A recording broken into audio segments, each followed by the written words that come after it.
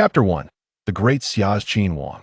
The Great Xia dynasty, having endured for 8 millennia, is nearing its end. This sentiment resonates with many who harbor nefarious intentions.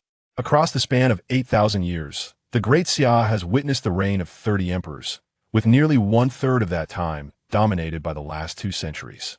These 200 years, however, were not marked by the incompetence of its rulers. At least 5 emperors exhibited regal prowess and the grace of celestial beings. Regrettably, they all met untimely demises, a notion incomprehensible in the realm of cultivators. In the Qinhuang region of the Great Xia dynasty, amidst towering mountains and treacherous paths, lies a remote area, isolated from the rest of the realm. Yet, this place is not devoid of life. It is merely cut off from the outside world. During the height of summer, in the inner courtyard of the Qinhuang Manor, a group of slender maidens dances gracefully amidst the lotus pond. In the lotus pavilion, a young man stands quietly, one hand resting behind him while the other wields a brush, poised before an easel as if capturing the beauty of the maidens in his art. His eyes, deep and starry, reflect an ethereal presence, his tall figure seemingly floating above the mundane world, akin to a celestial being gazing down upon humanity. Tick-tock. At that moment, a series of light footfalls echoed. A maiden clad in a flowing purple gown, her face adorned with a purple beaded veil, strides forward in high-heeled boots, her long, flowing violet hair dancing gracefully. Her deep, cold eyes exude an aura that deter's approach, suggesting an exceedingly frigid demeanor. However, upon catching sight of the figure in the lotus pavilion, her gaze softens, fixating solely on him. "Your Highness, news from the capital has arrived. Prince Luo has encountered misfortune. Moreover, it is rumored that he has grown increasingly frail, and I fear." The maiden approaches and bows respectfully. Upon hearing her words, the young man, who had been engrossed in his art, falters momentarily. The fifth one, his eyes narrow in contemplation. Prince Luo is his half-brother, and though they share only one parent, the news of his death stirs a tempest within Lu Fifin's heart. Transported to this world, perhaps forgetting to partake of the Meng-Pa soup, he discovers that this realm is one of cultivation, where the strength of practitioners can easily shatter mountains and split stones, with the true might being those capable of subduing cities. More importantly, his status is extraordinary, for he is a prince of the Great Xia dynasty. Yet, before he can fully savor this revelation, as he begins to grasp the language of this world and hears the deliberations within the palace, he realizes that the Great Xia dynasty is on the brink of collapse. After 8,000 years of existence, it appears that its fortune has been depleted. The throne has seen frequent changes over the past 2 centuries, and royal heirs have met with untimely fates. With no culprits apprehended, it seems as though fate itself is intent on collecting its due. Lu Fifin harbors no belief in the notion that fate is pursuing them. Rather, he senses an invisible force looming over the royal family, gradually consuming them.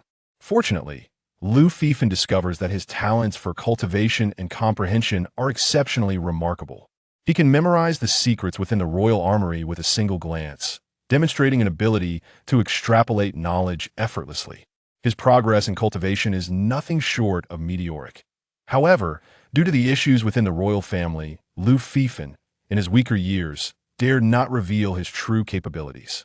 As a dynasty capable of cultivation, the royal family had seen emperors replaced with the same frequency as those in mortal realms. With such problems at hand, should he expose himself and draw attention, it was highly likely that the royal family would not be able to protect him, especially since they could not even safeguard their own emperor. Thus, Lu Fifin chose to remain concealed, biding his time. At the tender age of 5, he applied for a fief and selected a remote territory. In previous times, such a request would have been challenging for someone so young. After all, he was merely 5. However, with the decline of the dynasty's fortunes, the royal offspring were perishing one after another, and the grip on the realm weakened day by day. Moreover, the current emperor, Lu Fifin's father, was rather neglectful and unconcerned with traditional protocols.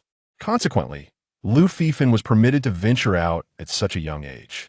Now, at 18, he had been away from the palace for 13 years. His gaze, deep and contemplative, was directed towards the imperial capital. At this moment, Lu Fifin appeared increasingly aloof. Xian, observing him, found herself entranced. "Your Highness, should we prepare more thoroughly? The King of Luo, much like yourself, is unassuming and discreet, having also taken up a fief in a remote area. Under such circumstances, Xian could no longer restrain herself after a brief moment. As the closest confidant to Lu Fifan, she had spent years not only cultivating but also immersing herself in literature, becoming a source of wisdom. She was well aware of the current state of the royal family. Initially, she found it quite remarkable that her master had chosen this secluded land. However, it now seemed that certain matters were inescapable. The King of Luo, equally low-key and residing in a distant locale, had not managed to evade peril. This realization compelled her to feel anxious. Most importantly, various sources indicated that the reigning emperor, having held the throne for a mere 20 years, was likely nearing his end.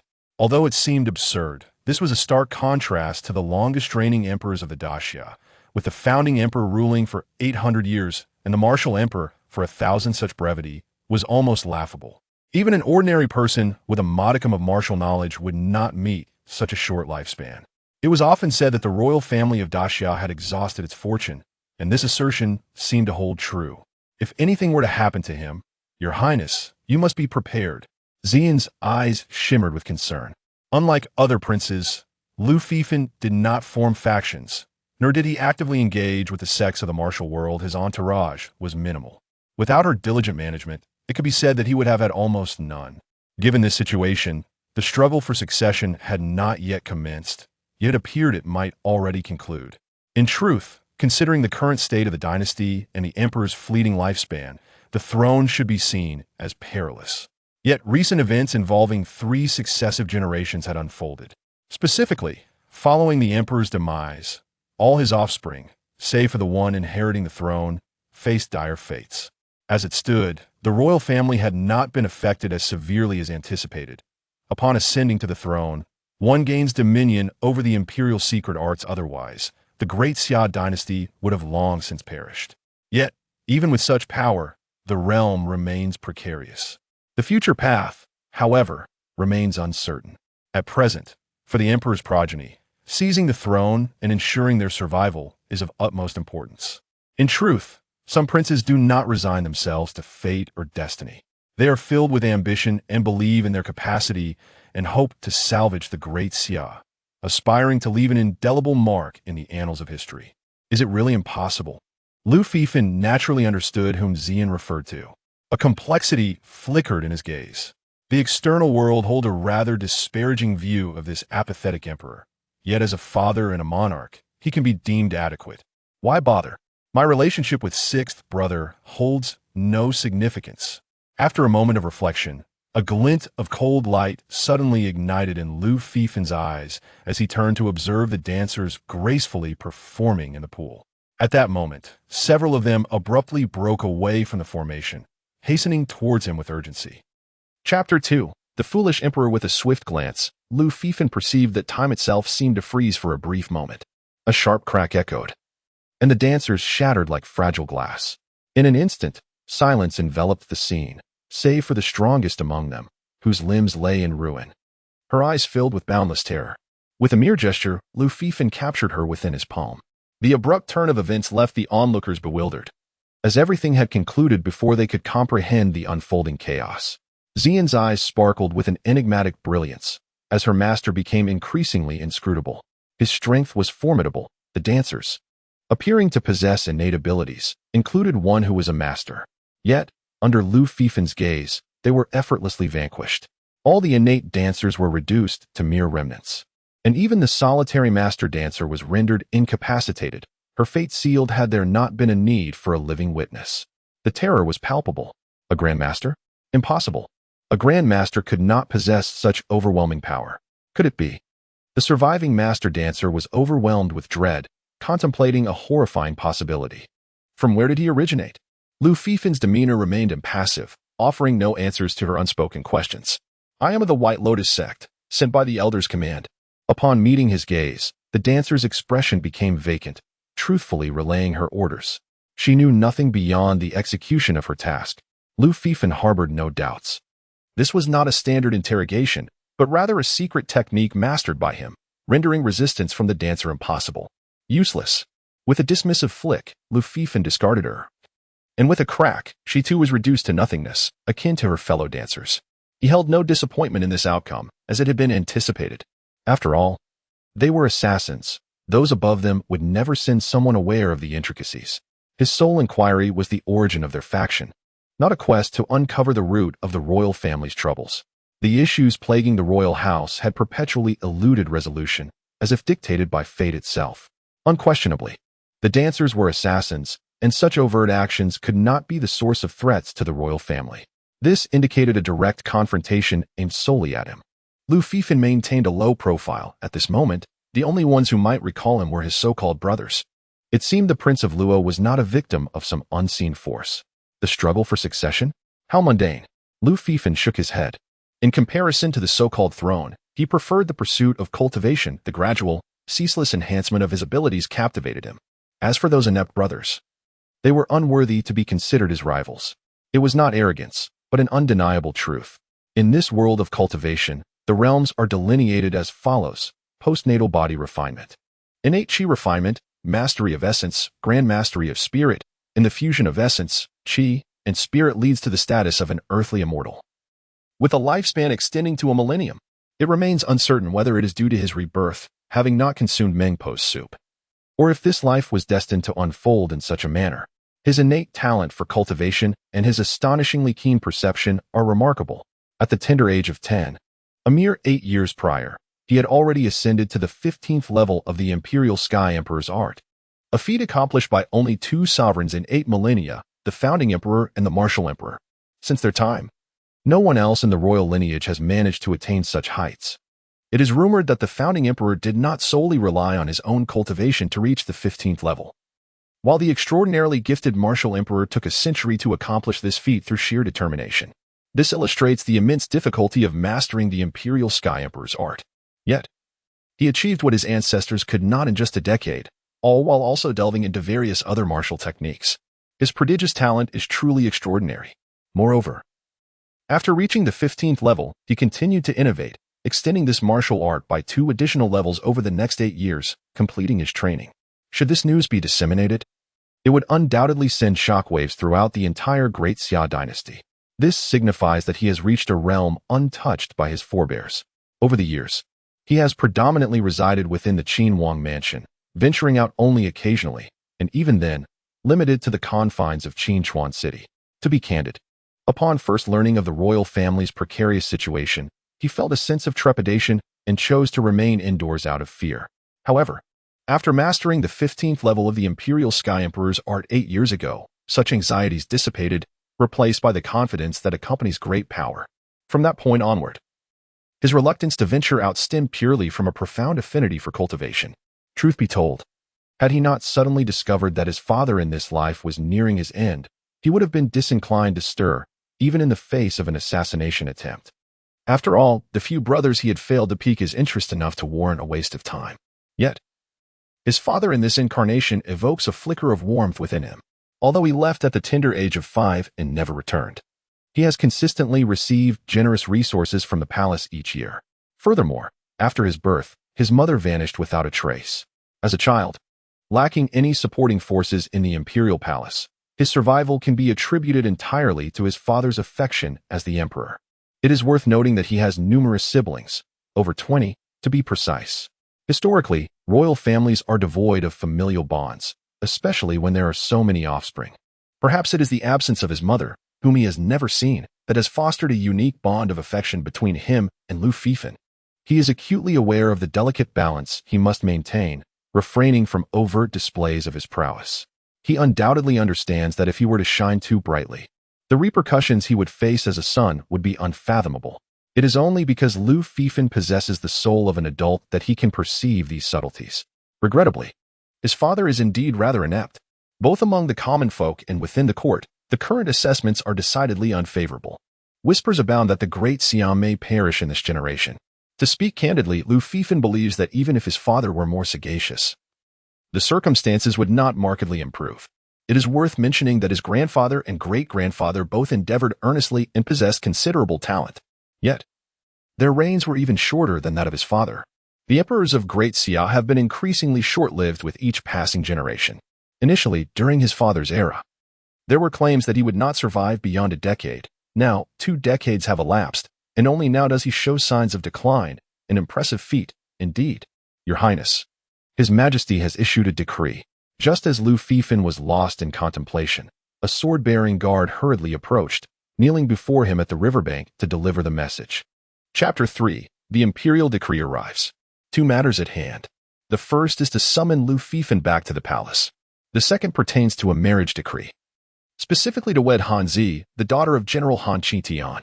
The Han family, a lineage intertwined with the nation's fate, commands respect not merely through loyalty or trustworthiness, but through formidable strength in this world dominated by martial prowess.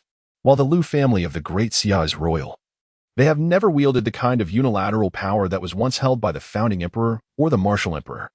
Even the mightiest of noble families can challenge the emperor's decree, particularly now as the royal family wanes in influence and authority. Thus, this marriage proposal carries profound significance. Lu Fifan is acutely aware of his father's peculiar favoritism toward him, and from this affair, he senses an underlying implication. The winds of change are relentless. The scorching sun beats down, causing beads of sweat to sizzle as they hit the ground.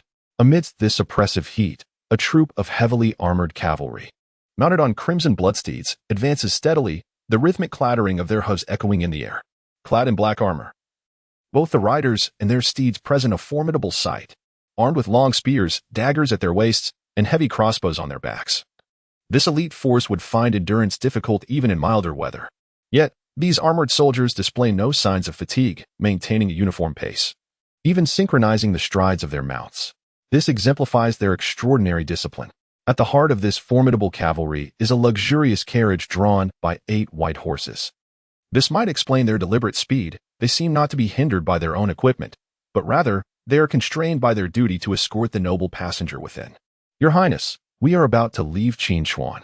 Purple Yin announces from within the carriage.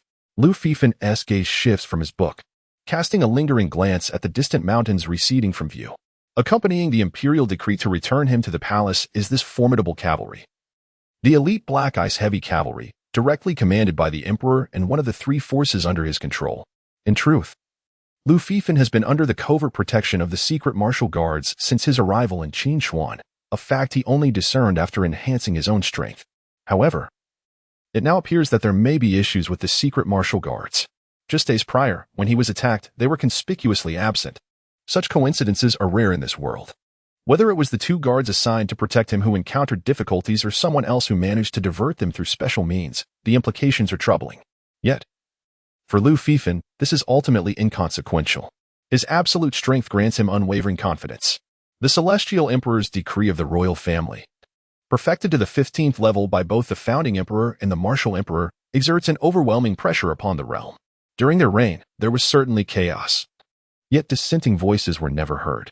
Now, Lu Fifan had not only attained the 15th level of cultivation, but had also advanced 2 steps further through profound deductions, reaching an unprecedented 17th level. Consequently, he chose not to delve into these matters, for there was no need for investigation. The puppeteers behind the scenes would inevitably reveal themselves in due time. What is happening? Lu Fifan suddenly looked up. The procession came to an abrupt halt, and he sensed a disturbance ahead. Your Highness, we have encountered the Lord of Yichuan. He claims that Yichuan has fallen to the White Lotus sect, and he has escaped with his family in search of your aid. Yichuan was precisely the route Lu Fifan would take upon returning to the capital, and he found himself unexpectedly obstructed. How fortuitous. Lu Fifan shook his head with a wry smile. Let us proceed and take a look. Soon, Lu Fifan encountered the entourage of the Lord of Yichuan. Apprehend them.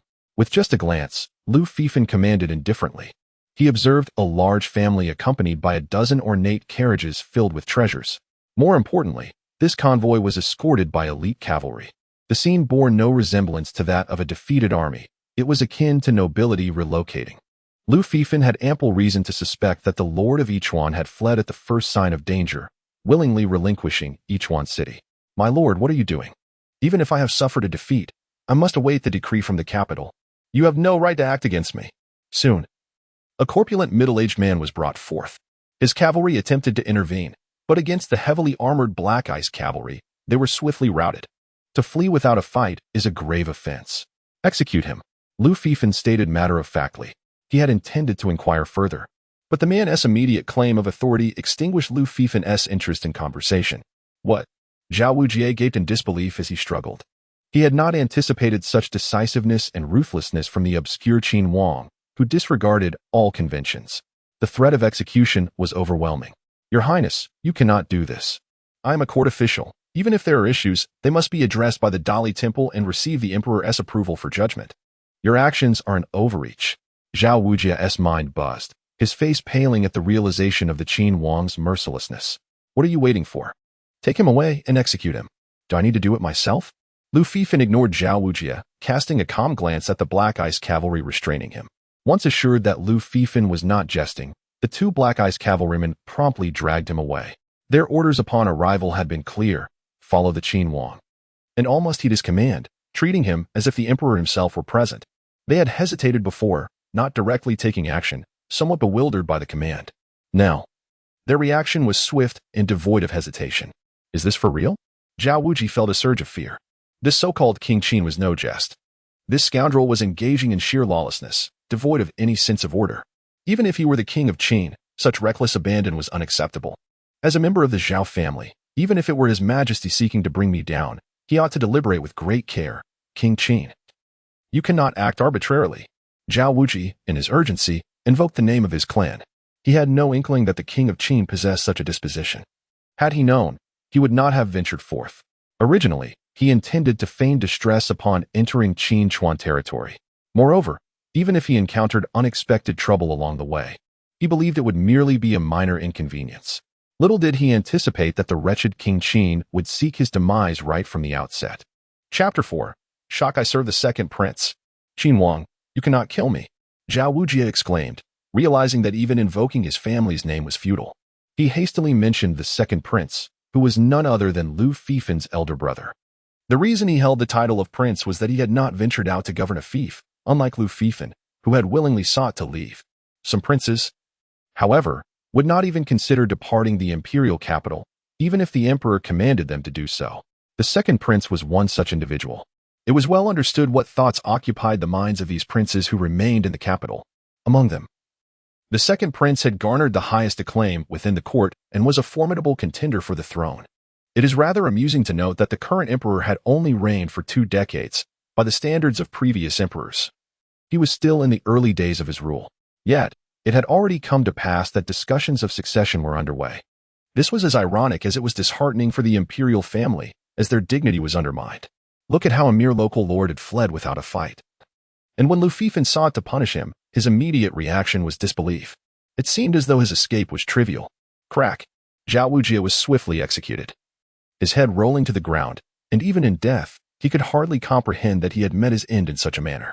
He had previously thought this situation insignificant. Upon returning to the capital and navigating the political landscape, he believed he would merely face a minor reprimand and a demotion. Little did he anticipate that he would be so abruptly dispatched. Father, Qin Wang, you are disregarding the rules. When I return, I shall ensure my uncle holds you accountable, and the second prince will make you pay.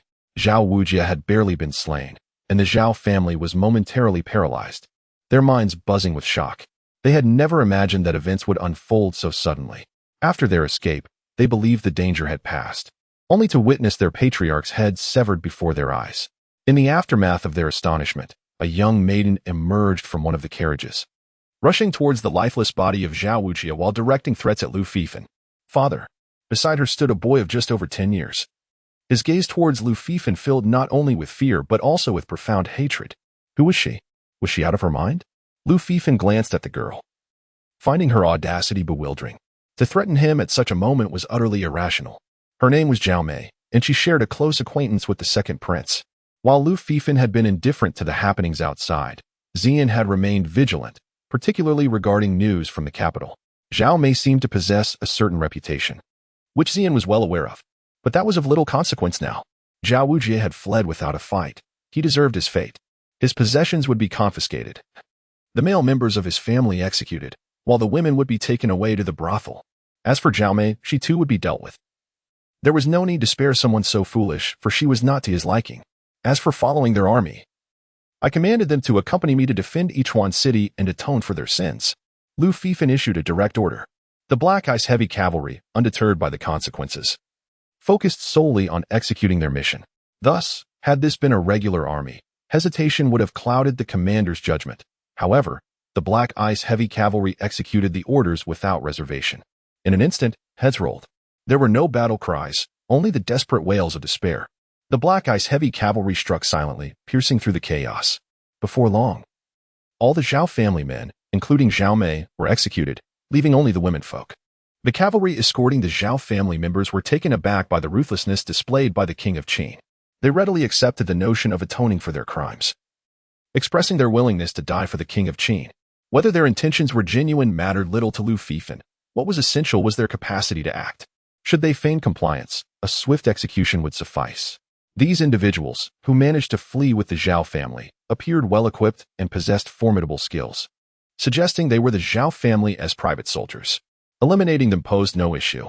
Keeping them around merely allowed them to expend their remaining energy in Yichuan. Lu Fifan did not even inquire into the strength of the White Lotus sect in Yichuan, allowing the troops to proceed without delay. Historically, the reason why the Great Ancestor and the Martial Emperor could wield absolute authority was that upon reaching the 15th level of the Heavenly Emperor's art, mere numbers could no longer contend with their power. It could be said that beyond the 15th level of the Heavenly Emperor's art, even if all the subjects of the realm sensed injustice and rose in opposition, their thoughts could be effortlessly suppressed. This exemplifies the terrifying nature of the Heavenly Emperor's art. It is important to note that during that era, there existed individuals at the pinnacle of the earthly immortal realm. Yet, collectively, they were insufficient to challenge them. Particularly, the Martial Emperor had personally led campaigns to pacify the northern grasslands, severing them for 3,000 years. That was true imperial conquest, as he single-handedly penetrated the enemy lines. For 10 days and nights, the tribal armies of the northern grasslands suffered devastating losses at his hands, even among those at the pinnacle of the earthly immortal realm. The practitioners of the Heavenly Emperor's art are fundamentally different from others, subsequent emperors of the Great Xia dynasty. Even if they merely maintained their status in the initial stages of the earthly immortal realm through lineage, were sufficiently formidable to engage the peak experts within the dynasty. Should they achieve breakthroughs, their terror would escalate further, which is precisely what the world feared most about the Great Xia royal family, given the illustrious legacy of their ancestors. Lu Fifan deemed it unnecessary to ascertain the specific strength of the mere White Lotus sect, for it was inconsequential. Report. Master, urgent news. According to our informant, the king of Qin is marching towards us with his forces. Just as Lu Fifan continued on his way to Yichuan, the White Lotus sect received word of the impending threat. The king of Qin, does he not know we occupy Yichuan? How dare he approach us so boldly? The master of the sect scoffed, seemingly dismissive of the fears expressed by his subordinates.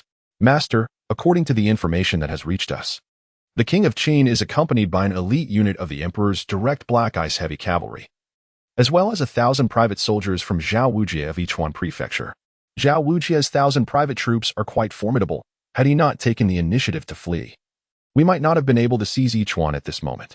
Coupled with the Black Ice Heavy Cavalry, we must proceed with utmost caution, Master, his advisor urged. Rest assured, the Black Ice Heavy Cavalry will surely be addressed. A mysterious glimmer flickered in the Master's eyes. His subordinates were unaware of the deeper intricacies at play, but he understood all too well. The king of Qin. He shook his head. Yet, how could Zhao Wujie's men be following the king of Qin? This revelation took him by surprise. It seems Zhao Wujie has lost his wits. However, it poses little concern. At worst, we shall deal with Zhao Wujie as well. That scoundrel has always been distasteful to him. Just as he instructed his subordinates to remain calm and prepare for battle, a small black bird swooped down. As it darted past him, the master of the White Lotus sect deftly caught it, retrieving a note from its grasp. Zhao Wujie is dead. His assets have been confiscated, the men were all executed, and the women are to be sent to the courtesan bureau. As he perused the contents of the letter, a flurry of questions flashed across the master's mind. This news was utterly unforeseen, as if it were a cruel jest. Chapter 5. Setting the stage. Although Zhao Wujie may not command much respect, his connections are undeniably formidable. He hails from the Zhao family. Moreover, his daughter is entangled with the second prince, whose primary consort has yet to be determined. Otherwise, she would have been a secondary wife. How could an entire family be so casually decimated? Is there truly no semblance of law? As for that King Qin, prior to this assignment, he was scarcely aware of his existence. After receiving the task, he conducted a cursory investigation and concluded that he was merely an indolent, ineffectual noble, easily dealt with.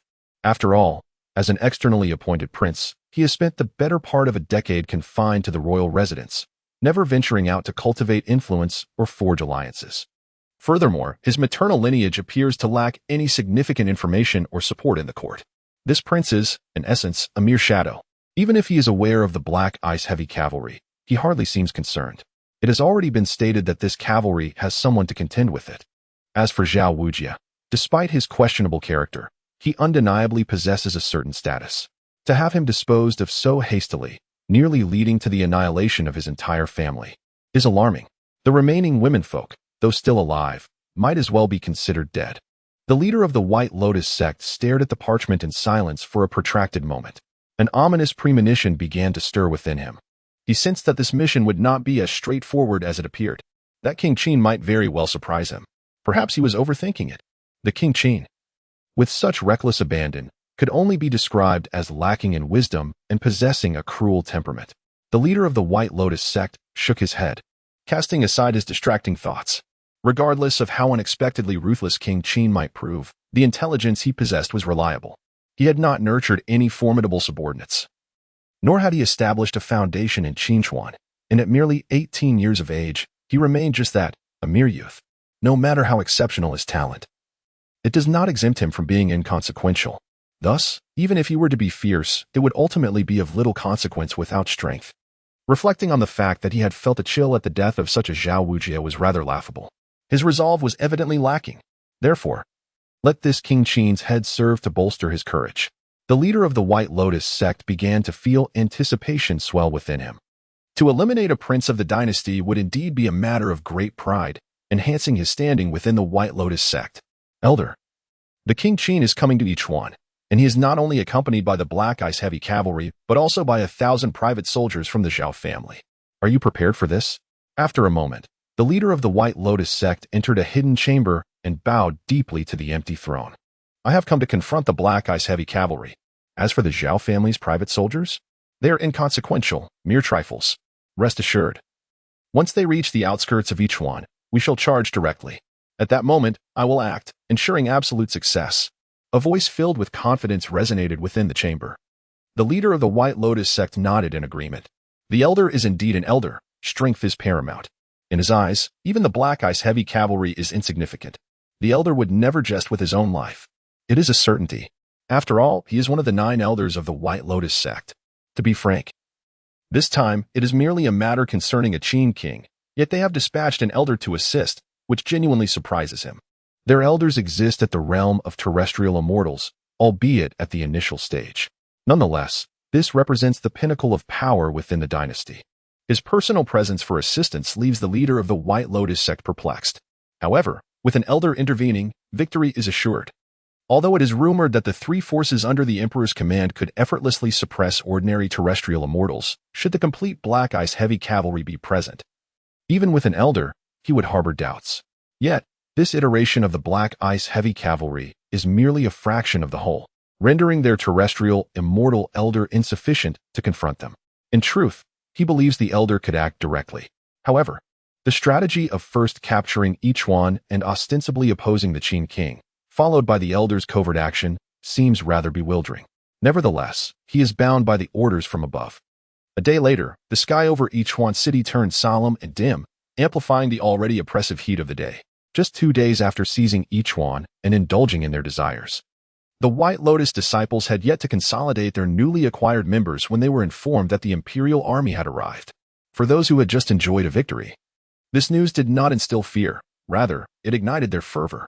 Crucially, they learned that this imperial force numbered fewer than 2,000. They had easily taken Yichuan. The strongest defenders within the city had not dared to confront them, fleeing in disarray. This convinced them that the fate of the Great Xia had reached its end. Now was the era of the White Lotus sect. A mere imperial army dispatching less than 2,000 was tantamount to delivering military merit to them, insufficient even for division among themselves. After all, they initially attacked Yichuan with 20,000 men, and following their conquest, their numbers had swelled to 30,000 in a short span. Given time, this figure could even double.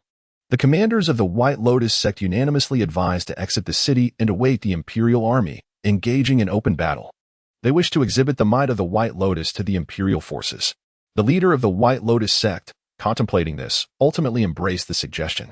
After all, an elder would covertly intervene this time, providing an excellent opportunity to bolster the morale of his subordinates. The more he reflected, the more reasonable it appeared. Thus, as Lu Fifin's forces approached Ichuan, the White Lotus army surged forth from the city, arraying themselves for a direct confrontation. Although their formation appeared somewhat disorganized and the movements of various divisions were chaotic, their overall spirit remained formidable. After all, as previously mentioned, the Imperial army marching towards them consists of fewer than 2,000 soldiers, while they themselves boast a formidable force of 30,000. In a confrontation of 30,000 against 2,000, the advantage undeniably lies with them, leaving little room for defeat. Only a few astute individuals harbor doubts regarding the prowess of the Imperial troops. Nevertheless, these concerns were swiftly quelled by the leader of the White Lotus sect, who asserted that they possess hidden trump cards. He confidently proclaimed that regardless of how many skilled warriors the Imperial army may field this time, they are certain to achieve a sweeping victory. Ultimately, the fewer than 2,000 soldiers of the Imperial army are merely a means to garner military merit. Meanwhile, the citizens of Ichuan City were filled with excitement upon hearing of the Imperial army's advance. Previously, they harbored considerable grievances against the Imperial court, often expressing their discontent. However, the White Lotus sect had already established a strong presence among the populace and had effectively disseminated their message, which had initially instilled a sense of anticipation. Yet, after a couple of days, all hope seemed to have vanished. While the Imperial court may lack humanity, the White Lotus sect is undeniably ruthless. Chapter 6, 800 against 30,000. When Lu Fifin received news from outside Ichuan City, even he was momentarily taken aback. He could not fathom the reasoning behind the actions of these individuals. They were facing heavy cavalry. The optimal strategy would have been to fortify themselves within the city. Instead, they had chosen to engage in open battle outside the walls, a move that appeared reckless and foolhardy. It seemed as though this group had abandoned Ichuan Prefecture entirely. Though he commanded merely 800 heavy cavalry, supplemented by the elite forces of the Zhao family, totaling 1,800, he was confident that even without the Zhao troops, the 800 Black Ice heavy cavalry could easily overwhelm this disorganized rabble. This cavalry was one of the Emperor's most formidable forces, renowned for their valor and discipline, and not merely a ceremonial unit. The Black Ice heavy cavalry had been forged in the crucible of war since the founding of the dynasty. They were never confined to the palace but were instead deployed to carry out the Emperor's various commands, honed through blood and fire. Against them, ordinary armies would find themselves utterly outmatched. Even seasoned troops would think twice before engaging the Black Ice heavy cavalry head-on, given the potential for catastrophic failure. As the White Lotus army clamored and shouted, the arrival of the Black Ice heavy cavalry cast an immediate pall over their fervor, ignoring the 1,000 Zhao cavalrymen flanking them. The 800 Black Ice heavy cavalry appeared diminutive before the 30,000 White Lotus troops.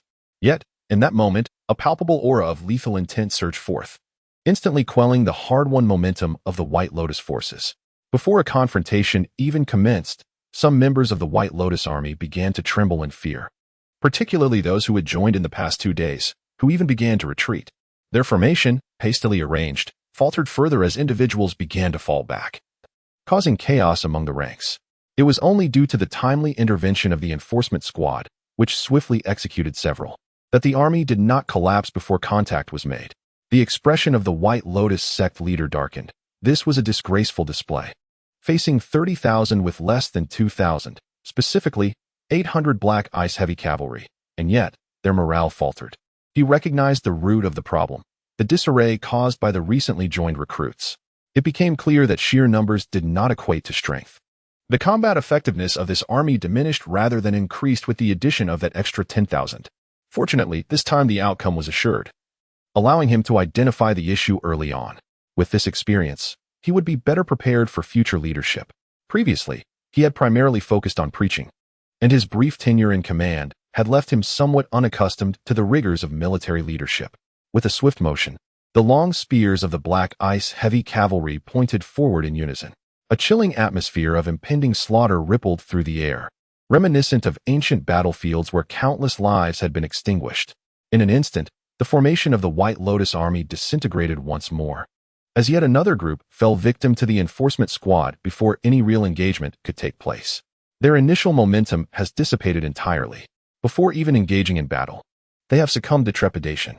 Even the leaders of the White Lotus sect, positioned at the forefront, now exhibit signs of trembling. These commanders, all cultivators of considerable prowess, can discern the formidable presence of the Black Ice Heavy Cavalry, whose ranks are predominantly comprised of masters, with many being Grand Masters. Should a confrontation occur, it is evident that they would be the first to perish. Consequently, some commanders instinctively shield their subordinates, abandoning their initial intent to charge forward and display valor.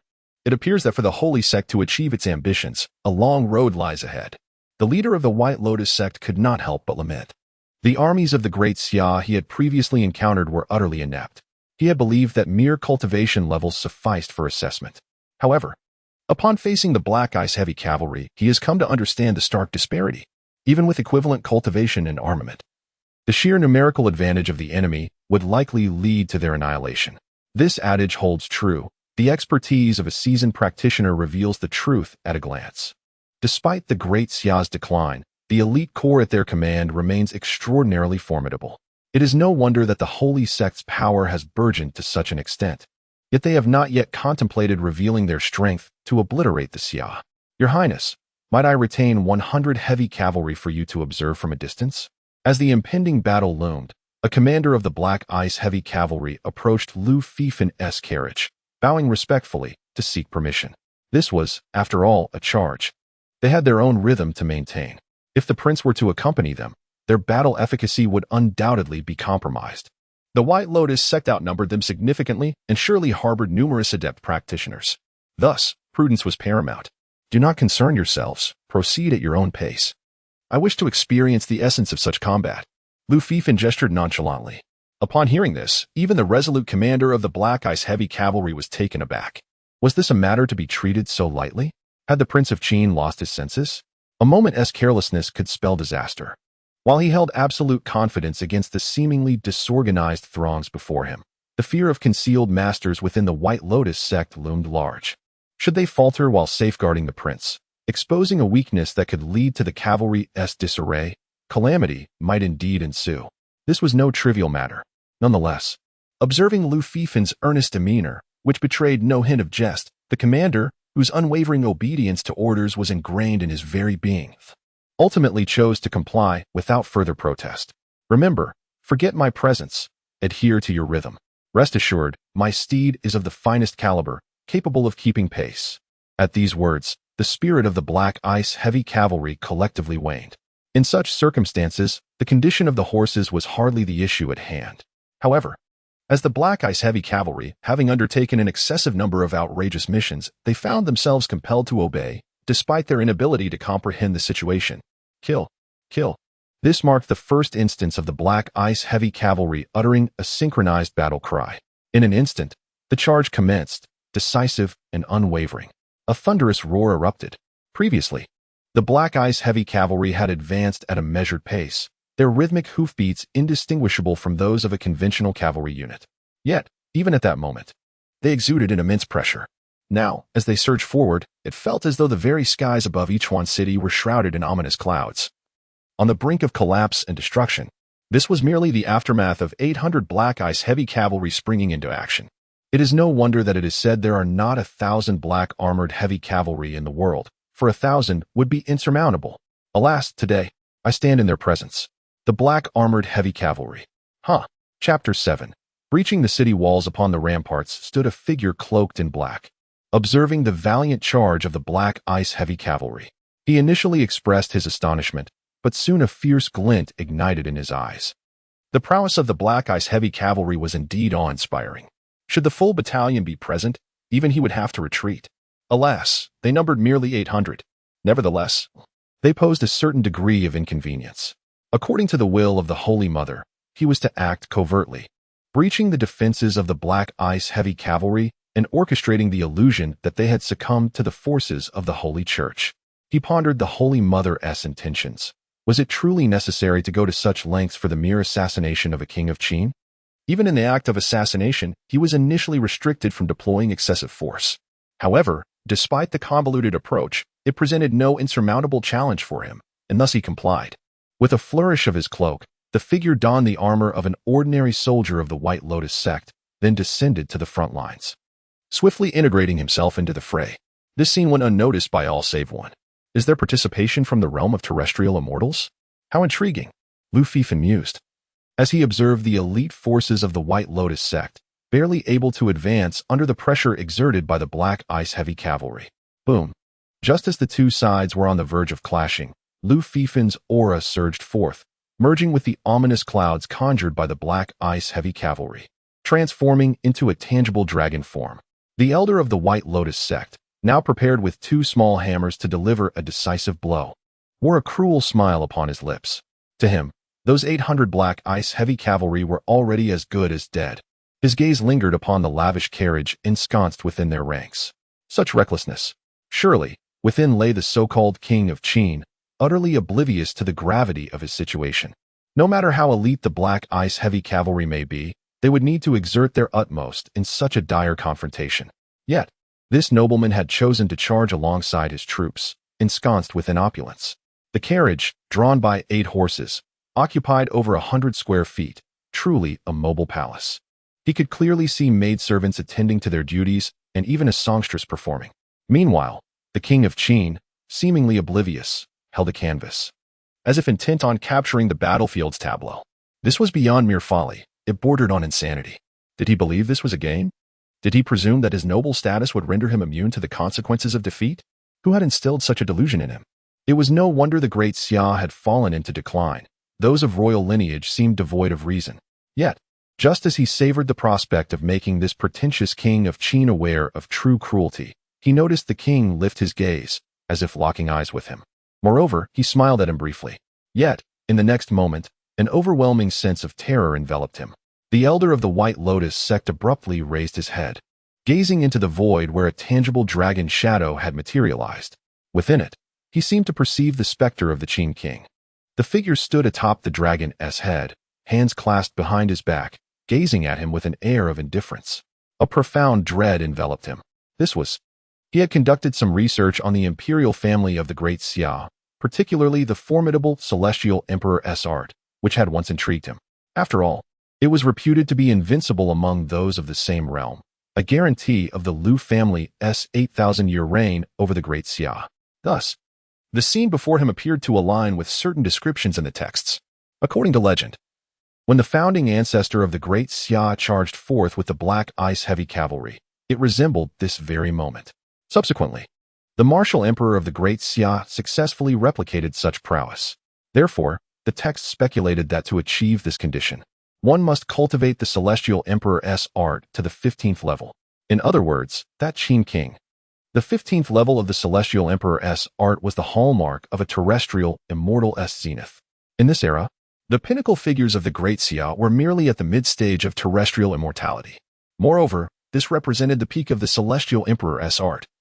Truly invincible within the same realm, capable of annihilating foes of equal standing. He understood all too well the implications of such terror. The Lu family had once again produced a figure akin to the founding martial emperor. Even more horrifying was the fact that this individual was merely 18 years old.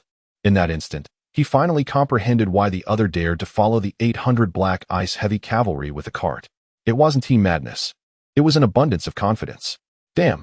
Initially, he believed this task would be a mere formality. Now he realized it was a perilous trap. This Qin king could be deemed the most fearsome existence in the entire Great Xia at present. And now, he was face to face with him. It seemed that the earlier feeling of being observed was no mere illusion. He had been noticed. Flee. He had to escape, as far away as possible. At that moment, the elder of the White Lotus sect harbored but one thought, to run as far as he could. Unfortunately, before he could act, a terrifying force swept over him. No, he could only manage a shriek, and then his entire form felt as if it had been frozen in place. In the next moment, he shattered with a thunderous crack, his last vestiges of spiritual power witnessing his being disintegrate like shattered glass. It was over for him, simple and unceremonious, akin to an ant crushed by a passerby, without a whisper of resistance. Behold, the soldiers of the White Lotus sect remained oblivious, lining up for their demise. They had no inkling of the horrific event that had just transpired in the blink of an eye. A terrestrial immortal at the apex of the Great Xia had been reduced to nothingness. Even a terrestrial immortal elder of the White Lotus sect exhibits such prowess. One can only imagine the plight of the ordinary soldiers. A thunderous roar reverberated through the air. The Black Ice heavy cavalry surged forth, slicing through the ranks of the elite cavalry of the White Lotus sect with unyielding ferocity. The Black Ice heavy cavalry pressed on, relentless in their charge. In the terrified gazes of the White Lotus soldiers, they shattered the formation with brutal efficiency. Kill. The carnage was far from over. The Black Ice heavy cavalry executed an immediate about-face, launching yet another charge. The battlefield resembled a relentless grinding wheel, ceaselessly turning.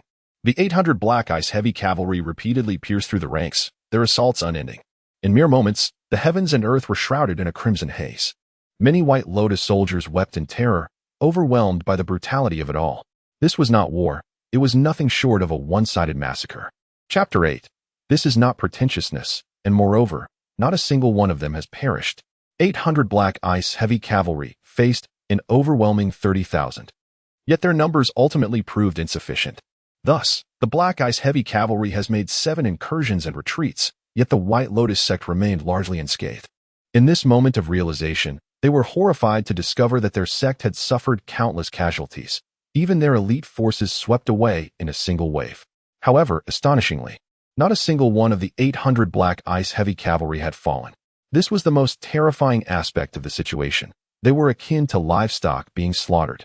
I want to go home, to find my mother. The White Lotus sect is not at all enjoyable. The air was filled with anguished cries and wails. Chaos erupted in its entirety. The supervisory forces could no longer maintain order, or perhaps they too had succumbed to disorder. The scene was shockingly sanguinary. How could 30,000 be bested by less than 2,000? The advantage was ostensibly theirs. Yet, with merely 800 men, they had driven them to the brink of despair. The soldiers of the White Lotus sect discarded anything they could spare, fleeing at a remarkable pace, lamenting that their parents had not granted them 2 additional legs. Countless had perished beneath the stampede. Some, blinded by the chaos, turned on their comrades in a frenzy, desperate to carve a path to safety. In an instant, the carnage was so profound that it rivaled the ferocity of the Black Ice heavy cavalry's charges. The leader of the White Lotus sect was left dumbfounded by the unfolding calamity. He had recognized the formidable prowess of the Black Ice heavy cavalry and marveled at their might. Were it not for the presence of the elder, he feared that a direct confrontation would yield catastrophic losses. Yet, that was the extent of his confidence. His subordinates were not without their own skilled warriors. And with 30,000 troops at his disposal, the numerical superiority should have been enough. He could not fathom how defeat could befall them. But now he understood. His elite forces, those capable of rivaling the Black Ice heavy cavalry, had been obliterated in a single sweep. As for the 30,000 cultists, they were no better than livestock, screaming and scattering in disarray. The psychological toll was overwhelming. The previous victories had not been a testament to the might of the White Lotus sect, but rather an indication that they had yet to encounter the true elite of the Great Xia. Elder, where are you? By heavens, has he also succumbed to fear? Initially, upon witnessing the imposing presence of the Black Ice heavy cavalry, he had felt trepidation. Yet he still believed there was a chance for victory. After all, they had come with an elder of the terrestrial immortal realm. With the elder present, they could turn the tide. However, as the Black Ice heavy cavalry executed their 7th incursion and the morale of his troops crumbled to the point of self-destruction, the elder's absence became increasingly suspect. He could not help but doubt whether that old man had faltered. It was inconceivable. No matter how fearsome the Black Ice heavy cavalry, it should not have instilled such dread in a dignified terrestrial immortal. Desperation compelled him to pace in circles. Little did he realize that his elder had joined the fray in the initial wave, only to be swiftly vanquished, leaving him to flee faster than even his beleaguered subordinates. Yet, even without knowledge of the elder's predicament, witnessing the relentless onslaught of the Black Ice heavy cavalry left him profoundly disheartened. He hastily fled with a group of loyal confidants, abandoning the treasures he had amassed during this tumultuous period. A complete collapse ensued, utterly and irrevocably. Blood flowed like rivers, the crimson hue staining the moat a vivid red. For an entire hour, the Black Ice heavy cavalry pursued the retreating forces of the White Lotus sect, the stench of carnage lingering ominously in the air above Yichuan City. How ruthless! Is this the elite of the royal family? In this battle, apart from the 1,000 cavalrymen of the Zhao family and a few women, Noble families perched on the high ground at the city's edge observed the unfolding chaos. Although the White Lotus sect had seized each one, their primary focus remained on pacification. Aside from the die-hard loyalists of the court, the White Lotus sect dared not overstep. They aspired to conquer the realm and were acutely aware that offending the prominent families and sects would yield dire consequences. In truth, their presence was orchestrated by the leader of the White Lotus sect, who intended for them to witness the grandeur of the holy sect and to behave with decorum. Initially, upon seeing an army of 30,000 face off against 800, they found the White Lotus sect's audacity laughable. Some even suspected it was merely a charade, albeit a rather implausible one. However, they could scarcely have anticipated the outcome, 800 men utterly dismantling 30,000. The elite had been decimated, their formidable figures all but annihilated.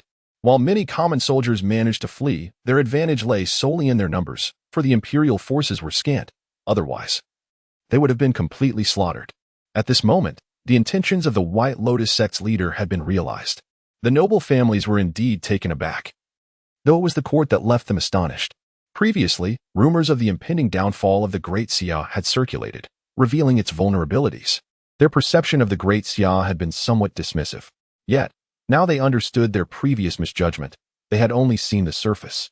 The Great Xia still possessed a terrifying foundation. It was premature to declare anything conclusive. Despite the ostentatious might of the White Lotus sect, 30,000 had been shattered by 800. Observers could discern that the White Lotus sect had indeed possessed formidable warriors. The situation was not merely one of overwhelming slaughter. In the initial wave, the elite of the White Lotus sect matched the prowess of the Black Ice Heavy Cavalry. Yet they were swiftly vanquished without inflicting any losses on their adversaries. The terror was unparalleled, beyond comprehension. Moreover, they were safeguarding His Highness, Prince Qin. This was the true source of dread. Their gazes fell upon the carriage, protected by the Black Ice Heavy Cavalry, resembling a royal palace, their expressions complex and bewildered. Much like the leader of the White Lotus sect, they too had found the spectacle a farcical jest. When informed that the occupant was Prince Qin, they dismissed it as mere bravado, a display of foolishness. However, they had woefully underestimated the situation. This was not arrogance, but rather a manifestation of profound confidence. Left Vice General, you mentioned leading us back to the Zhao family in the capital. Now, while they are absent, let us depart swiftly. Amidst the cavalry of the Zhao family, all present, including the kin of the Zhao household, were astounded. A young maiden turned to one of the commanders of the Zhao family, Esgard, and spoke. Previously, this commander had vowed to take her away, demonstrating his loyalty to the Zhao family. Upon hearing the maiden's words, the deputy commander's eyes glinted with murderous intent. This foolish woman truly lacked discernment. His earlier statement had not stemmed from a profound loyalty to the Zhao family. Rather, he deemed the king of Qin to be irrational for leading 800 men against a formation of 30,000, with an inferior number of skilled warriors. It was nothing short of a death wish. Moreover, the king of Qin was at the forefront of the charge, seated in a lavish royal carriage. What else could it be but folly? Thus, in response to the Zhao woman's enticing promises, he readily acquiesced. After all, if the king of Qin were to perish, he would not dare to threaten the Zhao family. Although Zhao Wujing had been slain, the Zhao family in the capital remained. Chapter 9. Non-compliance, however, it was utterly unexpected. The 30,000 members of the White Lotus sect were decisively crushed by 800 formidable Black Ice Heavy Cavalry, repeatedly breaking through their ranks without sustaining any injuries. It felt surreal. Now he understood that His Highness, the Qin Wang, was not mentally impaired but rather exuded confidence. Under such circumstances, how could he dare to entertain any other thoughts? At this moment, the woman from the Zhao family was discussing returning to the capital with him. This was undoubtedly a harbinger of his demise, were it not for the fear of incurring the Qin Wang's wrath. Coupled with the Zhao family's formidable influence and the intimidation it wielded, he would have swiftly dealt with this foolish woman. Given the current situation, they could not defy any command from the Qin Wang. After all, they were outmatched and had no chance of victory. Miss, I fear that only upon reaching the capital will the esteemed elders of the Zhao family be able to intervene in this matter. As things stand, there is no escape for us. The Left Deputy General lamented, shaking his head helplessly. Humph. Left Deputy General, you have benefited from our Zhao family. And now that you find yourself in a predicament, you shrink back. Once we reach the capital, you shall see your fate. Do you truly believe that Emir Qin Wang holds any significance? If you heed his commands, you will meet your doom. Do you not realize? Now is the time to lead us away. Once we reach the capital, there are advantages awaiting you. Otherwise, you know the consequences. Truly vexed. He had previously thought the Qin Huang lacked sense, but now he believed it was the minds of these prominent families that were muddled. The other party was effectively a prisoner, held by a family that, despite its power, was now under his control, threatening him at this moment. What kind of reasoning was this? Did they think his sword was dull? Did they believe that at this juncture, he would not dare to act? With so many eyes upon him, he found it impossible to strike, yet he would surely find an opportunity along the way. At worst, he could resort to poison. At this moment, a murderous intent arose within him. He was well acquainted with the Zhao family. Having spoken his mind, if he did not comply, he was certain that upon arriving in the capital, the fate of this woman would be of little concern to him. He would be doomed. As for aiding her escape, he glanced at the blood-soaked ground and quickly shook his head. It would be better to deliver a fatal blow to himself. The collapse of the White Lotus sect allowed Ichuan to once again fall under the control of the Great Xia. Although this time, along with the Zhao family's forces, there were merely 1,800 troops. The noble families did not dare to be negligent, each bringing forth ample resources to support the military. Simultaneously, officials approached Lu Fifan, weeping profusely as they recounted the atrocities committed by the White Lotus sect and their own hardships. Why are you still alive? Their words were met with Lu Fifan's indifference, as he cut straight to the crux of the matter. Your Highness, we are undertaking a strategic retreat. The officials, who had originally come to assert their presence and return to their former positions, were suddenly at a loss for words. How could they be questioned about their survival? Ichuan City, after all, belonged to the Great Xia, not their families. A few gifts and some camaraderie with the White Lotus sect would suffice to absolve them of any wrongdoing. This is something everyone is acutely aware of, yet it remains unspoken. Your Highness, we have concealed ourselves well. The White Lotus sect is advancing with ferocity, and the garrison at Ichuan is unable to withstand them. We have no choice but to hide for the time being, awaiting the arrival of the Imperial Army to launch a coordinated counterattack against the White Lotus sect. An official spoke up. The reality is certainly not as they claim, but they can easily argue their case. Zhao Wujing has already been executed by my hand. Not a single male member of his family remains, and I intend to send the female relatives to the Bureau of Music. What do you believe I should do regarding your fates? A smile reminiscent of a spring breeze adorned Lu Fifan's face. In the realm of cultivators, the royal family coexists with the prominent aristocratic families. These officials also hail from such noble lineages, thus the customary gestures of reverence are absent. Consequently, they could clearly perceive the smile on Lu Fifan's countenance. However, the underlying implication within that smile sent chills down the spines of the assembled officials. This Prince of Qin appears to be quite deranged. Zhao Wujing has been eliminated. He belonged to the Zhao family, one of the 8 great families of the Daxia. Except during the reigns of the founding emperor and the martial emperor, these powerful clans would disregard even the royal family's authority when their own interests were at stake. Setting aside the matter of the Zhao family's strength, the regulations of Daxia dictate that local officials cannot be disposed of at will, unless in exceptional circumstances. However, it seems we are indeed in such a peculiar era now. The White Lotus sect has laid waste to Ichuan. Your Highness, you likely lack the decree from the court to dispatch troops for suppression, do you not? What you are doing is an overreach and contrary to protocol. An official blurted out, his mind racing. Who are you? Lu Fifan inquired coolly. I am the garrison commander of Ichuan, Fengdu. The questioned official replied. Execute him. Lu Fifan commanded with a wave of his hand. Since Ichuan has already fallen as the military commander of the region, it is inexcusable for him to remain unharmed amidst the chaos. What? Fengdu, who had attempted to reason, was taken aback. He hadn't even uttered a couple of sentences before facing execution. This is utterly absurd. Is there no law, no sense of justice? Even if he were truly guilty, there should at least be a trial before the emperor's judgment. During this process, he could retreat to his family, claiming to have died unexpectedly, and the emperor would be powerless to intervene. After all, it would be unthinkable to uproot the Feng family. Yet, he never anticipated that this previously obscure Prince of Qin would be so ruthless. No trial, just execution. Boom. Let us see who dares. Step aside. I am the garrison commander of Ichuan, and a member of the Feng family. Observing Lu Fifan's demeanor, it appeared he was indeed serious. Moreover, several heavily armored cavalrymen were approaching, seemingly intent on taking him away for execution. Fengdu erupted in fury. You insolent brat. I showed you respect by calling you your highness. Without it, I would call you a fool. Are you unaware of your own family's current state? Acting all high and mighty before me, Lu Fifan was resolute in his intention to eliminate him. At this point, the facade has been irreparably torn apart, and Feng Dewu shows no regard for courtesy, unleashing a torrent of vitriol. Even if your imperial father desires the demise of the Feng family, there must be ample justification, and it must go through a threefold deliberation, requiring the approval of our family head, no matter how grave the matter. Should our family head withhold consent, you shall not take a single life. You presume that just because you are a prince, you can act with impunity? You are utterly ignorant of your own limitations. The imposing aura of the Grand Master Feng Dewu surged recklessly towards Lu Feifan. Alas, among the Black Ice Heavy Cavalry, there are numerous Grandmasters. There was no need for Lu Feifan to intervene. Feng Dewu's imposing presence was swiftly quelled. 4 skilled warriors from the Black Ice Heavy Cavalry encircled him, and soon, the once boisterous Feng Dewu was subdued. In that moment, he was stripped of his earlier bravado, reduced to a state of utter disgrace, with all his limbs broken. Originally, it was merely a matter of execution. Now, the decree is changed. Seize their assets. Slay all the men and consign the women to the brothels. Chapter 10.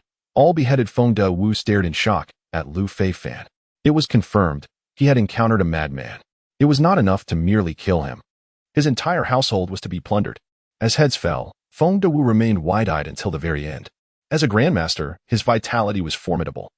Even after his head was severed, consciousness did not immediately plunge into darkness. His eyes could still move, witnessing the headless corpses tumbling down, stripped of their strength. In that moment, he realized the gravity of the situation. This King Qin was not jesting. He was truly serious about his threats. He was indeed facing death. What had he just said? Something about plundering his estate? With all the men slaughtered and the women consigned to the brothels, his lineage was to be obliterated. Had he known it would come to this, he would never have intervened. Who could have anticipated that this obscure figure, perpetually adorned with a faint smile, would possess such ruthlessness? He had never envisioned dying in such a humiliating manner. As Feng Dewu's head rolled before them, a group of officials who had initially planned to return to their former positions and indulge in merriment suddenly felt as though a bucket of cold water had been thrown over them, chilling them to their core. It was too brutal. Now, tell me, do I not abide by the rules? Lu Feifan spoke with an indifferent tone. The officials exchanged glances, momentarily at a loss for words. They were now thoroughly convinced that Zhao Wuji might truly have been executed. This individual could not be viewed through the lens of normalcy. They were all terrified. Yet, no one dared to voice their agreement. After all, the deceased was a member of the Feng family. Should they express support, the news would surely spell trouble for them. As for flattering this King Qin, they had no desire to do so. This mad prince was wreaking havoc. Now was the time to tread carefully. Once they reached the imperial capital, countless reprimands awaited him, along with the vengeance of the Zhao and Feng families. Currently, he was King Qin, but the likelihood of that status enduring was slim. Such a king, devoid of prospects, was someone they dared not offend, yet they had no inclination to cooperate willingly. All they wished for was to rid themselves of this plague. Silence implies disapproval. I am quite displeased. The 3 highest-ranking officials present stepped forward as Lu Feifan spoke directly. Upon his pronouncement, the gazes of the officials converged upon the trio at the forefront. It was evident they held the highest offices among them. Execute them, Lu Feifan declared bluntly. Forget about accusations of indiscriminate killing. The current state of the Great Xia was already in disarray, with the emperor's reign being brief and his father sufficiently inept. The officials of Great Xia, mostly hailing from prominent families, were hardly virtuous. While executing them, all might incur wrongful deaths. Allowing even one to escape would lead to a multitude of threats. Moreover, these individuals had offered no response to him, clearly not aligned with the court. They deserved their fate. Lu Feifan cared little for political machinations. In this world, the notion that human determination could conquer heaven was no mere saying. Strength dictated all. During the era of the founding emperor and the martial emperor, the prominent families were exceptionally compliant. When they declared the slaughter of entire families, no one dared to label them as cruel. Consequently, as long as one possessed strength, there was no need to heed their opinions. The unprecedented 17 layers of the Celestial Emperor's decree served as his confidence. At that moment, the 3 officials standing before him trembled in fear. They had the lessons of the past to inform them, and they firmly believed that Zhao Wuji was indeed dead. Under such circumstances, they harbored no doubt about the authenticity of their impending execution. This Qin king was a madman. They no longer dared to invoke their connections or reason with him. After all, the blood of Fengdu had yet to cool. Their support was not comparable to that of Zhao Wuji or Fengdu. With a thud, the three officials fell to their knees. Although there were no formal rules for the officials of the Great Xia to avoid, they felt compelled to kneel. Your Highness, spare us. Your rules are flawless. Indeed, you embody the very essence of order. They cried in unison. Indeed, Your Highness is wise. It was a desperate plea, a last resort in the face of such unreasonable oppression. Preserving their lives took precedence, and they could address their fates later. Since I am wise, my decisions must be correct. Lu Fifan nodded in agreement. Yes, Your Highness, you are entirely correct. To them, whatever Lu Fifan declared was absolute truth, and they dared not refute him. Acknowledging that he was right, there was nothing more to discuss.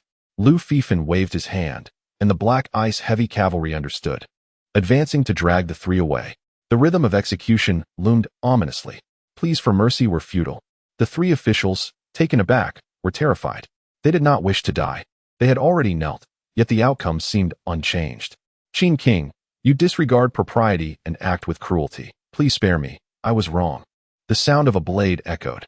Regardless of whether they cursed or begged, it would not alter their fate of losing their heads. Silence fell over the remaining officials from Yichuan, their bodies drenched in cold sweat. One by one, they began to kneel, unsure who initiated it, but finding comfort in the ground beneath them. Your Highness, I have no one under my command. The city of Yichuan has fallen, and it is not my fault. I merely oversee the treasury. One official trembled, his fear palpable. After all, the Qin King's sword was ruthless, without room for pleasantries. Though the current regime was already sufficiently foolish, such indiscriminate slaughter was unprecedented. He felt a chilling sensation at his throat, convinced that soon the Qin King would dispatch them to the afterlife. I wished to flee, but I could not escape. I truly evaded capture during the fall of Yichuan. He emphasized. I feel the same. Another official chimed in hastily. Your Highness, the situation is dire. Xian approached Lu Fifan, holding a ledger. Lu Fifan opened it and glanced through the pages. Li Jingji, step forward, he commanded, subsequently closing the ledger and speaking. Your Highness, please spare my life. I have accepted a substantial amount, but it was all given willingly as a token of gratitude. They insisted on offering it. I had no choice. A relatively young official, visibly frightened, spoke up in defense. There was no escaping the grim fate of being singled out. Anyone in such a position would tremble with fear. Meanwhile, the other officials displayed a noticeable sense of relief, for the accounts had been settled. Upon witnessing the one who had been named, they appeared to grasp a realization. Although the Prince of Qin was indeed ruthless, he seemed to comprehend the necessity of moderation. Among them, Li Jingji held the most tenuous connections. It appeared that the prince had exerted his authority sufficiently and was now inclined to find a way to retreat gracefully, thereby allowing them to escape unscathed. As for him, let the rest be executed. Lu Fifan commanded calmly. The moment these words were uttered, the officials who had just felt a wave of relief suddenly lifted their heads, their faces reflecting utter disbelief. What did he just say? If he heard correctly, that fool of a prince had ordered all to be beheaded. Chapter 11. Dare to snatch it away. Among the officials who came to welcome the return of the imperial army, not a single one remained except for Li Jingji. They could not fathom until their last breath how the Qin King had the audacity to act so. They had withstood the onslaught of the White Lotus sect without issue. Yet when the Qin King arrived, they were all annihilated. This was a situation they had never anticipated. Had they foreseen such an outcome, they would have brought more. No, they would have simply hidden away instead of showing up at all. Initially, they had come to congratulate the impressive display of the Black Ice Heavy Cavalry. While they did not harbor a strong aversion to the White Lotus sect, they had no intention of risking their lives. However, an unsettling feeling lingered in their hearts. The presence of imperial power was far more reassuring to them. Unfortunately, they could not have imagined that the court would become a harbinger of death. The Qin King was merciless. This was akin to the realm of Yama, the king of hell. Was it not normal to yield without resistance? They lacked the capability to confront such power. Regrettably, no matter their thoughts or justifications, their fates were sealed. All their heads were inevitably severed. Li Jingji felt a chill run down his spine. He never expected to be the sole survivor among so many. You are no virtuous being either, Lu Fifan remarked, startling Li Jingji to the point of paling. My lord, I can be a good person from now on, he hurriedly declared. That is of no consequence, Lu Fifan replied nonchalantly. I have reviewed your past actions. While you cannot be deemed a good person, you have accomplished a fair share of tangible deeds. Although you have indulged in greed, you are diligent in your undertakings when compensated. That is commendable. Thus, I shall spare your life. From this moment forth, you shall be the lord of Yichuan Prefecture. Do your best." Upon hearing this, Li Jingji initially sighed in relief, but his expression soon transformed into one of despair. "My lord, I cannot assume the position of lord," he lamented, his face contorted in anguish. While a promotion is indeed a favorable development, he lacked both the requisite strength and backing to support such a role. Thus, occupying this position would be tantamount to courting death. Serving as an official in the Great Xia was no simple feat without the power to command respect. One could easily be eliminated in the dead of night. This was no mundane world. The strong were numerous, and everything was dictated by power. With his meager capabilities, taking on the role of prefect would merely obstruct others' paths. The inevitable consequence would be bandits besieging the city and the lord meeting a sudden demise. It was only during the reign of the martial emperor that all was kept in check, where appointed officials, regardless of their cultivation levels, were met with no dissent. However, this depended on having formidable protectors. Assassins without influence could not strike, while those with power, once they made their move, would find that the imperial guards under the martial emperor were not to be trifled with. They pursued relentlessly, and any faction or family involved would be thoroughly eradicated. Even the founding emperor had not achieved such a feat. Thus, Li Jingji could not find joy in being appointed as prefect by Lu Fifan. The current era was not one of the martial emperor's reign, but rather that of the notoriously incompetent Guangzhou. Look at the state of the great clans now. Despite losing each one, they initially believed they would face no repercussions. Ordered to be executed by the Prince Lu Fifan, Feng De's immediate reaction was one of defiance, revealing much about his character. "Go ahead and proceed. Rest assured, with me around, no one will dare to harm you. The 1,000 elite soldiers of the Zhao family will henceforth be at your disposal." Upon hearing this, Li Jingji parted his lips, yearning to voice his thoughts. He wished to express that with merely the words of the Qin prince, those soldiers would not truly comply. Perhaps while the prince was present, they would act as sycophants.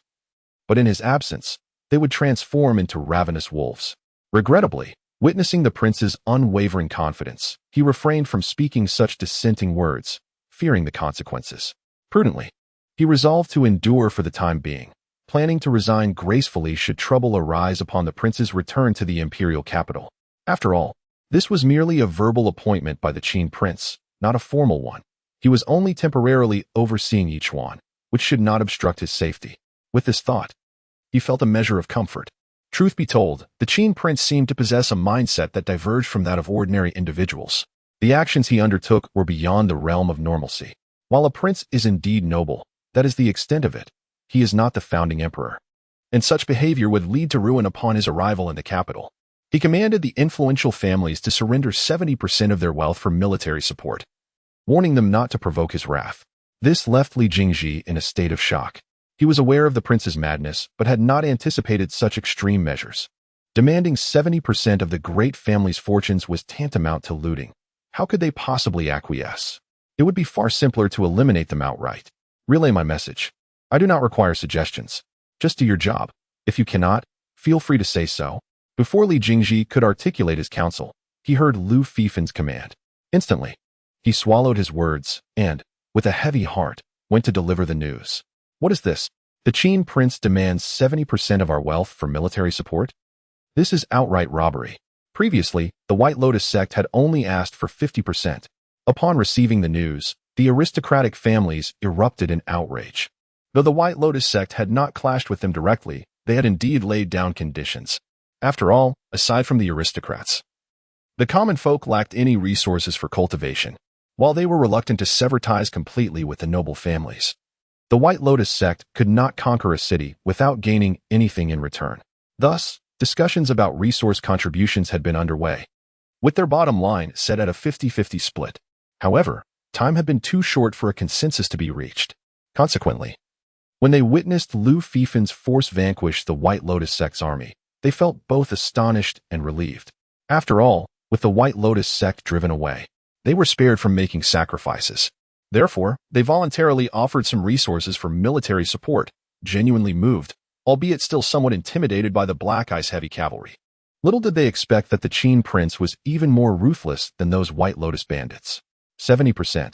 This was nothing short of banditry at its worst. Even if he is a prince, he must adhere to reason and abide by the rules.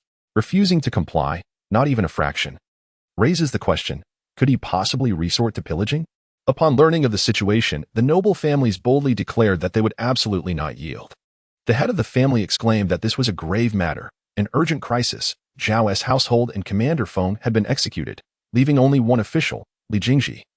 In Yichuan, just as he finished his fervent proclamation, he received news that sent shivers down his spine. He hurriedly instructed to gather resources, demanding 70%, regardless of the means. He must procure 70%. Madness. He had encountered a lunatic. Initially, he had fervently asserted that he would not provide any resources, not even a single fraction. However, upon realizing that the officials of Yichuan had been slaughtered, he immediately grasped the gravity of the situation. If he remained obstinate, his entire clan could very well face annihilation. Chapter 12. The Crown Prince. The formidable families of Yichuan were fiercely opposed to the 70-30 division. However, most complied, as resistance was futile. The means employed by King Qin were terrifying beyond measure. As for rebellion, the 30,000 troops of the White Lotus sect had been annihilated, and the blood spilled outside the city had yet to dry. They dared not challenge him. Of course, there were one or two obstinate families that resolutely refused to yield. Yet, their defiance was short-lived. They were swiftly uprooted. This served as a chilling warning to the powerful families of Yichuan, who suddenly realized that conceding 70% of their resources was not such a grave matter after all. At least their lineage remained intact. Nevertheless, our possessions are not easily taken. A missive must be sent to my uncle, and word must be conveyed to the main family. Impeachment is imperative. Even the royal family cannot act with impunity. We are not easily bullied. We shall hire someone from the populace to author scathing pamphlets that will tarnish his reputation beyond redemption, rendering it more fetid than refused, discarded by the roadside. Yet, such actions must be delayed until he has departed Yichuan. This King Qin is simply too fearsome, too brutal. Of the resources acquired, Lu Fifan retained half, while the remainder was allocated to the Black Ice Heavy Cavalry. After stabilizing the situation in Yichuan, Lu Fifan continued his journey back to the palace. Meanwhile, his deeds, embellished by the whispers of the scheming, spread through the realm of Daxia like a tempest. Most were only privy to the fabricated tales, which they viewed with amusement, lamenting the cruelty of King Qin, believing that Daxia was destined for ruin. However, those within the powerful factions were well aware of the true circumstances and found the situation utterly absurd. This cannot continue. Such actions must be curtailed. Even the royal family should not treat human lives so lightly. At that moment, they felt provoked.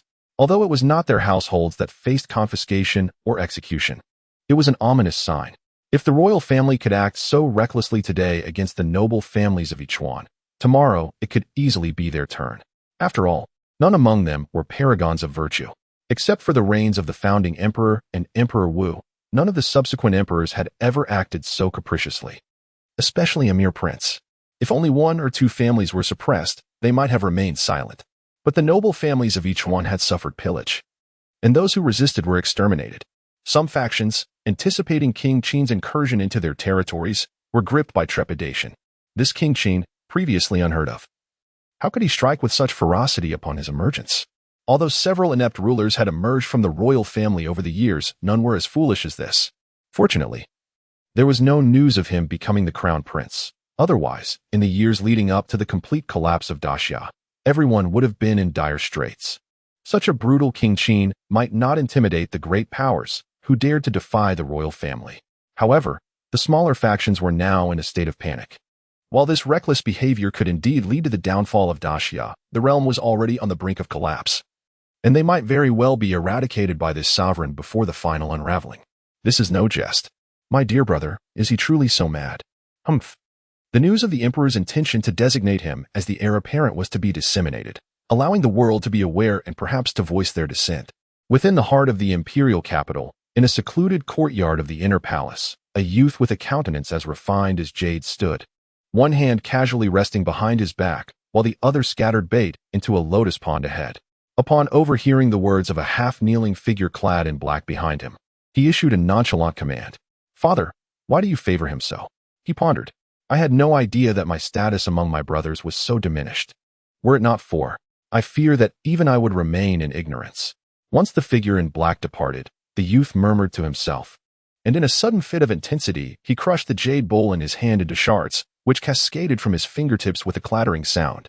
The rumor that the Prince of Qin was likely to become the heir soon spread, igniting turmoil among the factions of the realm. Observing the actions of the prince of each one could discern the true nature of the man. Should he successfully ascend the throne, the ensuing chaos would be unfathomable. Major factions began seeking connections within the court to initiate impeachment proceedings. The events in each one could not be allowed to recur, otherwise, the repercussions would be dire. They were all too aware of what a cornered beast, tasting blood, might do. Ah, so he is indeed the heir. No wonder. Within the White Lotus sect, there was much confusion regarding the military's unexpected defeat. They were baffled, for they understood the formidable strength of the forces dispatched to deal with the Prince of Qin. They were no mere rabble as the outside world presumed. Even elders of the terrestrial immortal realm had personally intervened. The external world was already shocked, but their understanding of the situation rendered it even more astounding. The Holy Mother, upon receiving the news, almost thought she was experiencing auditory hallucinations. Now that it was revealed that the Prince of Qin appeared to be in contention for the position of heir, she suddenly comprehended the situation's gravity. They had underestimated their opponent. It was no wonder the Emperor had dispatched the Black Ice Heavy Cavalry to escort him. Surely, in addition to the Black Ice Cavalry, there were also powerful guardians of the terrestrial immortal realm covertly protecting him. It seemed that Elder Lu had indeed fallen. The Holy Mother seethed with anger. Although she found these old fogies bothersome, she could not deny that they constituted the true foundation of the White Lotus sect. The loss of 30,000 ordinary soldiers did not pain her so deeply. They could be replaced. But the loss of an elder of the terrestrial immortal realm was irreplaceable. Such beings were not easily found. Losing one was akin to suffering a grievous wound. This should not have happened. If Elder Lu had encountered a formidable adversary, he should have recognized his inability to triumph and retreated in time. There was no reason for him to confront the situation head-on. The returning disciples reported that no signs of the elder's intervention were discernible. The Holy Mother furrowed her brow, perplexed. This was a riddle she could not unravel. Even if the Prince of Qin was the heir, surrounded by terrestrial immortal guardians of extraordinary power capable of threatening Elder Lu's life, one would expect a significant disturbance should he engage. It was inconceivable that Elder Lu could have been dispatched so swiftly. That was utterly impossible. The sixth elder is a terrestrial immortal.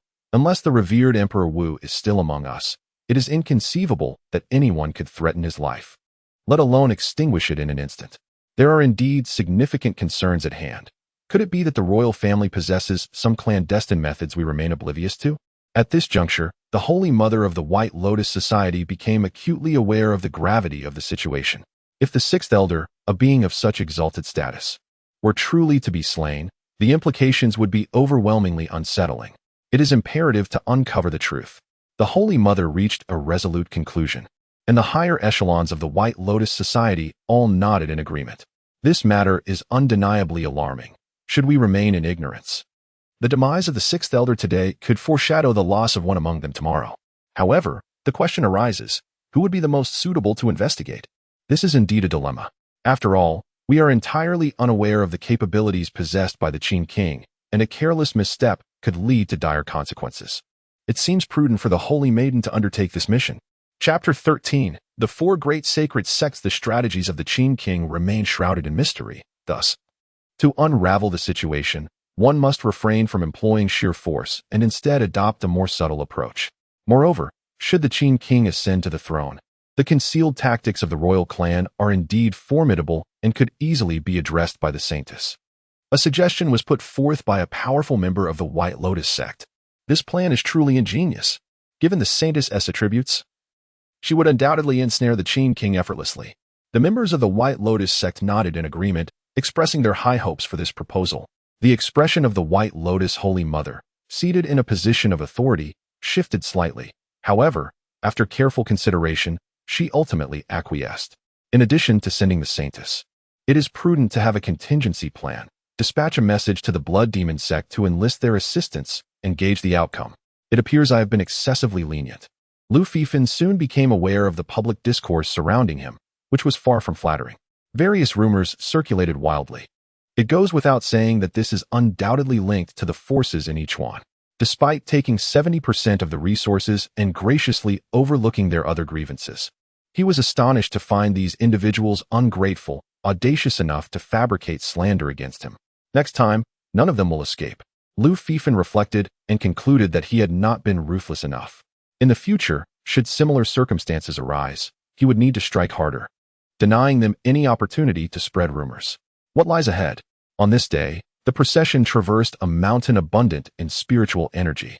Lu Fifan beheld a cluster of palaces enveloped in mist, the calls of celestial cranes echoing, accompanied by the resonant chimes that calmed the spirit. This sight compelled Lu Fifan to divert his gaze from his book.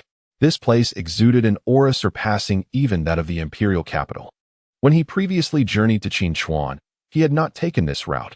Primarily, this time, his carriage was too large, necessitating a more suitable path. This is the Wuji sect.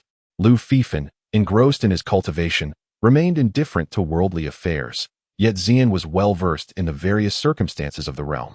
While she could not recognize the Wuji sect, she was nonetheless familiar with its reputation. The Wuji sect is renowned as one of the 4 great sacred sects of the Great Xia. Except during the reigns of the founding ancestor and the martial emperor, the royal family has traditionally heeded their counsel, disregarding official decrees. The 4 great sacred sects serve as the benchmark for all sects in the world. In the eyes of the sects, the authority of the 4 great sacred sects holds far more weight than that of the royal family. There exists a saying that the realm governed by the court does not encompass the Jianghu. The Jianghu belongs to the 4 great sacred sects. This illustrates the unique status of the 4 great sacred sects within Great Xia. In earlier times, their influence was manageable. However, now, even the appointments of court officials occur at their discretion. They have effectively become a nation within a nation. Let us take a look. Lu Fifan spoke nonchalantly. Your Highness, that may not be wise. The Wuji sect is notoriously difficult to engage with. Xian urged her lord to reconsider. Although this is indeed Great Xia territory, it is not entirely subject to its governance. Even the emperor might feel slighted if he were to arrive here. As for our prince, he could very well be met with disdain, which would inevitably affect his mood. My lord, it would be prudent to depart from this place swiftly. The commander of the Black Ice Heavy Cavalry, known for his unwavering adherence to orders, could not help but voice his concerns at this moment. His mission was to ensure the safe return of the prince to the imperial capital, and he remained undaunted even in the face of 30,000 troops from the White Lotus sect. To him, they were merely a rabble. Indeed, he was quite taken aback by the ease with which they broke through the White Lotus forces. He had braced himself for significant losses, yet they emerged unscathed, leaving him perplexed regarding the circumstances. Nevertheless, he maintained his composure. After all, the Wuji sect was a formidable entity that even the emperor would find challenging. Moreover, they were merely 800 Black Ice cavalrymen. Through recent interactions, he had garnered some understanding of Prince Qin, who possessed a fiery temper, prone to explosive reactions. The reputation of the Wuji sect disciples for their arrogance was well known, making the likelihood of conflict quite high.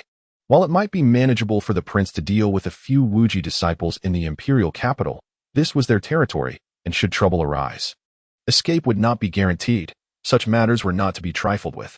Even if they refrained from outright violence at that moment, the probability of retribution afterward was significant, and humiliation was all but certain. Thus, to approach them would be to invite unnecessary trouble. Fear not, I merely wish to observe. Lu Fifan remarked nonchalantly. He was the one in command. Once he made a decision, even the commander of the Black Ice Heavy Cavalry had no choice but to comply. Halt! Disarm at the entrance of the Wuji sect. As they reached the foot of the mountain, a group of disciples clad in white robes and wielding long swords intercepted them. There were quite a number of disciples present, most of whom were masters, with 2 leading the group even attaining the Grandmaster level. Although the Wuji sect was formidable, it was unlikely that ordinary mountain guards would reach such heights. Undoubtedly, the Wuji sect was aware of his arrival. In such a situation, demanding disarmament from his men illustrated a blatant disregard for imperial authority. It could only be said that the Great Xia, with its 8,000 years of history, was indeed facing a crisis. In the time of the founding emperor, or even a millennium prior, while the 4 sacred sects did not hold much respect for the Great Xia, they would not have acted so brazenly. How audacious! This is His Highness Prince Qin. This land belongs to the Great Xia. Under heaven, all is the king's domain. With Prince Qin's arrival, should you not come to pay your respects? Despite the palpable tension, the commander of the Black Ice Heavy Cavalry maintained his imposing demeanor and spoke out. Who is Prince Qin? I have not heard of him, came the derisive retort from the newcomers. Lu Fifan frowned. Although the 4 sacred sects were indeed arrogant, they typically maintained a semblance of decorum when it came to the court, provided there was no conflict of interest. It was highly unusual for a mere disciple to display such blatant disrespect towards a prince from the outset.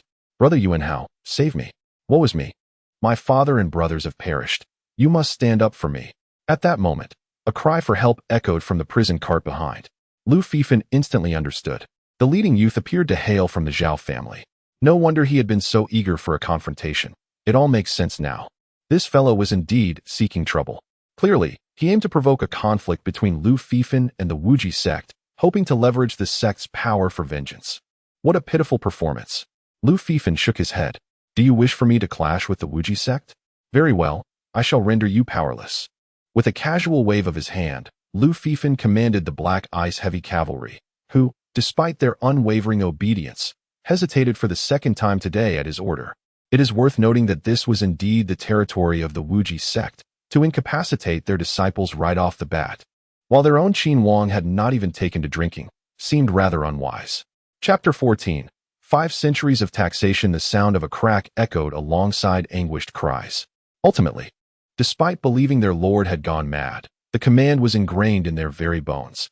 Even if the order seemed a death sentence, it was to be executed. Thus, Zhao Yuanhao was stripped of his position.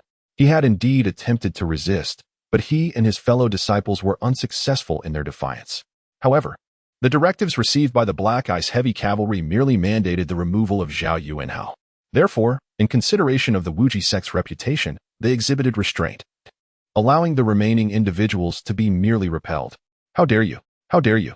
Zhao Yuanhao collapsed weakly to the ground, disbelief etched across his features. He had aimed to provoke a conflict between Lu Fifan and the sect. However, his intention was for Lu Fifan to charge in boldly, prompting a reaction from the higher echelons of the sect, leading to a clash. In his mind, King Qin would only engage in empty rhetoric, aware of his limitations in the Wuji sect, and would not dare to take extreme actions. Yet, he had never anticipated being so thoroughly incapacitated from the outset. As he assessed his condition, despair washed over him. The extent of his ruin was complete. His limbs were secondary to the loss of his Qi Si and Dantian. Stripped of all cultivation, unless he procured legendary elixirs, he would forever remain a cripple. Yet, such elixirs were beyond his reach. Even as a member of the Zhao family and a disciple of the Wuji sect, being merely a junior, those precious resources were reserved for the elders. At this juncture, the fate of King Qin was inconsequential. Zhao Yuanhao had been utterly defeated. As a worthless being, he could no longer remain within the sect, and returning to the Zhao family was equally bleak. Within his own clan, numerous relatives harbored disdain for him. Those who had once been unable to confront him would now relish the opportunity. One could only imagine the severity of his impending downfall. He remained baffled at how King Qin could exhibit such arrogance.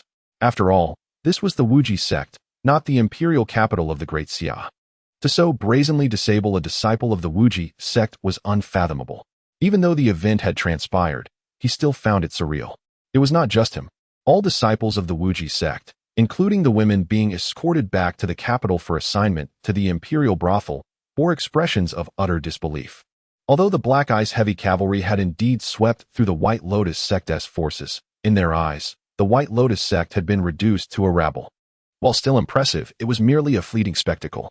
In their perspective, the White Lotus sect held no significant standing. Furthermore, the forces decimated by the Black Ice Heavy Cavalry were merely a minor faction within the White Lotus sect. Given these circumstances, while the spectacle was still astonishing, it did not lead them to genuinely regard the Black Ice Heavy Cavalry as invincible. However, the current situation suggested that King Qin truly believed in the invincibility of his Black Ice Heavy Cavalry. Had he known of King Qin's ruthless nature, Zhao Yuanhao would never have dared to take such a risk. He had been excessively confident. Alas, there are no what-ifs. Now, he has become a mere shadow of his former self. Ascend the mountain, Lu Fifan stated calmly. The iron hooves of the Black Ice Heavy Cavalry advanced slowly with a heavy crunching sound. At this moment, it seemed as though the Black Ice Heavy Cavalry were also influenced by Lu Fifan's imposing presence, compelling their steeds to exert greater force, amplifying the sense of pressure. You, a scion of the Lu family, have overstepped your bounds.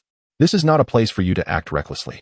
Even the old-timers from your Lu family must abide by the rules. For the sake of the old man's reputation, let today's matter end here. Withdraw.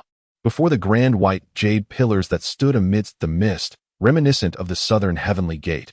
An elderly man with white hair and beard sat in solemnity. Upon the arrival of the black ice heavy cavalry, he opened his eyes, casting a disdainful glance before speaking. With his words, an overwhelming pressure descended. The black ice heavy cavalry, which had pierced through 30,000 White Lotus sect troops, found their steeds, the crimson blood dragon horses, uncontrollably retreating. The horses neighed in distress.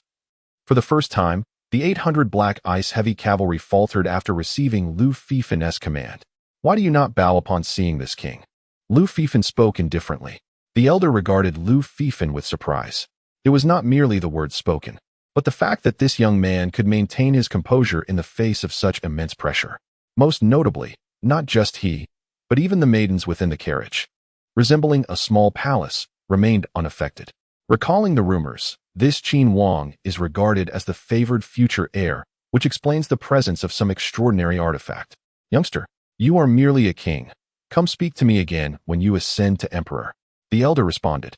To be honest, if it were not for the rumors suggesting that the other might be the future crown prince, he would have acted already, for if he were merely an ordinary prince, he would have faced immediate consequences. The Great Xia still possesses some heritage. Even if it were to collapse, numerous powers would accompany it to ruin. Thus, at such a crucial moment, he was unwilling to provoke unnecessary conflict. Lu Fifin was somewhat taken aback. He had heard that the four holy sects had long ceased to regard the court with any seriousness, showing little respect even to the emperor. He had already incapacitated one of their disciples and beaten several more at the foot of the mountain. Yet this old man did not lose his temper. It seems the assertion that the court holds no authority might not be entirely accurate. "I have come today with urgent matters. Your Wujizong has been in arrears with taxes to the court for 500 years. I demand that you settle the entirety today," Lu Fifin declared. The elder gazed deeply at Lu Fifin, perplexed by this young prince's naivety or potential reliance on something beyond comprehension. Upon reflection, it might indeed be sheer foolishness. The emperors of Great Xia have become increasingly abstract. This future crown prince, exhibiting such folly, appears to signal the end of this generation as fortune. Wu Yang, there is no need to engage in lengthy discourse with a junior. Your temper is too lenient. You think too much. Boy, while I am still calm, be gone. An elderly man with crimson hair emerged, casting a frigid glance at Lu Fifin. This was the norm, and Lu Fifin relished such audacity. Otherwise, it would be difficult to take action. Lu Fifin considered himself a reasonable individual. After speaking, observing that Lu Fifin remained unresponsive, the old man snorted coldly and reached out to strike. The elder in white robes chuckled softly, shaking his head, showing no intention to intervene. "Kill." The commander of the Black Ice Heavy Cavalry steadied himself forcefully, an aura of authority emanating from him as his lance pointed forward. "Kill." The 800 Black Ice Heavy Cavalry roared in unison, their presence overwhelmingly formidable. The mere appearance of the two elders instilled immense pressure upon them, a sensation they had never experienced even in the face of 30,000 troops from the White Lotus sect. The sheer might they exuded left no doubt that these two were indeed terrestrial deities. Chapter 15. The land immortal swept away by a tide horde of inconsequential ants, scoffed the crimson-haired elder. Indeed, the Black Ice Heavy Cavalry was elite, possessing the strength to contend with land immortals. However, this was only applicable when they were at full strength. To be frank, the fact that 800 Black Ice Heavy Cavalry could break through 30,000 troops of the Black Lotus sect astonished him, yet it was merely that. Ultimately, without reaching the realm of land immortal, they remained nothing more than ants. As a land immortal, he alone could quell an army. For a mere 800 heavy cavalry to dare charge at him was nothing short of an affront. Crack. How is this possible? Initially, the crimson-haired elder was brimming with confidence. However, the moment his attack collided with the Black Ice Heavy Cavalry, an overwhelming force surged forth, sending chills down his spine. His power shattered, truly shattered. At that moment, it felt as if the strength he possessed had transformed into a fragile mirror, struck by a heavy hammer, splintering into countless fragments with a sharp crack. The crimson-haired elder was utterly incredulous. He was a land immortal, the pinnacle of martial prowess in the Great Xia. Even when facing opponents stronger than himself, he could usually withstand dozens of exchanges before revealing any signs of defeat. Yet now, in merely an instant of clashing with a swarm of ants, his power had been obliterated. He could not accept this. He absolutely refused to believe that a mere group of Black Ice Heavy Cavalry possessed such might. If 800 of them could achieve this, the Great Xia would not have fallen to such despair. Then it struck him. He quickly discerned the source of the oppressive force. It unmistakably emanated from the youth known as the Qinhuang. But how could this be? If so, the situation became even more unfathomable. Just a few days prior, he had been unfamiliar with the Qinhuang. However, in recent days, tales of the Qinhuang's brutality had spread far and wide. He had heard of this young man and knew he was merely 18 years of age. At such a tender age, even the esteemed Wuji sect, with its millennia of legacy, could only produce a grandmaster at best, and even that was formidable. Currently, the grandmasters of the Wuji sect, regarded as prodigies, were typically around 50 years old when they attained that level. An 18-year-old achieving the status of a master could already enter the inner sanctum of the Wuji sect and be hailed as a prodigy in any faction. Even the former martial emperor was not beyond this. However, if his senses were not mistaken, the Qinhuang before him had likely already stepped into the realm of land immortal, and not just any land immortal. Most crucially, according to the traditions of the Great Xia, the lineage of emperors practiced the celestial emperor's art. The terrifying nature of this technique was evident from the martial emperor's reign, where he commanded the world with absolute authority, quelling dissenting voices, and severing the ranks of those at the pinnacle of the land immortal realm. It is worth noting that during the reign of the martial emperor, although the four holy sects were considered major sects, they were not the apex of power. It was precisely because those two esteemed sects opposed the martial emperor that they were directly annihilated, with 5 peak earth immortals among them slain. Furthermore, the Northern Prairie Wolf clan was single-handedly devastated by the martial emperor.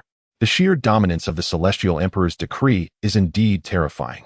If such a youthful individual has already attained this level of prowess, then the Great Xia shall not perish. In fact, it may witness a new era of prosperity. Remarkably, this individual is merely 18 years old. Such talent surpasses even that of the martial emperor by a considerable margin. Observing the composed youth, the crimson-haired elder was filled with dread. Yet, he found no opportunity to utter a word. The black ice heavy cavalry surged through him. 800 cavalrymen roared, their long spears piercing his body again and again. Soon, his form was utterly shattered, dead beyond revival. Silence enveloped the scene. The disciples of the Wuji sect, who had lingered at a distance, eager to witness the arrogant Qinhuang being soundly rebuked by their elders, were now wide-eyed in shock.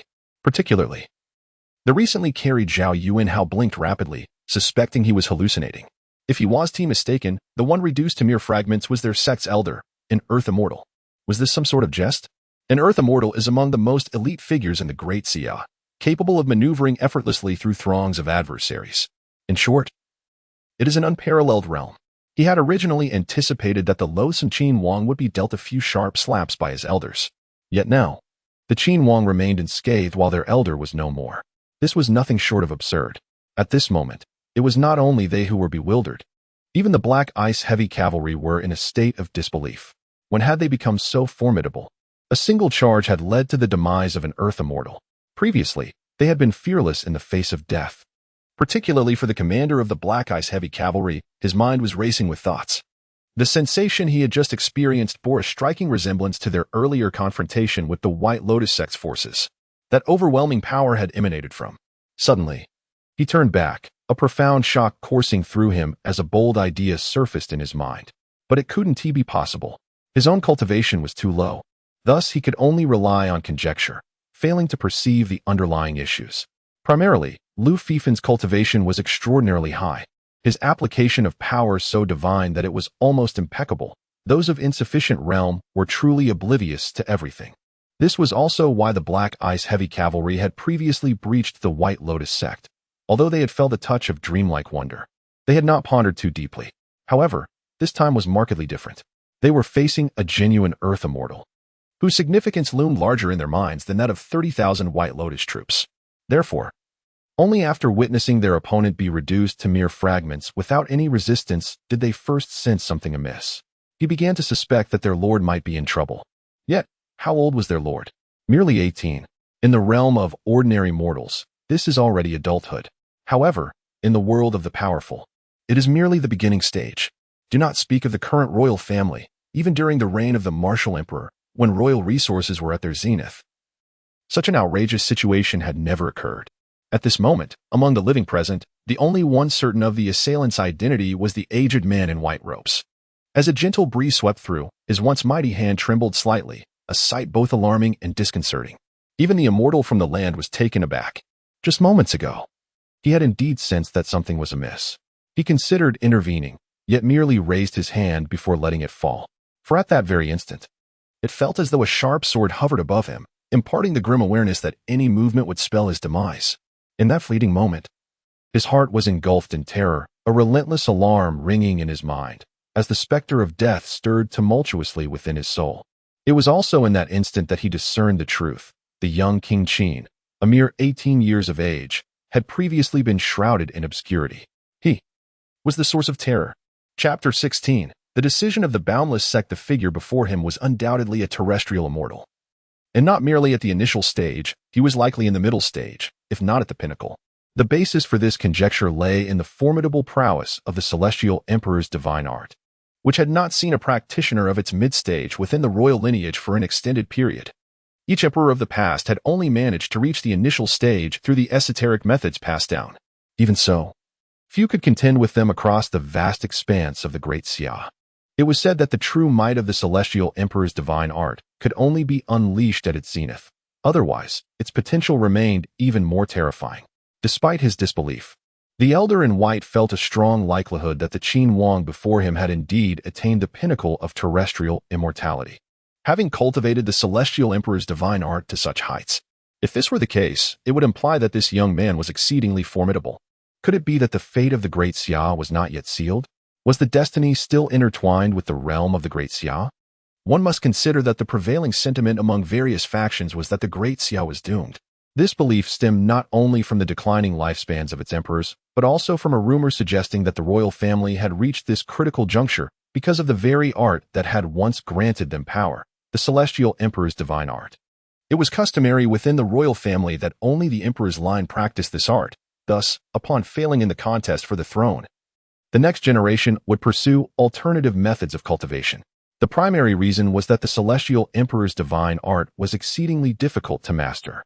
While the royal family assured that each emperor would at least reach the initial stage of terrestrial immortality, the specifics of this secret method and its transmission remained known only to the royal family. However, there were whispers that those who inherited this art bore a significant burden. And perhaps the emperor's shortening lifespans were a consequence of this. Despite being mere rumors, many found them quite plausible. According to calculations, the lineage of the illustrious Guangzong would struggle to pass on this power, compounded by the accumulated drawbacks over the past 8 millennia, leading many to conclude that the Great Xia was destined for ruin. Yet, now, at this pivotal moment, an 18-year-old Qin Huang had, through sheer will and without reliance on ancestral legacies, cultivated the Celestial Emperor's divine art to attain the status of a terrestrial immortal. Was this not the manifestation of divine providence? He finally comprehended why the Qin Huang exhibited such audacity and why the 30,000 troops of the White Lotus sect had been so decisively vanquished. He understood, too, why the Qin Huang showed no mercy towards the powerful clans. This mirrored the actions of the martial emperor during his reign. All of this stemmed from a profound confidence in one's own strength. And now, the Qin Huang also possessed such confidence. It was ironic that he had previously deemed the royal lineage to be on a decline, not only in cultivation but also in intellect. Yet, it turned out that he himself was the fool. For 500 years, the boundless sect has paid its taxes. The elder in white spoke with great difficulty. Having lost a friend of terrestrial immortal stature, he was filled with anger, yet he could only seethe inwardly. The circumstances were beyond his control. The might of the Qin Huang had already illuminated a singular truth. In the forthcoming era, it shall remain the time of the illustrious Lu family of the Great Xia. The Great Xia is poised to embrace another millennium of splendor, perhaps even greater than before. After all, the King of Qin is still very young. He is merely 18 years of age. At this juncture, all that the Wuji sect must do is to remain subdued and obedient. Otherwise, during the reign of the martial emperor, the two foremost sects that were obliterated would serve as a grim reminder of Wuji sect's future. It is precisely this very circumstance that allowed the Wuji sect to rise. 500 years have passed, yet you dare to resist taxation. Now, it is 2,000 years. Lu Fifan remarked calmly. Furthermore, your disrespect towards the court incurs an additional 1,000 years of taxes. Lu Fifan added. Thank you for your grace, Lord Wang. The elder in white robes said, bowing deeply. Indeed, it was a grace, for at least this time, they were not entirely eradicated. Although the reputation of the King of Qin has only recently begun to circulate, it is evident that he is not a man to be trifled with. He is exceedingly ruthless. Annihilation is well within his capabilities. Such a state of affairs left the disciples of the Wuji sect in a state of shock. They were required to pay a one-time tax equivalent to 3,000 years, a burden that was indeed crippling. Yet, despite this, their elders still felt compelled to express gratitude. This is the Wuji sect, renowned as the realm of the great Xia, yet in the martial world, it is the four sacred sects that hold sway. Moreover, they had just lost an elder of the earthly immortal realm, shattered before the sect's gates by the imperial court. Such an affront would be a disgrace to any power. Yet now, the Wuji sect has bowed its head. The death of the elder was disregarded, and they were even compelled to surrender resources. What a humiliation this is! It is essential to note that even with the loss of an elder at the earthly immortal level, the Wuji sect, which boasts the title of four sacred sects, can disregard imperial authority as they possess no less than 18 elders at this level, including 3 at mid-earth immortal stage. It is rumored that they still have an ancestor at the pinnacle of the earthly immortal realm alive today. Furthermore, the four sacred sects are allies, capable of uniting in critical moments. Such formidable strength should not have led to such a swift capitulation, even with the demise of an elder at the earthly immortal level. Though the circumstances of the elder's death remain unclear, they instinctively surmise that it was merely a stratagem of the imperial lineage. While the imperial family of Great Xia may be in decline, possessing some remnants of heritage is not altogether astonishing. Nevertheless, that is the extent of it. Such heritage is certainly not wielded carelessly. They believed that the sect should not cower in fear. Regrettably, no matter how oppressive the situation felt to the ordinary disciples, the upper echelons of the Wuji sect did not dare to be lax and promptly began to gather resources. In truth, after the demise of the crimson-haired elder, the masters within the Wuji sect were already stirred into action. They were furious. The elder in white robes swiftly relayed explanations, preventing an outburst of anger, and the disciples tacitly accepted his actions. It took 3 days to gather the resources, leaving the Wuji sect significantly weakened. After all, the court's taxation is no trifling matter. Certainly, if it were merely an annual tribute, it would not pose a significant burden to the Wujizong. However, the current demand is a staggering 3,000 years' worth of resources. Even though Wujizong boasts of vast heritage, the consumption is indeed substantial. Thus, 3,000 years' worth truly depletes their reserves. Yet, they are compelled to swallow their indignation, even going so far as to proactively dispatch disciples to escort these resources alongside Lu Fifan back to the imperial capital. They instructed their disciples to maintain strict confidentiality regarding this matter. From this day forth, the mountain shall be sealed for a year, and no information or items are to be conveyed outside. Once Lu Fifan and his entourage depart, the higher-ups of Wujizong immediately issued the command. It is worth noting that the disciples assigned to this escort mission are completely oblivious to the situation. They have been gathered and isolated from the outside world for 3 days, unaware of the events that have transpired within Wujizong. They are only informed of their duty to transport the resources. The leadership of Wujizong has acted in concert with this singular purpose, to ensure that the news does not leak. This time, Wujizong has incurred a significant loss, severely injuring their vitality. Such a setback cannot be borne solely by Wujizong, otherwise, they risk falling behind. Chapter 17. When is consent required? When one party suffers a loss, it is indeed a genuine misfortune. However, if all parties experience losses, it equates to a shared predicament. Viewed from this perspective, it could be considered that no one has suffered excessively. Thus, regarding the information about Lu Fifan, only the senior powers of the Wuji sect are privy to the truth. As for the reasons behind their apparent timidity, the disciples of the sect have varied opinions, yet no senior member has disclosed any specific details. The situation surrounding the Wuji sect has become quite tumultuous, but under the stringent control of its higher-ups, no rumors have managed to escape. The formidable members of the Wuji sect are eagerly anticipating that other forces will stumble as they have, or even face more dire consequences, particularly the other 3 great sacred sections. Although they are allied and often described as closely connected, in reality, the 4 factions are in competition with one another. The current circumstances are irretrievable, and thus their greatest desire is for the other 3 sacred sects to encounter tribulations akin to their own, or even worse. At this moment, as they set forth once more, the women who had been captured and awaited their fate at the hands of the teaching bureau have fallen silent. The morale of the 800 Black Ice heavy cavalry has reached its zenith, although the circumstances surrounding the demise of the land immortal remain shrouded in mystery for them. They remain oblivious to the reasons behind the Wuji sect's sudden capitulation, yet this does not diminish their confidence. As they progress along their path, the Black Ice Cavalry has decimated numerous noble clans and sections. News of their exploits has spread, prompting wealthy families and smaller sects along their route to hastily abandon their possessions. They have heard of the Black Ice Cavalry's formidable achievements and have no inclination to resist. Frankly, even the White Lotus Church's rebel forces did not drive them to this extent. While the White Lotus Church is hardly virtuous, they at least engage in dialogue and negotiation. However, they are well aware that dealing with King Qin entails severe consequences. Any attempt to bargain could lead to annihilation.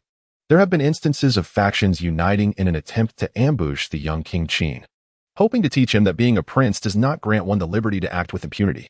Regrettably, those allied forces were utterly obliterated.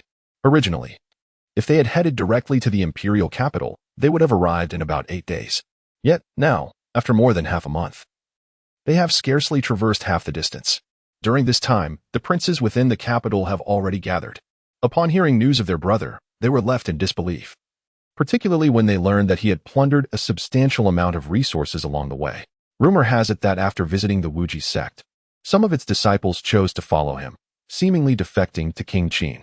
Witnesses claim to have seen Wuji sect disciples within the ranks of the Black Ice Cavalry, which they find utterly incredulous.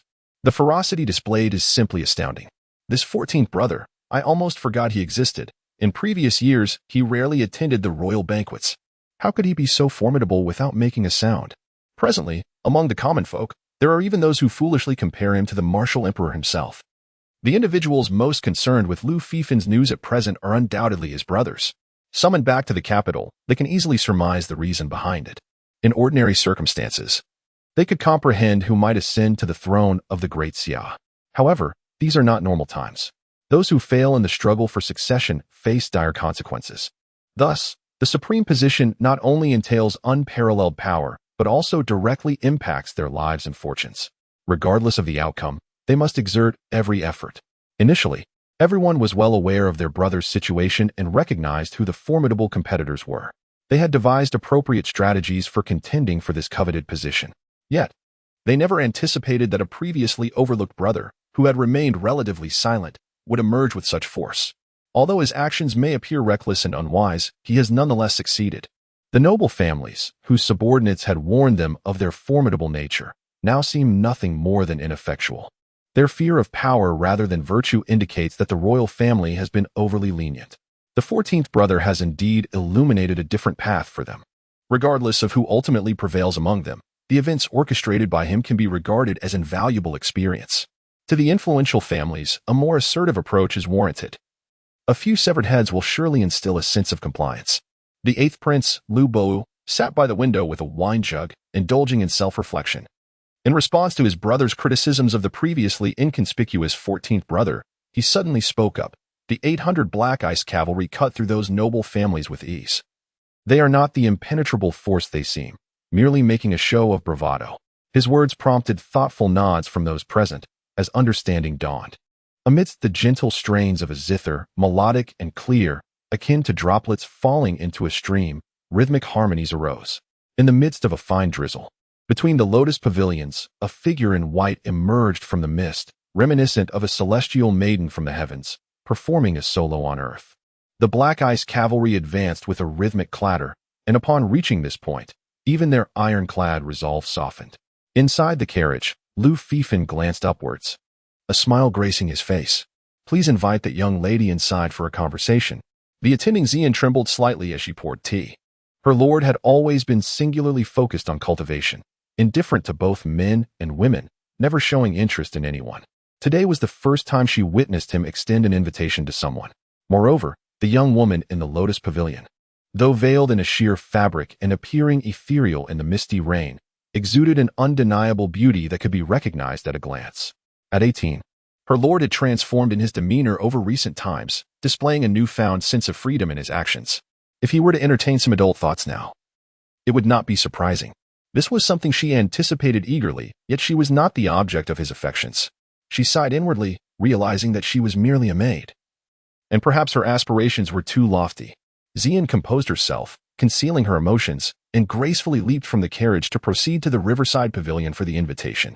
My lord, She remarked, "One must ensure that the attitude is appropriate when seeking others." After a brief moment, Xian returned, bowing respectfully before stating, "As for the attitude, it is evident that Lu Fifan must go in person. When has she ever needed to grant her consent for such matters?" Lu Fifan, after taking a sip of tea, responded nonchalantly. Xian was taken aback by his words. What did he mean? Even as a trusted confidant, she found herself somewhat at a loss in this situation. Did not her lord come with enthusiasm? Was he suggesting a more forceful approach? Though her lord was indeed domineering, she felt that such a demeanor was not characteristic of him in this regard. Chapter 18. Consultation. Despite her feelings of confusion, Xian executed the orders with grace. The woman in the white dress was brought forth. "What do you intend to do? Are you planning to forcefully seize a virtuous woman?" spoke the maid of the white-dressed lady. Clad in blue and styled with dual twisted hair, her words carried a boldness uncommon for a typical servant. "And if I were to seize her, what would you do?" Lu Fifan replied nonchalantly. "A woman as beautiful as your mistress, performing alone in such a place. Is it not akin to waiting for a fated encounter to be forcibly taken?" "You speak nonsense." The blue-clad maiden was momentarily taken aback by the inquiry, her expression suggesting a semblance of agreement, but she quickly regained her composure. "Regardless of your intentions, the outcome of your actions remains the same." Lu Fifan paid no heed to the maid's audacity, remaining unfazed. His temperament was generally amiable. "However, dear lady, you are fortunate to have encountered me. I harbor no ill will. I am merely intrigued by the piece you played. Might you be willing to impart some guidance?" His words were not frivolous. The invitation to summon the woman in white was not motivated by any ethereal intent shrouded in mystery, but rather by genuine curiosity about the melody she had just performed. Lu Fifan possessed an extraordinary comprehension and insight. He discerned that the piece she played was far from ordinary, imbued with profound willpower. This was evident, for even the iron-blood cavalry of the Black Eyes had slowed their steps, softened by the tenderness of the music. From this perspective, the woman was indeed remarkable. Perhaps her presence here was predestined, awaiting him, the king of Qin, throughout his journey, if no forces had emerged to test or even assault him. It would have been quite abnormal. Yet, for Lu Fifan, such matters held little significance. His absolute strength endowed him with unwavering confidence. Any schemes or plots paled in comparison to his might. He need not concern himself with the conspiracies directed at him. It was certain that countless schemes were afoot. For Lu Fifan, the best course was to observe quietly. Whoever dared to emerge would be dealt with swiftly, with the martial prowess of the martial emperor. The celestial emperor Huangju at the 15th level, he could dominate an era, rendering others unable to speak against him. It is essential to understand that during that time, the martial spirit within the Great Xia was at its zenith, with the power of the prominent families being extraordinarily formidable. Many reached the pinnacle of earthly immortal status. In contrast, the current era sees the strongest representatives of various factions at the mid-level of earthly immortal. Those at the pinnacle of earthly immortal status within the major sects have become legendary figures. Whether they still draw breath remains a mystery even to those within their own factions. During the reign of the martial emperor, when martial power thrived, he could sweep through the realm with ease. Presently, the overall strength of the Great Xia pales in comparison to that era. Lu Fifan had already cultivated the Celestial Emperor's secret to an unprecedented 17th level. With such prowess, what could he possibly fear? It is worth noting that since the reign of the Great Xia's martial emperor, the strength of the emperors has largely depended on inheritance, diminishing with each generation, with little progress made in cultivating the Celestial Emperor's secret. Nevertheless, the Great Xia persists as a formidable force primarily because the martial capabilities of surrounding factions are even weaker, a consequence of the martial emperor's ruthless purges during his reign. To the royal family, the martial emperor is a saintly monarch, a beacon of aspiration for each successive emperor. Yet, to the various powers across the realm, he is remembered as a tyrant. The dread of the martial emperor, even if only encountered in ancient texts, can still send shivers down their spines. The Great Xia and its neighboring forces have only recently begun to regain some vitality after millennia of devastation, a direct result of the martial emperor's relentless campaigns. For a millennium, the martial emperor's rule was characterized by either confiscating estates or waging expeditions. Those powerful figures who attempted to hide were inevitably found and met their demise at his hands. The resources and secret cultivation methods of various factions were systematically gathered into the royal treasury. Frankly, whatever legacies the factions possessed, the royal treasury held as well. And what they lacked, the treasury possessed in abundance, all acquired during the martial emperor's era. It can be said that over the span of 8 millennia, The name of the martial emperor eclipses even that of the founding ancestor. In truth, while the founding ancestor established the realm, he did not purify it entirely. The world of martial sects and noble families was rife with power, especially after emerging from turmoil. Each faction was teeming with ambition, and unrest persisted unabated. After the founding ancestor, the stability of the Great Xia was momentarily precarious. It was the martial emperor who ultimately purged all dissent, breaking the backs of those noble families and sections. However, after many years as the royal family of the Great Xia waned, it is evident that these factions have begun to revive. "Can you play a tune?" asked the woman in the white dress, her voice cool and devoid of emotion. "Not yet, but I can learn," Lu Fifan replied with a smile. Upon hearing this, a hint of a smile graced the woman's face, concealed by her veil. Although she could not yet play, she found his music intriguing and wished to learn, a rather insipid approach to flirtation. She could already predict the next step. He would feign inability to learn quickly and then invite her to accompany him for gradual instruction. "Oh, men." It seems this endeavor poses little challenge. Indeed, it appears that straightforward tactics are far more effective than convoluted schemes. "Since you wish to learn, I shall not decline." The woman in the white dress curtsied. "Bring your lute," Lu Fifan commanded Xian. Once everything was prepared, Lu Fifan and the woman in the white dress sat opposite one another. "My lady, please." Lu Fifan gestured invitingly. With a gentle stroke, the woman plucked the strings of her lute. The notes resonated through the misty rain, crisp and clear, summoning a response from the celestial cranes. Following suit, Lu Fifan also played, yet his music bore a somber tone. The woman in white furrowed her brows slightly. It was not due to Lu Fifan's lack of skill, but rather, though their performances appeared to be worlds apart, only she understood that this particular note was but one of the variations in his composition. It was inconceivable, in this world, she should be the sole possessor of this piece. Moreover, his method of variation served a purpose of confrontation. Yet, where were the enemies here? As her thoughts spiraled in this direction, the woman in the white dress felt a sudden stirring within her mind. Her gaze swiftly turned towards the lake. Not far away, following the sound of the chain, a series of bubbling noises emerged, as if something were leaking. The maiden pressed on. Before she could ponder further, Lu Fifan, with a smile upon his face, spoke. Her mind was a whirlwind of thoughts. However, this was clearly not the time for deep contemplation. The woman in the white dress steadied her nerves, placing her fingers once more upon the strings of the instrument. Chapter 19. Misunderstanding. The melodious notes of the zither intertwined with a mixture of gentle grace and iron resolve, creating a symphony that resonated through the air, causing the delicate raindrops to produce a series of metallic echoes upon their descent. In this moment, the rain seemed to be imbued with a will of its own. This was an ancient path of verdant hue, flanked by towering mountains shrouded in mist for thousands of miles, and a vast lake whose waves surged, invigorated by the gentle breeze that accompanied the rain. Yet, those who traversed this landscape felt as though they were enduring a relentless barrage of blades. Within the lake and among the mountains, a group of individuals clad in blood-red garments lay concealed. Initially, they blended seamlessly with their surroundings, their very breaths muted, akin to stubborn stones among the mountains or flowing waters within the lake. However, with the onset of the zither's melody, they were suddenly overwhelmed. As if an immense weight had been thrust upon their hearts, some, possessing lesser cultivation, were even crushed to death. The zither's notes continued to resonate, slicing through them like razor-sharp blades. Those hidden among the mountains perceived the falling rain as a relentless shower of daggers, incessantly cutting into their flesh. Meanwhile, those submerged in the waters felt the currents transform into voracious piranhas, nibbling away at them piece by piece. As the final note faded, they resumed their journey. Lu Fifan waved his hand, signaling the group to press on, leaving behind a lake that bubbled ominously, soon tainted crimson by the blood of the fallen. Fragments of flesh and bone attracted numerous fish, yet they lingered at a distance, hesitant to approach. The malevolent aura in the air instilled a primal unease even in the hearts of the fish. Meanwhile, the mist enveloping the mountains had taken on a sinister red hue, rendering the landscape particularly terrifying. All had perished, every last one. It appeared they had remained in a state of ambush, never even having the chance to act. After a while, several figures soared through the sky. Upon surveying the scene, their expressions shifted dramatically. The killing melody. This is the technique of that little demoness from the White Lotus sect. She is responsible for this. How audacious.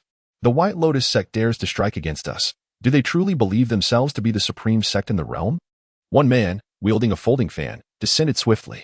After a thorough examination of the surroundings, he reached a grim conclusion, his fan producing a sharp whistle as he wielded it, his eyes gleaming with malice. It was evident that if any members of the White Lotus sect were present, they would be torn to shreds without a moment's hesitation. Calm down, second brother. Even if that little demoness harbored such intentions, her strength is insufficient. The fallen include a full 20 grandmasters, and the rest are all at the master level. These individuals never even had the chance to act before meeting their demise. Do you truly believe that the little demoness from the White Lotus sect is capable of such a feat? Clearly, she is not. If they had been exposed and perished under the charge of the Black Ice Heavy Cavalry, that would be understandable. After all, they excel in assassination, specializing in stealth and decisive strikes. Yet they perished in such an inexplicable manner, clearly unconnected to their exposure or the Black Ice Heavy Cavalry. Just as the man wielding the jade fan was on the verge of seeking out a few members of the White Lotus sect to vent his fury, a youth, elegantly attired and resembling a scholar, surveyed the surroundings and spoke. Even if that little enchantress is not involved, this matter undoubtedly relates to her in some way. The rumors circulating from the White Lotus sect indicate that only she possesses the ability to execute the killing melody, but whether that is true or false, only they are aware. I suspect that this method can certainly be attributed to some elder within the White Lotus sect. The irate middle-aged man, fanning himself, voiced his thoughts. He was resolute in his belief that the White Lotus sect deserved punishment. It seemed that aside from genuine anger over this incident, he had long harbored animosity towards the sect. The second elder is correct. This method must be linked to the White Lotus sect. However, I am perplexed as to why they would aid that Qin Wang. Another individual interjected, presenting a doubt. Recently, their vast army was decimated by Qin Wang. They had laid numerous traps in the southeastern region, all of which were disrupted by him. Logically, they should harbor the deepest resentment towards Qin Wang. This indeed raised a suspicion. The White Lotus sect should harbor an even greater hatred for that Qin Wang. Yet now they were coming to his defense, which made no sense. Regardless of the reason, the White Lotus sect must provide us with an explanation. Otherwise, do they think they can trifle with the Bloodslaughter sect? As for Qin Wang, we must gather forces to ensure his demise. The Crown Prince of Xia? The middle-aged man with the jade fan remained convinced that the White Lotus sect deserved punishment. However, he was also aware that now was not the time to settle scores with them. Eliminating the Crown Prince of Xia was of utmost importance. By the way, why has the sect leader suddenly taken an interest in Emir Qin Wang? Could it be due to the rumors of his status as the Crown Prince of Xia? The middle-aged man, resembling a jade-faced scholar, pondered. According to the sect leader's previous sentiments, Xia's fate is already sealed. Nevertheless, even so, when a cornered beast struggles, its final counterattack is perilously fierce. We ought to exercise caution and await their internal collapse. Neither the Emperor nor the Crown Prince can alter the outcome. The elegantly attired middle-aged man expressed his confusion. This matter is the sect leader's intent. We shall follow his orders. His actions undoubtedly carry deeper significance. At the forefront stood an elder who had remained silent amidst the discussions of his subordinates, quietly scanning the surroundings. Regardless of who intervened to protect that Qin Wang, the situation had become complicated. It appeared that beings of the land immortal realm were involved. I shall personally assess the situation. You shall wait here, and we will discuss it later. If possible, I will directly eliminate that prince. If not, we shall devise another plan. To personally slay a prince would indeed be a noteworthy achievement, the elder mused after a moment of contemplation. He stood with one hand clasped behind his back while the other gently stroked the long whiskers by his mouth, confidence radiating from his visage. With the elder brother poised to act, the demise of the Qin king was inevitable. No matter who dared to intervene on his behalf, their efforts would be futile. Indeed, when the elder brother took action, his powers were boundless. Upon hearing the elder's intent to intervene, those who accompanied him immediately perked up. In this situation, it was evident that the extraordinary scene before them was undeniably linked to a formidable being from the realm of terrestrial immortals. Among them, only their elder brother held the title of a terrestrial immortal, while the rest were merely at the pinnacle of Grandmaster level.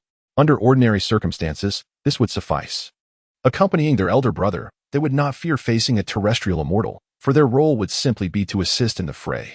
However, confronting the Qin king was an entirely different matter. Regardless of their disdainful remarks towards him, they were acutely aware of one crucial fact.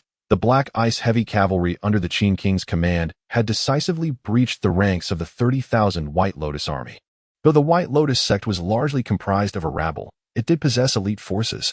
Otherwise, how could they have laid siege and pillaged? The intelligence they received indicated that those elite forces had been swiftly eliminated. Thus, the Black Ice heavy cavalry instilled in them a profound sense of trepidation. Chapter 20. Underestimation. If their elder brother were to become entangled with the realm of terrestrial immortals, they would inevitably be held accountable for the assassination of the Qin King, which would require them to confront the formidable Black Ice heavy cavalry directly. This thought instilled a sense of trepidation within them. Thus, it was precisely for this reason that they had initially orchestrated the assassination through their subordinates, refraining from involvement themselves. Now that their elder brother was taking matters into his own hands, they felt a sense of relief and elation, hoping that he would achieve success with a single strike. As they watched the elder leave, the jade-faced scholar spoke up, and the others nodded in agreement. If their elder brother succeeded, there would be no need for their own involvement. Observing the grim scene around them, some among them could not suppress a feeling of dread. Fortunately, their elder brother had been preoccupied with other affairs, allowing them to send men to deal with the Qin King. They had laid ambushes along the road for several days. However, the Qin King had moved at a sluggish pace, only arriving today. Their elder brother, having completed his own tasks, came to join them. But it seemed he had arrived just a moment too late. Had he come sooner, an encounter with the Qin King would have been unavoidable. While their elder brother was likely to remain unscathed, their own fates were uncertain. Now, this matter was fortuitously placed in their elder brother's capable hands. A blessing in disguise for them. How could you play the killing melody? The army advanced steadily, with the moving palace drawn by horse-drawn carriages. At this moment, Bai Liuli felt a chill enveloping her spirit. Initially, she had thought this mission would be rather mundane, especially when Lu Fifan had sent someone to invite her into the carriage. At that moment, her thoughts had been dismissive, believing that all men were fundamentally the same, particularly when faced with such direct advances, which she deemed rather base. However, the instant the killing melody resonated, she realized her grave misjudgment. The Qin King had, without a doubt, discerned her true identity at a glance. But that was impossible.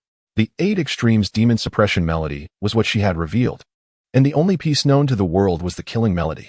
The sentimental piece she had previously played had never been performed in the realm. The world knew nothing of it. The people of the martial world were only aware of her killing melody, oblivious to the fact that she possessed the 8 Extremes demon suppression melody.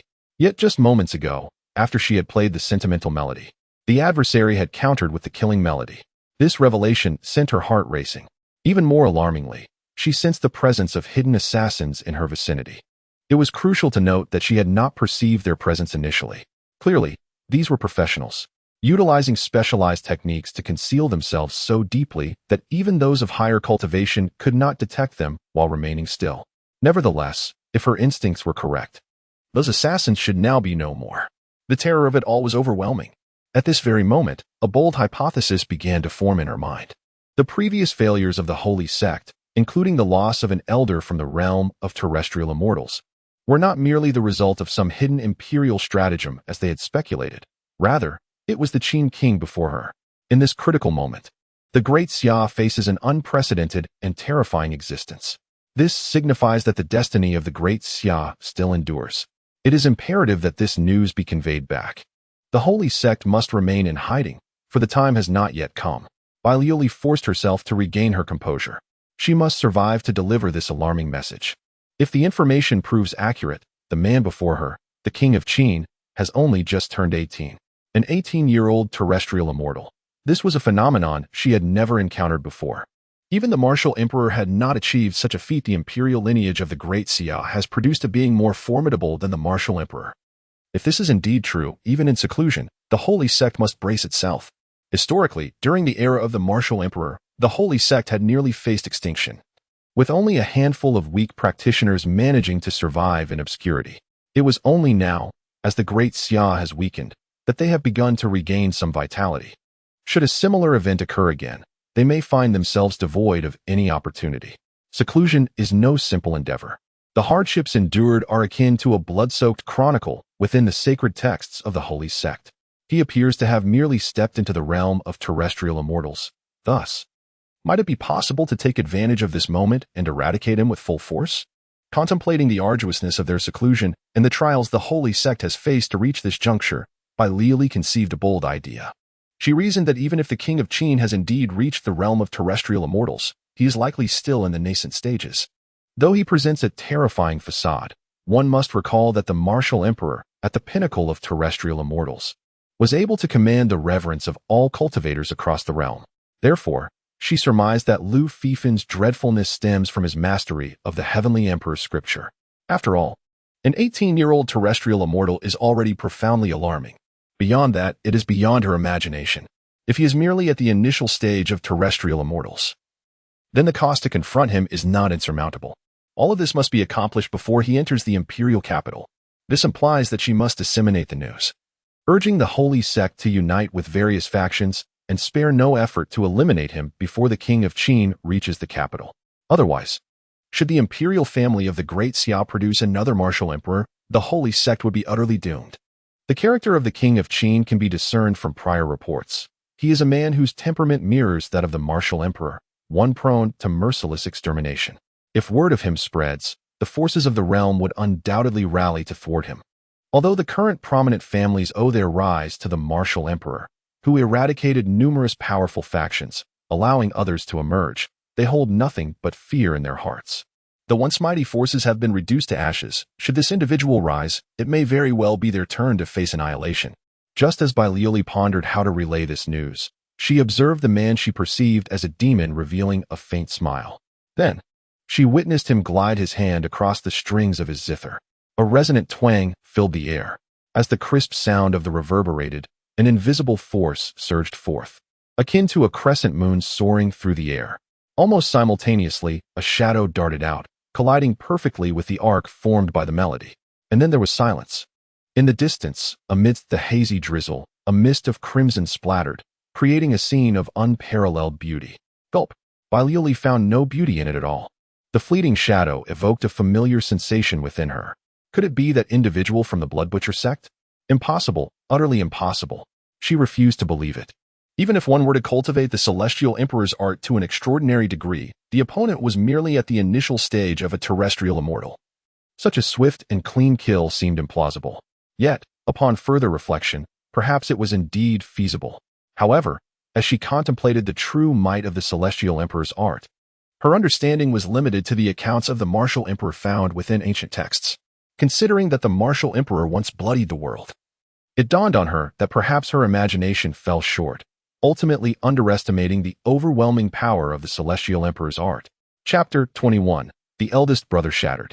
Annihilating opponents of the same realm with utter ease. It is no wonder that the martial emperor of the Great Xia could sweep the world with bloodshed. In the face of such formidable power, opponents of the same realm are scarcely more than ants. Of course, experience can still provide a means of resistance. Although since the Great Xia's martial emperor, no one has managed to cultivate the Celestial Emperor's art to the pinnacle of the earthly immortal realm. Many have reached the earthly immortal stage through inherited power, and some have even attained the mid-level of the earthly immortal realm. Those emperors, while possessing considerable influence, are limited in their capabilities. Major factions may regard them with caution, yet they are not truly fearful. Should they unite, even those of such elevated status could be challenged. According to various reports, as long as one has not reached the 15th level of the Celestial Emperor's art, there remains a possibility for resistance against those at the pinnacle of the earthly immortal realm. However, it is imperative to resolve the matter swiftly. Achieving the earthly immortal stage at the age of 18, especially through the cultivation of the Celestial Emperor's art, is a formidable feat. Bai Liuli had no doubt that given sufficient time, the adversary would undoubtedly cultivate the Celestial Emperor's art to the 15th level, attaining the earthly immortal realm. At which point, they would be truly invincible. As Bai Liuli gazed at the receding blood mist, her mind swirled with countless thoughts. What she had initially perceived as a straightforward task had utterly shattered her worldview.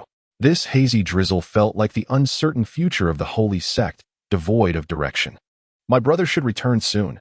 We ought to make some preparations, she mused.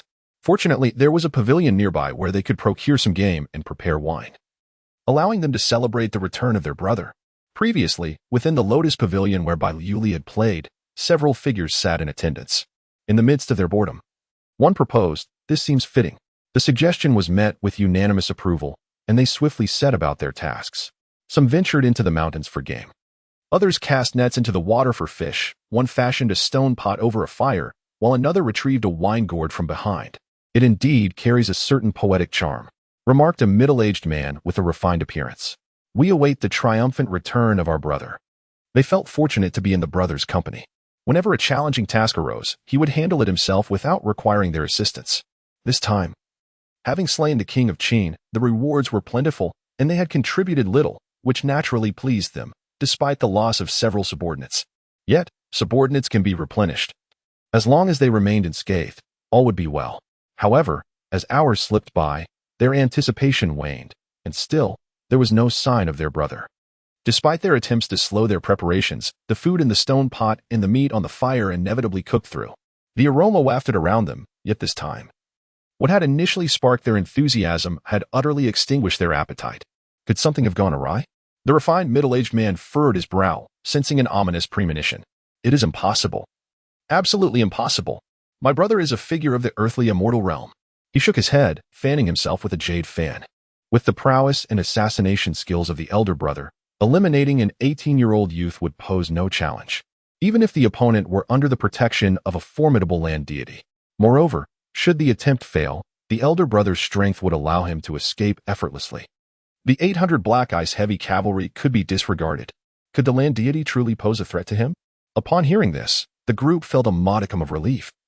Although an undercurrent of worry persisted, intensifying as time elapsed. As dusk descended, their foreboding feelings grew stronger. Could something have indeed gone awry? The middle-aged scholar, adorned as a handsome figure, spoke up. Impossible, absolutely impossible.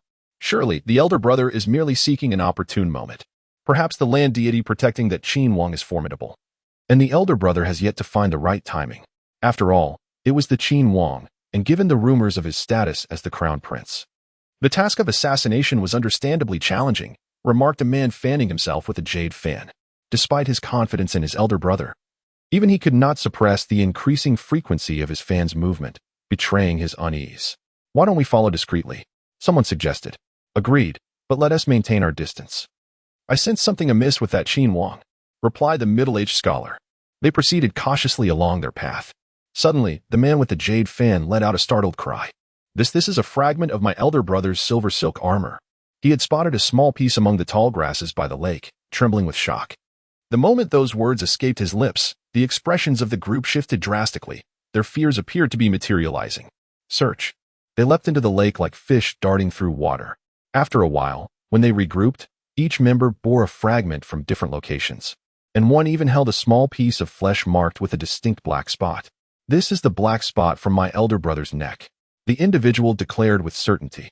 The presence of these varied fragments, coupled with the unmistakable mark on the flesh, forced them to confront an undeniable truth. Their elder brother had been shattered into pieces. One among them gulped, his voice quivering with dread. Their elder brother had fought alongside them for over 2 centuries. Most importantly, they had aided him in seizing an extraordinary opportunity that had elevated him to the realm of a land deity. He had always been loyal, supporting his band of brothers. Thanks to him, their status far exceeded that of ordinary grand masters. Yet now, their elder brother was gone, reduced to fragments. The most harrowing reality was that their land deity elder brother had perished, and they could only gather remnants of his armor. They could scarcely fathom the sheer force required to reduce him to such a state. What shall we do now? Should we continue the assassination of the Qin Wang? Inquired the man with the jade fan. A group of individuals gazed at him as if he were a fool. Their elder brother was a being of celestial stature. And even when he sought out the king of Qin, he was utterly shattered, with no chance of retreat. Under such dire circumstances, they still contemplated assassination. It seemed an invitation to death itself, setting aside the formidable opponent who had slain their elder brother. Even the Black Ice heavy cavalry had suffered catastrophic losses during this endeavor, and with their elder brother, a being of celestial might, now gone, their chances were nothing short of suicidal. I merely wished to avenge my brother. The middle-aged man, holding a jade fan, realized he had misspoken and hastily sought to clarify his words. The others, upon hearing him, bore expressions of profound indignation. Yet, once their anger was vented, it dissipated. Regardless of the intensity of their rage, they had to confront the grim reality. They lacked the strength to exact vengeance. Let us send word to the sect. Exaggerate the threat posed by the king of Qin and utilize the sect's resources to eliminate him. The king of Qin must perish to appease the spirit of our elder brother in the heavens. Chapter 22. A united assault on the royal family in a daring endeavor. Bai Liuli seized the opportunity to employ a method comprehensible only to the formidable members of the White Lotus sect, leaving behind a covert signal. The implication was clear. The Qin Huang must be decisively eliminated. Failure to do so would render the revival of the holy sect utterly hopeless. After leaving the hidden mark, Bai Liuli felt an immediate sense of relief. The next steps rested upon the actions of the holy sect. One could only hope they would take it seriously. In truth, a more forthright approach could have sufficed. However, just as Bai Liuli reveled in her quiet triumph, Lu Fifan, engrossed in studying a manual, suddenly spoke up. The moment those words escaped his lips, a wave of unease washed over Bai Liuli. It was evident her subtle maneuver had not gone unnoticed. Yet, in this precarious situation, why did he refrain from intervening? Observing Lu Fifan's confident demeanor, Bai Liuli felt a jolt of apprehension. Her instincts warned her that trouble may be looming. Was this a trap orchestrated by the royal family? A bold conjecture took shape in Bai Liuli's mind. The royal family might have anticipated everything, intending to ensnare the holy sect in one fell swoop. Your imagination is truly vivid, Lu Fifan replied with a bemused smile. Miss Bai, why not perform all the pieces you know? Upon hearing this, Bai Liuli grew skeptical, suspecting that Lu Fifan was mocking her. For she knew that after playing her pieces, he would replicate them flawlessly, often surpassing her own skill, giving her the impression that he was teaching her instead. Most perplexing was the fact that he was entirely familiar with her unique 8 Extremes demon suppression melody, a mystery she could not fathom. This was her exclusive opportunity. And to this day, she remained puzzled as to how he could master it as well. She had entertained the notion that Lu Fifan's talent was indeed extraordinary, able to grasp a piece after merely hearing it once.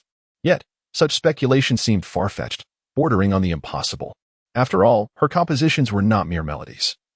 They entailed the intricate application of power, steeped in profound mystery. Notably, in her rendition of the 8 Extremes demon suppression melody, she had only played the emotional melody.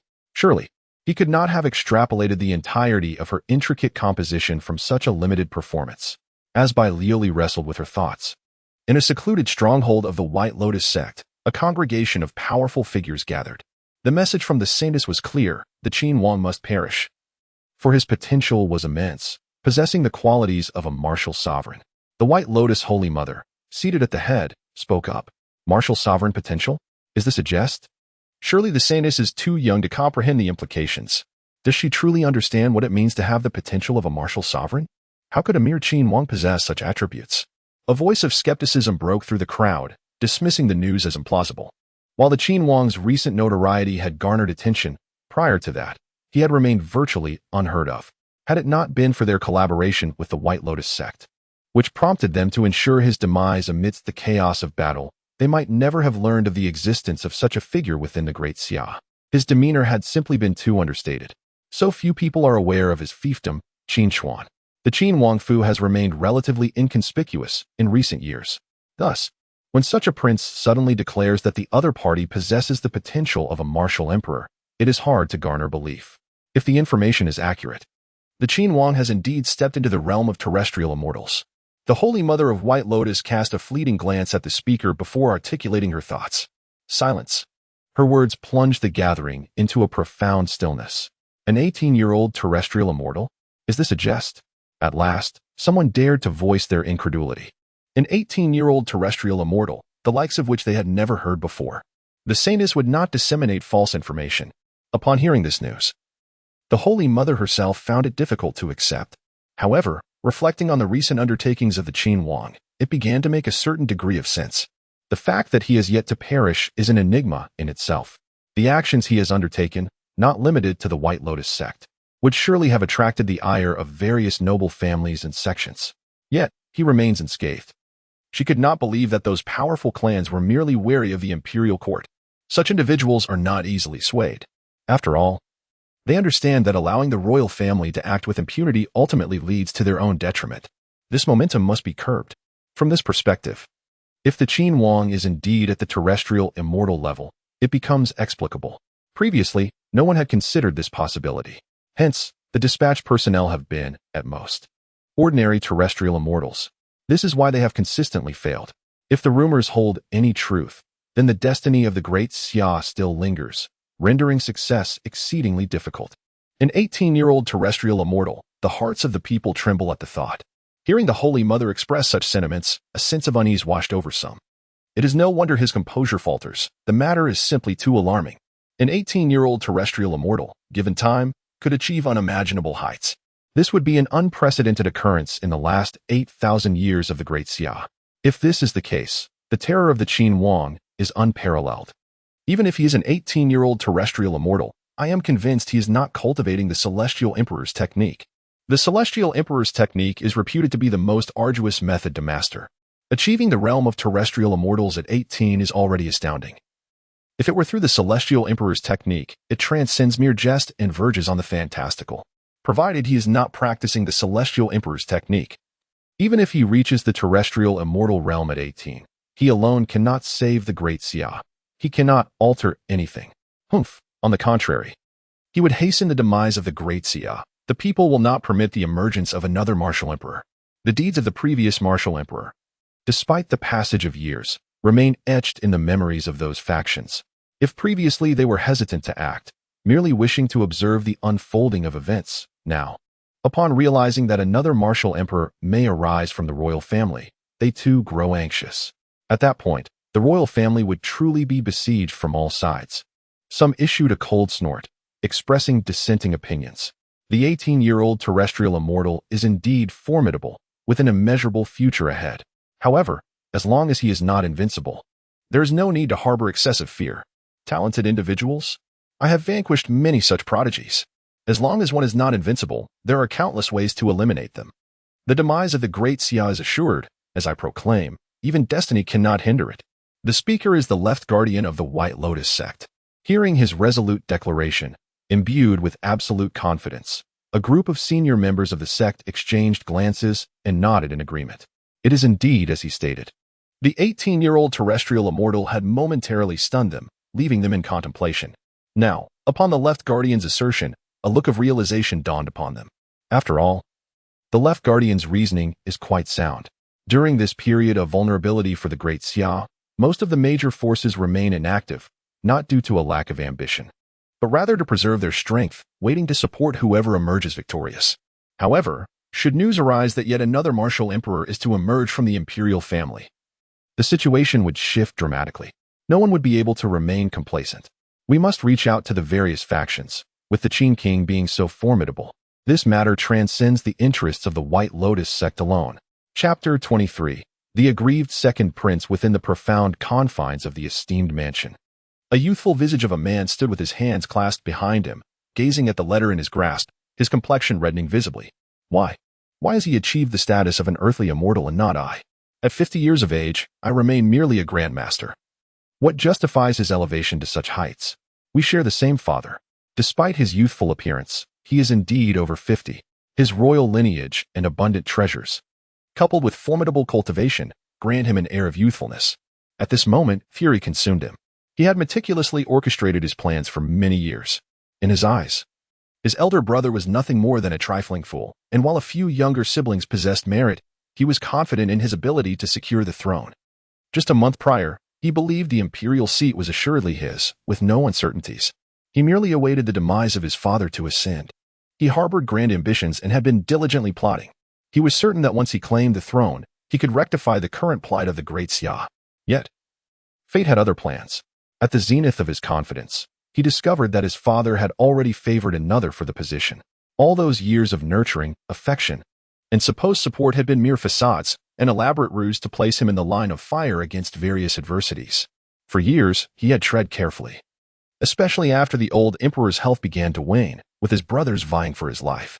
Yet, this circumstance, paradoxically, had instilled a sense of pride within him, a testament to his father's favoritism. However, a recent revelation struck him like a thunderbolt. The foolish monarch. Even now, in solitude, he often vented his frustrations with vehement curses. After all, for years his father had indulged in pleasure, delegating all responsibilities to him.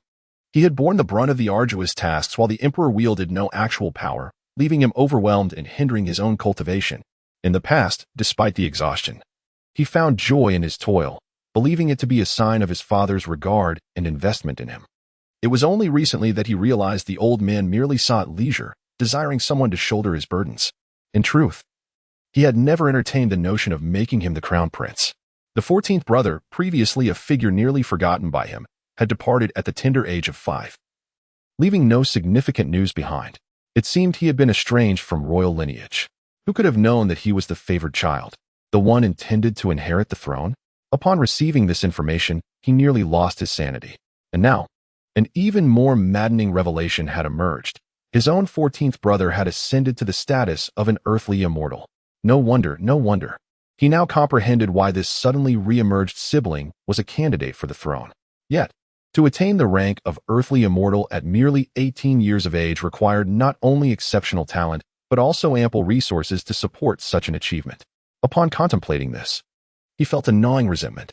It was evident that throughout the years, that foolish monarch had lavished countless treasures from the royal treasury upon the 14th brother. Now, he began to understand the scheme. By sending the 14th brother to such a distant place and rendering him increasingly obscure, people would almost overlook the existence of this royal member. This was his father's cunning plan, aimed at providing resources to allow him to focus solely on his cultivation. Look, he had achieved the status of an earthly immortal by the age of 18. And what of him, who appeared to be favored? These past years had been spent distracted by labor. His innate talent was not lacking. Had he been granted the same cultivation resources as his 14th brother, perhaps reaching the status of an earthly immortal at 18 would have been challenging, yet now at 50, he might still have a chance. However, after years of toil, as for resources, he had exerted great effort to acquire them, only for the majority to be dedicated to his father's enjoyment. In hindsight, those resources likely found their way to his 14th brother. It felt like a betrayal. The more he pondered, the angrier he became. Under normal circumstances, he might have accepted the situation, even if he resented the notion of his 14th brother achieving such a status. After all, in the current realm of Great Xia, strength was essential for dominance. Yet, in recent generations, the fate of failing to seize the throne had often ended in death. Therefore, regardless of how extraordinary his 14th brother was, he had to contend for his position. This was a fight for survival. There was no option for retreat. At least not for him. The Zhao and Feng families had already forged a vendetta against his 14th brother. Had he been an ordinary individual, they would not have been overly concerned. After all, the royal family had long viewed these prominent clans with disdain. Their continued existence was not due to his father's benevolence, but rather an inability to eliminate them. Thus, for the Zhao and Feng families, while the ascension of his brother would irk them, if he were without any extraordinary qualities, they would oppose him, but not vehemently. However, should they discover that their esteemed brother was an earthly immortal, sleepless nights would likely ensue for the two families. After all, the 14th brother was still quite young. He shook his head, unable to comprehend why his 14th brother had endured for so long, now just one step away from success. Once he arrived at the imperial capital, securing the throne upon the untimely demise of their foolish monarch would be within reach. Yet, instead of maintaining a low profile for over a decade, he had become a mere shadow, only to begin making a ruckus upon leaving Qinchuan. Along the way, he wreaked havoc indiscriminately. While he may have enjoyed himself, he had offended countless factions, raising their vigilance towards him. It was utterly reckless. One had to wonder how he managed to conceal his circumstances for 18 years, remaining so inconspicuous that even he had overlooked his brother. Fortunately, it seemed that after enduring for 18 years, the young man's temper had flared, and now he could no longer contain himself. Yet, before taking that final step, his true nature was already revealed.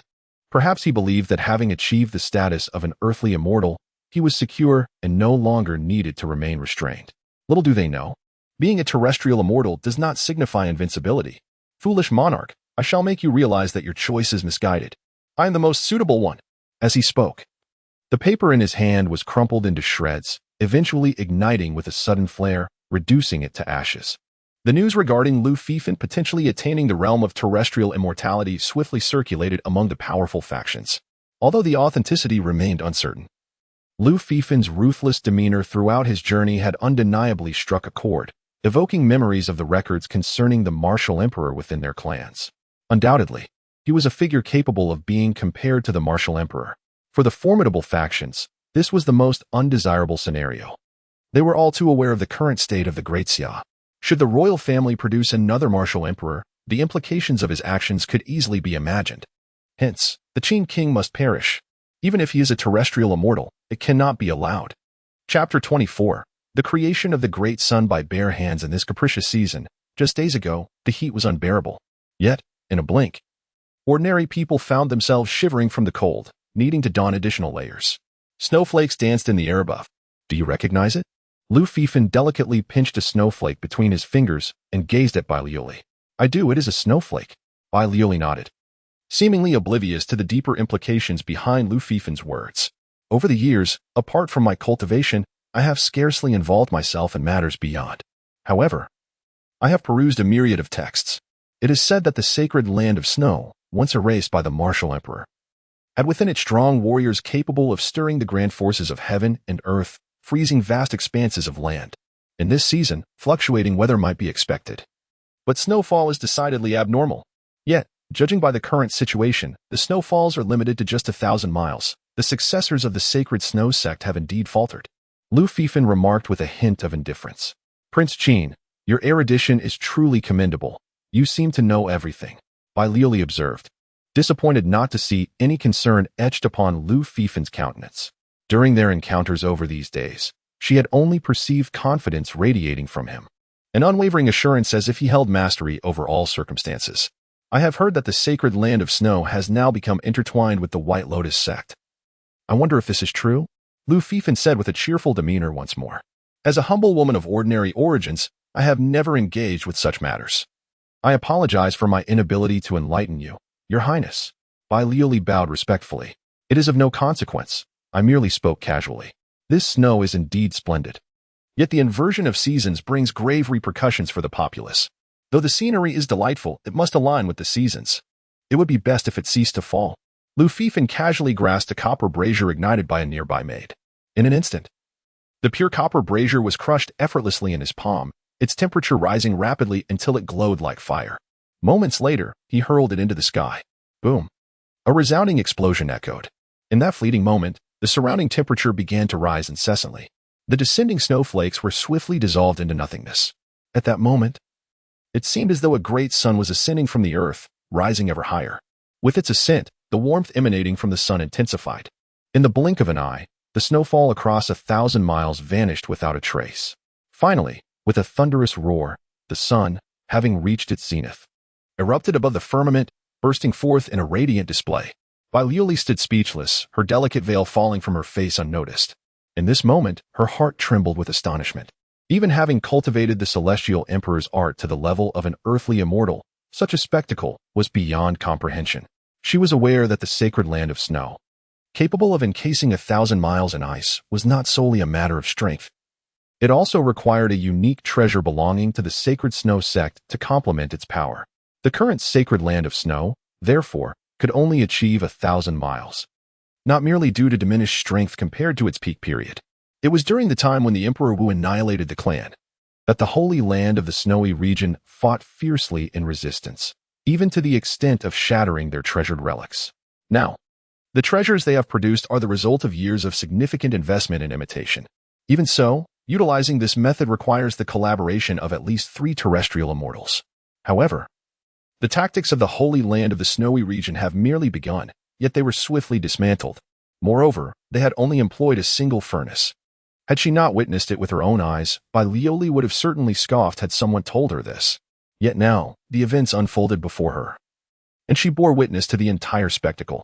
She came to realize a troubling possibility. She might have misjudged the situation. The King of Qin was far from the initial stage of a terrestrial immortal. If one could attain such strength merely by cultivating the celestial emperor's art to its early stages, the Daxia would not be in such a state of decline. Throughout generations, emperors have inherited the power of the celestial emperor's art in its initial realm. Although it is said that such inherited power does not match that gained through personal cultivation, the disparity is not excessively vast. Furthermore, there are those who have managed to cultivate the celestial emperor's art to the initial or even mid-stage realms through their own efforts. Nevertheless, even under such circumstances, it remains plausible. The emperors of Daxia who have cultivated the celestial emperor's art to the mid-stage wield greater authority. Dissenting voices are muted, and the realm remains stable, yet that is the extent of it. These emperors have not been without their ruthless measures. However, they remain powerless against the circumstances of Daxia. Thus, even those who cultivate the celestial emperor's art to the mid-stage cannot be deemed invincible. Otherwise, given the ruthlessness of the Daxia royal family, they would not show mercy. Yet now, the King of Qin exudes an aura of invincibility in Bai Liuli's perception. She harbored doubts that the King of Qin had reached the pinnacle of the terrestrial immortal realm, having perfected the celestial emperor's art. How else could such absurdity be explained? But wait, the King of Qin is merely 18 years old. Just 18. Achieving the terrestrial immortal realm at such a young age is already astonishing, let alone mastering the celestial emperor's art at that level. If her earlier conjectures were not audacious enough, contemplating that the opponent might indeed be at the pinnacle of the terrestrial immortal realm sends a shiver down her spine. If that were the case, the White Lotus sect, having allied with numerous factions, would be on the brink of annihilation. In such a scenario, those factions would dare not unleash their wrath upon him. Instead, the White Lotus sect, which transmitted the news, would surely face a gruesome fate. Contemplating such dire consequences, Bai Liuli's delicate cheeks paled under the blazing sun, casting an especially glaring reflection. Yet, this cannot be blamed on her. She firmly believed that Lu Fifan had indeed reached the terrestrial immortal realm. Rather than relying on some hidden royal technique, this conjecture was already quite bold. Who could have anticipated that the opponent would be a formidable being at the pinnacle of the terrestrial immortal realm? In just a few days, her worldview had been repeatedly shattered. Now, her thoughts were so chaotic that she could scarcely think clearly. It was simply too terrifying. Given the present circumstances, it appears that Daxia is indeed destined for greatness. While Bai Liuli was engulfed in terror, there existed individuals whose fear surpassed his own. On a mountaintop several miles away, a group of men and women cloaked in white had succumbed to the ground, surrounded by utter chaos, as though they had weathered a tempestuous storm. Viewed from the heavens, one would discern that their location was the very epicenter of the blazing sun in the firmament. In other regions, the aftermath of such a sudden conflagration resembled the rejuvenation of spring.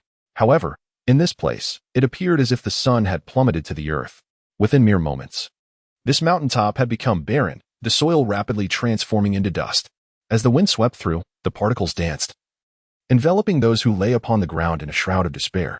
Chapter 25. Enlightenment. How is this possible? What kind of power is this? At this moment, only 3 individuals remained standing on the ground, 2 men and 1 woman. Among them, an elderly man spoke. He gazed up at the blazing sun in the sky, the light in his eyes having lost all color. The terror of that fleeting moment had pierced through his very spirit. The sacred treasure of their holy land, painstakingly rebuilt over millennia through generations of effort, had been utterly obliterated. It is known that, according to the accounts passed down by their ancestors, even during the emperor's assault on the snowy sacred land, it took 3 days to shatter their sacred treasure. Yet this time, their treasure was destroyed in an instant. Though it was evident that this newly forged version was not as powerful as the original, said to originate from an ancient lineage, the swiftness of its demise was unfathomable. The intense heat of that moment was terrifying. Who could it be? Who possesses such formidable power in the Great Xia? Another middle-aged man, barely able to breathe, spat blood repeatedly, his expression filled with bitterness. He could not accept that such a being existed in the Great Xia. They considered themselves among the elite of the Great Xia. Even if there were those stronger than them, they could always escape. At the very least, they could exchange blows for hundreds or even thousands of rounds. Each of them could command respect and authority anywhere in the Great Xia. Yet now, with just a single strike, they had not even glimpsed their opponent before being rendered powerless. How could they come to terms with this? A shadow, standing with hands behind its back within the sun, had cast a fleeting glance at them. I have seen the portrait of the Great Xia's King Qin. It is he. The final speaker, a beautiful woman, still bore disbelief in her eyes. Even as she spoke, she found it hard to grasp the reality.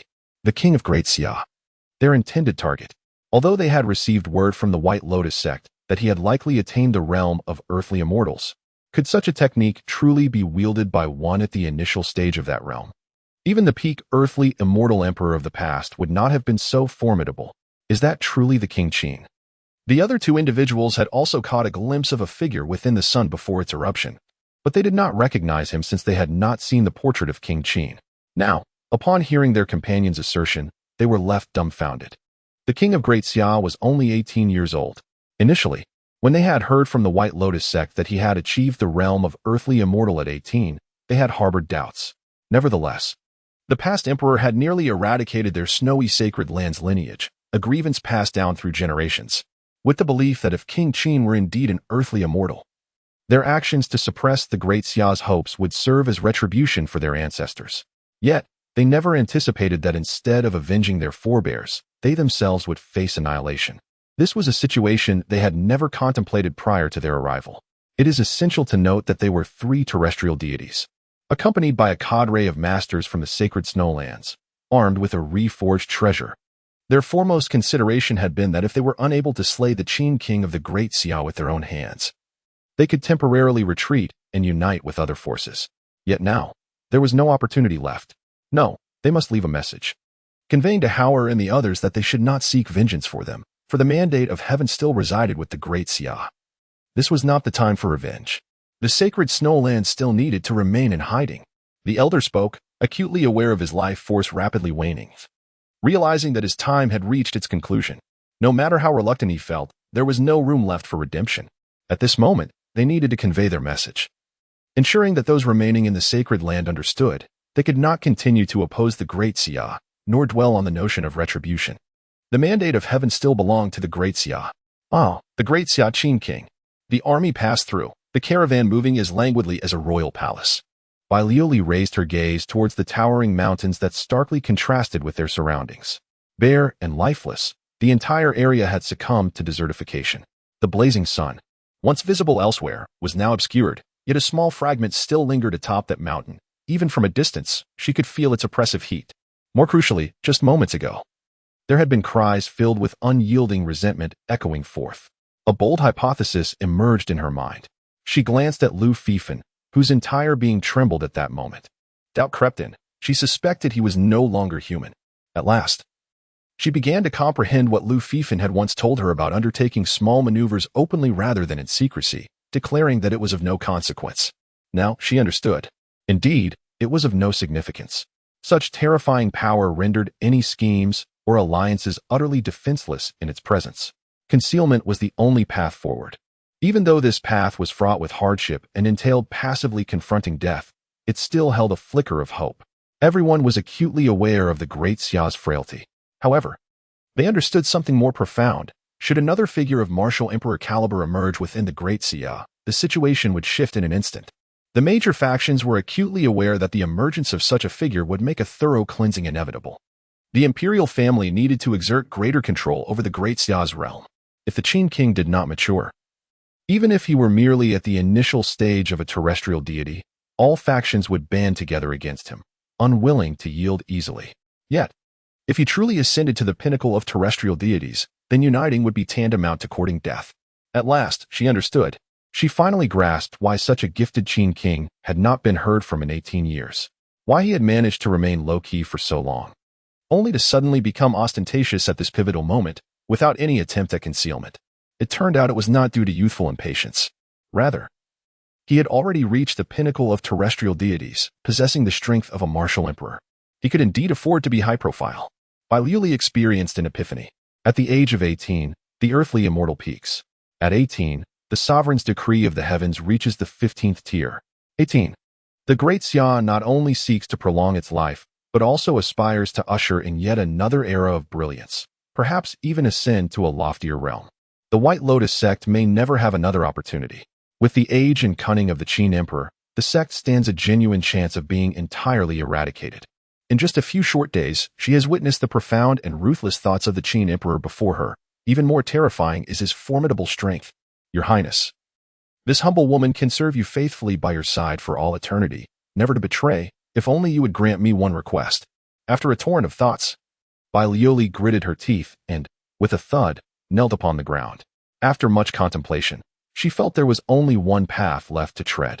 Chapter 26. Reduced to ashes, Bai Liuli knelt, feeling that the holy sect had become far too audacious this time. No matter the course of action, a cleansing was now an inevitable fate.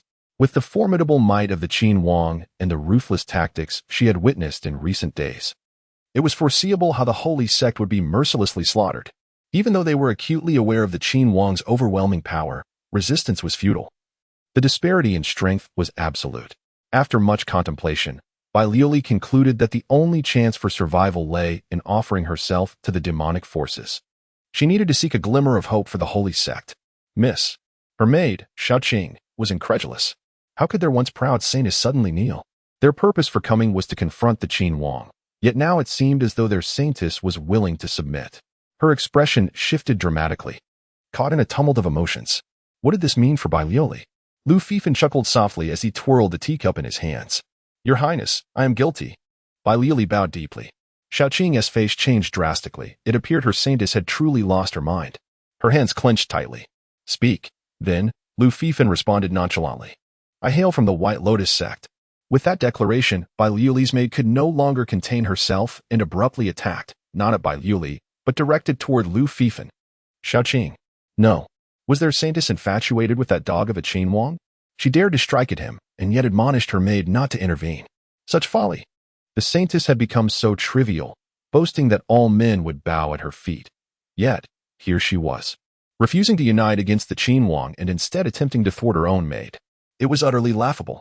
Such a person did not deserve to be the saintess of the holy sect. In mere moments, she had chosen to defend that contemptible man.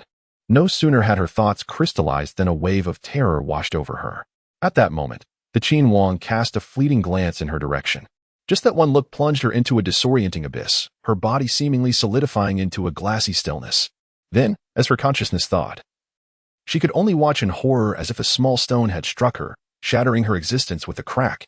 It dawned on her that the saintess's plea was a desperate attempt to spare her own life. Alas, it was too late for such realizations. As her mind fractured in its final moments, she succumbed to an eternal darkness.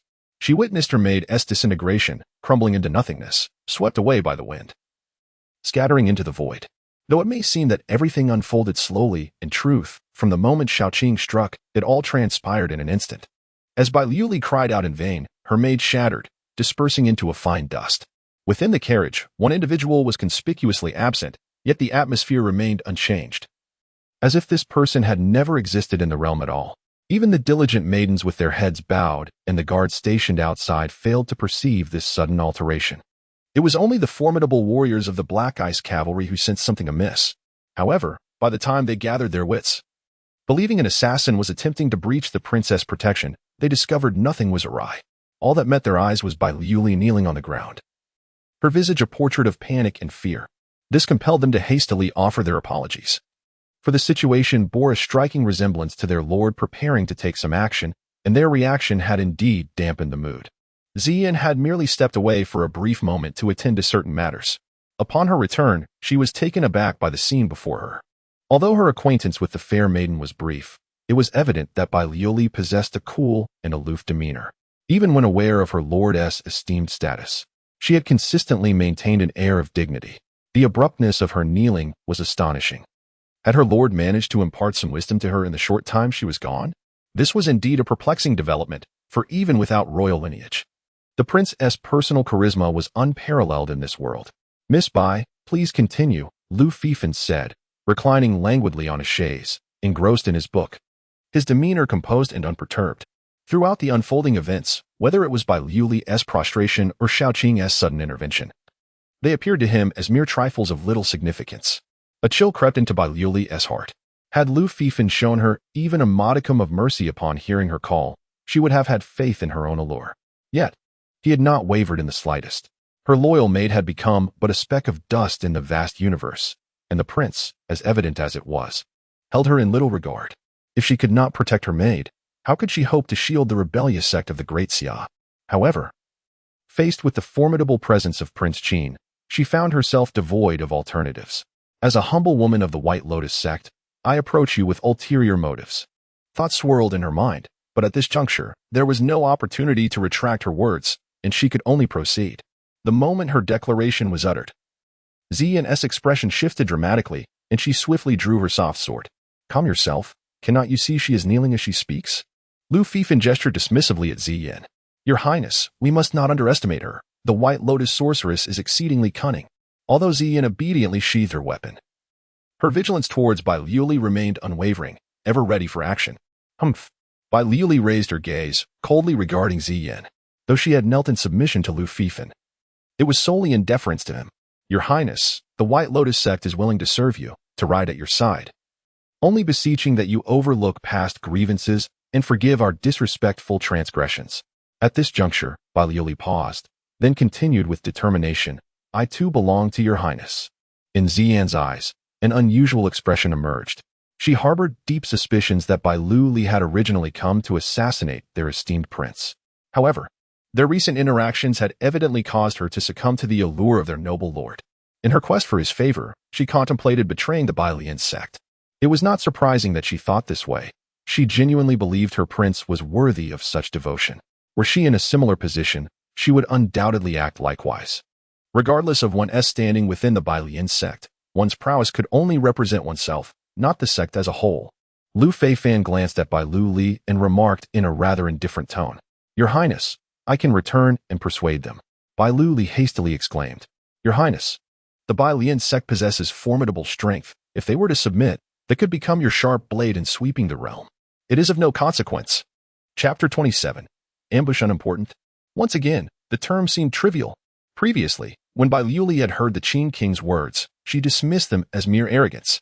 However, now, having surmised that the Qin King might have reached the pinnacle of terrestrial immortality and was practicing the Celestial Emperor's art, her perspective had transformed entirely.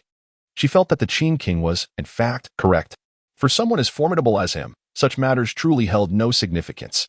If he so desired, the world would be aware of his might, and as long as he could evade punishment, numerous factions would eagerly submit to him. During the era of the martial emperor, there had been thoughts of resistance, yet the consequences were now abundantly clear. The rivers and lakes had been severed by bloodshed. For this reason, even when the royal family fell into weakness later on, these factions, having not regained their vitality, lacked the strength to oppose. Thus, at present, if submitting could guarantee their survival, they would not hesitate. Bai Li, at least, did not wish to. She hoped for an opportunity from the Qin King. Bai Li threw herself to the ground, her forehead striking heavily, so forceful that her veil and outer robe fell to the ground. Ziyan's gaze sharpened. This was indeed a captivating enchantress. However, from the perspective of the prince's interests, she believed her lord should acquiesce.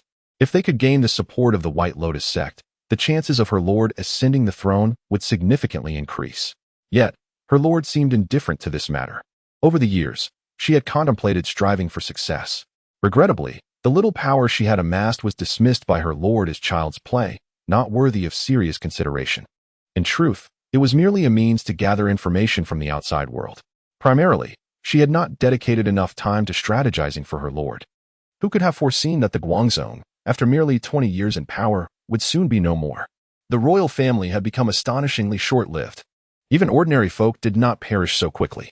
Reflecting on this, she felt a deep concern. Even if her lord succeeded in claiming the throne, how long could he possibly reign? Yet, that was a concern for another day. She had already dispatched her forces beyond the Great Xia to seek treasures that could extend life. If solutions could not be found within Great Xia, perhaps they could be discovered beyond its borders. This was the only way she could assist her lord. Though uncertain of its efficacy, she was determined to make every effort. Perhaps, her lord could trust the young lady by this once. Ziyan's thoughts swirled as she could not help but speak up. Bai Li, lifting her head, cast a surprised glance at Ziyan. She sensed that the woman beside the Qin King harbored significant reservations about her. It was quite apparent. As for the reasons, Bai Li understood well. It was simply because she was too exceptional, instilling a sense of threat in that woman. However, she had not anticipated that, in such circumstances, this woman would still advocate for her, truly a rare occurrence. Even if her initial intention was for her own master, it was no small feat yet. Did this woman not realize how formidable her master truly was? Given the prowess of her master, one could argue that not only would the White Lotus sect be subdued, but even the four sacred sects might find themselves compelled to kneel at her discretion. Nevertheless, in critical moments, the fact that the other party could speak on her behalf deeply moved Bai Li. Suddenly, as this thought crossed her mind, a thunderous roar erupted from the front of the formation. The path ahead had been severed. In fact, both the front and rear were cut off, and even boulders were tumbling from above. However, upon their appearance, they exploded outward, as if an invisible force had intervened, safeguarding the entire contingent. This location was not a perilous pass. Given the size of the falling boulders, it should have been impossible to set up an ambush here. Yet, they had managed to do so. Clearly, the power behind this strike was formidable. The air was filled with the sounds of battle cries, and flags were abruptly raised atop the hills. Ziyan, who had initially intended to persuade her lord to allow Bai Li to speak, shot a fierce glare at Bai Li upon seeing the flags. These banners represented the White Lotus sect, specifically the elite 5 elements flag. Evidently, the recent maneuver was the signature move of the Earth Yellow flag, one of the 5 elements flags. It was perplexing, however, that the descending boulders had all been held at bay. Were it not for this, even the elite Black Ice Heavy Cavalry would have faced dire consequences. Yet, something seemed amiss. The Qin Wang's forces appeared unscathed, exhibiting none of the signs of a heavy assault. Hadn't the White Lotus sect claimed that the sacred grounds of the Snowy Domain had launched an attack ahead? Furthermore, why had the 5 elements flag's assault yielded no results? Were they merely toying with us? Meanwhile, on the peaks flanking the road, a congregation of powerful figures gathered. With the 5 elements flag's futile attempt, doubts began to surface among them. We are equally unaware of the situation in the sacred grounds of the Snowy Domain, as we have been unable to establish contact. As for the 5 elements flag's actions, why have they proven ineffective? The Qin Wan is the crown prince, now having attained the realm of the earthly immortal. He is the next emperor of the Great Xia and holds immense significance within the royal family, surrounded by formidable allies and wielding powerful secrets. The Great Xia is in decline, but it has not perished. Is it truly so easy to contend with? If the 5 elements flag were sufficient to resolve this, why would we even need to intervene? Although the White Lotus sect's warriors sensed something amiss, they merely snorted in dissatisfaction at the inquiries of their allies. That may hold some truth. Nonetheless, the concerns expressed by the White Lotus sect's warriors carried a degree of merit, thus garnering the agreement of other powerful figures. Regardless, this time we strike in unison. Even if the Qin Wang possesses myriad strategies, he is merely a fragment of the royal power here, not in the imperial capital. Today, he shall meet his end. In response, all the powerful figures exchanged glances, nodding in agreement. Indeed, given their formidable assembly, victory appeared inevitable. Even if the sacred land of snow does not impose any restrictions on the Qin king, it is hardly a significant issue. Meanwhile, inside the carriage, a sense of urgency enveloped Bai Liuli. Your Majesty, allow me to converse with them. We must halt this recklessness. Her mind felt as if it might explode. First, it was her own maid, and now it was the 5-element banner of the White Lotus sect. They had not even afforded her the chance to explain before they recklessly sought their own demise. Bai Liuli was anxious. If the 5-element banner were to be annihilated, she would find it impossible to persuade the holy sect to reconsider their path. The 5-element banner represents the elite force of the White Lotus sect. More importantly, its members are intricately linked to the other ordinary disciples. Should misfortune befall them, the White Lotus sect would struggle to redirect its course. The enmity that had once been suppressed by the martial emperor had, by their generation, become little more than a rallying cry. In truth, very few disciples genuinely held this sentiment close to their hearts. However, if the 5-element banner were to face calamity, the situation would be entirely different. The enmity would become palpable. Not even a holy maiden, let alone a mere mortal, would find their words effective in such a scenario. Let me witness the stature of mist by within the White Lotus sect, Lu Fifan remarked noncommittally. For him, whether the White Lotus sect submitted was merely a matter worthy of suppression. Naturally, it was the formidable ones who required subjugation. He maintained a gentle demeanor. Unlike the martial emperor, who would annihilate without leaving a trace, even impacting those with familial ties. Frankly, the existence of remnants from the martial emperor's era only indicated that these forces had indeed flourished, as the method of purging them had proven insufficient. Yet, Lu Fifan remained unfazed by this. His prodigious talent surpassed all. While the martial emperor reigned for merely a millennium, his own capabilities could extend to 10,000, 100,000 years, or even beyond. To him, these so-called great powers were but mere dust drifting through the mortal realm. Since surpassing the limits of the celestial emperor's technique and achieving an unprecedented realm, Lu Fifan had consistently gleaned insights into the principles of heaven and earth. This state could be described as a transcendence beyond the mundane world. Chapter 28.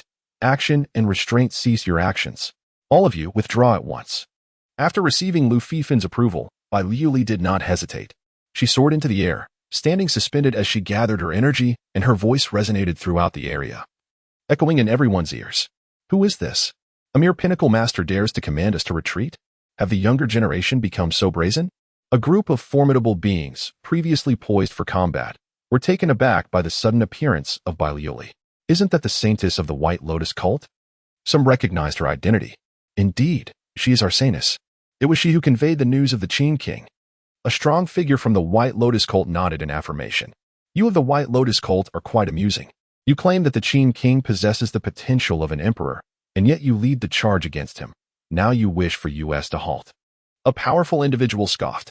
The saintess does not represent the entirety of the White Lotus cult. She has not decreed a cessation. Another strong figure from the cult remarked coldly. Saintess, what is the reason for your obstruction? At this moment, the gathered strong beings had all taken to the skies, most disregarded by Liu Li, with only those from the White Lotus cult voicing their skepticism. I have already negotiated with the Qin king. The holy cult will submit to the imperial court, and the Qin king will consider granting us a path to survival, Bai Liuli declared. As for why she did not disclose the Qin king's cultivation level, it was due to her keen observation of a particular matter. The Qin king's strength had never been revealed. Given his prowess, if he wished to return to the palace, it would take him no more than a day. Yet, news of his capabilities remained undisclosed. It was only her acute insight that allowed outsiders to glean a fraction of the truth. However, she now harbored doubts, suspecting that this was a deliberate tactic of the Qin king. He was, in essence, baiting them. Throughout the journey, he had moved slowly with his black ice-heavy cavalry. A strategic choice. This suggested that the Qin king did not wish to expose his true strength by presenting himself as bait. He aimed to draw out dissenting forces from the world and ensnare them all at once. In such circumstances, if she were to reveal the truth directly, it would undoubtedly disrupt the Qin king's plans. Such revelations would render any discussions of submission moot. Thus, she refrained from disclosing the critical details at the outset. Nevertheless, she sensed impending peril. It appeared that the White Lotus cult had indeed allied with various factions, without a compelling reason. Persuading the strong figures of the White Lotus cult to withdraw would prove exceedingly difficult, even if she claimed that the Qin king had reached the pinnacle of earthly immortality. They might still remain unconvinced. They could even suspect that she had been compromised by the Qin king. You of the White Lotus cult intend to submit to the Qin king.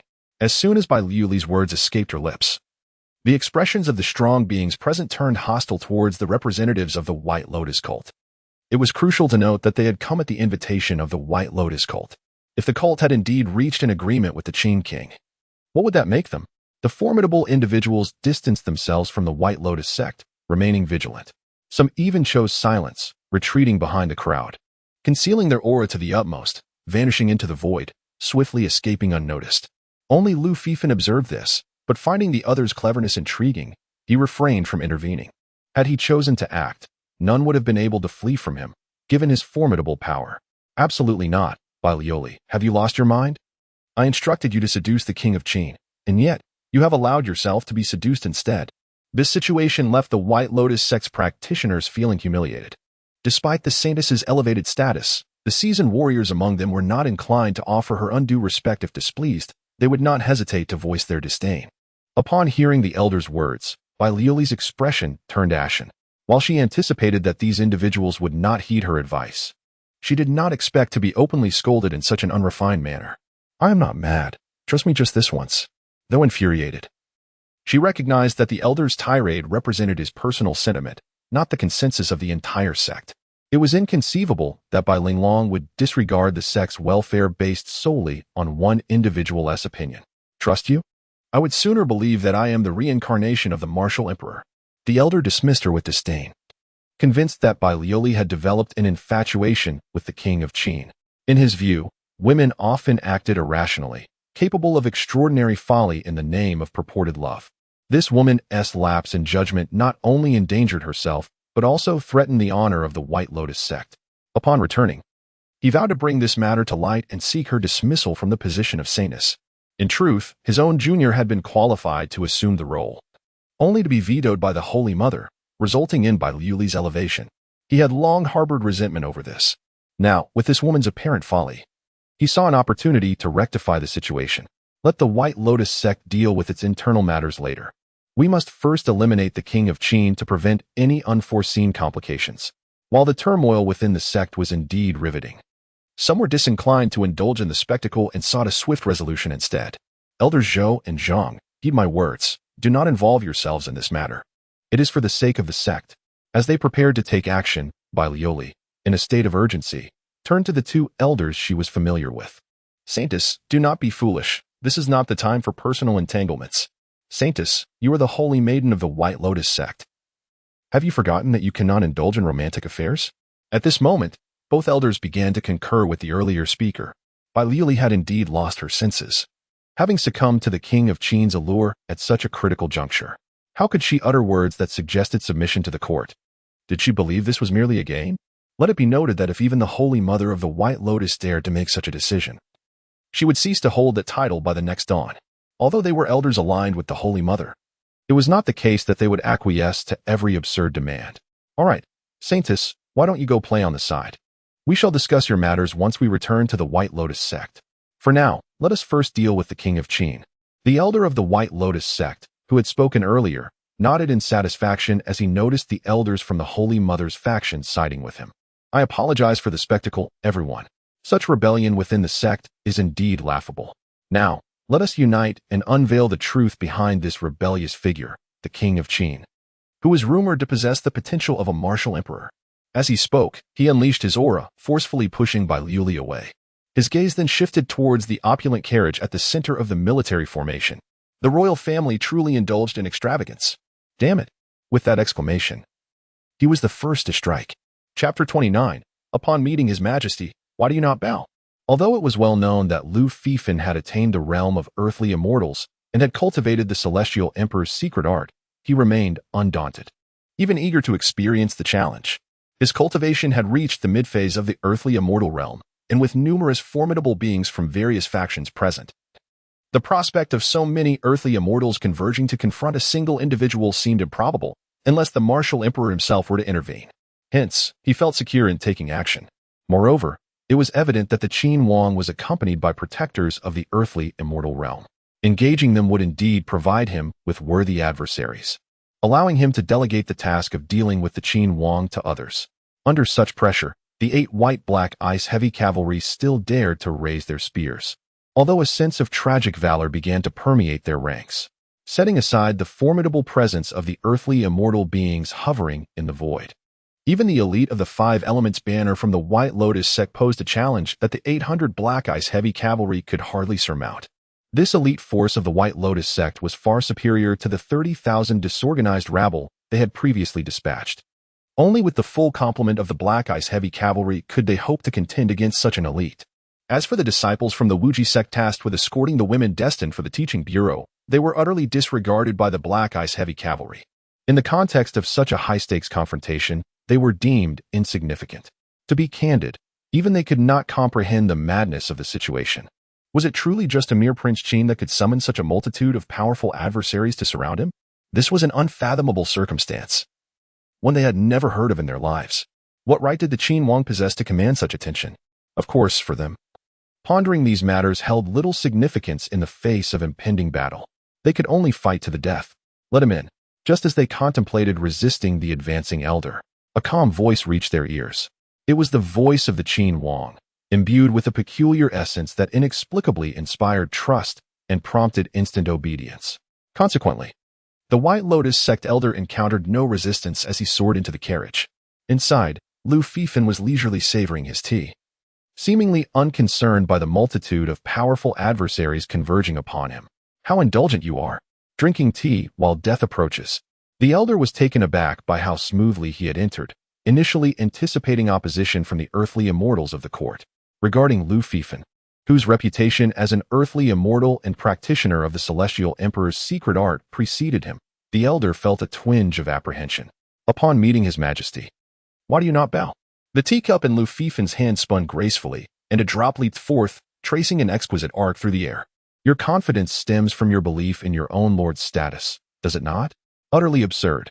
We are rebels determined to annihilate your entire family, Your Highness. Such a ludicrous identity. This is your death warrant. The elder of the White Lotus sect scoffed coldly. It appears you do not accept the proposal of your family's saintess. Lu Fifan was not the least bit angered by his insolent words. After all, he generally exhibited great tolerance towards those facing imminent death. Your paramour, do you truly believe that her mere status as a saintess grants her the power to control our White Lotus sect? What strength does she possess? Is she truly worthy?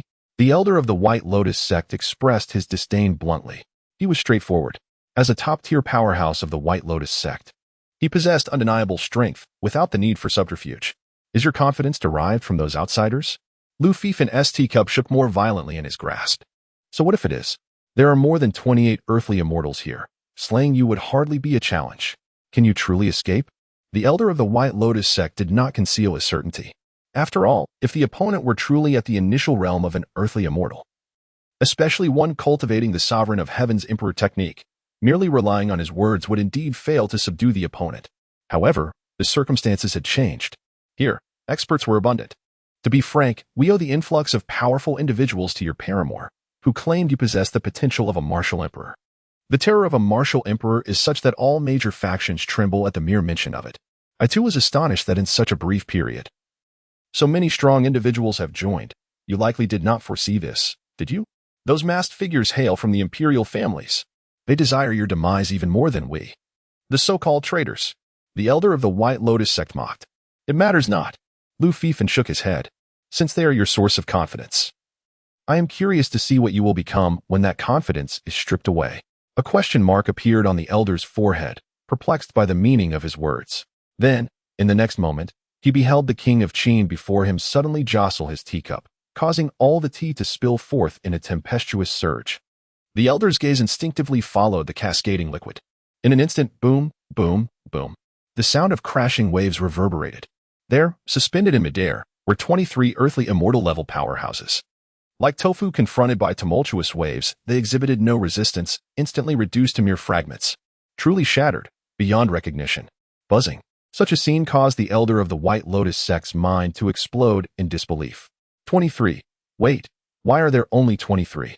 Even excluding himself and the 3 from the snowy domain, there should be 24 in total. Of course, this thought was but a fleeting notion in his chaotic mind. At this moment, he trembled, feeling as though his very soul was on the verge of dispersing. One must understand, these were 23 earthly immortal-level powerhouses, not mere rabble. Each terrestrial immortal is a figure capable of commanding an army single-handedly. They are formidable beings, reigning supreme within their respective factions, holding positions of elder authority. With but a single utterance, they can dictate the fates of countless souls. They stand among the pinnacle of the great Xia. Yet now they lie shattered. And so effortlessly so. They scarcely had the time to react to the onslaught. Even in death, they seemed oblivious to the calamity that had befallen them. The witnesses present were equally in the dark regarding the specifics of the events. Only the elder of the White Lotus sect, who observed the entire ordeal, along with Xian, who stood beside Lu Fifan, discerned the underlying issue. Additionally, Bai Liuli, who had been propelled away by the elder, was hastening back. Upon witnessing the bodies of the mighty disintegrating, she instantly comprehended the gravity of the situation. It was the hand of King Qin at work. Her heart sank, realizing that she ultimately could not alter the course of fate. Chapter 30. Kneeling down, the hands of the elder of the White Lotus sect trembled. His heart quaked in fear. It was utterly terrifying. In his lifetime, he had never witnessed such a horrifying spectacle. Even in times of his own inadequacy, he had never felt such dread. This just had escalated beyond all bounds. Even the formidable martial emperor paled in comparison. That curse by Liuli had spoken of the Qin king possessing the potential of a martial emperor. But this was truly a martial emperor manifest on earth. He felt as though his head might explode. The terror was overwhelming. At that moment, he understood why Bai Liuli insisted on surrendering to the Qin king and urged them to retreat swiftly. If the Qin king was this formidable, why hadn't they been informed sooner? While the elder of the White Lotus sect continued to tremble, a voice, seemingly calm yet resonating in his mind like a devil's whisper, echoed in his ears. Before he could fully comprehend, Lu Fifan waved his hand. In an instant, a fierce wind howled, and the colossal stones that had been struck down by the earth-yellow flags soared into the air. Upon reaching a certain height, they plummeted toward the White Lotus disciples on the mountain. At that moment, everything unfolded too rapidly for the disciples to grasp. Many of them believed that the powerful figures had already taken action, but their speed was so extraordinary that their vision could not keep pace. Yet before they could witness the might of these strong warriors, they were instead greeted by the sight of boulders descending like meteors. This scenario sent them into a state of utter panic in an instant. They attempted to flee, but it was far too late. Even those at the master and grandmaster levels found themselves ensnared as if trapped in a quagmire. Moreover, compared to the ordinary disciples, their strength enabled them to perceive the unfolding crisis. They realized that the powerful figures standing in the void had seemingly been struck by some formidable force, reduced to nothingness in an instant. Upon recognizing this alarming truth, they questioned their own eyesight and sensations, for after all, these were terrestrial immortals. They could not fathom what kind of power could annihilate them in such a blink of an eye, and in unison, no less. However, before they could fully ascertain whether their perceptions were flawed, the sky was filled with descending boulders, akin to meteorites. At this juncture, they harbored no other thoughts but the desire to survive. Alas, such aspirations were mere illusions. For those of their prowess, the ability to escape was akin to being ensnared by an invisible force. They could only helplessly watch as they were crushed and buried beneath the stones. Thus, the elite forces of the White Lotus sect, represented by the 5 Elements flags, were utterly annihilated. This scene left the elder of the White Lotus sect's mouth trembling. Though he was a practitioner at the mid-stage of terrestrial immortality, he felt utterly powerless at that moment, incapable of any action. It was too terrifying. The strength exhibited by the Qin King transcended that of mere mortals. The so-called terrestrial immortals were merely deities of the mundane realm. In contrast, the Qin King's methods were akin to the will of heaven and earth itself. Such tactics resemble the actions of a celestial being navigating the mundane world. Thud. The elder of the White Lotus sect fell to his knees, his confidence shattered. So, this is your true nature? Lu Fifan nodded slightly. The elder, now devoid of pride, could no longer afford to be offended by such mockery. Regret surged within him. He should have heeded Bai Liuli's advice to retreat. Had he obeyed then, he would not find himself in this predicament now. Saintus, please, plead for mercy from His Highness the Qin King. I was wrong. I am willing to submit. I truly am. Bai Liuli, her face ashen, had just returned to the carriage when the elder looked upon her, as if she were a savior. Too late. Bai Liuli lamented, shaking her head. You venomous woman, it is all your fault. Were it not for you, how could it have come to this? You are a sinner of the holy sect. The elder, upon seeing Bai Liuli's shaking head, lost his composure and voiced his thoughts. If it were not for you, the holy sect would not have orchestrated this operation. Knowing the strength of the Qin King, you should have spoken up. Just tell us, and we would have retreated. The elder bellowed at Bai Liuli. She found herself unable to counter his words.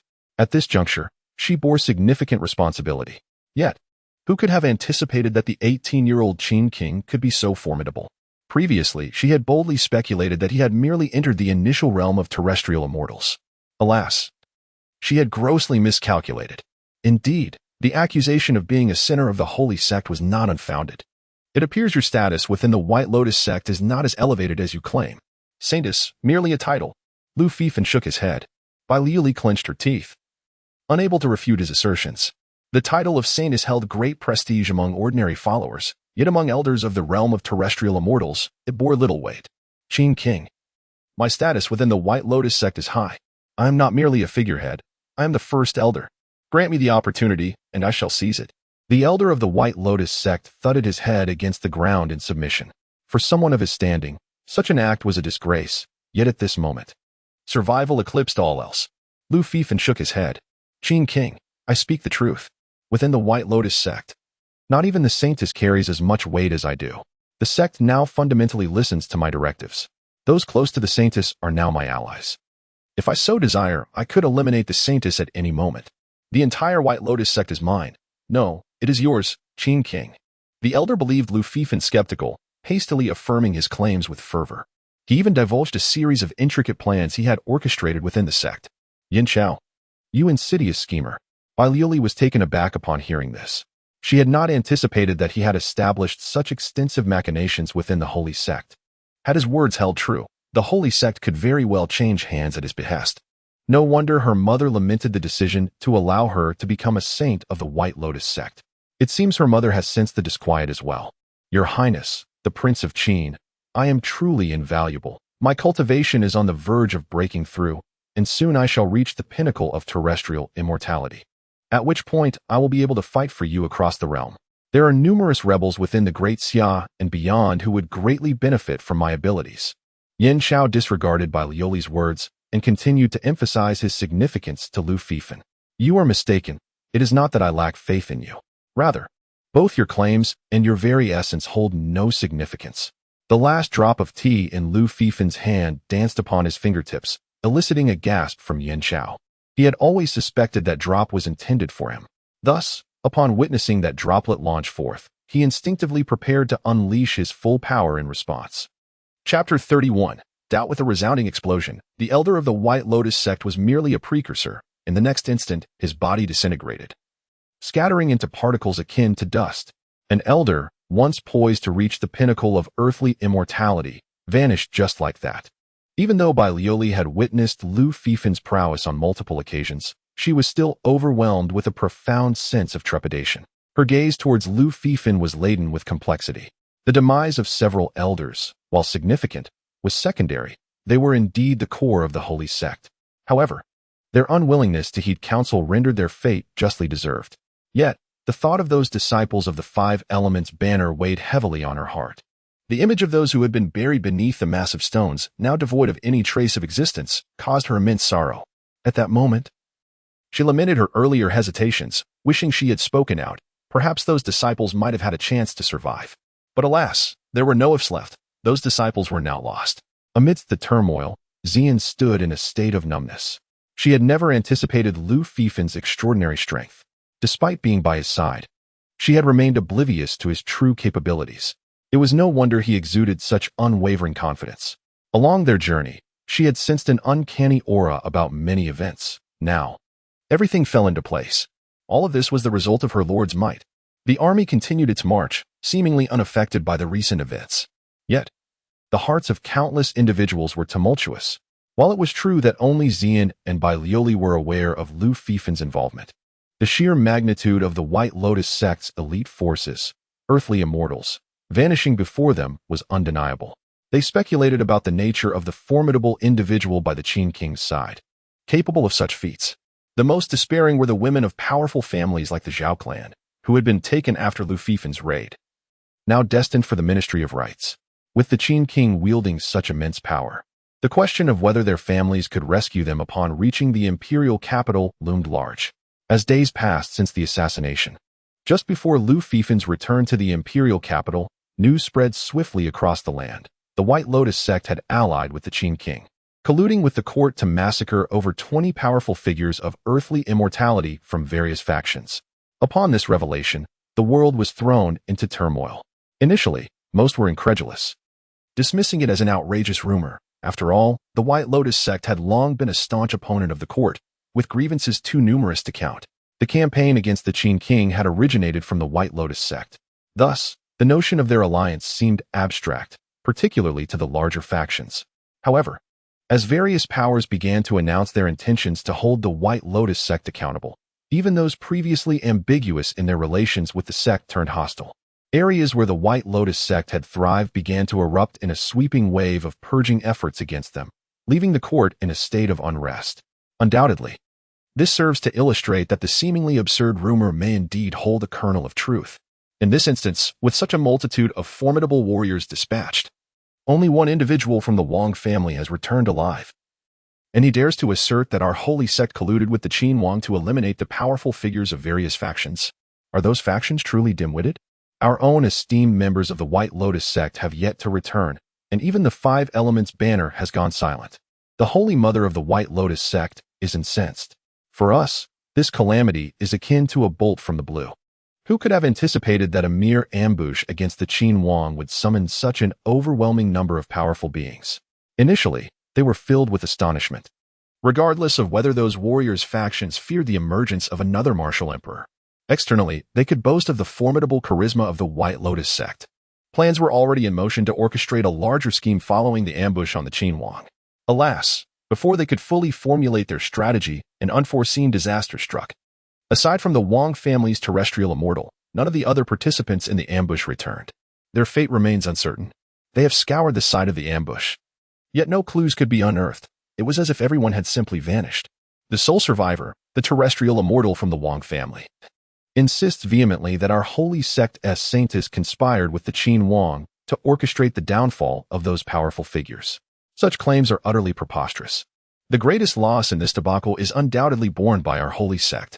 The annihilation of the core force of the Five Elements banner, coupled with the death of 3 elders and the loss of deeply allied powerful figures, has led to a severe rift. They are at the forefront of opposition against the court. How could they possibly be in collusion with it? Those factions must have lost their minds. Clearly, the only surviving member is the Wang family's divine warrior, who is the prime suspect. Why then do they so readily trust his words and cast suspicion upon our White Lotus sect? It has come to my attention that the evidence captured by the Wang family's Stone of Remembrance is what has swayed the various factions. Surely, the Holy Mother has received this information. It was the saintess who proclaimed that our White Lotus sect has submitted to the Qin Wang. Is it possible that the Holy Mother is entirely oblivious to this matter? At this juncture, an elder within the sect spoke up. Upon hearing these words, many powerful figures cast peculiar glances toward their Holy Mother. Within the sect, it is well known that the Holy Mother holds a unique regard for the saintess, with rumors circulating that the saintess is her daughter. Hence, the saintess' assertions raise questions about whether they were indeed sanctioned by the Holy Mother. Most critically, the elder who perished was the one deemed most threatening to the Holy Mother's authority. Although 2 other elders stand with the Holy Mother and the 5 Elements banner has suffered losses, this situation still seems dubious. However, when a woman is at the helm, one cannot help but expect the emergence of abstract complications. Thus, even they maintain a stance of skepticism. Even the Stone of Remembrance may not encompass the entirety of the truth. The saintess' words could conceal deeper implications. While I may have conflicts with the Yin dynasty, I would never stoop to such depths. The Holy Mother proclaimed with a piercing gaze. Now, I must find a way to contact the saintess and ascertain the truth of the matter. Furthermore, the congregation across the lands should exercise caution and refrain from drawing attention to themselves for the time being. The Holy Mother then spoke. What on earth is Li Li up to? After making the necessary arrangements and waiting for everyone to depart, the Holy Mother could not help but murmur to herself. In truth, even she found herself questioning whether her daughter might play a pivotal role in this incident. However, regardless of the circumstances, she could not bring herself to admit it. What troubled her was the reasoning behind her daughter's actions. Could the rumors be true? The thought of a certain gossip circulating in the martial world caused a pang of anguish to flicker across the Holy Mother's face. If this were indeed the case, her daughter would be treading the same path she once did. Chapter 32. The shadow looming over the royal family. The White Lotus sect has subdued my younger brother? Has the sect even orchestrated a conspiracy with various powerful factions, resulting in the downfall of their formidable members? Upon receiving this alarming news, the second prince could only feel a sense of absurdity. It was as if he were the butt of a cruel joke. After all, he had been managing state affairs for many years, even if his father had not truly delegated power, primarily relying on his intellect. The second prince had nominally been the regent for quite some time, surrounded by a cadre of capable individuals. From the gathered intelligence, it appeared that there had been no mobilization of forces throughout the realm. His inept father was still in seclusion, recuperating from injuries, and had not made any appearances. Thus, it was unlikely that he was orchestrating events from behind the scenes. Moreover, given the current state of the Great Xia, it could not possibly mount such a grand scheme. Yet, the losses suffered by those factions were indeed real. Could it truly be that the White Lotus sect had capitulated? After much contemplation, this seemed to be the only plausible explanation. It was conceivable that his dear younger brother had utilized the power of the White Lotus sect to orchestrate the demise of those formidable figures. Although the scale of such a massacre was somewhat outrageous, it still held a shred of possibility. In fact, this was the prevailing thought among many of the great factions, which contributed to their suspicion of the White Lotus sect. However, even if his brother had truly reached the realm of earthly immortals, the sect should not have knelt so swiftly, nor should they have willingly become pawns, unless the second prince suddenly contemplated a possibility. Perhaps his inept father was behind this elaborate scheme. Despite his father's shortcomings, one could not deny that he possessed a certain cunning. Ah, so everything is handed to the 14th brother, while I remain in ignorance. The second prince's anger intensified as he thought further. He felt an urge to storm into the royal forbidden grounds and drag his father, the inept ruler, out to confront him. How could it be that, despite being brothers, their treatment differed so vastly? It seemed there was truly no way to prevent this younger brother from returning. After a moment of fury, he finally sighed. The forces that had sought to obstruct this return had been utterly annihilated. He could not fathom any other means to thwart his 14th brother's return to the imperial capital. At least, he felt powerless to do so. Keek, has His Highness the second prince given up? It is but a handful of earthly immortals who have perished. It is of little consequence. If His Highness would cooperate with us, the King of Qin, we can assist you in resolving this matter. Just as the second prince lamented his seemingly hopeless situation, a peculiar laughter echoed through the air. Who goes there? Step forth. The second prince's expression changed dramatically. It was crucial to note that this was a moment of solitude for him, and even his closest confidants were not permitted to approach. To discover that someone had been lurking nearby was an alarming revelation for the second prince. Do not be alarmed, I harbor no ill intentions. A shadow emerged from the lotus pond. In that instant, even the most experienced second prince felt a shiver run down his spine. What has emerged cannot truly be called human. It resembles a malevolent specter, encircled by a shroud of black smoke. As if it has risen from the very depths of hell. The second prince would be wise to refrain from calling out, "Do you not wish to resolve matters with your brother?" Upon witnessing this bizarre apparition, the second prince had initially intended to summon assistance. However, after hearing the words of this entity, he refrained. "Who are you? And what means do you possess to deal with my 14th brother?" The second prince intoned solemnly. "We shall strike a bargain. I will assist you in dealing with your brother, and in return, you shall perform a task for me," the shadow proposed. "You claim you can resolve my brother's issues, yet I cannot. What task could you possibly require of me?" The second prince furrowed his brow. "Rest assured, the task I require of you is well within your capabilities. I only ask, do you accept this bargain?" The shadow was clearly no benevolent entity. To cooperate with it would be akin to striking a deal with a demon. Yet, in this moment, the second prince found himself devoid of options. He contemplated the impending arrival of his brother in the imperial capital, the imminent demise of their feckless father, the emperor, and the subsequent ascension of his brother to the throne. Given the patterns of recent generations, it would likely spell his own death. Thus, regardless of the nature of this entity, he felt compelled to take a risk. "Very well, as long as my brother does not reach the imperial capital, I shall aid you this once." Ultimately, he clenched his teeth and agreed. "Ha ha ha, wise choice, second prince, await my good news." The shadow emitted an eerie laugh before dissolving into the darkness, vanishing from sight beneath the second prince's gaze. What manner of creature was this? After a brief moment, the second prince arrived at the spot where the apparition had disappeared, searching intently, yet finding no further clues. Truth be told, had there been even a sliver of hope that his brother's ascension would not threaten his life, he would never have entertained an alliance with such a fiend. Yet, he found himself with no alternative. "Second prince, calamity has struck." A voice called from a distance. "The first prince has suddenly perished at home." At this instant, someone conveyed the grave news. According to the second prince's custom, when he sought solitude, his subordinates were not permitted to approach him. Even the gravest of matters could only be relayed from afar. Upon hearing the words of his attendant, the second prince's expression shifted dramatically. "What? My brother has perished? Is this some kind of jest?" He swiftly approached the messenger, his countenance grave.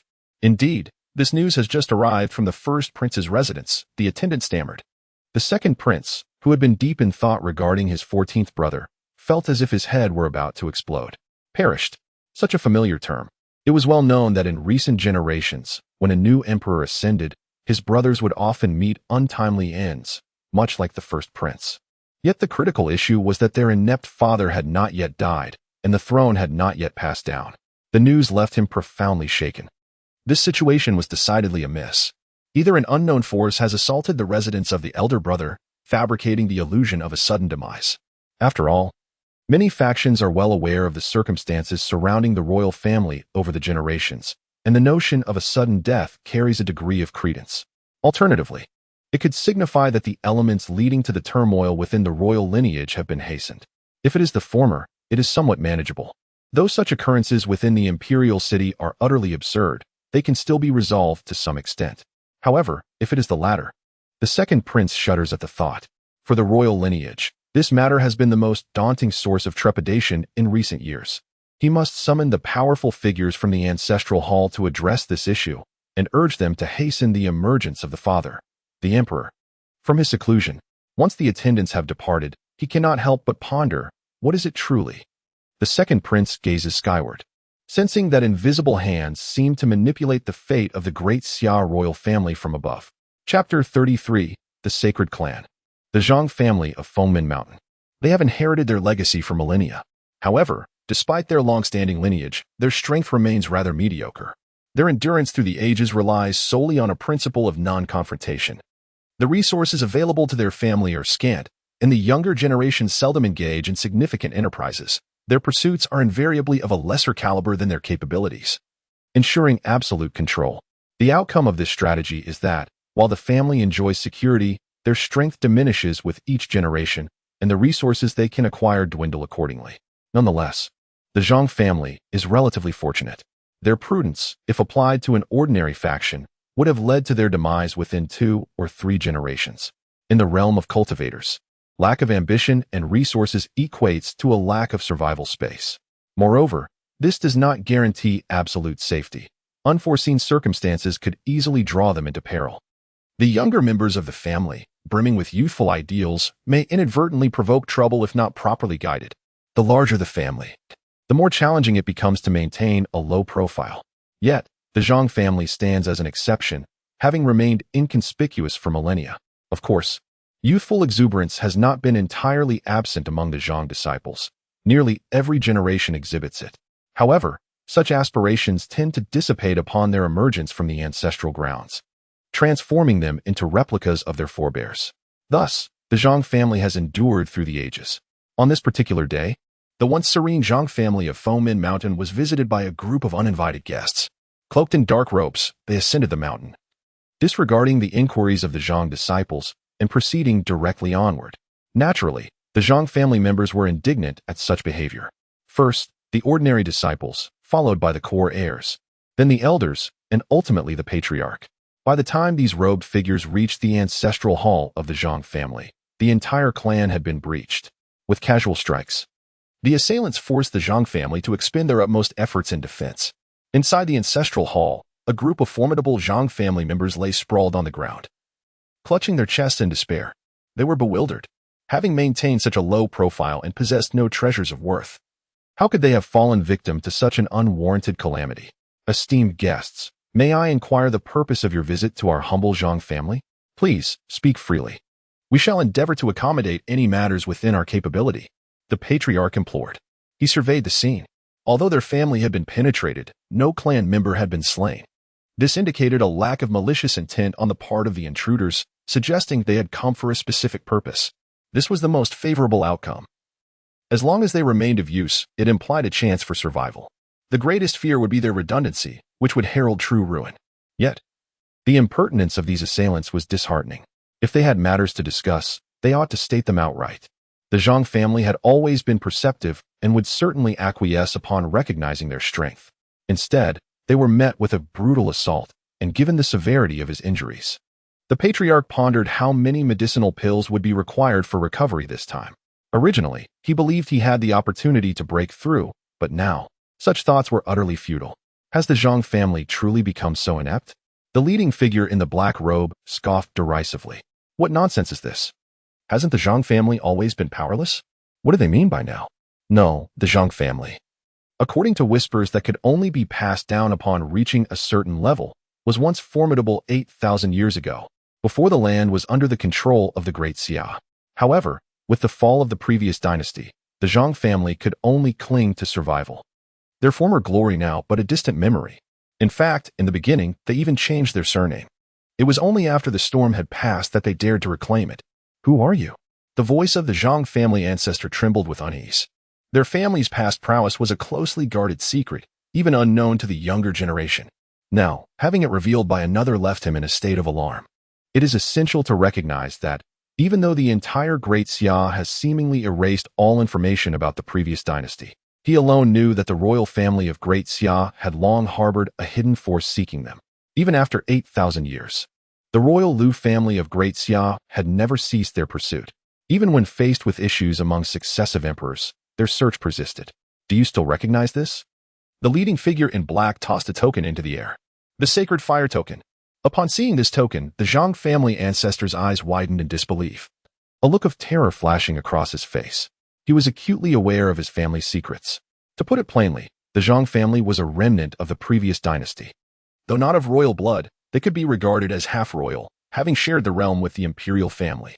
However, the current Great Xia is ruled solely by the royal family. In contrast, during the time of the Great Jin, the situation was quite different. The Sima family of the royal lineage and the Zhang family were merely the visible rulers, overshadowed by a terrifying holy clan. Truth be told, despite their former brilliance, the Zhang family lived under considerable duress, often feeling trapped. The ancestral teachings passed down warned of breaking free from the bloodline's control of the holy clan. This is the reason behind the Zhang family's low profile over the years. Their ancestors long ago developed a secret technique. Previously, They refrained from using it due to the time it consumed and their subjugation under the Holy Clan's dominion. Only after the Great Xia's Lu family annihilated the Holy Clan and established the Great Xia did they dare to act. Unfortunately, by that time, they were no longer a top-tier dynasty, with limited resources at their disposal, forcing them to rely on the slow passage of time. Yet, they never anticipated that just as they were on the brink of success, the sacred fire token would emerge. Undoubtedly, at this critical juncture, the Holy Clan had returned. Although with the aid of the Holy Clan, the Zhang family could regain their former glory. However, from the accounts passed down through ancestral texts, he had no desire for such glory. More critically, as long as the Zhang clan could alter the schemes laid by the sacred clan, they could harness the opportunities once set by their own lineage to take flight as well. Yet now, with the resurgence of the sacred clan, it seemed their plans were doomed to collapse. Otherwise, given the methods of the sacred clan, their demise would be utterly catastrophic. "Scoundrels! A bunch of worthless fools!" exclaimed a figure cloaked in black. Upon hearing this, the Zhang clan's elder's countenance shifted dramatically. Although he was reluctant to serve under the sacred clan once more, the records from their ancestral homeland painted a grim picture of the sacred clan. As long as the Zhang clan remained useful, they could endure. Otherwise, their fate would be sealed. Why, upon their return to the Great Xia, did the sacred clan seek them out? Had their ancestors been too accommodating? It had been 8,000 years, such a lengthy span, yet they could not forget them. Truly, a herd of brutes. So formidable. Yet they could not find a few more lackeys. Why must they constantly fixate on the Zhang clan? Upon their arrival, they even dared to disparage their capabilities. They ought to consider whose era it currently was. Surviving for 8 millennia was no small feat, after all. The elder of the Zhang clan seethed with anger, yet wore a facade of obsequiousness. There was no choice. Circumstances dictated their actions. Well, we can make do. Fortunately, the initial speaker among the cloaked figures eased the elder's tension. Very well, we present you with a choice. Annihilation of your clan, or once again becoming the dogs of our sacred clan. This was no longer a matter of choice. The Zhang clan is willing to pledge allegiance to the sacred clan once more. The elder of the Zhang clan bowed his head in submission. Excellent, a wise decision. Naturally, it was wise. Otherwise, they would be dead. I, the high priest of the sacred clan, have foretold that the fortunes of the Lu family of the Great Xia are nearing their end. However, they possess a treasure capable of defying fate. The Lu family must be eradicated. They could not be allowed to extend their lives any further. Thus, your task is to sever the hope of the Lu family to alter their destiny. The elder of the Zhang clan was left dumbfounded. In this generation, as an elder, his cultivation was merely at the Grand Master level. Did these imbeciles of the sacred clan grasp the gravity of their words? To command them to thwart the Lu family's chance to defy fate? Were they overestimating their own capabilities or underestimating the royal Lu family?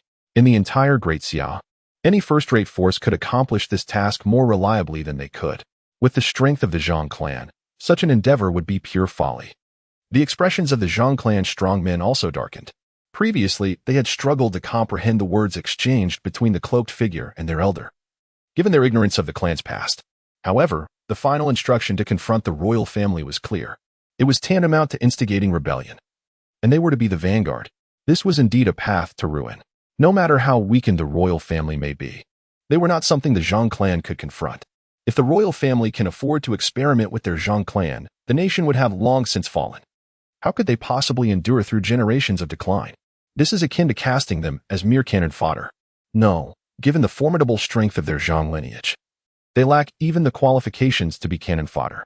Humph, rest assured, when tasked with duties, there will naturally be the requisite strength to fulfill them.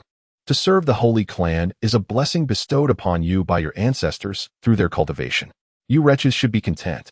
Aside from the elder of the Zhang clan, who possesses some insider knowledge, the remaining members of the Zhang family are wide-eyed with surprise.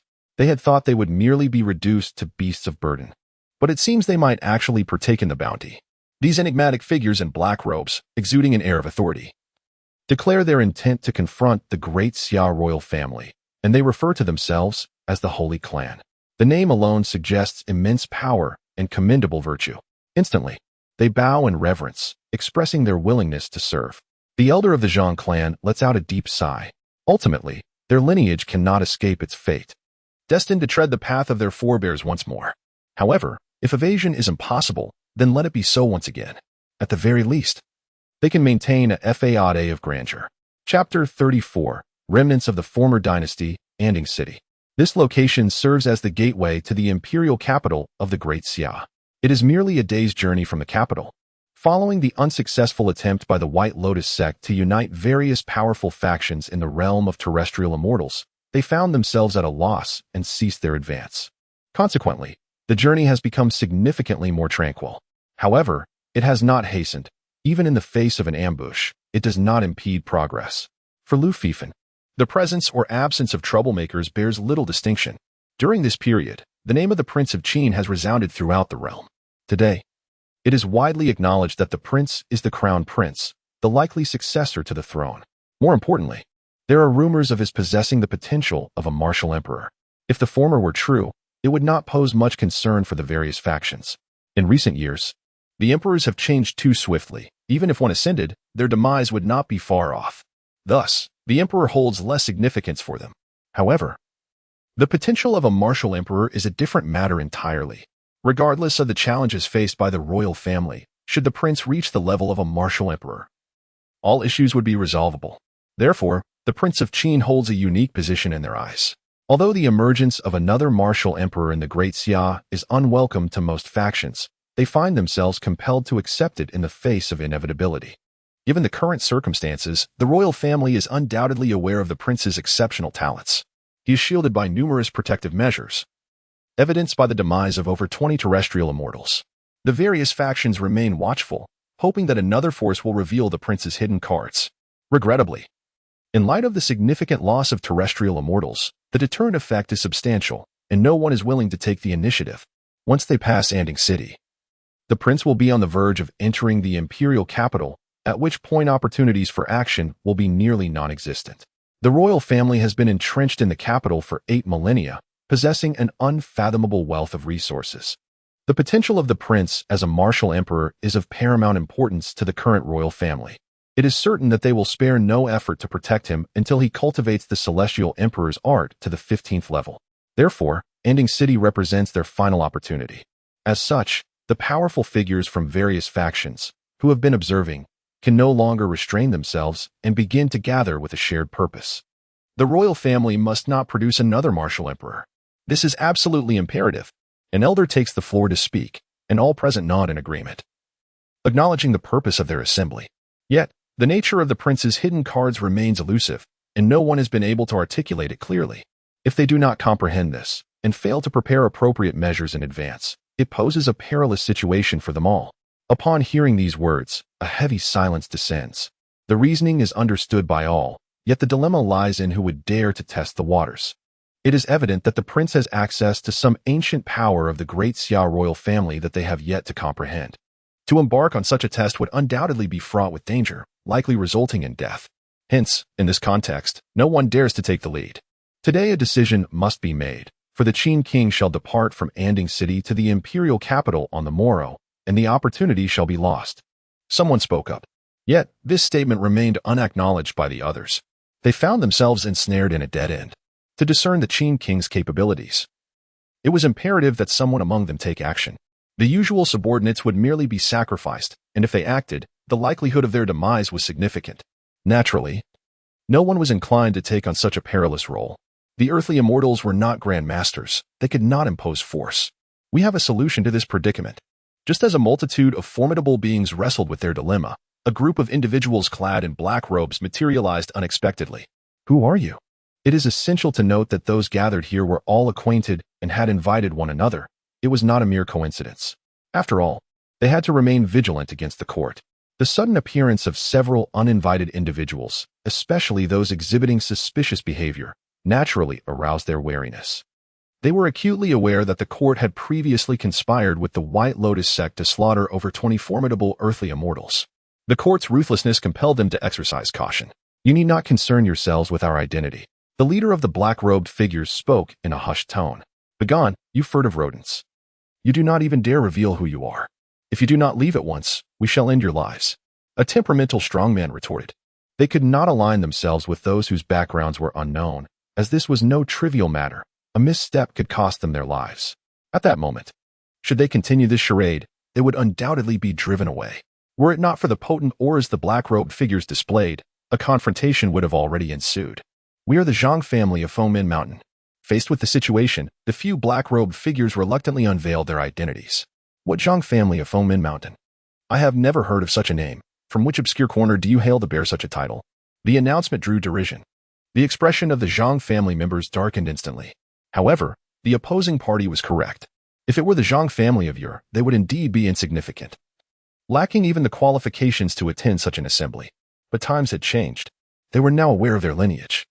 The Zhang family that once held dominion in the previous dynasty, known as Ma Zhang, governing the realm, coupled with the bounties from the Holy Clan. Their strength had grown formidable. With this realization, they regained their confidence. Have you heard of the Zhang family of the Great Jin dynasty? We are they. The Zhang family members proudly held their heads high. Initially, they had contemplated concealing their identity, yet it was evident that without a credible lineage, they could not integrate among these individuals. Fabricating a tale was impractical. These were powerful beings from the paramount forces of the Great Xia. Any concocted narrative would not earn their trust. Thus, they could only speak the truth, having prepared accordingly before their arrival. From the moment they were sought after by the Holy Clan, it was inevitable that they would once again confront the imperial clan of the Great Xia, the Lu family. The Zhang family of the Great Jin? What nonsense is that? Does the Great Jin dynasty even exist? 8,000 years have passed. Moreover, with the Great Xia's intentional control, many people are now even unaware of what the Great Jin represents. The Great Jin, remnants of a fallen dynasty. However, those present are indeed individuals of significant power. Among them, some are indifferent to such matters, solely focused on their cultivation and unfamiliar with the Great Jin. Yet the majority are still aware of its legacy. The Zhang family, the very one proclaimed to share the world with Zhang Ma. Some possess a deeper understanding of the bygone era. Indeed, it is the Zhang family that once claimed to govern the world alongside Zhang Ma. Upon this revelation, the attendees finally regarded the few newly emerged members of the Zhang family with a discerning eye. Although the Zhang family has remained silent for 8 millennia, it is only natural for a family that once held dominion over half the realm to possess profound heritage. You claim to be remnants of a fallen dynasty. What evidence do you have? Even though the identity of the Zhang family has been revealed, it has not entirely convinced the formidable figures present. The leader of the Zhang family cast a cold glance at the speaker, while the skepticism of the other party was not particularly troubling. The constant reference to them as remnants of a fallen dynasty was quite irksome. This is the evidence. The Zhang family produced an artifact. Chapter 35. The place of great misfortune, my lord.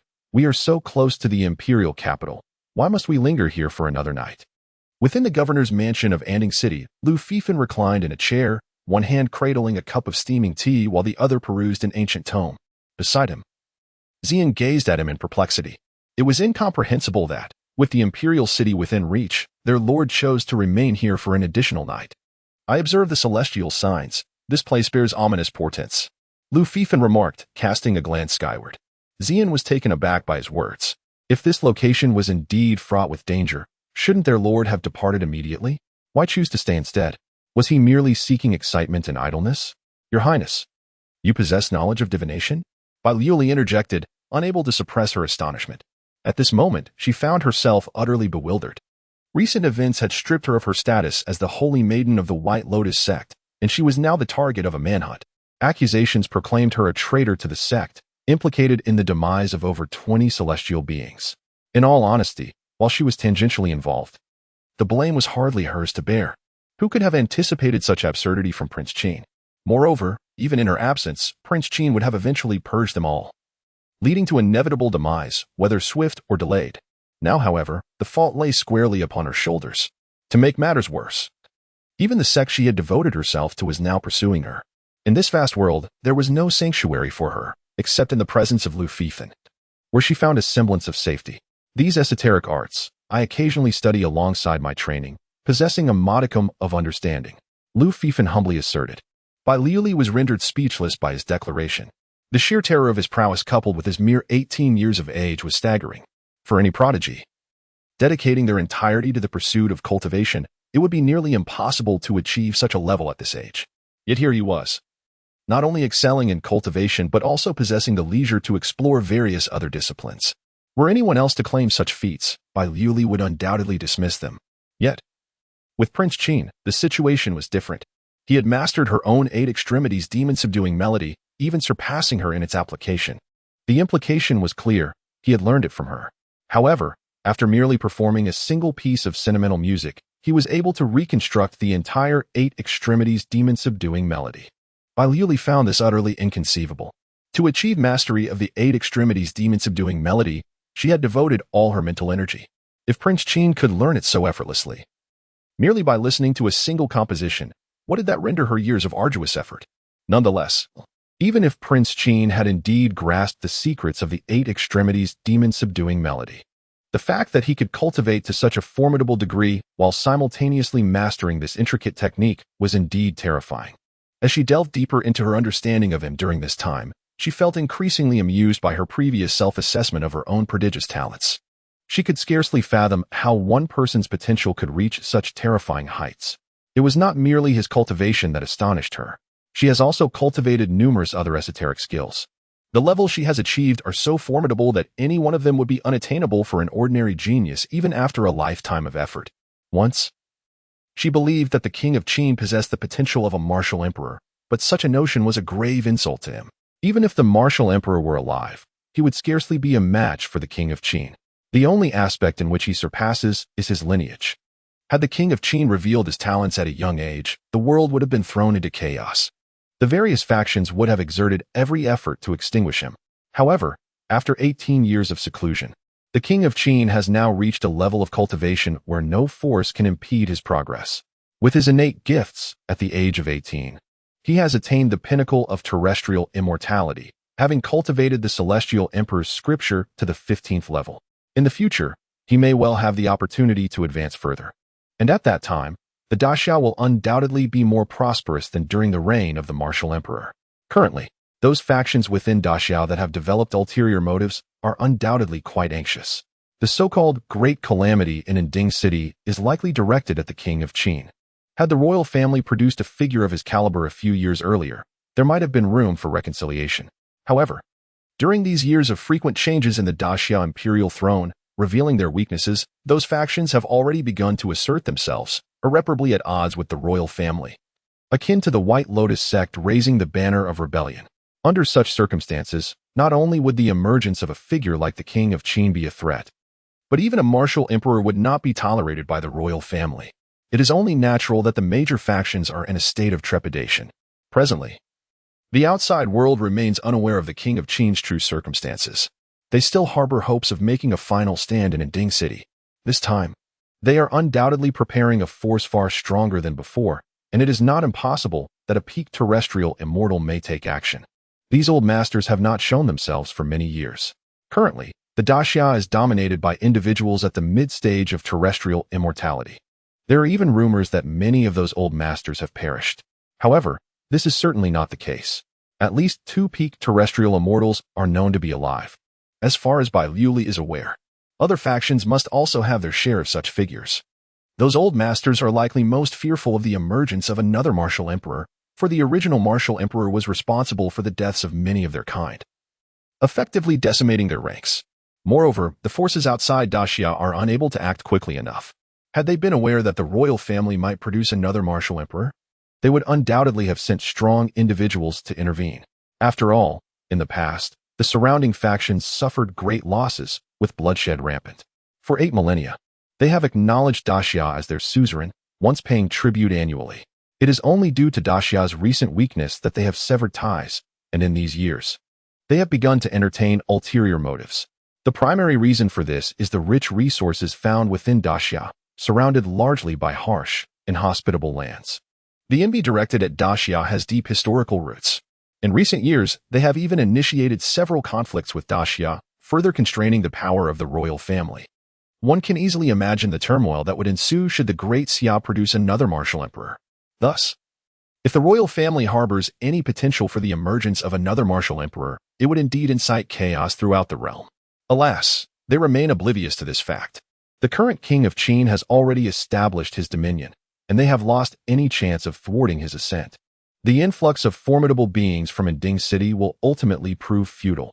This place shall become their burial ground. If mere numbers could guarantee success, they would not have suffered such devastating losses at the hands of the martial emperor. Those powerful figures have indeed attempted to unite. Yet each grand counterattack has merely resulted in the loss of more lives. Even some strong individuals who fled to the periphery eventually met a grim fate. Tonight shall witness a momentous chapter in history. By Lioli gazed skyward, having relinquished her fervent quest for a glimmer of hope for the White Lotus sect. She now found herself anticipating the events that were about to unfold. After today, if sufficient powerful beings were to arrive, the Great Xia and the land of immortals may once again face a cataclysmic rupture. It is essential to recognize that the land of immortals boasts a lifespan of a millennium. Such exalted beings are not uncommon in Great Xia. Seemingly any force of note possesses them. However, this strength is the result of 1,000 years of accumulation. Should they all be annihilated? The consequences of such a rupture would be no trivial matter. This is also the reason why, when the martial emperor wreaked havoc upon the world, those forces took millennia to regain their vitality, with some even losing their very legacies. And it seems that such a scenario may soon unfold once more. Chapter 36, The Royal Secret in Ding City. The 14th brother, I cannot fathom his thoughts. Returning directly to the imperial capital would have been far better. Yet he lingers. The second prince raised his gaze towards the heavens, where the moon tonight shone exceptionally bright. He was well aware of the upheaval in the martial world. However, he managed to suppress the news within the capital. Thankfully, his father was in seclusion, battling for survival. Otherwise, he would have lacked the ability to contain such information. Though he had allied with the enigmatic specter, the second prince did not place all his hopes upon this partnership. Presently, the entire realm was conspiring to eliminate his prodigious younger brother, and their chances of success were considerable. Truth be told, at this moment, his heart was burdened with melancholy. If only his 14th brother's talents were as remarkable as the rumors suggested, perhaps he could indeed be the one to extend the life of the Great Xia, potentially even recreating the glories of the martial emperor's reign. How I yearned to be a good brother. He sighed and shook his head. Should he lose the throne? He could endure it. The current state of the court could be handed over to his younger brother to resolve the mess. That was a sacrifice he could make. Yet, the thought of his elder brother's sudden demise tightened his fists. The imperial capital was the very heart of their Great Xia, cultivated over 8 millennia. Here, the royal family possessed myriad strategies and countless formidable experts. In normal circumstances, not even a prince, or even a court minister, should encounter such a fate. Yet, to this day, the circumstances surrounding his elder brother's demise remained shrouded in mystery. Regardless of who investigated, the conclusion was always the same: sudden illness. How absurd. They were practitioners, having utilized countless precious resources. Even an ordinary person with some martial training would find it difficult to succumb to a sudden ailment. Such occurrences should be inconceivable among the royal family. Although he understood that discovering the truth might be a futile endeavor, this was not the first time such events had transpired. The second prince had not given up. He was determined to uncover the reasons behind their family's plight. Frankly, if he could ascertain the cause, he might avoid a similar fate even if he could not inherit the throne. The second prince was no longer concerned about that position. However, he found himself at a loss for clues. His elder brother had simply succumbed to a sudden illness. Time is of the essence, based on recent generations' patterns. The timeline of sudden deaths flowed in a descending order. His elder brother had perished, thus his own demise could not be far behind. Therefore, he must secure the throne at all costs. 14th brother, do not resist. Dying in Ding City would make you a good brother. Father, let us move swiftly. If death is imminent, let it be swift. The second prince could hardly wait. With the elder princess' untimely demise, and the absence of clues akin to previous royal deaths, the current evidence increasingly indicated that the factors causing their misfortunes had indeed erupted. If this continues, the second prince might find himself outshining his own incompetent father. Time is indeed not on your side, second prince. However, I possess a treasure that can temporarily alleviate your predicament, albeit with certain side effects that I wonder if you would be willing to accept. Just as the second prince's thoughts grew increasingly vexed, a strange cackle echoed once more. Upon hearing this voice again, the second prince maintained a much calmer demeanor. You claim to have a solution to the problems plaguing my royal family. A look of astonishment illuminated his eyes as he fixed his gaze upon the sudden apparition. Ire simmering within him. Do you truly believe that my family's troubles stem from me? If that were the case, would I even need to collaborate with you? The apparition shook its head, emitting a cold snort. Why should I trust you? The second prince retorted with a scoff. Just take a look for yourself. The apparition tossed a tome towards the second prince. With skepticism, he opened it. So that's how it is. The more he read, the more alarmed he became, his body quaking with trepidation. Ultimately, he trembled uncontrollably, his complexion turning an ashen hue, his spirit extinguished. I'm done with this. This accursed throne, let anyone who desires it take it. Ha ha ha. The second prince tore the book and flung it away, erupting into a maniacal laughter. Until now, no matter how immense the pressure, even the prospect of fratricide or patricide seemed bearable to him. He appeared capable of rectifying any tumultuous situation. Yet now, he seemed utterly shattered, devoid of any will to live. His laughter reverberated throughout the palace. His subordinates, alerted by the commotion, arrived only to witness their master in a frenzied state, alternating between laughter and tears, muttering about the throne being worthless and princely status being garbage.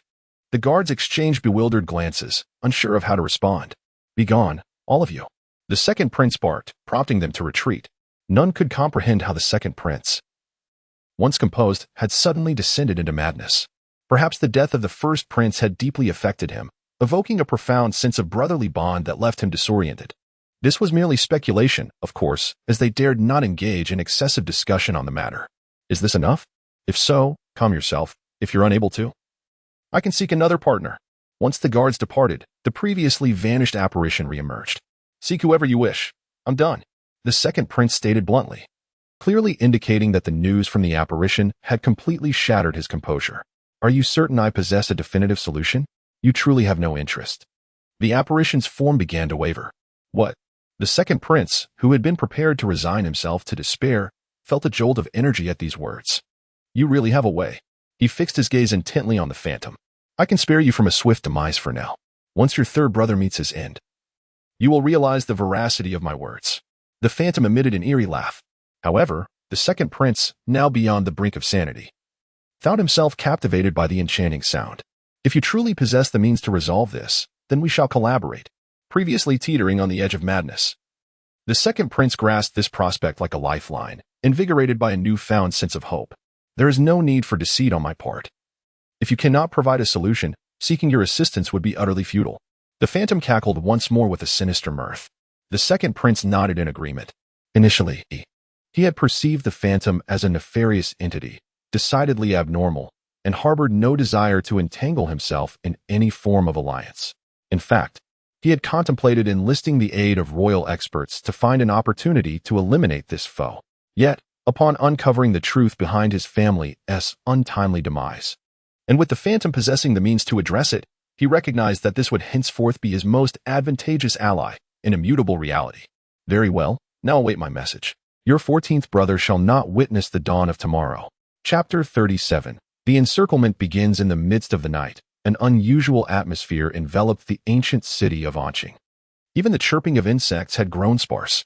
This night, vigilance must be heightened, no one is to rest, and all must remain alert. The king of Qin is present, and there must be no lapses. The governor of Anqing personally patrolled the city, his gaze darting anxiously from side to side. His hand remained poised on the hilt of his sword. Although the current daxia is in turmoil, and the imperial edicts scarcely reach the lower ranks, loyalty to the royal family has become increasingly rare. However, in Anqing, the gateway to the imperial capital, those who hold the position of governor are staunch supporters of the royal lineage. Otherwise, they would not occupy such a position. Their family's influence is not particularly strong, reliant as they are on the royal family for their existence. In times of daxia's prosperity, their family may not necessarily grow stronger, but should daxia fall, their family would surely perish. To earn the emperor's trust, they have committed numerous acts on behalf of the royal family, alienating many in the process. The governor understands well the significance of the king of Qin to the current dynasty. The revival of the royal family hinges upon him. Thus, when the king of Qin arrived in Anqing, the governor personally went out to welcome him, intending to escort him safely into the imperial capital. However, to his utter astonishment, despite the king's exceptional talents, he lacked the prudence to return to the capital promptly, choosing instead to linger in Anqing. Although he had earnestly conveyed the gravity of the situation, the king acknowledged his counsel but ultimately disregarded it. This left the governor utterly perplexed, unable to comprehend the king's reasoning.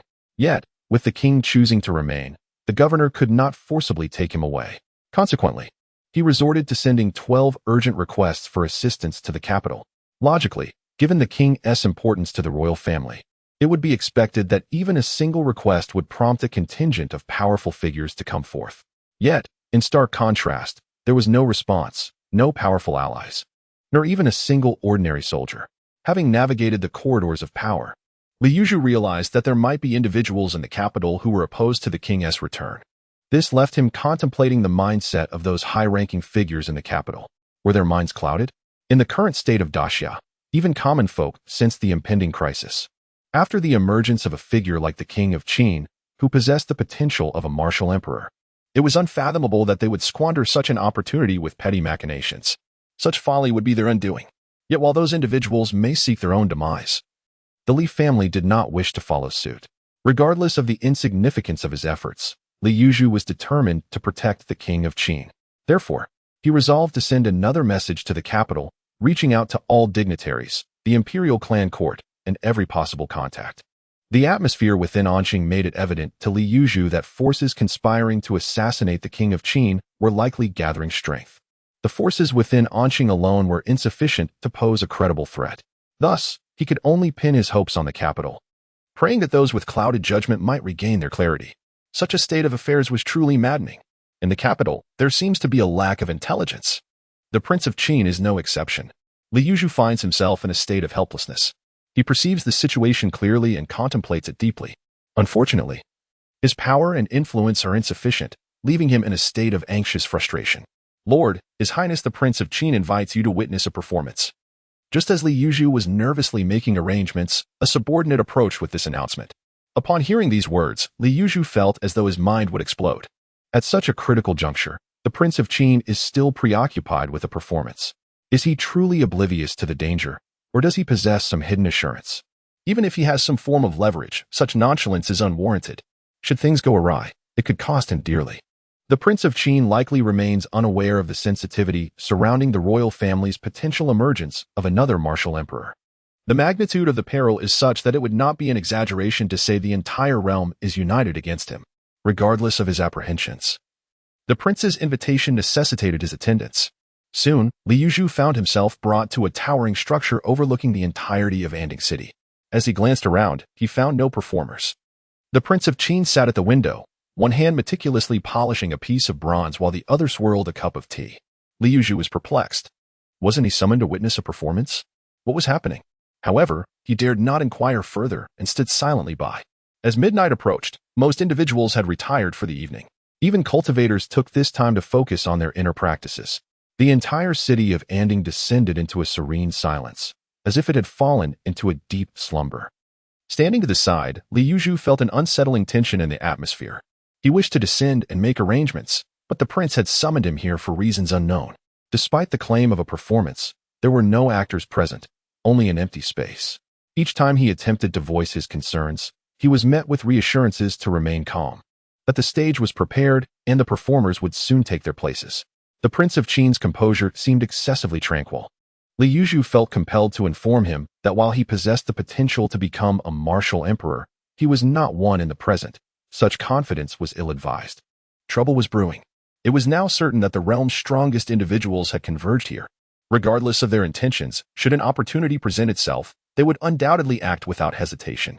This meant that the Prince of Qin was likely to face an onslaught from the strongest forces in the land, including individuals at the pinnacle of terrestrial immortality. In such circumstances, unless a martial emperor were present, there would be no chance of survival. Li Yuzhu pondered what kind of foundation could possibly instill such confidence in the prince. He felt a deep sense of unease. Finally, the tranquility of Anding City was shattered. It was evident that someone could no longer contain themselves. This situation made Li Yuzhu's heart race with anxiety. In truth, if no force had taken the lead, all factions would have remained cautious. With the rumor that the king of Qin had conspired with the White Lotus sect to slay more than 20 terrestrial deities, various factions, while waiting to see who would strike first, might indeed endure until nothing transpires. After all, these factions are not united. Each one hopes that another will expose the king of Qin's true nature, as no one wishes to be the first to fall. This, too, is the singular opportunity that Li Yuzhu perceives today. However, it is evident that with someone unable to restrain themselves, this chance has dissipated. What they required was merely a catalyst. The winds have begun to rise. The entire city of Anding is suffused with an overpowering stench. It seems as though the very fabric of the void is rippling, as three towering figures, each nearly 3 meters tall, materialize above the city. The foul odor emanates from their forms. Their expressions are rigid, their eyes a ghastly gray. It is apparent that they are anything but ordinary. Upon their arrival, without hesitation, they advance directly towards the tower where Lu Fifan resides. His movements are unmasked, easily discernible. Chapter 38. The reenactment of the era of the martial emperor. It is evident that the one who first took action was anything but an ordinary individual. This clarifies the situation. Under such circumstances, a normal person would refrain from initiating a move. However, Li Yuzhu sensed the aura of the three colossal figures, and his expression turned exceedingly grave. What on earth are those entities? He had encountered puppets before, yet none had exhibited such agility and formidable strength. This method was entirely unfamiliar to him, leaving him oblivious to its origin or the force behind it. Nonetheless, that was of little consequence at the moment. Your Highness, I shall proceed, Li Yuzhu declared, holding the esteemed position of governor in the pivotal location of Anding City. His power was that of an earthly immortal in the initial realm. Surveying his surroundings, he realized that he was the most suitable candidate to act. As for the Qin Wang and his arsenal of abilities, revealing everything from the outset would be perilous. Should he fail to maintain control, he would be subjected to a collective assault. Thus, it was only fitting for him to take the lead. You were invited to observe today's spectacle. There is no need for you to take the stage. Lu Fifan halted his manipulation of the bronze statue. What does this imply? Is the prince intending to exert his full strength from the very beginning? This is hardly the way to engage in such matters. Amidst Li Yuzhu's bewildered gaze, Lu Fifan waved his hand, propelling the bronze statue he had just fashioned into the path of the advancing giants. Li Yuzhu keenly noticed several fine threads, as delicate as a hair, affixed to the statue.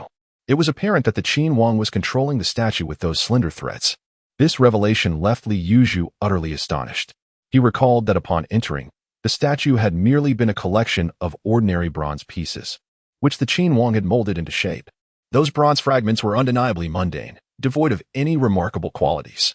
Previously, he had found the Qin Wang's obsession with molding bronze somewhat peculiar, yet he had never anticipated that the creation of the statue was not a mere pastime, but rather a means of combat. Could this contraption truly be of use? A flurry of questions erupted in Li Yuzhu's mind. It was essential to note that the three giants posed a significant threat, exuding the power of earthly immortals. In such a scenario, the Qin Wang's decision to engage in battle by molding bronze seemed utterly absurd. This was hardly a game. Boom. As Li Yuzhu's thoughts swirled, the giants clashed with the bronze statue. A thunderous roar echoed as the statue struck one of the giants squarely on the head. The impact was akin to two mountain peaks colliding, sending shockwaves through the air, causing the very ground of Anding City to tremble. The giant's head was sent flying, its neck spinning like a top. What a spectacle! Li Yuzhu stood dumbfounded. While others might speculate that the bronze statue was some hidden royal technique, he knew better. He had witnessed the Qin Wang transform bronze pieces into a statue with his own eyes. This meant that it was by no means a royal artifact or a secret treasure. However, this very creation, akin to a marvel, has made the head of a giant, comparable to a terrestrial immortal, spin wildly. Simultaneously, it withstood the collective assault of three giants without sustaining any harm. Li Yuzhu found this incomprehensible. It is crucial to recognize that such strength belongs to the realm of terrestrial immortals. He had devoted 3 centuries of his life, nearing its end, to attain the current level of power, only to realize that his efforts seemed to amount to nothing more than a mere representation shaped by the Qin king with ease. Even witnessing it firsthand, Li Yuzhu began to doubt his own senses. Regrettably, he shook his head. If a normal person's head were struck in such a manner, even a terrestrial immortal would lose their combat capability on the spot, unable to endure for even a brief moment without timely aid. Yet, astonishingly, the giant appeared largely unaffected, continuing to fight even after losing its head. Clearly, its vulnerability did not lie in its cranium. Nevertheless, compared to the giant, the bronze statue was even more absurd. At the very least, the statue had managed to spin the giant's head with a single punch.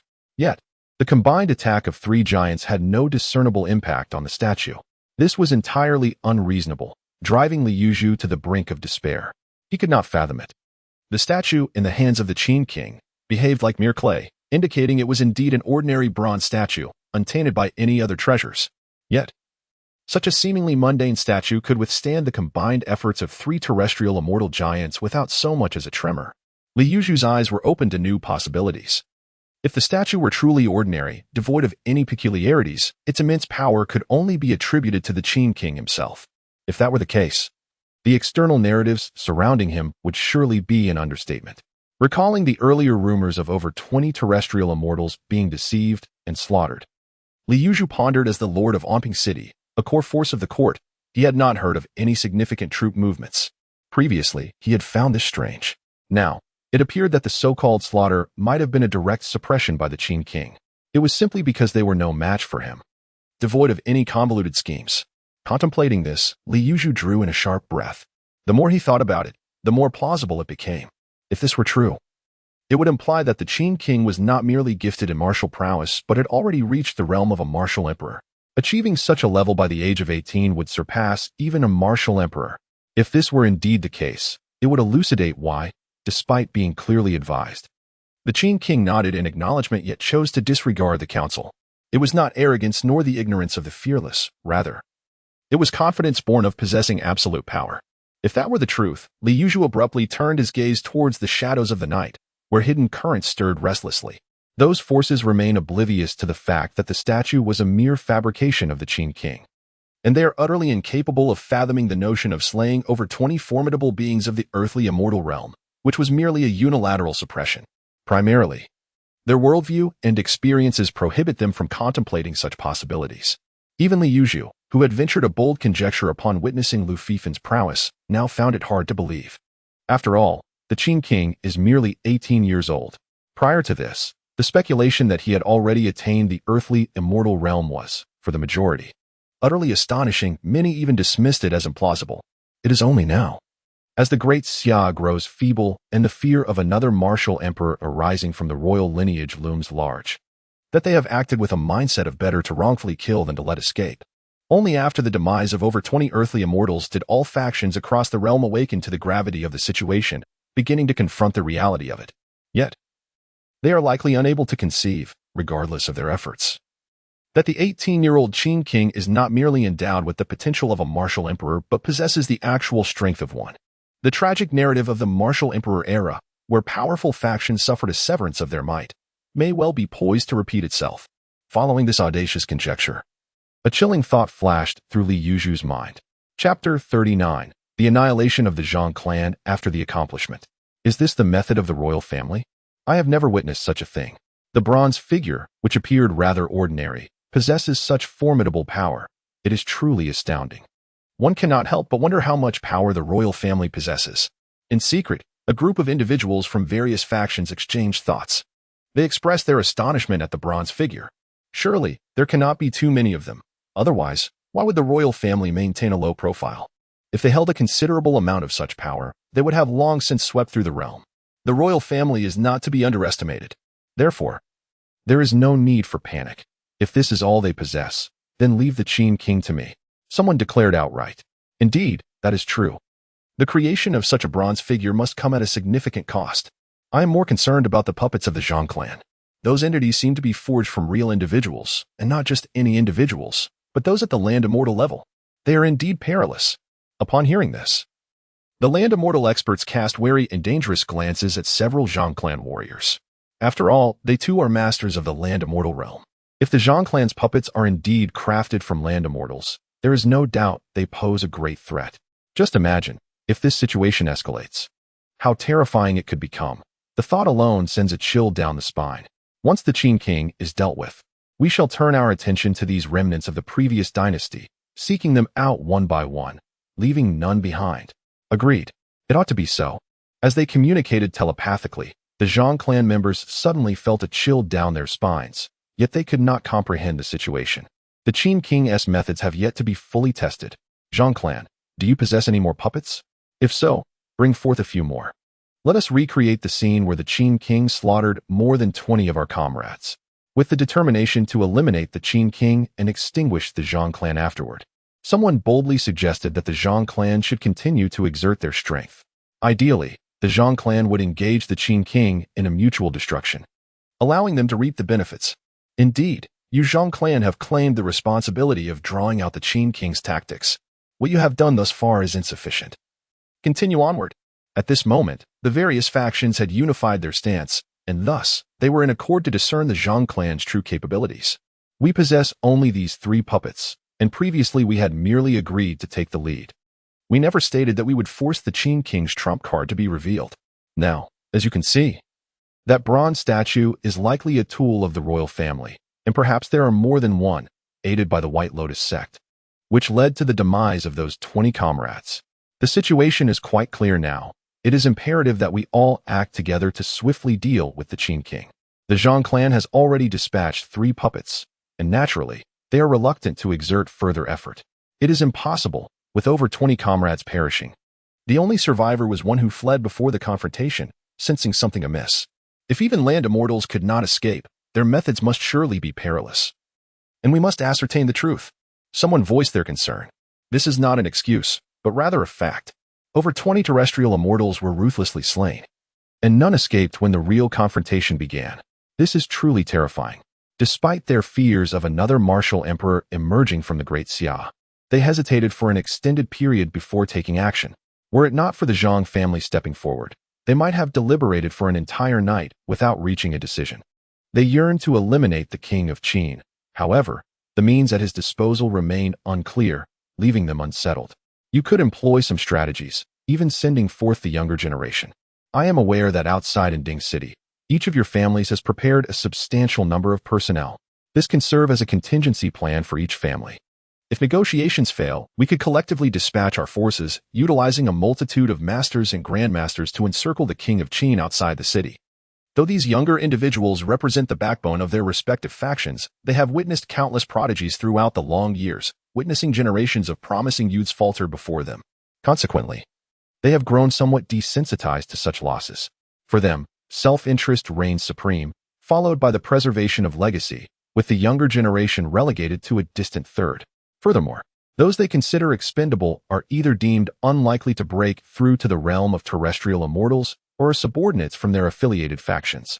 Thus, using these individuals to test the waters with the king of Qin presents itself as a viable option. The reason they did not act in this manner from the outset is not out of benevolence, but rather an understanding that if the king of Qin's power is indeed formidable, these younger individuals would not be able to provoke his hidden strengths. Additionally, a few among them, who are inexplicably inclined to safeguard the younger generation, advocated for reserving this tactic as a last resort. Those young ones are of no use. They are merely a means to guard against the imperial army. Such words are utter nonsense. The Zhang family, infuriated, recalled that they had not previously expressed such sentiments. Having never interacted with these factions before, they believed that those who rose to prominence were at least of a certain caliber. Now they realized that these individuals are even more shameless than they imagined. Even in the absence of puppets, are there not 3 of you? Since your puppets have engaged, why not join them in the fray? What do you mean by that? The Zhang family, incensed, faced this band of scoundrels. They had already committed their puppets, and now they were expected to risk their true selves. Did these individuals truly believe the Zhang family to be so easily trifled with? What do you intend to do? Just as the Zhang family prepared to confront the situation, they discovered that the powerful figures had encircled them. The 3 Zhang warriors suddenly sensed an ominous turn of events. Be self-aware, and we shall ensure your safe passage. With our numbers, we will guarantee your security. However, should you choose to ignore this, not only will you suffer, but the Zhang family shall face ruin as well. A powerful figure declared directly. Due to the puppets employed by the Zhang family, they have resolutely determined that the Zhang family must be eradicated. Previously, the deployment of puppets was merely a test, not a mere exercise in futility. Although the Zhang family was once a prominent clan, that status is now a relic of the past. Those present are all formidable powers, looking down upon the remnants of a fallen dynasty. Without the involvement of puppets, there might have been room for dialogue. However, once the puppets are introduced, the Zhang family becomes nothing more than the living dead in their eyes. Now, have you all made your decisions? This is excessively protracted. A more straightforward approach would be preferable. This delay serves no purpose. A calm voice resonated among the assembly of formidable figures. Chapter 40, Another Martial Emperor? Just a brute soon enough. What's the rush? Someone instinctively spoke up. However, upon finishing his words, he suddenly realized that the statement was erroneous. Not something a comrade would utter. A thought flashed through his mind like a bolt of lightning. Then, as if struck by a revelation, he abruptly turned to the direction from which the voice had emanated. Their gathering place was a quaint courtyard. At this moment, not far away atop a rocky outcrop, a young man holding a teacup in one hand and idly twirling a thread in the other was quietly observing them. Qin, the king of Qin. All present were formidable figures from powerful factions. Although none had seen Lu Fifan with their own eyes, the latter, despite his low profile, had made appearances in the past. These factions had indeed expended considerable effort to obtain a portrait of Lu Fifan. Consequently, the instant Lu Fifan appeared, the strong figure who turned around recognized him immediately. The one who had just spoken was precisely their target, the one reputed to possess the potential of a martial emperor, the king of Qin. When did he arrive here? It was known that, despite their numbers, as experts of the earthly immortal realm, their mental prowess allowed them to monitor their surroundings at all times. Especially under the current circumstances, although they were engaged in conversation, each of their minds was on high alert. They were acutely aware of even the slightest movement, be it a crawling ant. Yet now, a living person had appeared behind them. They only sensed something amiss after he spoke. Moreover, even at this moment, they did not perceive anyone in the tree, only their eyes could see him. This was indeed a terrifying situation. Thus, the first to discover him was genuinely startled, abandoning their silent communication and instead exclaiming in shock. Upon hearing this, the strong figures who had initially intended to intimidate the Zhang family also sensed the anomaly, each turning to follow the sound. The king of Qin? What are you doing here? They had never anticipated that the king of Qin would truly come to this place. Aren't you all searching for me? Why does it seem that upon encountering me, you aren't particularly pleased? Lu Fifan remarked coolly. The expressions of the powerful individuals shifted to something peculiar. They indeed sought Lu Fifan, but in their minds, they were the ones orchestrating the hunt for the king of Qin. They believed they held the reins of power in this endeavor. However, with Lu Fifan's abrupt appearance, they found themselves at a loss. How could the king of Qin be here? How dare he come here? It was crucial to note that with so many earthly immortal experts present, they could have easily besieged the imperial capital and toppled the great Xia dynasty. Their inaction stemmed not from doubts about their ability to subdue the king of Qin, but rather from the recent demise of over 20 experts of the earthly immortal realm. Let them harbor concerns, fearful of engaging in combat and being struck down by Lu Fifan's desperate counterattack. Their true dilemma lies in the question of who will make the first move. From their perspective, if one were to disregard the cost, the king of Qin is undoubtedly doomed, with no hope of survival. With so many formidable beings present, they are at a loss for how they might fail. They believe that, regardless of the tactics employed, the king of Qin should be in a state of trepidation at this moment. Even if they were to ponder how he became aware of their presence here, the question remains, how could the king of Qin dare to approach? And how could he even do so? In an instant, they all released their apprehensions, scanning their surroundings, yet they discovered no other anomalies. This indicates that the king of Qin truly has come alone. Is this madness? Even if the royal family possesses some extraordinary hidden capabilities, could they truly contend with so many powerful figures? Apart from the martial emperor rising once more from his coffin, their collective might is insurmountable within the Great Xia. Among those present, the Zhang family members are undoubtedly the most elated. With the king of Qin approaching voluntarily, the necessity for probing has dissipated. Thus, they have seemingly escaped a calamity.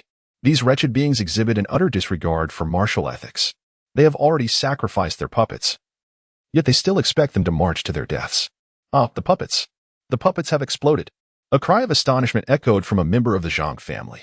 At that moment, in the void above, the three puppets, which had previously appeared evenly matched with the bronze statue, suddenly faced a surge of force from the statue. With a single punch directed at each, the three puppets, which had seemed remarkably resilient, were obliterated in the air. In the blink of an eye, all three puppets vanished. This left the Zhang family's warriors dumbfounded.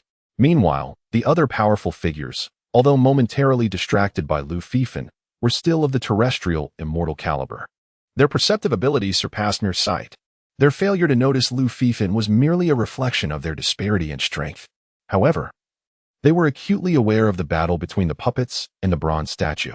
Witnessing the statue's sudden display of power as it annihilated the three puppets astonished them. So, this is where your confidence lies. Yet, some strong individuals found delight rather than shock. Previously, they had been perplexed by Lu Fifan's methods in eliminating over 20 terrestrial immortals. However, upon witnessing the statue's explosive power, some began to understand. Your means have always revolved around that bronze statue, or perhaps there is more than one. Previously, those strong figures were unaware of the statue's formidable nature, so they had engaged in combat without considering retreat, resulting in several being killed by the sudden onslaught. Subsequently, with the assistance of the White Lotus sect and the intervention of hidden court warriors, over 20 allies were ambushed and slain. As the discerning strong individuals analyzed the situation, they stabilized the nerves of many who had been anxious after the swift obliteration of the puppets. Indeed, it was as they surmised. The Qin monarch possesses formidable capabilities, a fact that was anticipated by them. After all, the slaughter of over 20 terrestrial deities was a tangible reality. This was precisely what they had always feared. Thus, when the statue suddenly erupted, they were genuinely taken aback. Yet, upon analysis, they quickly realized the truth. Indeed, they had been seeking to uncover the nature of the Qin monarch's prowess, and now they had discovered it within that very statue. If that were the case, there was no need for excessive concern. Regardless of the number of statues present, the significance was diminished in the face of so many formidable beings in attendance. Moreover, the Qin monarch had arrived right under their noses. Now, the opponent's trump card had been unveiled. Had the Qin monarch failed to appear, requiring them to advance and eliminate him, it would have certainly caused them to hesitate. But now, with the individual present, how could he possibly escape unscathed? Could he be the reincarnation of a martial emperor? Were he of a more advanced age, they might entertain such speculation. But at merely 18 years of age, it can only be said that such a notion is utterly impossible. Another martial emperor from the Great Xia? Merely a reckless fool with insufficient intellect. Whether or not it is true, this is where the matter concludes. Chapter 41. Oppression. A formidable presence spoke up. Although they were indeed on guard regarding Lu Fifin's sudden appearance, they understood that he must possess some form of confidence or means. However, this place was currently a convergence of the strongest individuals from the entire Great Xia. Unless the martial emperor were to reappear, they were at a loss as to how they could possibly be defeated. Thus, despite their vigilance, their confidence remained unshaken. They perceived Lu Fifin's actions as a reckless pursuit of death. This was a quintessential manifestation of youthful arrogance following the acquisition of great power. Such youths, countless in number, meet their demise each year in the realm of martial arts. Though the individual before them was a prince, endowed with terrifying talent, he was still merely 18 years of age. Such accomplishments at such a tender age indicated a singular focus on cultivation, with little exposure to the broader world, rendering his reasoning somewhat lacking. After all, how could one explain his current behavior otherwise? It was inconceivable that he could be the reincarnation of a martial emperor. An 18-year-old youth, no matter how prodigious, could not possibly defy the heavens to such an extent. Some powerful figures even communicated telepathically to analyze the situation. And this sentiment was largely echoed among the majority of the strong. Consequently, the emergence of the bronze statue elicited joy rather than fear. This indicated that the Qin Wang had indeed uncovered a means of counteraction. At that moment, with the Qin Wang nearby, the course of action was self-evident. However, due to the multitude of individuals present, each belonging to different factions, there was a collective inclination to wait for others to take action. Otherwise, they would have already engaged in combat. Their hesitation was not born of a desire to engage in trivial chatter. Even those among them who had initially spoken with bravado took only a few steps forward at this juncture. As everyone awaited a signal, it became clear that inaction was not a viable option. Eventually, one individual communicated telepathically, and a consensus emerged. They were all aware of the adage that prolonged indecision breeds uncertainty. Thus, having reached a mutual understanding, they acted in unison. Even though the Qin Wang still had puppets at his disposal, their sheer numbers and combined strength could easily overwhelm him. No puppet, no matter how powerful, could shield him from such force. A disorganized rabble. Lu Fifin shook his head, appearing somewhat disheartened. Although his voice was not loud, every powerful figure present heard him clearly. Yet, rather than feeling anger, they merely thought that the Qin Wang had truly lost his sanity. Each one of them was a top-tier powerhouse from various factions, capable of commanding an army single-handedly. Had they united, they could have toppled the entirety of Great Xia. Previously, each faction had its own agenda, with many preferring to maintain the status quo, which had left Great Xia in a state of precariousness. Had they all harbored treasonous intentions? Great Xia would have perished long ago. Now, however, fearing the emergence of another martial emperor from Great Xia, they had banded together.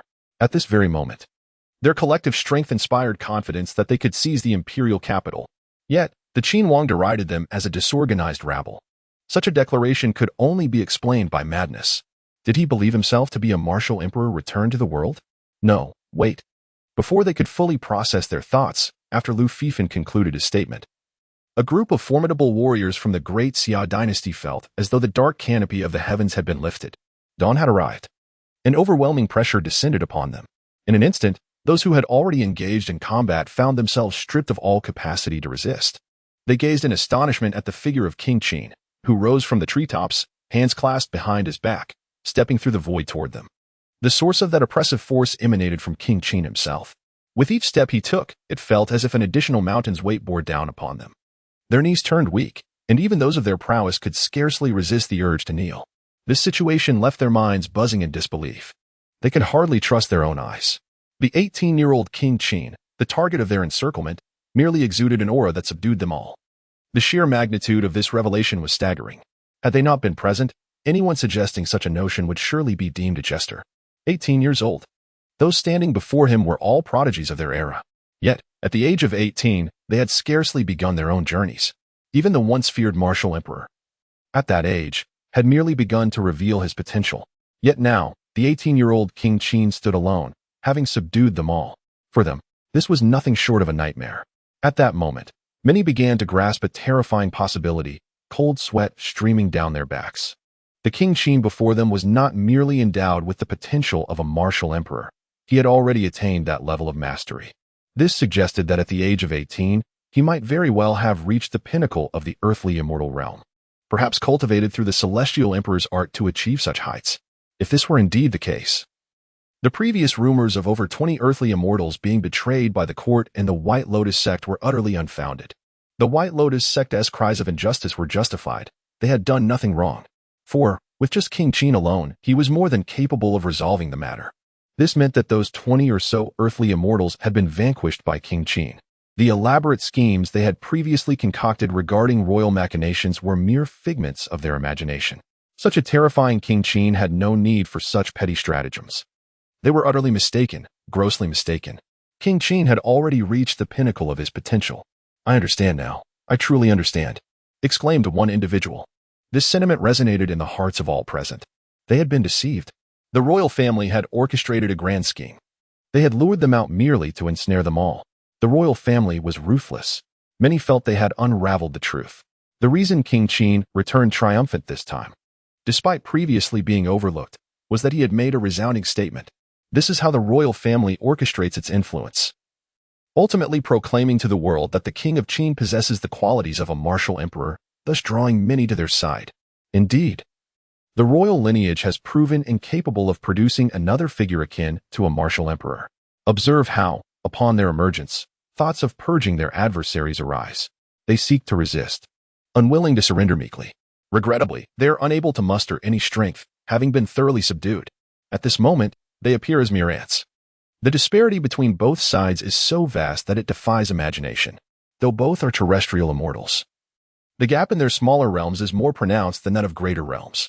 Even though grandmasters may seem insignificant to them, it is not to such an extent. It is no wonder that the royal family's celestial emperor sutra is regarded as the supreme technique in the world. It is no wonder that the martial emperor of your could dominate the realm. Even a mere glance at ancient texts evokes terror. Previously, they may have harbored doubts in their hearts. Now, they are utterly convinced. Chapter 42. I shall not give. You cannot demand they observe the Qin king extending his hand. Their hearts sinking into despair, sensing the ominous intent to crush them.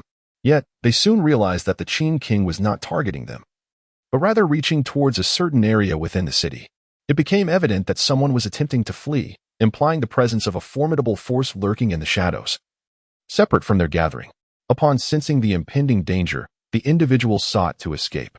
Although he had made no discernible noise and was situated at a considerable distance, it was clear that his efforts were futile. It was the ancestor of the Zhao family, who had ascended to the pinnacle of terrestrial immortality 3 centuries prior, yet had not made an appearance for over a century. To their astonishment, he was still alive and had returned this time. As Lu Fifan made his move, the fleeing figure ceased to conceal himself and unleashed his true power. In this scenario, it did not take long for onlookers to discern his identity.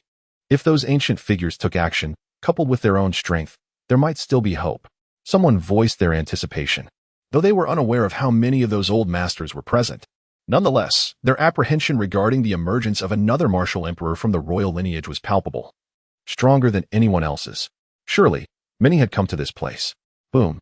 Just as they contemplated this, the Zhao family ancestor, who had barely fled a short distance, erupted in a cataclysmic explosion, resembling a blooming firework in midair. It sent chills down the spines of the powerful onlookers, despite being at the same pinnacle of terrestrial immortality. The disparity was terrifying to behold. The Zhao family ancestor was vanquished in an instant, without even a grunt of protest. The flicker of hope that had just ignited within them was extinguished. If even the Zhao family ancestor could not withstand a single blow, then the combined strength of those still lurking in the shadows would likely prove insufficient. At that moment, the despair of the powerful from the era of martial emperors was no longer mere cold text from ancient tomes, but a visceral reality laid bare before their eyes. They finally understood the helplessness of those formidable beings from the martial emperor era. Thud, Your Highness, the Qin King, I am the elder of the Feng family. Our family has been loyal to the great Xia for generations. The elder of the Feng family knelt, repeatedly bowing his head. As a powerful being at the level of terrestrial immortality, his actions were nothing short of humiliating. Yet, after much contemplation, he found himself with no other choice. At 500 years of age, he still had 500 more years to live according to the lifespan of a terrestrial immortal, and he was not ready to meet his end. He had always held himself in high esteem, having never encountered a situation that compelled him to bow. Clearly, he had now met such a circumstance.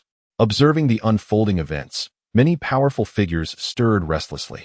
If kneeling could ensure their survival, then perhaps pride could be relinquished.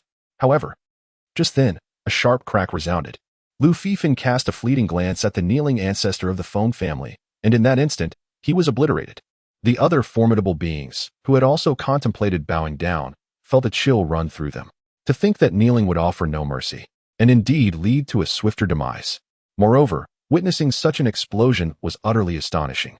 The patriarch of the Feng clan was no insignificant figure. He was a being of the terrestrial, immortal realm. Even if the peak of the terrestrial immortal was terrifying, such absurdity seemed unfathomable. The assembled warriors were gripped by sheer terror, unable to fathom that the Qin King could be so dreadfully powerful. They felt that this surpassed even the legendary martial emperor. While the martial emperor could easily eliminate a terrestrial immortal, it had never reached the point of annihilation with merely a glance. However, contemplating such matters now held little significance. Their primary concern was how to survive this day. Who among you is a remnant of the former dynasty? Lu Fifan refrained from slaughtering everyone precisely for this reason. His remarkable progress was undoubtedly attributed to his diligence in cultivation, yet he had not devoted his entire focus to it. Besides cultivation, he harbored a profound passion for reading. Over the span of more than a decade, he had become well-versed in a multitude of texts. Books regarding the former Great Jin dynasty were scarce in the common populace, and even among the royal family, they were exceedingly rare. Before Lu Fifan turned 5, while still in the imperial capital, he accompanied his father into the royal treasury, where he encountered literature on this subject.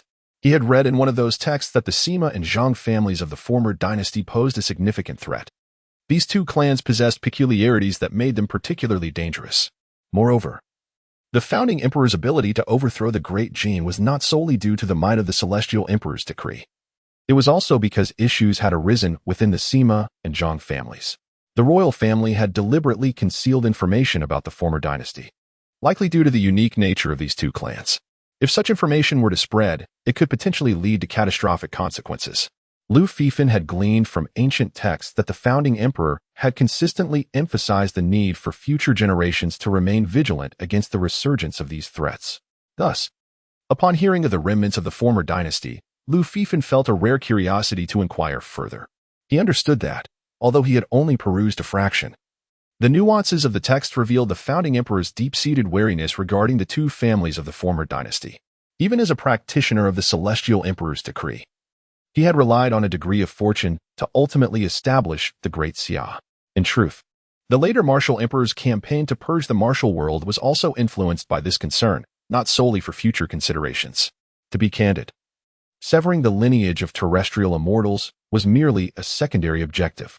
These factions still harbored secrets of the Great Jin, and had the martial emperor not ascended, the Great Xia would have faced peril. This was the true impetus behind his ruthless extermination. It was widely believed that the martial emperor had amassed the texts of various families, but in reality, his primary endeavor was to seal away all knowledge pertaining to the Great Jin. The family soon recognized the royal family's resolve, should they uncover any secrets. The royal family would not rest until every last one of them was annihilated. Consequently, these factions cooperated willingly in the destruction of such knowledge. Even the formidable Emperor Wu harbored deep trepidation towards the mysteries of the Great Jin, which speaks volumes about its complexity. It was they. Upon hearing Lu Fifen's inquiry, the gazes of a multitude of formidable beings converged upon the Zhang family members. Your Highness, I am willing to divulge anything you wish to know, but I beseech you to spare me, crackled one of the Zhang family members. Yet scarcely had he uttered these words when he disintegrated before their eyes. If I choose to offer you a path to survival, then you shall have one. If I choose not to, you must not dare to solicit it. For such an act would displease me. Lu Fifen spoke with a chilling calmness. Upon hearing this, two Zhang family members swallowed the words that hung on the tip of their tongues. How ruthless! This Qin king was nothing short of inhumane. They yearned to cooperate sincerely, seeking merely a glimmer of hope, yet they were denied even the slightest semblance of agency in their requests. Chapter 43. In the face of death. One must take a gamble. How could it be that death was inevitable? Humph, you offer no promises. Whether you speak or remain silent, it matters not to me. Ultimately, one member of the Zhang family could no longer contain himself. However, before he could finish his words, he was abruptly silenced. For Lu Fifen, the news from the Zhang family sparked his curiosity, though it was not imperative to know. His interest was merely a fleeting thought. The founding emperor, a celestial being of the earthly realm, had established the Great Xia. As for him, he was a transcendent spirit amidst the mortal world. The remnants of a fallen dynasty posed no real threat to him. Only I, the king of Qin, remain. If you wish to hear my words, you must release me at all costs. The last of the Zhang family members exclaimed. When one companion perished, he felt trepidation, but when two had met their demise, a sense of twisted glee enveloped him. With all others gone, he was left with the upper hand in negotiations. At the very least, he sought a promise for his survival. Despite the lessons of the past, he found it difficult to trust such a ruthless figure as the king of Qin. Without a preliminary condition, he could not feel at ease. He needed assurances, even in death. I have stated my refusal. You cannot make demands of me. Your so-called transparency means little to me. The last member of the Zhang family fell into Lu Fifen's grasp. Upon hearing his calm words, the Zhang family member's eyes widened in horror. The implication was unmistakable, and an overwhelming dread surged through him. Before he could utter another word, he was obliterated. Witnessing the swift demise of the three Zhang family members was a stark revelation, devoid of any room for negotiation. The emotions of the powerful onlookers were palpable. The martial emperor, indeed, was a figure of unparalleled might, likely surpassing even the legends of brutality. Although they had only read of the former martial emperor's ferocity in ancient texts, they could at least attest to his capacity for fair interrogation, unlike this king of Qin. Even the last member of the Zhang family, who seemed poised to speak, had no opportunity to do so. Such savagery was unprecedented. His father may have been a foolish monarch, but this successor was undoubtedly a tyrant. The fate of their forces behind them was all too predictable. Regrettably, they found themselves powerless against such a formidable opponent, one who had already risen to a level beyond their capacity to contest. King of Qin, I shall not propose any conditions. I simply wish to serve under you, obeying your every command without question. Under this immense pressure, someone finally reached their breaking point. Having endured much and possessing a thick skin, even one who had achieved the realm of earthly immortality knelt in submission. Although the patriarch of the Feng family had also pleaded for mercy to no avail, that individual appeared to be posturing for favor, exhibiting a hint of deceit. It was evident to all present that his act was far too contrived, and the king of Qin was surely aware of this. This ruler was clearly not one to indulge in pretenses. Thus, he had swiftly dealt with the patriarch of the Feng family, while this man chose instead to express his loyalty, even offering to serve as a dog. Thus, there should be a chance to survive. Indeed, Lu Fifen nodded. The strong man who voluntarily knelt felt a surge of joy in his heart. He had not expected it to truly come to fruition. As long as he could live, a loss of dignity mattered little. Furthermore, anyone present today who wished to preserve their pride would find survival impossible. Those who chose to endure humiliation would certainly refrain from making reckless statements. Consequently, this matter would not be divulged. At this moment, upon witnessing Lu Fifen's nod, some individuals displayed expressions of conflict, while others contemplated kneeling outright. I demand your death. However, before those individuals could kneel, Lu Fifen spoke nonchalantly to the strong man who had expressed a willingness to do anything. The previously brazen strong man's astonishment froze on his face. Although he had claimed he would do anything, it was merely a desperate utterance for survival. The idea of actually taking his own life was something he could not fathom. His familiarity with King Qin was minimal, even though he had been intimidated by the demonstration of power. It was inconceivable to think he would become loyal solely on that basis. Crunch. After hesitating for a mere second, the man was no more. This sight left the other strong individuals trembling in fear. The man had not even declined. He had merely paused for an instant before being extinguished. Utterly deranged. Your Highness King Qin, I am willing to die, even if it means my own demise. At that moment, another strong man stepped forward. Lu Fifan smiled at him. The meaning unmistakable. Let me witness your sacrifice. The speaker gritted his teeth and, with a swift motion, struck his own crown. With a thunderous sound, half of his head exploded, and he collapsed to the ground with a thud. How gruesome. I find this distasteful. Lu Fifan raised his hand. Yet, as if sensing something, the body, now missing half its head, suddenly stirred, as if attempting to rise, its mouth letting out a horrified scream. Regrettably, it could only emit that one cry before disintegrating into nothingness, swept away by the night wind. Damn it. This wretched King Qin has no intention of allowing us to live. One strong man could no longer contain himself. The situation had become painfully clear. There was no chance to fight back, no possibility of escape.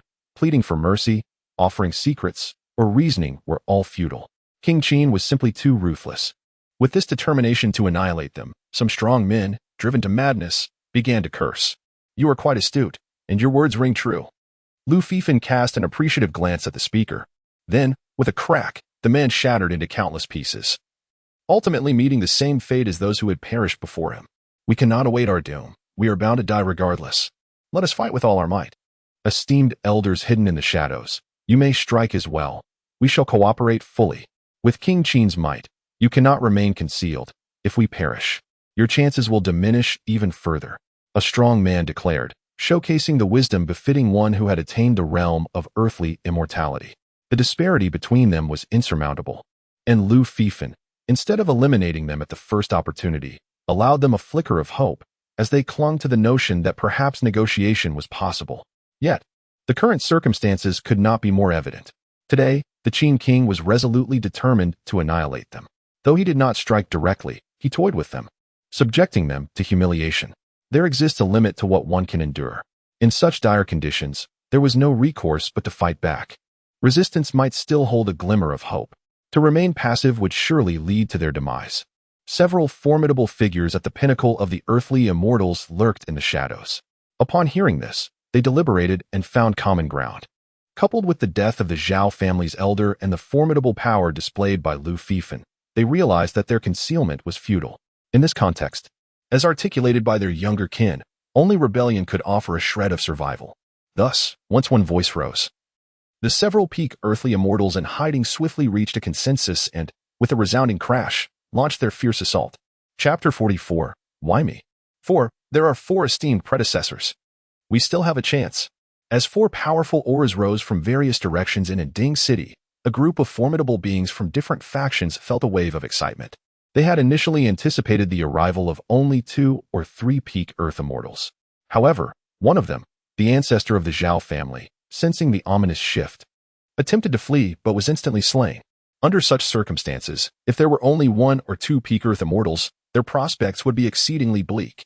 Yet now, there were a full 4. Of course, even so, vanquishing the Qin King seemed an unrealistic endeavor. Nevertheless, with these esteemed predecessors simultaneously intervening, they had a chance to escape. As for the previously discussed plan to jointly besiege the Qin King, that was merely talk. The Qin King was terrifyingly powerful, a true martial emperor in the flesh. A mere glance from an ordinary Earth immortal could obliterate, and even a peak Earth immortal would be dispatched with a single strike. In light of this, they could not fathom how victory could be attained. Their only desire was to have an opportunity to flee. Some, paralyzed by fear, had already concluded that they could no longer remain in the Great Xia. If they could survive this ordeal, they would flee as far as possible. Away from the Great Xia, the farther the better. To their astonishment, the Great Xia still harbored hidden talents. Lu Fifan cast a glance at the 4 figures soaring into the sky. Although it was publicly stated that Earth immortals had become mere legends, as the Qin King of the Great Xia, Lu Fifan was privy to certain insider knowledge. This was information he had overheard from his father during his early years in the royal palace. The imperial family actually possessed 3 peak Earth immortals. It appeared that the royal family's power was not insignificant. However, the royal family had to contend not only with internal matters, but also external threats. Of the 3 peak Earth immortals, 2 were stationed at the borders, leaving only 1 to guard the southern territories. In fact, even the imperial capital lacked a peak Earth immortal. Nonetheless, the imperial capital boasted a wealth of resources within the royal family, coupled with the emperor, who had inherited formidable powers. Although his own strength was merely at the initial stage of an Earth immortal, he could still hold his ground against peak Earth immortals, especially with the royal family's support. This was the reason the royal family, despite its apparent weakness, could still endure. As for the number of peak Earth immortals in the world, Lu Fifan was not well informed. Now, with the addition of the Zhao family ancestor, there were a total of 5. Lu Fifan finally understood why there were claims that the Great Xia was doomed. It was not merely due to the emperor's short lifespan or the impending collapse of inherited powers. With so many powerful beings emerging, they and their respective families would naturally seize more resources. Most of these encroachments would come at the expense of the court and the royal family's interests. With the inherited powers facing issues and several peak Earth immortals aging, having their interests siphoned away by influential families had led to a significant decline in resources, making it difficult to nurture the next generation of power. It was no wonder they were on the brink of collapse. However, this could not solely be blamed on the royal family's inadequacies. Primarily, it was due to the excessively long lifespans of Earth immortals, living for a millennium. After the reign of Emperor Wu, the emperors of the Great Xia dynasty, though few in number, managed to suppress various formidable forces, albeit only to a limited extent. Given this backdrop, it is hardly surprising that over the span of 8 millennia, they amassed considerable power. As for the royal family, it is not merely a matter of their lineage being short-lived. In truth, all royal members face a relatively short existence, albeit not as drastically as one might expect. Their demise is often not sudden. Even those who reach the celestial realm on land find their lifespans to be generally brief. Otherwise, the various factions would grow in the shadows, amassing strength, and could easily be crushed. The royal family, once possessing the resources of the realm, could openly enhance their power. Had the royal family operated more prudently, their current plight would not be so dire. In reality, throughout each generation of the royal family, there have always been prodigious talents. Yet unfortunately, they have never been utilized to their full potential. Even now, despite having peak celestial beings stationed in the core region of Great Xia, southern Tiannan remains unstable. Observing the few peak celestial beings reveals the terrifying strength of their factions. It is no wonder that these aristocratic families refrain from boasting, and the royal family does not confront the issue directly. After all, if everything were to be laid bare, the authority of the monarchy would be further diminished. Such confidence is thus understandable. Lu Fifan nodded slightly. With a casual gesture, he grasped several fallen leaves from the treetops, causing the green foliage to flutter and spin at his fingertips. He strolled forward, releasing a green leaf from his hand. The leaf appeared to move slowly, yet every eye present could easily track its motion. As the leaf sliced through the air, it left behind a shimmering tail of light, reminiscent of stars cascading down to earth, dazzling in its brilliance. Its target was the supreme elder of the Diamond Sect, a sect renowned for its formidable defenses. Any disciple from this sect, when faced with an opponent of the same realm, is nearly invulnerable. It is said that their legacy traces back to the era of Emperor Wu, with the only practitioner who survived 3 strikes from the emperor being a master from the Diamond Sect. It is this very individual who enabled the Diamond Sect to be the sole faction that emerged from Emperor Wu's encounter with survivors. Although the existence of survivors is merely a rumor, it is nonetheless significant. As the powerful figures watched the green leaf soar towards its destination, flashes of golden light erupted. Some instantly recognized the peaked celestial being under attack and identified its faction, sending a shockwave through their spirits. After all, the Diamond Sect shares a lineage with the Diamond Temple, where a strong fighter withstood 3 strikes from Emperor Wu with unwavering resolve.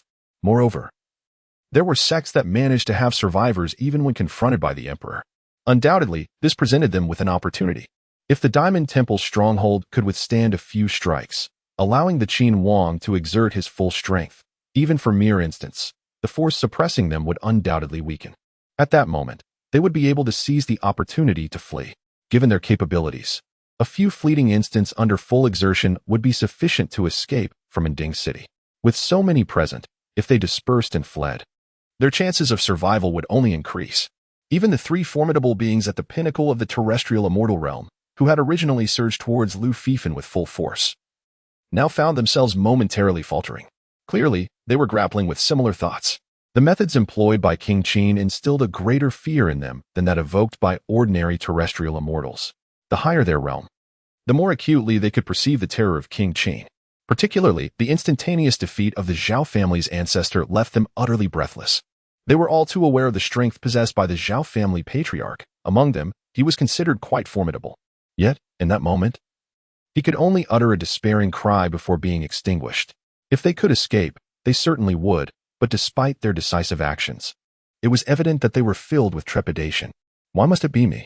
Among them, the one who felt the most indignant was the Grand Master of the Diamond Sect.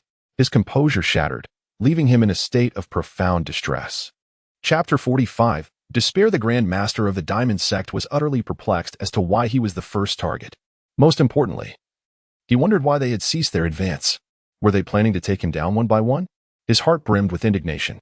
They had promised to fight together. Yet upon seeing him singled out, these wretches stood idle, causing his insides to twist with anguish. If they had all engaged at once, he might have had a chance at survival.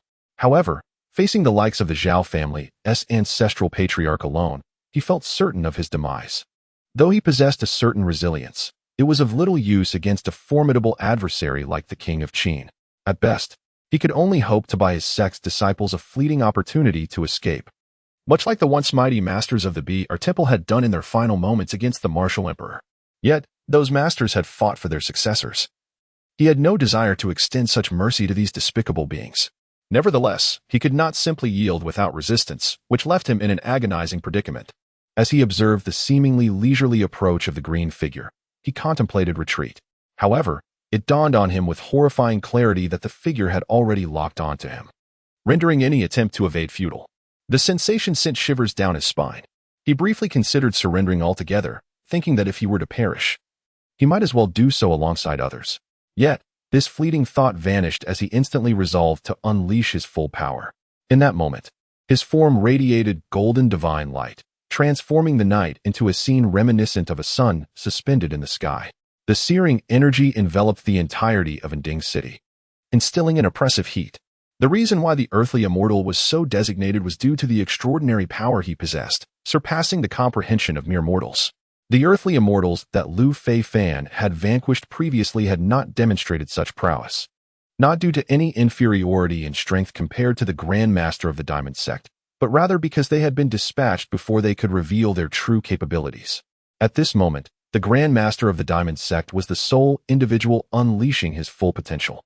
It was not that Lu Fifan had deliberately held back. Rather, he had yet to exert himself fully against any adversary he faced thus far, employing only the strength characteristic of a peak earthly immortal.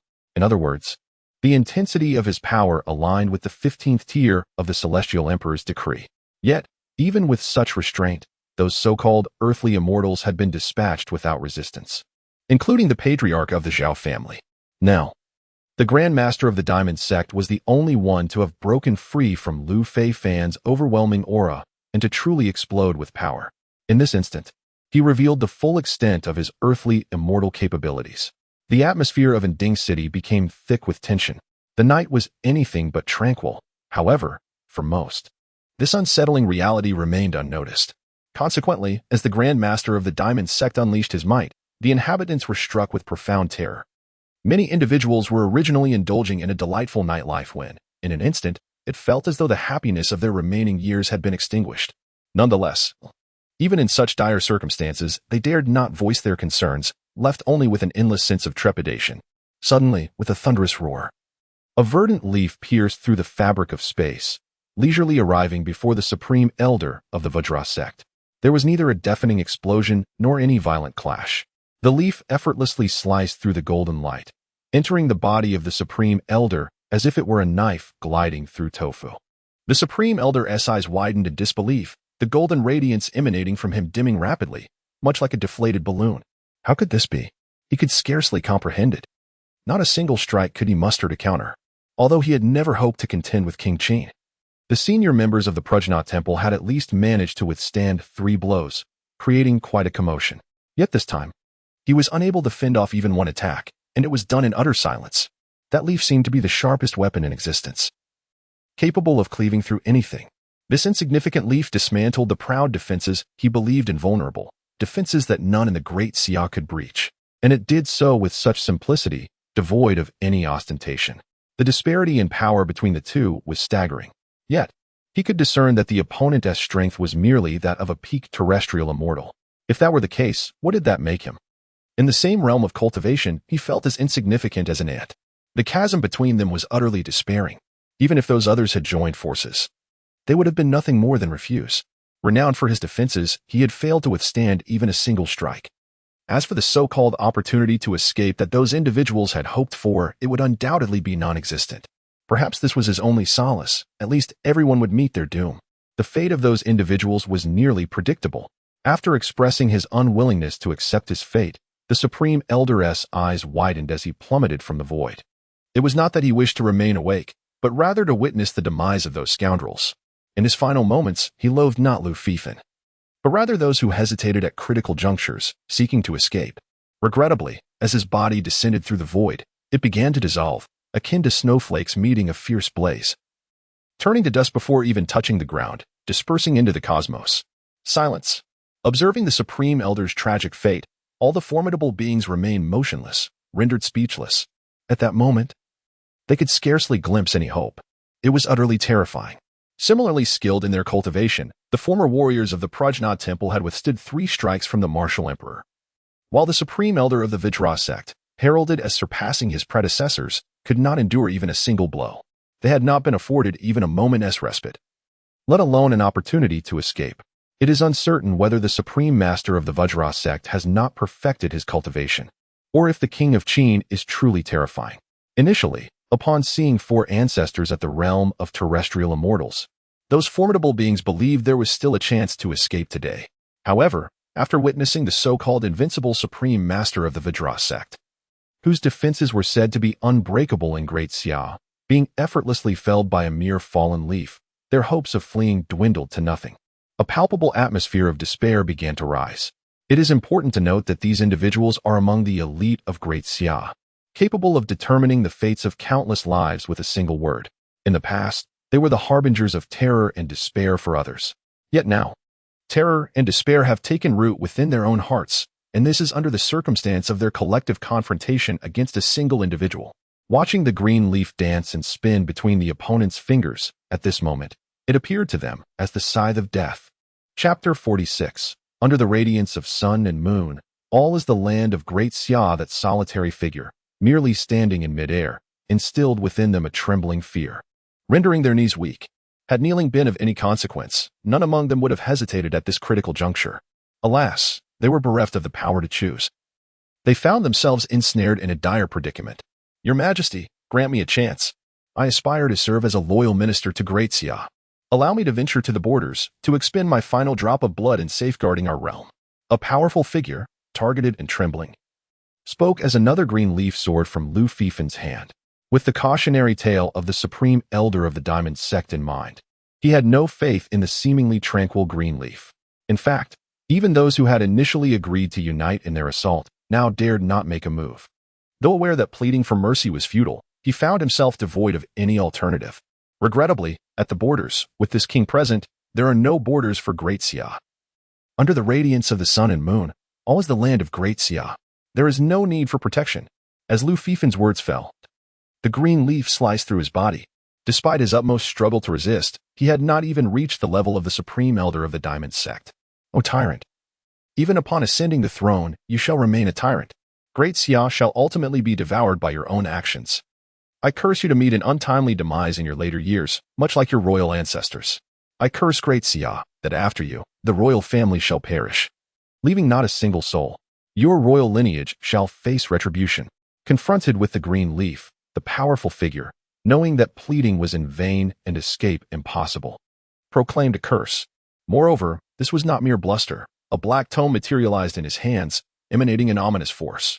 After he spoke, the book ignited spontaneously, and black smoke erupted from within him, as if he were sacrificing himself, exuding an eerie aura. I am eternal, my reign unending, coexisting with the heavens and the earth. Your feeble curse is laughable. I am everlasting. Great Xia shall endure. In Lu Fifan's eyes, a divine light suddenly ignited. In an instant, the void was pierced, truly ruptured. And flames of scorching intensity erupted from the location of the self-igniting figure, accompanied by anguished wails as a spectral form, akin to a vengeful spirit, was consumed into nothingness in a desperate struggle. In but a fleeting moment, only one peak terrestrial immortal remained on the scene. When they had been together, they had no chance, how much less now. The path of escape had been chosen by the Zhao family's ancestor from the outset, to no avail. Pleading for mercy and seeking to serve Great Xia proved futile. Yet, in the eyes of the Qin king, even a peak terrestrial immortal held no significance.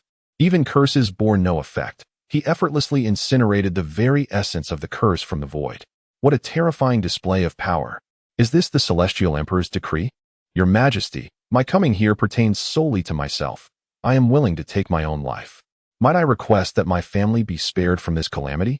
The last peak terrestrial immortal spoke, offering his own life, no longer intending to resist. For a peak earth immortal, gazing down upon the tumultuous world of Great Xia, the gravity of his choice reveals the depths of his despair. Even the faintest glimmer of hope could not lead him to such a decision. Whether one chooses to take their own life or not, the outcome remains unaltered. Lu Fifan's final leaf drifted towards the ultimate pinnacle of earth immortals. At this moment, silence enveloped the scene. For simple green, leaves marked the harvest of 4 powerful earth immortals. Despite their formidable strength, even the revered supreme elder of the Vajra sect could only manage a slight stir. At this juncture, they found themselves utterly lost, unable to fight back, escape, plead for mercy, or muster the courage for self-destruction. Each moment was an agonizing torment for them. They began to envy those who had perished long ago. For at least in death, their eyes had closed, and they knew nothing. They could not even muster the strength to resist, as mere suppression of their essence left them paralyzed. Your Highness, why must you be so relentless? We admit our wrongs in opposing you. But do your royal kin not share any fault?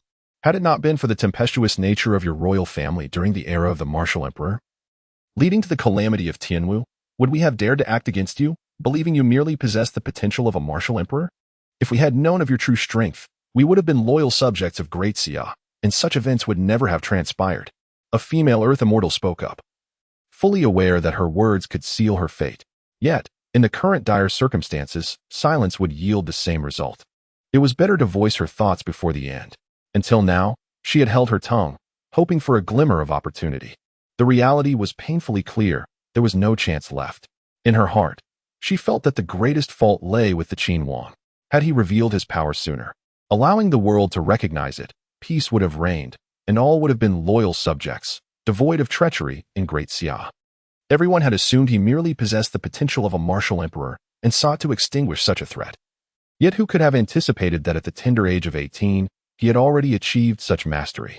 The realm of earth immortals, those present who could attain such heights, were all prodigies of their time. Yet, for any of them to reach the earth immortal realm, it was a journey measured in centuries. From the very beginning, they sensed something amiss about the Qin Wang, yet they failed to grasp the true nature of the threat. They believed he had garnered the royal family's support due to his potential, thus gaining access to their extraordinary resources. After all, the royal family had governed Great Xia for so many years, and some extraordinary methods were understandable. However, they could never have anticipated that the true terror lay within the Qin Wang himself, a mere 18-year-old youth who had ascended to heights they could never hope to attain. Right or wrong, it mattered not. The presence of loyal subjects in Great Xia was of no consequence. Lu Fifan shook his head lightly. Upon hearing this, the speaker's expression turned to one of astonishment, as she struggled to comprehend the meaning behind Lu Fifan's words. As you have stated, knowing my strength, you shall all be loyal subjects. Similarly, even in your absence, as long as I remain, the Great Xia shall be replete with loyalists. This sentiment was undeniably compelling, indeed. It rang true. As long as the might of the Qin king was acknowledged, there would be no dissent among them. They would dutifully comply, harboring no ulterior motives. At least while the Qin king reigned. Enough of this, Lu Fifan declared, raising his hand with a gesture of finality. The powerful figures seemed to grasp the significance of this action, each one igniting their very essence in what appeared to be a desperate final struggle. Yet, it was futile. The ground beneath them was forcefully suppressed, erasing their figures and all traces of their existence from the world. Have you seen enough? After taking action, Lu Fifan's gaze shifted abruptly, locking onto a particular point in the void. Chapter 47. Lu Qianquan, can you perceive my presence? A voice, as hoarse as a wailing specter, whispered in Lu Fifan's ear. In the void where Lu Fifan directed his gaze, a shadowy figure emerged, cloaked in black. An infernal flame enveloped him, casting a shroud of darkness over the entire Yinding city, spreading like the roots of a colossal tree. It was the dead of night. And since this power resided within the void, none could discern its existence. Yet, at that moment, the inhabitants of Yinding city felt an inexplicable sense of dread. Though they had been roused by the preceding commotion, it felt as if they were ensnared in a nightmare, haunted by the relentless visage of a malevolent spirit. Is it strange that I can detect you? Lu Fifan chuckled softly. Even the formidable Lu Qianquan would remain oblivious to my presence as long as I choose to remain still. The ghostly figure sneered. Lu Qianquan was indeed an ancestor of Lu Fifan, a martial emperor who had severed the ties of power among the great forces of the Great Xia and its neighboring realms. His name had echoed through the annals of history for millennia, becoming synonymous with terror in the martial world. Upon hearing of Lu Fifan's potential as a martial emperor, throngs of powerful beings flocked to eliminate him without hesitation. The martial emperor's might and ruthlessness had left an indelible mark. It was precisely because of him that most of the current influential factions in the Great Xia had risen to prominence, having been cleared of their predecessors by his hand.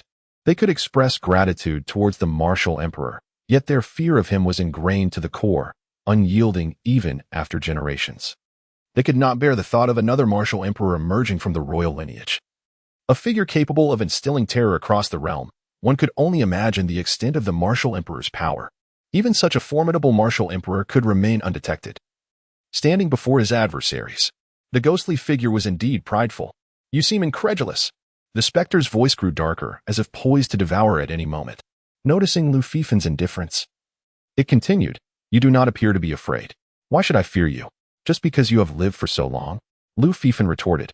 After all this time, you still lurk in the shadows. What value do you hold? A mere wretch, and you believe I should tremble before you? At these words, the spectral shadow, akin to roots, writhed violently, as if struck at a sensitive point. I am merely injured. Otherwise, your Lu family. The figure in the void displayed its discontent. Your ancestor was fortunate not to have seen me. Now that I have laid eyes upon you, your luck has run out. I can sense your intense hostility towards me, as if you have come specifically for me. Could it be that our royal family's recent misfortunes are linked to your kind? Lu Fifan advanced, each step resembling the bloom of a lotus flower.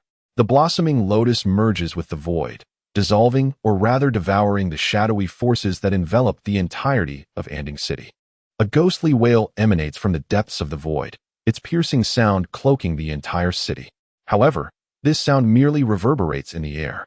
As the lotus beneath Lu Fifan blooms, the void bursts forth with twinkling lights. Neither the demonic flames nor the sound can penetrate this radiant barrier. At this moment, the once anxious inhabitants of Yinding City find a sudden tranquility.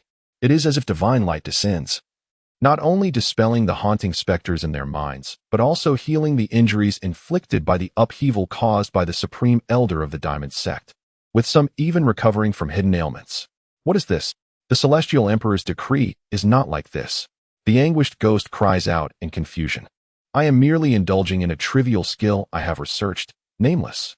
The ghost does not believe this for a moment. Research. The opponent is merely 18, yet possesses such terrifying prowess. Who would believe such nonsense? It was a miscalculation. They had initially thought that a casual display of power would suffice to conclude matters.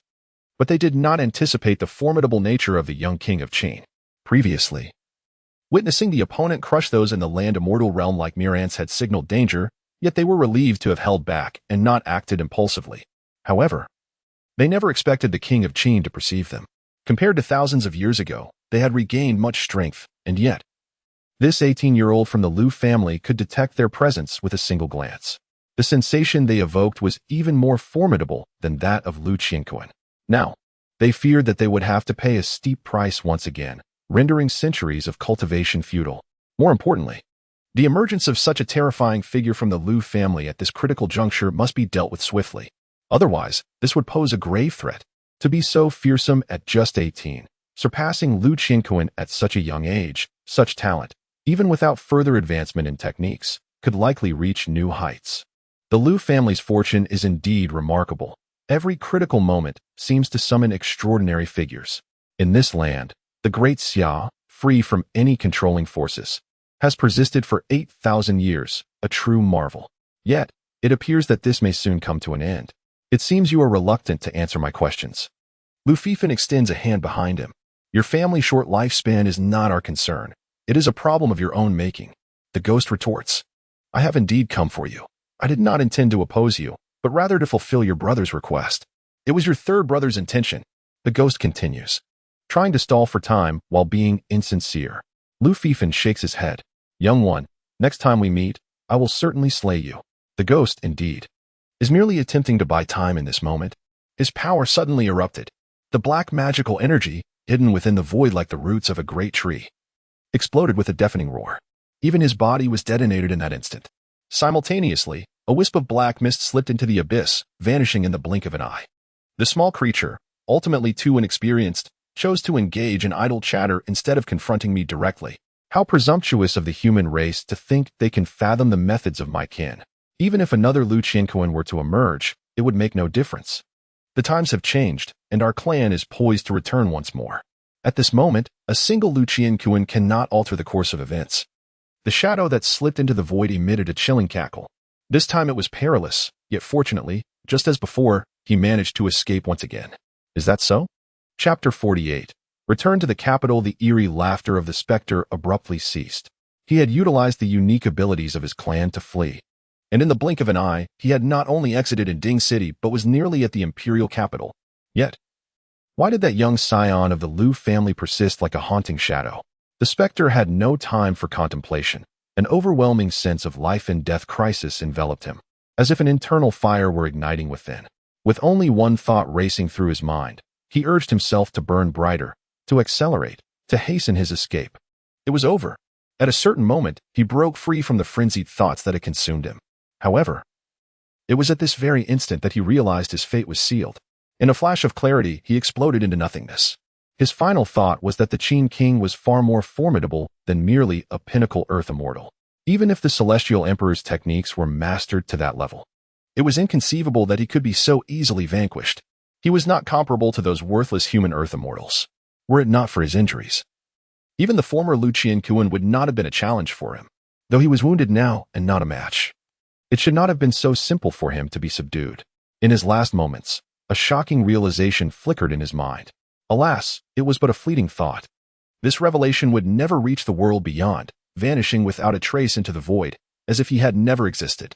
In Inding City, Lu Fifan shifted his gaze from the void and retraced his steps to the high tower where he had previously been seated. At that moment, on the table where he had sat, a cup of tea still exuded delicate wisps of steam. This indicated that, although it seemed a long time had passed in dealing with the Earth immortals, including the specter, the tea had not yet cooled. Gulp. It was only when Lu Fifan returned that Li Yuzhu regained his senses, involuntarily swallowing hard. He was utterly astounded. He had not anticipated that so many powerful figures would converge to hunt the Qin King, including those Earth immortals of the highest caliber who had long been absent from the martial world. He had thought to protect the Qin King as best he could, but now it seemed his concerns were utterly unwarranted. With such overwhelming power, it was folly for him to even contemplate the situation. Initially, upon following the Qin King and witnessing the multitude of strong adversaries, he believed the day was lost, but he could never have imagined that the tide could turn. The Qin King. The 18-year-old Qin King possessed not only the potential of a martial emperor. He had already emerged as a formidable force, a new martial emperor of the Great Xia. Thus, the precarious state of the Great Xia would stabilize once more. As solid as a fortress. Look at how many strong opponents had come, all crushed by the Qin King as easily as one might squish a bug. Even witnessing this spectacle firsthand felt surreal, as if he were caught in a dream. It was at this moment that he truly understood why the Qin King had summoned him to witness such a performance. It becomes evident why the King of Qin chose to remain in Inding City. This is not a manifestation of insanity, but rather an unwavering confidence in his own capabilities. It is ironic that he had previously offered counsel, which now seems utterly superfluous. The King of Qin possesses a profound understanding of all matters. Yet, as he himself stated, it is inconsequential. Indeed, no matter how many formidable adversaries arrive or how intense the atmosphere of peril may be, it remains insignificant. The king wields an absolute power that allows him to command everything. Rumors circulate in the martial world that the White Lotus sect has allied with the king of Qin, employing despicable tactics to ambush and slay over 20 terrestrial immortals. Even he harbors doubts regarding this claim and has temporarily eased his scrutiny of the White Lotus sect. However, it appears that such rumors merely serve to embellish the reputation of the sect. With the might of the king of Qin, it is inconceivable that he would require the allegiance of such traitorous scoundrels. The numerous strong adversaries he has effortlessly vanquished render the idea of an ambush an affront to his dignity. Those individuals are unworthy of such treatment. Li Yuzhu has also come to understand the source of the king of Qin as terrifying prowess. Throughout their journey, it is evident that he has acted on multiple occasions without any information leaking out. The king's speed and ease in dispatching these terrestrial immortals are remarkable. Except for the supreme elder of the Diamond sect, there has been virtually no commotion throughout this ordeal, even when a group of terrestrial immortals was eradicated. Leaving behind a vast pit, the event stirred no ripples nor produced any sound. If not for Li Yuzhu's presence, witnessing the entire affair, those within the city might remain utterly oblivious to the specifics of what transpired. Everything occurred too swiftly. Aside from the disturbance caused by the supreme elder of the Diamond sect, there was no further noise. Following the upheaval he created, those with slightly lesser cultivation levels dared not approach. The overwhelming aura was lethal to those who ventured too close. Thus, despite the demise of so many powerful figures and the enormity of the incident, the atmosphere in Anding City was merely shaken by the presence of the Supreme Elder. For the inhabitants, the precise details of the events remained shrouded in ignorance. They likely remain unaware that within this brief span, a multitude of formidable beings accumulated over a millennium in the Great Xia has perished, vanished without a trace. Meanwhile, Ziyuan and Bai Lili, who were somewhat aware of Lu Fifen's circumstances, find themselves utterly astounded. They recognize Lu Fifen's strength, yet they never anticipated it would manifest in such a manner. Bai Lili lets out a sigh, confirming that the White Lotus sect has indeed lost any chance of survival. With the king of Qin present, the Great Xia is granted at least another millennium of existence. Given the king's ruthlessness, the calamity of Tianwu is likely to resurface.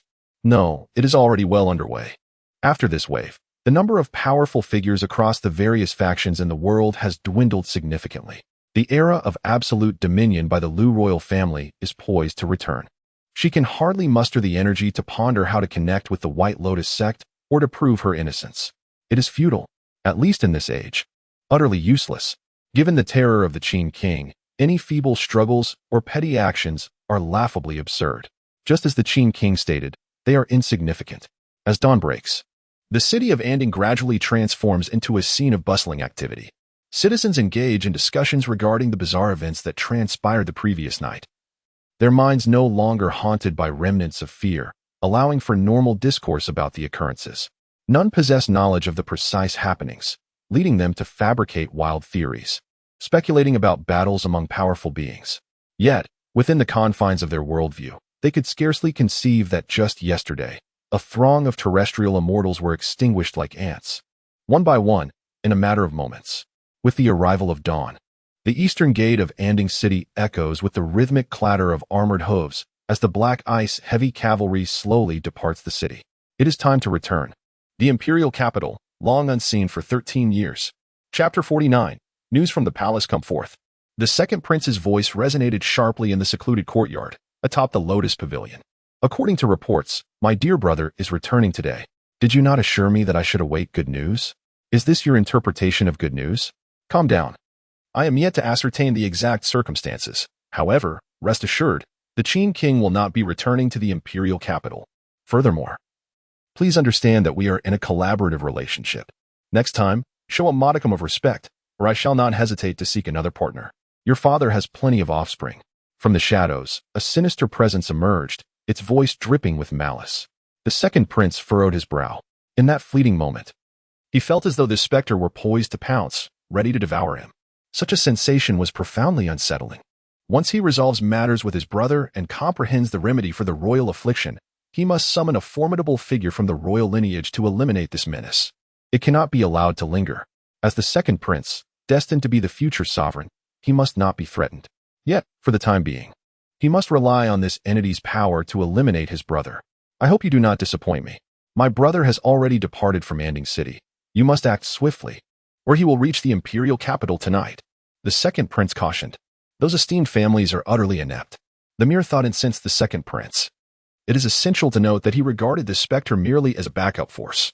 Given the reputation of his 14th brother, he believed that the prominent families would not remain indifferent. They would undoubtedly exert their utmost to extinguish the life of his brother, who possessed the potential of a martial emperor. To that end, he had already been accommodating. In the capital, he had employed various stratagems to keep the royal family's movements concealed. It was only due to his father's seclusion and his own near-decade-long interim governance that he could accomplish such a feat yet, despite his cooperation. Those ineffectual families had failed to fulfill their responsibilities. In his opinion, mutual suspicion among those powerful factions was to blame for the current predicament. It infuriated him to think that, even at this critical juncture, they were reluctant to take the initiative. It seemed the resurgence of the heavenly martial era had lingered too long in the past. These factions had either forgotten or never experienced that profound fear and despair. Even among the royal bloodline, he had to concede that their martial emperor ancestor was exceedingly ruthless, particularly towards those at the earthly immortal realm. To them, he was akin to a god of slaughter. For ordinary cultivators, as long as they were not disciples of those great factions, there was no need for excessive concern. The true peril lay with the earthly immortal masters and the powerful elite. The martial emperor was generally benevolent towards ordinary cultivators, or rather, deemed them inconsequential. During the era of the martial emperor, it was the earthly immortals who posed the gravest threat. They would fabricate reasons to eliminate others. In the absence of justification, even those who secluded themselves and did nothing were viewed with disdain by the martial emperor for their heavy breathing. In that epoch, the higher one's cultivation, the greater the calamity. Thus, he believes that those terrestrial immortals, one and all, ought to wish for the demise of their own younger brother. Though his brother's reputation had previously been unremarkable, the recent news suggests he possesses the demeanor of an ancestral martial emperor. His intentions are decidedly malicious, as he readily resorts to extermination at the slightest provocation. Should he possess the strength of a martial emperor? Various signs indicate that the calamity of celestial martiality is likely to recur. Of course, the calamity is referred to as celestial martiality by the common folk, while the royal family deems it celestial martial prosperity. Regardless, upon learning that his younger brother has departed from a Ding city, the second prince finds himself quite unsettled. His prior assumption was that there would be no need for him to act directly, by simply suppressing the news and preventing royal interference. There would be ample individuals eager to eliminate his younger brother. However, it now appears he has overestimated the capabilities of those ineffectual souls. Casting a lingering glance at the dissipating specter, he now awaits to ascertain whether this entity truly possesses the requisite strength. Initially, he had not regarded this specter with much significance. His agreement to collaborate stemmed merely from the fact that the other party was privy to the royal family's secrets. He sought to determine whether this individual genuinely had the means to address the potential demise of their royal lineage. Yet, given the current circumstances, with the great families lacking in efficacy, he can only hope that this specter can indeed bring about the end of his 14th brother. Nevertheless, various indications suggest that his younger brother wields extraordinary power. Should this specter succeed in eliminating the 14th prince, it would likely prove challenging for him to exert influence over the entity in the future. This internal conflict contributes to his tumultuous thoughts.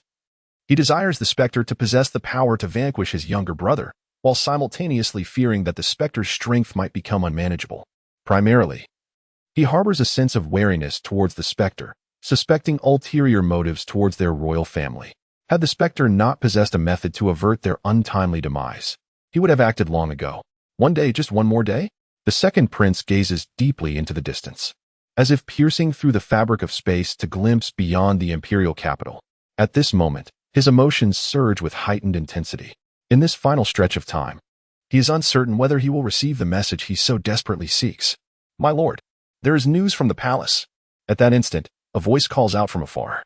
Upon hearing this, the light in the second prince's eye sharpens with sudden focus.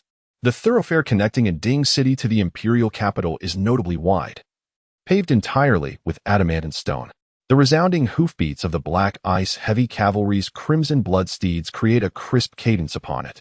And Ding City serves as the gateway to the imperial capital, and along this thoroughfare, a constant stream of vehicles and merchants flows. The road is exceptionally bustling. Yet, despite the commotion, Lu Fifin's convoy navigates smoothly without obstruction, even as his carriage resembles a diminutive palace. The banners of the royal family and Prince Qin are raised high, prompting the crowd to part in reverence from afar. Although the Great Xia dynasty currently finds itself in tumultuous straits, with the royal family gradually losing influence and external authority waning, within the confines of the capital, they still command absolute authority. Furthermore, the name of Lu Fifan, the king of Qin, has spread far and wide, resonating through every corner he traverses. In the capital, despite efforts to suppress his fame, his reputation has become inescapably prominent. Although the banner of the king of Qin may be unfamiliar, the populace is literate and aware. They also know that the king is set to return to the capital, and it is evident that this day is the one foretold. Amidst the throng, there are those with ulterior motives, watching as the Black Ice heavy cavalry stirs restlessly. What is the Elder Council's predicament? Has no word been relayed? Will they indeed take action? The longer they wait, the closer the king of Qin draws to the imperial city. Are they contemplating a full-scale assault upon his arrival? Their confusion is palpable. They were summoned with the understanding that decisive action would be taken before the king entered the capital. Yet, as they linger, the anticipated order to strike remains elusive, leaving them in a state of bewilderment. Chapter 50. The Emperor's Inquiry. The disciples from various clans found themselves in a state of disarray, unable to contact their respective elders. It appeared as though these elders had vanished completely. They could only watch helplessly as the cavalry rode away. Inside a carriage, Lu Fifan savored the purple fruits that Xian fed him, casting a detached glance outside. He could naturally sense the lurking malice. However, he deemed it too feeble. Lu Fifan shook his head, recognizing that those hidden in the shadows possessed inadequate strength. Otherwise, he would not have hesitated to eliminate them. Their weakness rendered them unworthy of his attention. Without sufficient power, they lacked even the qualification to become his fallen foes. If they desired the honor of perishing at his hands, they must return and train diligently. Should they become stronger and again display murderous intent towards him upon their next encounter, he would undoubtedly strike them down without a second thought. Of course, if they remained as ineffectual upon their next meeting, it would depend on his mood. Suddenly, Lu Fifan's spirit stirred, and he lifted his gaze ahead. He noticed several figures slicing through the air, but just as they reached the front of Lu Fifan's party, they abruptly halted and descended. A group of eunuchs clad in black robes, adorned with tall hats and wielding dusters, approached the convoy with small, measured steps. "Your Highness, the Emperor has issued a decree," one of the eunuchs announced. "What is it?" Lu Fifan inquired directly. In the Great Xia, the protocol for conveying edicts was only applicable to outsiders, akin to the Emperor's presence. Among the royal family, there was no such necessity. Eunuchs were mere servants, even when delivering the Emperor's commands. The nobility need not show them deference. "Your Highness, the Emperor has decreed that for the final leg of your journey back to the imperial capital, it would be best for you to return alone. This old servant has brought someone to take your place in the convoy," the leading eunuch communicated discreetly. "Your Highness, the Emperor is already aware of your arduous journey back to the capital, suppressing the White Lotus and intimidating those who disrespect the court. He has ordered a grand reception in the city, but due to his recent seclusion, these arrangements were made in haste. He hopes you will travel slowly." Meanwhile, the leading eunuch publicly unfolded a proclamation and began to read aloud. "I understand." Lu Fifan nodded. "Your Highness, you." A shadow swiftly attempted to enter, only to be halted abruptly, as if colliding with an invisible barrier. The leading eunuch was momentarily taken aback, confusion flashing across his forehead. The Qin prince had acknowledged the message, yet why was he not cooperating? "I am aware of my father's intentions, but it is unnecessary," Lu Fifan conveyed firmly, without the need for telepathy. "Your Highness, it is truly perilous. Experts from various clans are present, and there are dangers beyond your imagination that could strike at you. Even if the Emperor were to summon all the masters from the capital, they could not guarantee your safety. Only within the imperial capital, supported by royal lineage, would such forces refrain from acting recklessly." The leading eunuch hastily advised, "Enough, I've already stated it. There's no need." Lu Fifan waved his hand dismissively. "Let us continue on our journey." He then turned his gaze towards the commander of the Black Ice heavy cavalry. The eunuch, anxious, began to pace in circles, pondering the nature of the Qin king. He had already warned that the final stretch back would be perilous, yet his words fell on deaf ears. Unfortunately, he could not afford to be forceful. After some contemplation, he resolved to hasten back, seeking the Emperor's decision. Meanwhile, within the palace, the second prince knelt on the ground. Before him, on the dragon throne, sat a frail figure, reminiscent of an elderly man nearing the end of his days, helplessly propped upon the throne. Why must it be this way? The occupant of the throne was none other than the reigning Guang emperor, though he appeared decrepit, teetering on the edge of the grave. His eyes were sharp and fixated intensely on his kneeling son. Does father not comprehend? What I do is for the sake of self-preservation, and such preservation invariably leads to fratricide. Father, I have managed state affairs in your stead for a decade. A decade. You are well aware of my performance. I have erred not once, and my talents are no less commendable. Is not 10 years sufficient to attest to my capabilities? Throughout these years, I have been diligent, never daring to relax my efforts. You know all too well what you have done since ascending the throne. And the state of the great Xia under your rule speaks volumes. I have worked tirelessly to stabilize the situation and rectify the mess you created. Is that not enough? Yet you wish to pass the throne to the Qin king. Do you understand the implications of that? You know everything. The second prince suddenly lifted his head, his eyes ablaze with fury, as if to unleash the burdens he had borne for years, coupled with the grievance of knowing he was not the heir. I ask you, why is it so? Your 14th brother may be disregarded, but what of the others? They possess no hope of inheriting the throne. The emperor abruptly rose from his seat.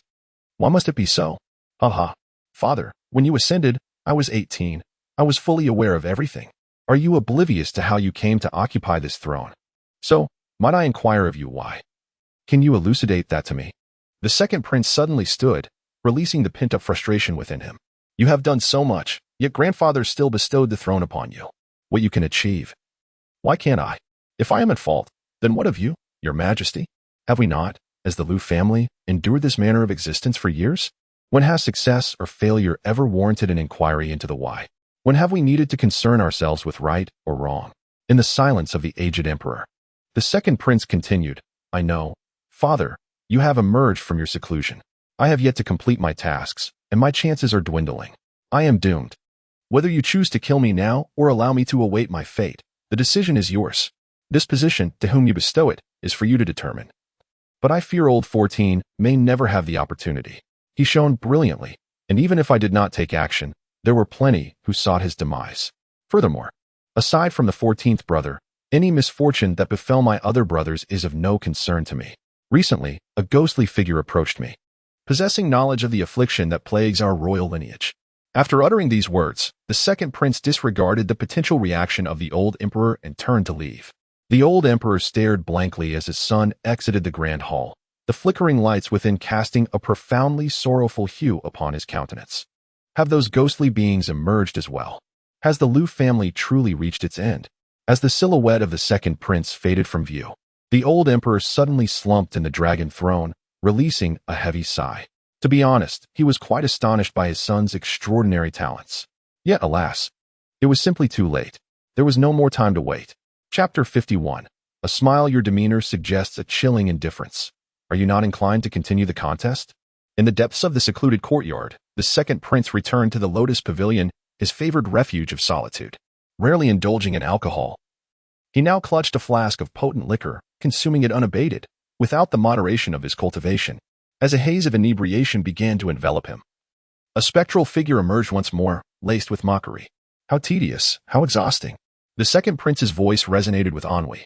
Over the years, he had always tread cautiously before his imperial father, yet today, in a moment of catharsis, he felt an exhilarating release, a sense of apathy washing over him.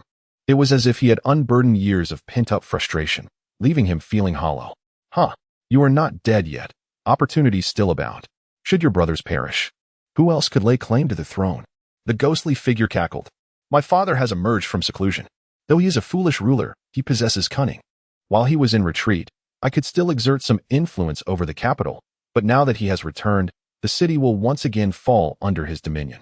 My brothers will not die unless struck by sudden misfortune, replied the second prince, shaking his head. What does the death of the 14th prince matter? The throne will not be mine. His every action hinged upon accomplishing his objectives before his father's return, solidifying his plans into an irreversible state. Once his father emerged, everything would settle into place, just as it had in the past. Regrettably, he had failed to achieve this, leaving him with no opportunity. The second prince understood his father's nature well. It was somewhat surprising he had not met his demise today. It could only be said that the old man was not only physically weakened, but had also grown soft-hearted. In the past, he would have had no chance to continue drinking. Your father's control? You overestimate him. Rest assured, no other brothers of yours will survive. Ultimately, the throne shall be yours. Let it begin with your 14th brother, the Prince of Qin. Although Lu Fifan had not departed from the ranks, he had, in accordance with the imperial decree, instructed the group to reduce their pace. This journey felt akin to fishing, piquing his interest. Once they returned to the capital, it would be time to reel in the line, so moving slowly was preferable. Despite having resolved the majority of formidable opponents yesterday, it was inevitable that some would have slipped through the net. Regrettably, he had not sensed any powerful presences along the way, leaving him uncertain if they had all been eliminated or if those individuals had sensed the shift in atmosphere and dared not approach. Just as Lu Fifan began to feel a sense of ennui, he suddenly perceived a dark, sinister aura extending like tentacles from the void ahead, spreading in all directions. This scene felt familiar, and a smile broke across Lu Fifan's face. This smile captivated Xian. Her lord's smile was truly enchanting. Regrettably, the prince seldom smiles, perpetually exuding an air of detachment, seemingly untouched by the world's influences. One wonders what could possibly evoke a genuine smile from him. How delightful it would be if he could smile more often. Beside him, Bai Liuli observed that the Qin Wang's smile harbored an inscrutable significance, foretelling misfortune for someone. She glanced at the throng flanking the road. While the bustling atmosphere could be attributed to its status as the thoroughfare to the imperial capital, there lay beneath the surface an unknown number of individuals harboring intentions against the Qin Wang. However, Bai Liuli shook her head. With so many formidable figures having perished the previous day, these individuals would stand no chance should they attempt to act. A new chapter of brilliance for the Lu royal family was about to unfold. She couldn't help but gaze at the Qin Wang. This formidable and terrifying man instilled in her a sense that the great Xia would flourish even more than it did post-Wudi. The more time she spent with him, the more intense this feeling became. Yet, she noticed that at that moment, the Qin Wang had lifted his gaze, as if penetrating the carriage's barrier to behold the heavens beyond, captivated by something unseen. Following Lu Fifan's line of sight, Bai Liuli saw nothing. Meanwhile, just out of her sight, a spectral shadow emerged from the void. Observing Lu Fifan with a menacing grin, dark tendrils of ominous energy swirling toward the carriage he occupied. What is happening? But he soon realized something was amiss. His power could not penetrate. It seemed an invisible wall shielded the carriage from his influence. Because you were too weak. Just then, a whisper echoed in his ear, as if someone were speaking directly beside him, a chilling breath brushing past him. Ordinarily, he prided himself on instilling fear in others, yet at that moment, he found himself startled, nearly materializing from the void in surprise. This bizarre occurrence had been experienced by many, yet for him, it was a first. Nevertheless, he quickly regained his composure, his dark energy swirling and intertwining as he sought to discern the source of this disturbance. "Who are you?" he inquired into the void. "Did you not come seeking me?" Upon hearing this, the spectral figure's gaze darted towards the carriage. In an instant, he locked eyes with a pair that sparkled like stars, the other party wearing a faint smile, as if having discovered something valuable. He was acutely aware of his own grotesque appearance, knowing it bore no resemblance to anything precious, and thus, that gaze filled him with dread. You can see me?" The voice of the spectral figure was shrill, akin to a wailing spirit. "Last night, someone like you asked the same question." Lu Fifan replied calmly. "Qiming? What has happened to him?" The ghostly figure paused momentarily, its flickering essence instinctively retracting slightly. A sense of unease washed over it. Prior to its arrival, it was aware that Qing Ming had previously come to confront King Qin. However, no news had returned, which was precisely why it had refrained from immediate action upon its arrival. To its astonishment, the human before it had encountered Qing Ming. Clearly, something was amiss. He was frightened of me and fled, running far enough to exhaust himself. Lu Fifan stated earnestly. Exhausted? What nonsense is this human uttering? The figure scoffed. Given the uniqueness of our kind, it is inconceivable that he could perish from fatigue. Not only has a single night passed, but even if a year or a decade were to elapse, such an eventuality remains impossible. You appear to harbor doubts, it continued. Very well. Allow me to let you experience this firsthand. Chapter 52. The return of the Qin King. As Lu Fifan's words fell, snow lotus flowers began to bloom in the void. The dark, ominous energy that swayed through the emptiness was devoured and dissolved upon contact. The ghostly shadows emitted wails of despair, hauntingly mournful. In that fleeting moment, he understood why Qi Ming had fled. This Qin King was far beyond the mere celestial being of land that the rumors suggested. Moreover, his methods were perfectly suited to counter their clan. What kind of power was this? He could not fathom. However, he recognized that this was not the time for contemplation. He had to run, and the farther, the better. Even a moment's hesitation could spell his doom. It was utterly terrifying. This individual was merely 18 years old, yet possessed such formidable strength. Fortunately, although his power did not match that of Qing Ming, he had not sustained severe injuries, and their clan's secret techniques could be utilized in an instant. Qing Ming's demise was undoubtedly due to this reason, having been gravely wounded. He could not unleash his full potential in a moment of crisis. The same could not be said for him. The instant he sensed something amiss, boom, his dark energy, akin to the roots of a mighty tree, was detonated, encompassing even his very being. Subsequently, a mass of black mist slipped into the void, vanishing in the blink of an eye. Thank goodness, I am not Qi Ming. He felt an overwhelming sense of relief. What a close call. Had he been in a state of severe injury, he would have been incapable of a sudden outburst of power. In that scenario, he would have met a dire fate, likely ending up like Qi Ming. The Qin king was exceedingly enigmatic. Mere raw power was sufficient to annihilate them. What kind of techniques did he wield? The news must be conveyed back. The Qin king must die, at all costs. The Liu clan had become increasingly peculiar. Each critical juncture seemed to summon individuals capable of altering the situation. Yet, previously, this was due to the inability of his demonic lineage to manifest its powers. But in this era, what did it matter how strange the Liu clan was? Could it rival the enigma of my demonic lineage? The grievances of today would be avenged tomorrow. Their clan's innate gifts, when unleashed, came at a considerable cost, even risking their future. Just look at Qing Ming, a venerable elder who, despite his unique opportunities, now found himself reduced to a mere shadow of his former self. This was the consequence of his prior explosive display of talent leading to his downfall. One can only imagine the severity of the repercussions that accompany such a display of innate ability. The Qin king had forced him to this brink. The hatred had grown immense. If he did not eliminate the Qin king immediately, his heart would remain restless. However, the moment was not yet ripe. Any action taken by their clan would come at a price. Yet, when it came to dealing with this unpredictable Qin king, any cost would undoubtedly be worth it. This individual was truly incomprehensible. At only 18 years of age, he had already become so formidable. Thankfully, he was born in this era. Had he been born 1,000 or 800 years earlier, the implications were too harrowing to contemplate. Perhaps, under such circumstances, their demonic lineage would have truly suffered significant losses at the hands of this prodigy. But now, at 18, he had no opportunity left. Time was inadequate. The prodigy remained merely a prodigy, not a formidable force capable of altering the course of destiny. Even if he were to cultivate the celestial emperor's art to the 15th level, what of it? Even if he attained the pinnacle of earthly immortality, it would change nothing. After retreating into the void, the specter, feeling a semblance of safety, muttered bitterly to himself. Driven to this desperate juncture, he was filled with rage, wishing for the demise of that human. Was it not so? Just as he prepared to extricate himself from his explosive state, a serene whisper echoed in his ear. It was akin to the devil's murmur. Though soft, it detonated within the depths of his soul. In that moment, he felt an icy chill erupt from within his very essence. The innate talent of his kin, when unleashed, possessed an unimaginable speed, let alone those of the same realm. Even the more powerful would find themselves at a loss against them. Yet now, this haunting voice, like a malignant growth, threatened to shatter his very soul. How could this descendant of the Liu family pursue him so relentlessly? Initially intending to halt, he accelerated once more, igniting his innate abilities to their utmost. Faster.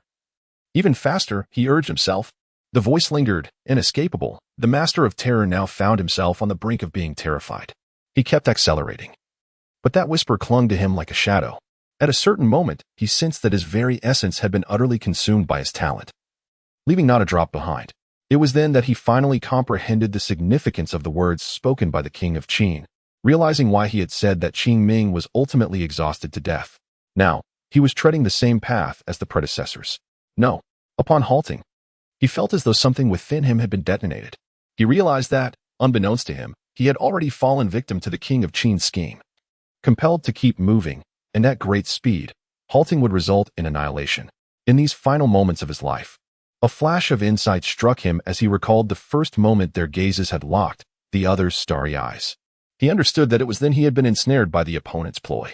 In other words, with just a glance, his fate had been sealed. Amidst his despair and unwillingness, his soul was abruptly detonated, dissolving into the void, leaving not a trace behind. The carriage continued its journey, unperturbed, as if nothing had transpired. The subsequent journey unfolded without incident. Those of the great powers, unable to contact their elders, gradually retreated without taking action. The formidable force behind the spectral figure seemed unable to comprehend Lu Fifan, choosing not to pursue further, as if waiting for the opportune moment. Nevertheless, the caravan did not arrive until the following morning, primarily due to the earlier news from the palace, which had urged them to proceed slowly. The Black Eye's heavy cavalry had naturally pushed their speed to the limit. A journey that should have taken only a day was stretched until the following daylight. The imperial capital, this ancient city, was even older than the Great Xia, with a rich heritage spanning over 8,000 years. Before the establishment of the Great Xia, this place was the imperial capital of the previous dynasty. In truth, the location of the imperial capital was not particularly advantageous. The resources were insufficient, and it was not a strategic stronghold capable of commanding the realm. When the Great Xia was founded, many high-ranking officials proposed relocating the capital, and similar suggestions resurfaced in subsequent years. However, the royal family remained resolute. Throughout the generations, emperors have not wavered. Even if there were thoughts of change while still a crown prince, once they ascended the throne, their perspectives would shift. The ancient city, steeped in a profound and timeless atmosphere, resembled a slumbering primordial beast, poised to awaken and devour the heavens and the earth at any moment. When Lu Fifan's party arrived at the city, suddenly, a resounding horn echoed through the air. The rhythmic beating of drums reverberated throughout the entire city. King Qin, Lu Fifan, having journeyed to Qin Chuan, diligently honing his skills for a decade, has now achieved mastery in his divine arts, vanquished the White Lotus, and eliminated the disloyal. Triumphantly returning to court. Chapter 53. The disappointment of the princes. A battalion of armored guards raised their weapons in a fervent salute. Today, the citizens of the imperial capital, without exception, have gathered to welcome them, all voluntarily. Of course, the reasons behind this voluntary participation remain unexamined. Nonetheless, on this day, every resident of the capital, regardless of status or cultivation level, including members of prominent families and esteemed sects, has converged here. Whether their enthusiasm is genuine or coerced is of little consequence. At this moment, they are expected to exhibit fervor, for high above, a cadre of cloaked guards surveys the crowd with hawk-like gazes. While they may not remember those who perform well, they will undoubtedly notice any displays of discontent. It is no wonder that, despite their reluctance to admit it, the emperor does exhibit a certain folly. Such spectacles are rare among the rulers of the Great Xia dynasty, yet only the current sovereign would dare orchestrate such a display. The realm is in disarray, yet within the imperial capital, this turmoil is entirely concealed. Here, festivities abound, and the people of the capital frequently emerge to express their excitement, with even the noble families joining in. The emperor revels in such occasions. In recent years, his extravagant pursuits have been tempered only by declining health. The emperor wields 3 distinct powers under his direct command, with the cloaked guards having been employed to maintain order in the capital. Furthermore, due to necessity, the strength of these guards has been steadily augmented. To what extent this power has grown remains a mystery, known only to the emperor himself. Beyond the capital, he may have lost his grip, but within its confines, every movement of ordinary cultivators and the elite families is closely monitored by him. While the emperor's awareness is not absolute, he is certainly attuned to any disturbances that arise within the capital.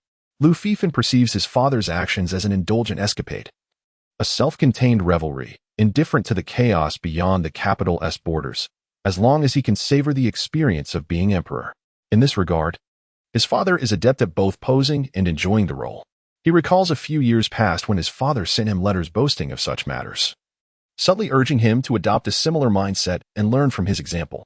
At that time, it felt as though he was being instructed on the art of being the last emperor. Look at the 14th prince, who merely vanquished a few disorganized White Lotus cultists and subdued some lesser clans and sects.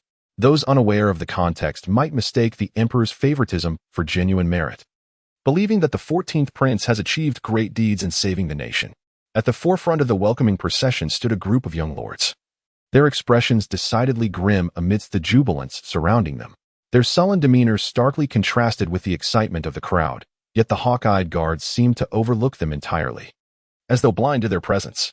If mere trivial accomplishments warranted such treatment, surely anyone could claim the same. Previously, I harbored doubts regarding the emperor's intent to designate the 14th prince as the heir apparent. It seemed to me that the rumors were rather far-fetched, as I had nearly forgotten about the 14th prince, who appeared to have emerged from obscurity. However, I am now compelled to reconsider my stance. Just look. The second prince is so incensed that he has not even shown up. Indeed, the second prince is the one who truly suffers. After years of diligent toil, he finds himself relegated to the role of a mere errand boy, which fills me with indignation on his behalf. Typically assertive. Why has the second prince shrunk back this time? Were I in his position, I would certainly take decisive action. The emperor's conduct is quite disheartening for him. This group of young men, all princes, converse with reckless abandon. After all, there is little left to conceal. They are well aware of their father's deteriorating health. The position of heir apparent is on the verge of being established. Just days ago, their elder brother met an untimely demise. This essentially foreshadows their own fates. Hence, the anguish they feel at this juncture is palpable. With the situation laid bare, there is no longer any pretense, even if their father were present. They would express their grievances openly, perhaps even resorting to outright accusations. As for the previously inconspicuous 14th prince, they harbor a deep-seated envy. If the heir were to be the second prince, they might find it somewhat palatable, for they have witnessed his capabilities over the years. Yet the 14th prince is a name they had scarcely heard before, even though he has recently gained notoriety. They perceive it as a result of their father's influence and resources. The Black Eye's heavy cavalry is but a superficial display, and they have not reaped the benefits of such privileges. The disparity in treatment is stark. Regrettably, no matter their dissatisfaction, the outcome is inescapable. Originally, they intended to observe their second brother in action today. However, they were taken aback by his unexpected timidity, as he did not even make an appearance. This filled them with disappointment. They have heard that those prominent families have considered taking matters into their own hands. Typically, they have expressed disdain for the court and held a sense of superiority, yet they find themselves unable to contend with even the 14th prince. These noble families are mere paper tigers. Should the 14th prince ultimately defeat them, it would serve as a form of vindication. As princes, they endure the disdain of the emperor and their brothers within the imperial capital, feeling quite uncomfortable. Upon venturing outside the capital, they must also contend with the ire of those prominent families. The emperor, being their father, is one thing, but their resentment towards these noble families is truly palpable. Given the chance, they would eagerly retaliate against them. In truth, they believe that Lufifen, their brother, is acting rightly. Had they not lost the throne, they would have united as brothers to confront those noble families. Yet, such hypotheticals are irrelevant. The position of heir apparent is a matter of life and death, and for them it is a struggle for survival. In reality, the suppression of information within the capital facilitates the noble families in their efforts against Lufifen. Aside from the second prince, they too have covertly exerted their influence. Their intentions were clear. Should the prominent family succeed, their own 14th brother would be doomed. In that eventuality, the second prince, as a key participant, might meet his demise at the hands of their enraged father, or at the very least, lose his position as crown prince, thus presenting an opportunity for them. Unfortunately, their second brother possesses a certain audacity. Aware of the risks, he dares to act nonetheless. Yet, those noble families, who often appear increasingly dismissive of the court, have shown signs of trepidation. Numerous indications suggest their intent to strike. However, behold, their 14th emperor has returned to the capital unscathed. Clearly, those noble families ultimately failed in their endeavors. They may have attempted to act, but they were reluctant to commit fully.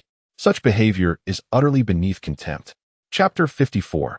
The desolation of the 8th prince as the brothers returned to the imperial capital. None of the princes felt joy. Disappointment cloaked them instead. They lamented, "Had we known." One among them sighed softly. They had all believed that the rumors of their 14th brother's potential as a martial emperor would incite frenzy among the prominent families. They merely needed to bide their time. Even if things turned dire, their second brother was there to rely on.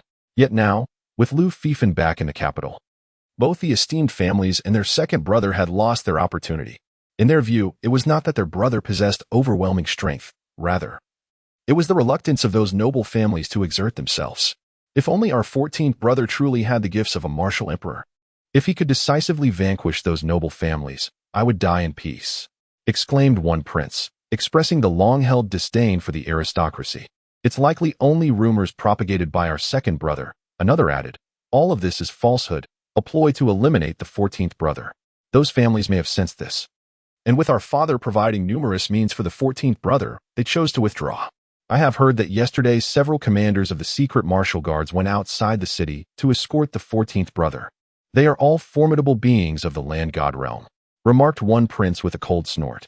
Eighth brother, you seem to be well aware of the movements of the secret martial guards in the palace.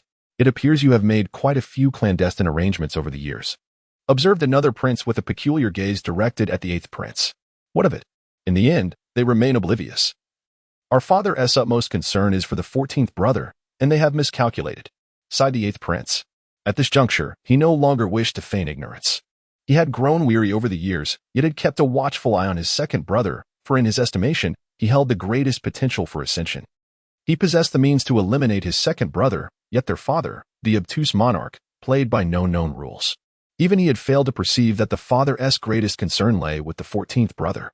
Now, with his demise imminent, it seemed that time was slipping away. With the current news from the palace, it appeared that their father's actions were nearing a critical point. Once the 14th brother ascended to the throne, their own fates would be sealed. Hence, he chose to speak candidly, abandoning the habitual contemplation that had plagued him for years. Why don't we brothers collaborate? At the very least, we could ensure the 14th brother's removal, granting us all another chance, proposed one prince, his gaze flickering with ambition. It's futile. Within the imperial capital, our father wields the royal legacy, rendering him invincible. As long as he draws breath, our efforts are in vain.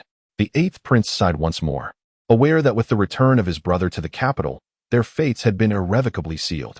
The noble families, claiming they could unite to conquer the imperial capital, were merely deluded fools, lacking in strength and understanding. The foundation of the great Xia was far from simple. As long as the emperor remains, the imperial capital shall never fall to any adversary. However, that day approaches swiftly. Once the emperor of the great Xia has departed, the hold over the realm will inevitably weaken. To the great Xia, the emperor embodies more than just a title. If it were left to me, perhaps I could devise a solution. Alas, my father forbids it. The eighth prince sighed. You keep your thoughts hidden. How can you be so certain that father disallows it? Scoffed one of the princes, clearly displeased by the sudden emergence of the eighth prince. They were oblivious to the fact that beyond the 14th brother and the second brother, there was another who had been shrouded in secrecy. How can you presume to know what I possess? The eighth prince retorted. Over the years, I have shared my plans and strategies with father, yet alas, he is far too muddled. Ultimately, the eighth prince could not contain his frustration. He felt a deep sense of injustice. He had demonstrated his capabilities to his father and expressed his confidence in leading the royal family of Great Xia out of their predicament. However, the old fool had dismissed him outright. Beneath his calm facade lay a tempest of rage. He understood his second brother all too well. Typically, whenever father issued a command, the second brother would be the first to step forward. Yet, this time, he had not even made an appearance. One could only imagine the turmoil within him. The second brother had been summoned to the palace yesterday, daring to confront their father, a rare occurrence that spoke volumes of his despair. The years had been arduous for their foolish father, who wished to indulge himself while also managing the chaos he had created. Frankly, it was no small feat. His father operated solely based on whims and preferences. Had he been capable of reason, opportunities might have arisen. Amidst the murmurs of the princes, Lu Fifin's entourage arrived. As the carriage curtains were drawn, Lu Fifin surveyed the scene. His brothers, though appearing youthful, spanned ages from their 50s down to mere children of 7 or 8. A notable trait of the emperor's lineage is that it predominantly comprises princes. The more diluted the bloodline, the greater the likelihood of female births. Each of them possessed commendable cultivation. For Lu Fifin, however, they were but a trifling matter. Nonetheless, they were still his brothers. Though he was aware that many among them would relish in his demise, it mattered little to him. As long as they refrained from direct confrontation, he was indifferent. Among the princes, he could still recognize a few of the older ones. The rest he discerned by their attire and positioning, identifying them as his kin. It had been 13 years since his last return. Due to his discretion, none of his brothers had thought to visit him. They were akin to familiar strangers. 14th brother. I never expected to see you return alive. One of his brothers exclaimed with a sigh. Evidently, my survival brings you no joy, Lu Fifin replied, acknowledging the truth in his words. There could be only one heir apparent, a matter entwined with life and death. Only with Lu Fifin's demise would they have their chance. Regardless, 14th brother, all my efforts over the years and my future plans are encapsulated within this. Take it, and I hope it proves beneficial to you. The eighth prince presented a precious brocade box, delicately placing it in Lu Fifin's hands. Many of my people will only heed my commands, should I no longer be present. You must pay close attention to them. Those who were disobedient should be dealt with promptly to prevent any mischief. The eighth prince continued. Previously, rumors circulated that you had achieved the realm of the land immortal. I had always thought this was the second brother's fabrication, but it appears to hold some truth. Perhaps you truly possess the hope of revitalizing the great Xia. Alas, I fear I may not live to see that day. A tinge of melancholy permeated the eighth prince's voice. At that moment, the other princes seemed to be stirred by similar sentiments, their expressions turning wistful. The youngest among them, merely 7 or 8 years old, even began to weep softly. Though so young, he understood everything. Chapter 55, The Secret of the Sudden Death of the Lu Family Royal Clan. There was little sense in reminiscing with a band of brothers. Although the welcome ceremony in the city was grand, to Lu Fifan, it held little significance. He had never been one to concern himself with such superficialities. After reuniting with his comrades, he made his way directly to the imperial palace. The emperor's condition was exceedingly poor, reduced to merely presiding over the palace. His frailty was palpable. Your son, Lu Fifan, pays respects to father. Within the Tsangtian Hall, the guards had been dismissed. Recently returned to the capital, Lu Fifan was summoned for a private audience with the emperor. How strikingly similar. The old emperor scrutinized Lu Fifan closely, his expression devoid of longing, instead filled with reminiscence. Seated upon the dragon throne, he appeared to be straining to maintain his posture, as though the slightest release of tension would cause him to collapse. Observing the elderly man, now in the twilight of his years, Lu Fifan found it difficult to reconcile him with the formidable emperor of yesteryears. Nearly a decade and a half had passed. For cultivators, this was hardly a lengthy span, and even for ordinary mortals, it was not insurmountable. Yet now, the emperor seemed to have traversed an entire lifetime. He vividly recalled the year he left the palace, when the emperor still bore the vigor of middle age, a vitality that was now but a distant memory. But now, he was undeniably aged, teetering on the brink of death. A ruler who had reached the initial realm of an earthly immortal should have enjoyed a longevity of 1,000 years, yet now, before a century had elapsed, he approached his end. Such a fate was inconceivable for any ordinary power. One must understand that since ascending the throne, his father had remained within the palace, indulging in comforts without having faced the tribulations of life and death. Such a decline was indeed absurd. A complex expression flickered in Lu Fifan's eyes. What has befallen father? Is there a hidden enemy targeting our royal clan? With a direct inquiry, Lu Fifan sought to uncover the truth. His strength was now sufficient. He yearned to engage with these secrets, to unveil the mysteries that once eluded him due to his lack of power. But now, he no longer needed to conceal his ambitions. Our royal clan does have enemies, formidable foes. However, my current state has no relation to them. This is an issue of our own making. The old emperor's tone was grave. This position will soon be yours. You are entitled to know all that transpires. With a resounding click, the ground beneath the dragon throne suddenly parted, revealing an underground passage, the throne now levitating in the air. Follow me. As the emperor's words echoed, the throne glided into the passage, and Lu Fifan promptly followed. They entered an underground chamber, adorned with numerous portraits, each accompanied by offerings of incense. A swift glance revealed to Lu Fifan that these were the portraits of the emperors of bygone eras. Before long, I too shall join this gallery. The old emperor sighed heavily. Approaching the central portrait, he knelt in reverence before the image of the founding emperor. After a deep bow, he retrieved a seal from above. This is the heavenly seal, the true essence of the Lu family. Within the imperial capital, our Lu family stands invincible.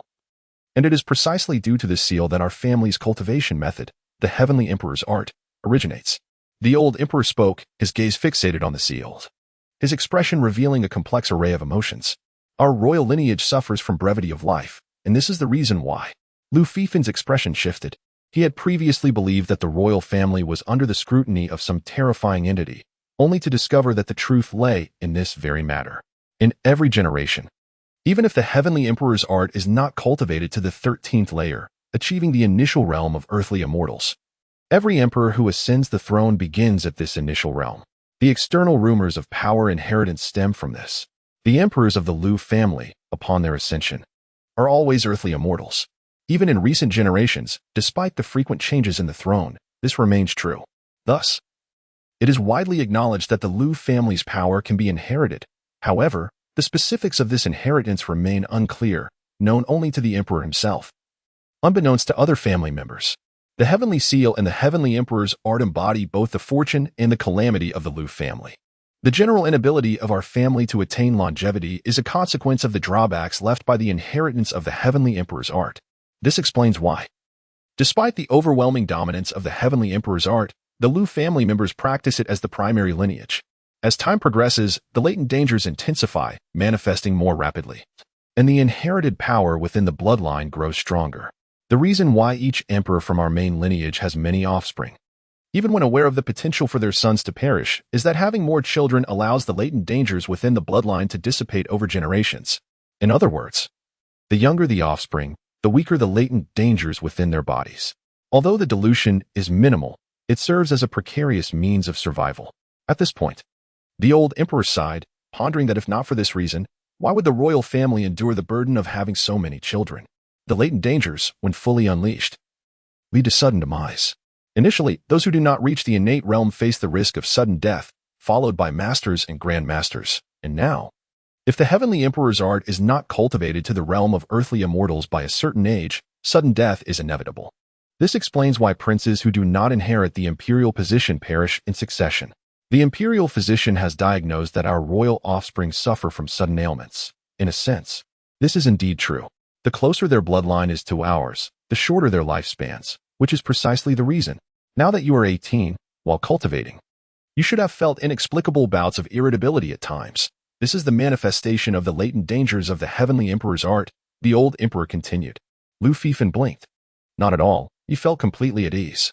He had never experienced any irritability. After some thought, he surmised that perhaps his unprecedented cultivation of the Heavenly Emperor's art to the 17th layer had mitigated the latent dangers. This explanation seemed to fit. Otherwise, it made little sense. Not quite, Father. You mentioned that the power derived from inheriting the Celestial Emperor's art is the cause of our predicament. If that is the case, then why not refrain from utilizing this inherited power, reserving it for crucial moments instead? Lu Fifan discerned the flaw in his father's reasoning. His implication was that it was indeed the inherited power of the Celestial Emperor's art that had led to their current plight. If this were true, then by simply cultivating normally and resorting to the inherited power only if absolutely necessary, they would be in a similar position. After all, in the past, the royal family had not lacked formidable experts. Even now, the strength of the royal lineage remains potent. Otherwise, various factions would not dare to feign allegiance while harboring ulterior motives. It is well known that those factions covet the deep-rooted heritage of the great Xia royal family. Should the restraining power be diminished, they would undoubtedly rise to action. As it stands, the great Xia remains under the stewardship of the Lu family and the royal lineage, ensuring that their strength is still formidable. The royal family is not solely comprised of the main lineage. After 8,000 years, the royal clan's power is also immensely formidable. If only matters were so simple. The old emperor sighed, for indeed, as soon as Lu Fifan posed his query, he realized the truth. The royal family, having inherited their legacy for 8 millennia, surely includes many astute minds. If this issue had occurred to him, it must have been considered by generations of emperors as well. Their decision to refrain from such actions must be driven by compelling reasons. This, it seems, is the true crisis facing the Lu family.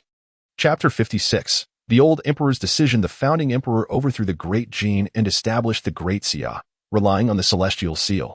In the early days of the great Jin, the Zhang and Ma families held dominion over the realm. However, both the Sima and Zhang families were merely superficial figures. Behind the Sima clan lay the demonic race, while the Zhang family was backed by the holy lineage. The old emperor began to unveil the true secrets of this world to Lu Fifan. The land of Great Xia was once a fragment of the core of the world, where myriad clans vied for supremacy. Eventually, the core was shattered, scattering its remnants across the lands. This territory was originally the domain of humanity. But the arrival of the holy and demonic factions transformed humans into mere resources for cultivation, with the Sima and Zhang families colluding with them in their nefarious schemes. The founding emperor, endowed with profound fortune, acquired the celestial seal, through which he received a legacy. At that time, a conflict erupted between the holy and demonic clans for reasons unknown, providing the founding emperor with the perfect opportunity to annihilate them. The reason for choosing this place as the capital was that it was a territory painstakingly cultivated by the holy and demonic factions, and even contained passages leading to the abyss of demons and the holy realm, which could only be suppressed using the celestial seal. To activate the celestial seal, one must cultivate the celestial emperor's art, and at least reach the initial realm of earthly immortality. The old emperor explained to Lu Fifan, I have encountered beings that are normally unseen, yet exude overwhelming demonic energy. Are they of the demonic race? Lu Fifan recalled the two individuals he had vanquished with a mere glare. It must have been them. I never imagined you could eliminate even them. The old emperor's gaze brightened momentarily upon looking at Lu Fifan, as if seeing a glimmer of hope. However, he soon sighed, and the light of hope in his eyes dimmed. If they could escape, does it imply that the passage to the abyss of demons has weakened? Lu Fifan continued to inquire. Not at all, the old emperor shook his head. Both the holy and demonic races have remnants that once roamed Great Xia. They sustained grave injuries during the Holy Demonic War and later faced another purge by the martial ancestor, which left them in a state of dormancy. At the inception of the Great Xia, many among them managed to escape, but following the demise of the founding emperor, they have been causing unrest. Eventually, the martial emperor ascended to the throne, his cultivation skyrocketing to the pinnacle of earthly immortality. The founding emperor reached the peak of earthly immortality through the legacy of the celestial seal, while the martial emperor truly cultivated himself to the 15th tier, achieving the peak of earthly immortality. In the span of 8 millennia, he stands alone.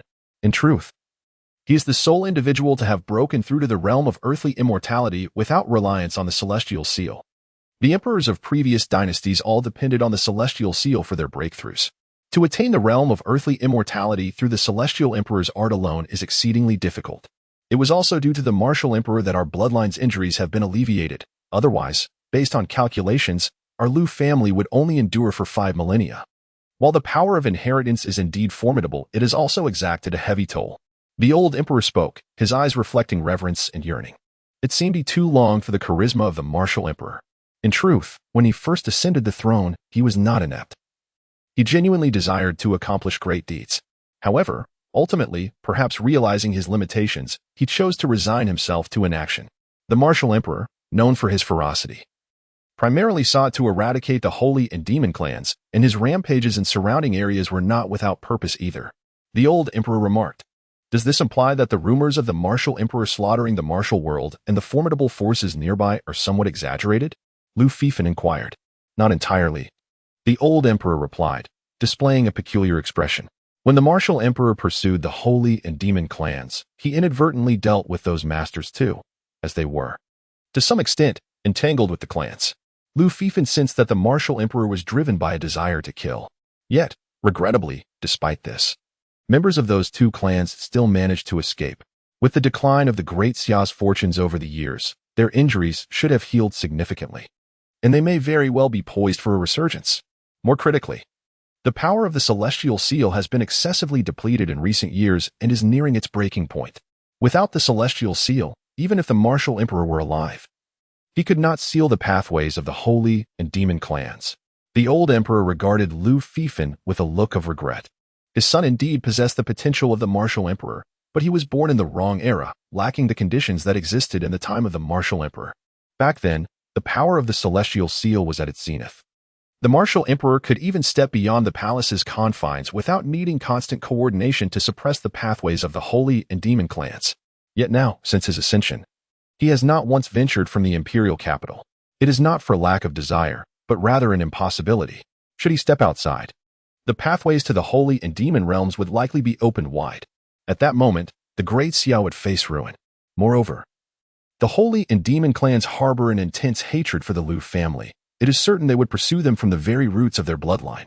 Thus, the royal family finds itself at a critical juncture of survival. Even the presence of the martial emperor would struggle to mend the situation. It is indeed true that the 8,000-year reign of the Great Xia has reached its end. There is no hope or future for the Great Xia. The royal family's fortunes have been exhausted, and any struggle is futile. Once you ascend the throne, you need not continue to suppress the pathways to the holy and demon realms. Instead, take the celestial seal and depart. The primary function of the celestial seal is not merely to suppress the pathways to the holy and demon realms. Such use is a gross misallocation of its potential. Were it not for the issues surrounding those pathways, the Lu clan could achieve even greater heights with the celestial seal. You have cultivated the celestial emperor's decree to the 15th level. Although you still bear some bloodline injuries, there should be no issues for at least a century or two. In this time, with the celestial seal in hand and your remarkable talents, you might ascend to even greater realms. Lu Fifan cast a surprised glance at his father. He had not anticipated that his father would not demand he obstruct the pathways to the holy and demon realms, but instead instruct him to flee directly. This foolish emperor truly is remarkable. The realm of kingdoms may have been contemplated, albeit sparingly. Lu Fifan believes that it is solely due to his inability to cultivate to the realm of earthly immortals, relying instead on inherited power. Otherwise, he would have fled long ago. His persistence now is merely a consequence of his reliance on this inherited strength, as fleeing or remaining yields similar outcomes. Indeed, the moniker of foolish monarch is well-deserved. This father figure is, without a doubt, negligent. Yet, it is also a matter of helplessness. The great Xia has reached a point where hope is elusive. If escape were possible, it would undoubtedly be the preferable course of action. For staying would only prolong the inevitable for a few more years. Given the circumstances, had it not been for his remarkable talent and self-advancement, he would certainly have been left to assume the final role of emperor in the twilight of the great Xia. However, that is merely a hypothetical scenario. In reality, he has transcended the 15th level of the celestial emperor's art, attaining the pinnacle of earthly immortals. He has indeed deduced a breakthrough to the 17th level, becoming a celestial being amidst the mortal realm. With his presence, the predicament of the holy and demonic clans is not merely a matter of their emergence. It is also about Lu Fifan's intention to dismantle these two factions. With him in the Great Xia, the holy and demonic clans pose no threat. Of course, this is Lu Fifan's perspective. The old emperor does not share this view. Even if his son were to truly ascend to the 13th or even the 15th level of the celestial emperor's art through his own efforts, the old emperor would still regard it as inconsequential. This is not 8,000 years ago, during the zenith of the celestial seal's power. In the absence of the celestial seal, even mastering the celestial emperor's art to the 15th level would not suffice to repel the holy and demonic clan's incursion. In truth, there exists another significant reason for your succession, one that is linked to your mother. A flicker of nostalgia sparkled in the old emperor's eyes. Chapter 57. The doubts of the second prince. Your mother's origins are somewhat enigmatic, and most notably, her talents are exceptionally rare. She must be the daughter of a significant power from the outside world, albeit somewhat naive. The old emperor spoke. Are you and my mother truly in love?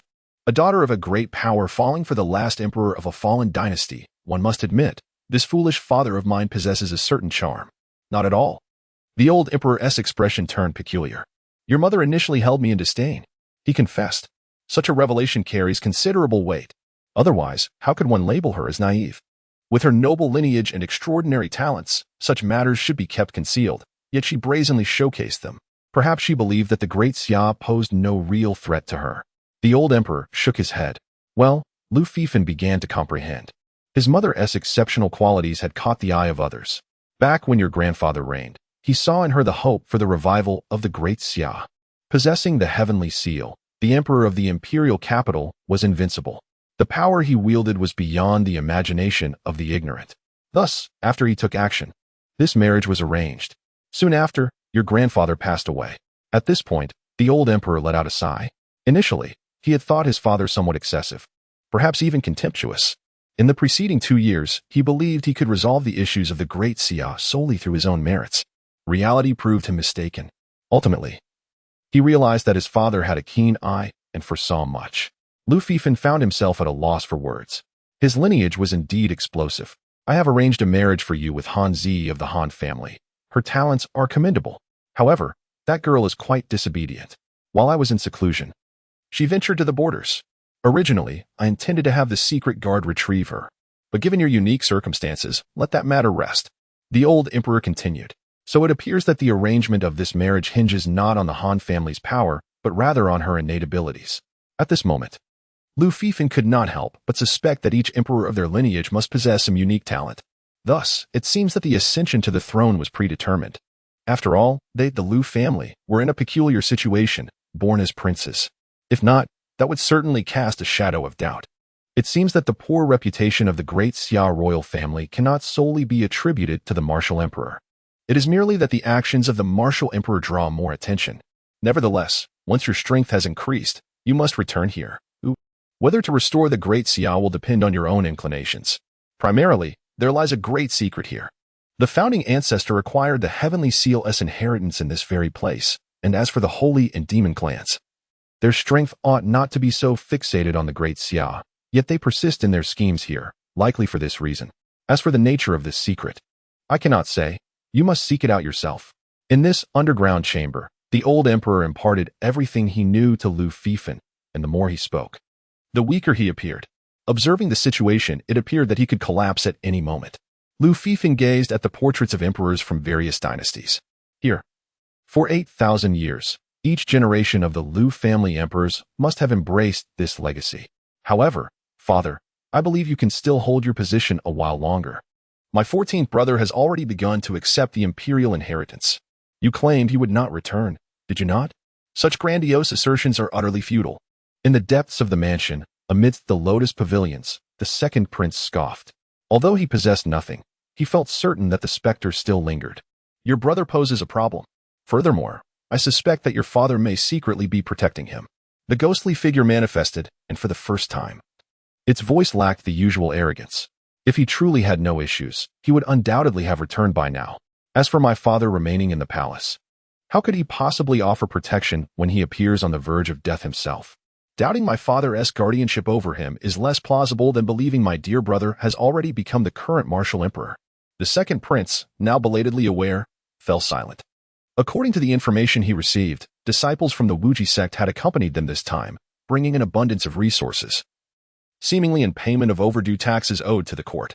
From this detail, he discerned a significant problem. Nevertheless, this was merely a routine report from his subordinates. Despite his apathy, their efforts continued to operate. In truth, the second prince had ceased to care, for everything had settled into dust. Moreover, from the ghostly entity, he had learned the cause of the royal offspring's sudden demise. Although the specter claimed they had a solution, the second prince remained skeptical. If the situation of their clan were so easily resolvable, it would not have persisted for 8 millennia.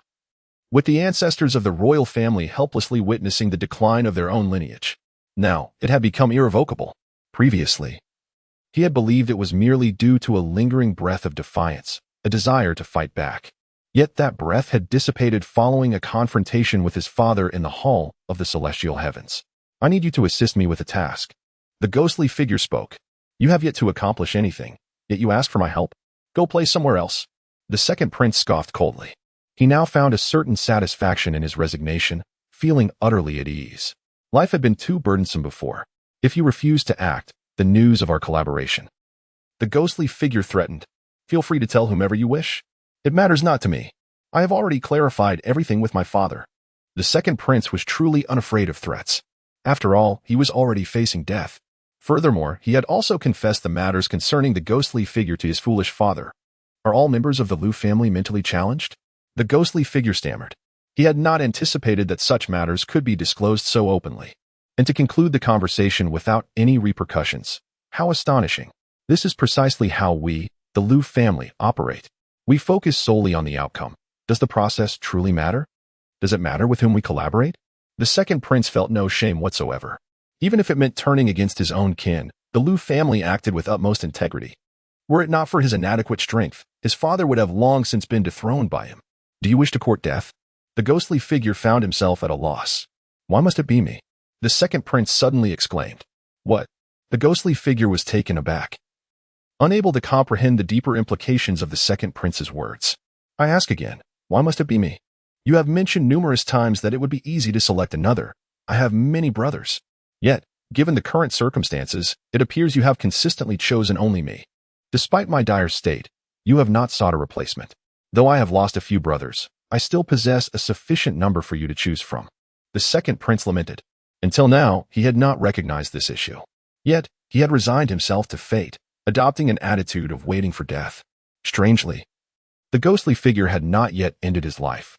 Even when he confessed the truth to his father, this spectral entity did not turn against him. Undoubtedly, there was something amiss in this situation. The ghostly figure's determination to seek him out indicated that it was not merely a matter of unwavering loyalty. Chapter 58. The Enigma of the Shadow Demon Clan. Upon hearing the words of the second prince, the shadowy figure of the ghostly demon chuckled ominously, exuding an unsettling aura. Well, it seems your mind has finally returned to normal, young lad. Are you aware of the former dynasty of Dejin? Zhangma unified the realm, and your lineage, I dare say, traces back to the Sima family. The ghostly demon articulated. At this revelation, Even the second prince was momentarily taken aback. Do you believe yourself to be formidable? After all that you have done over the years, do you truly think you could restore the glory of Xia? Do you consider yourself impressive? The second prince nodded involuntarily, harboring such thoughts. This was precisely why he reacted so strongly to his father's intention to pass the throne to his 14th brother. Though the realm remained chaotic, with the White Lotus sect even raising a rebellion, it was a matter of comparison. The twilight of Xia was no triviality. Particularly during the preceding decade of his father's reign, the situation had nearly unraveled. However, in his own decade of governance, he believed he had genuinely salvaged the empire from the brink of collapse, addressing numerous issues. He felt that had his father relinquished power entirely, he could have achieved even more, perhaps even quelled the White Lotus upheaval. Yet, the implications of the ghostly demon's words suggested otherwise. Who do you think you are? A master strategist orchestrating grand designs? Have you not awakened from your slumber? It is laughable. Without strength, what authority do you possess to command others? Your delusions are so foolish that no one would heed your ramblings. The ghostly demon retorted coldly. You fool. Let me enlighten you. Your current achievements are merely a result of our clan's covert assistance, all aimed at facilitating your ascension to the throne. Alas, we did not foresee that despite your impressive performance, that old fool would still dismiss you, treating you as nothing more than a used rag, to be discarded once spent. It is a pity that our efforts have been squandered, but then again, you are indeed quite the failure. The ghostly demon continued. This declaration struck the second prince like a bolt of lightning.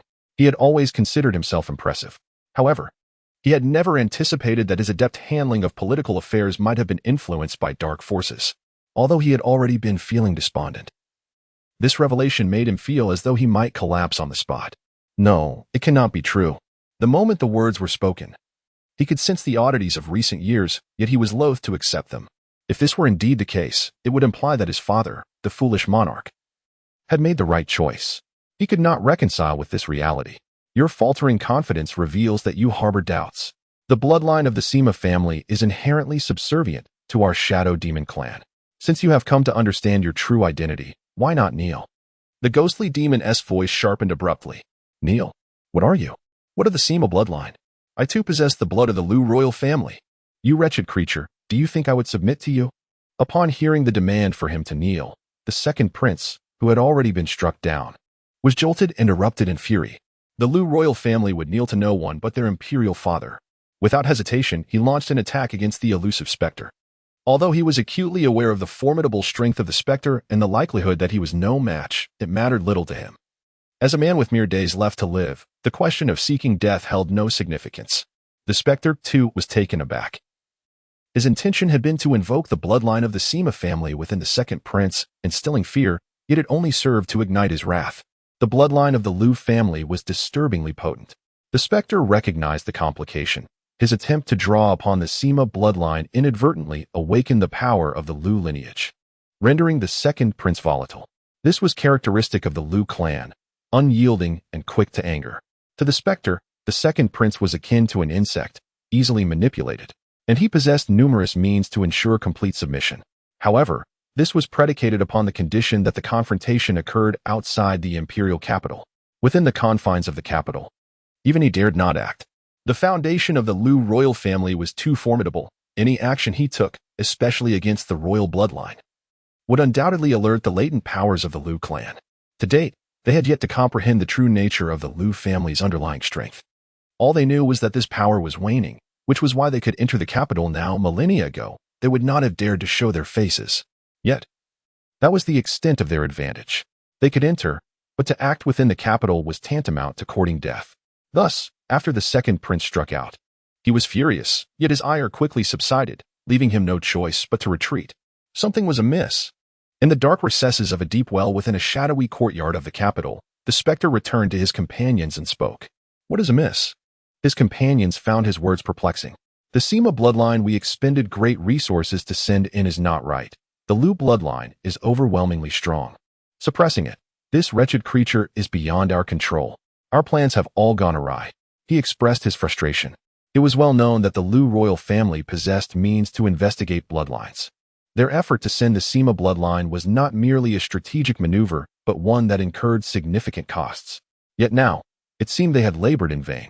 The strength of the Lu bloodline was so great that even the Sima lineage, which had been transformed by their shadowy family for many years, could be easily subdued. It was almost unreasonable. It should not be so. 8,000 years ago, the Lu family consisted of mere rabble, lacking any extraordinary traits. It was only due to Lu Chongba's fortuitous circumstances that the present Lu family emerged. How could their bloodline's power have grown so formidable in just 8,000 years? Some shadowy figures were bewildered. They were all too familiar with the Lu family situation. Had it not been for the discord between their two families, the holy and shadow demons, how could the insignificant Lu family have seized such an opportunity? Initially, they believed that even if the Lu family temporarily ascended, it would merely be a fleeting moment. Unexpectedly, a monstrous figure named Lu Qianquan emerged. They had endured the calamity of the heavenly martial era and had witnessed the terror of Lu Qianquan.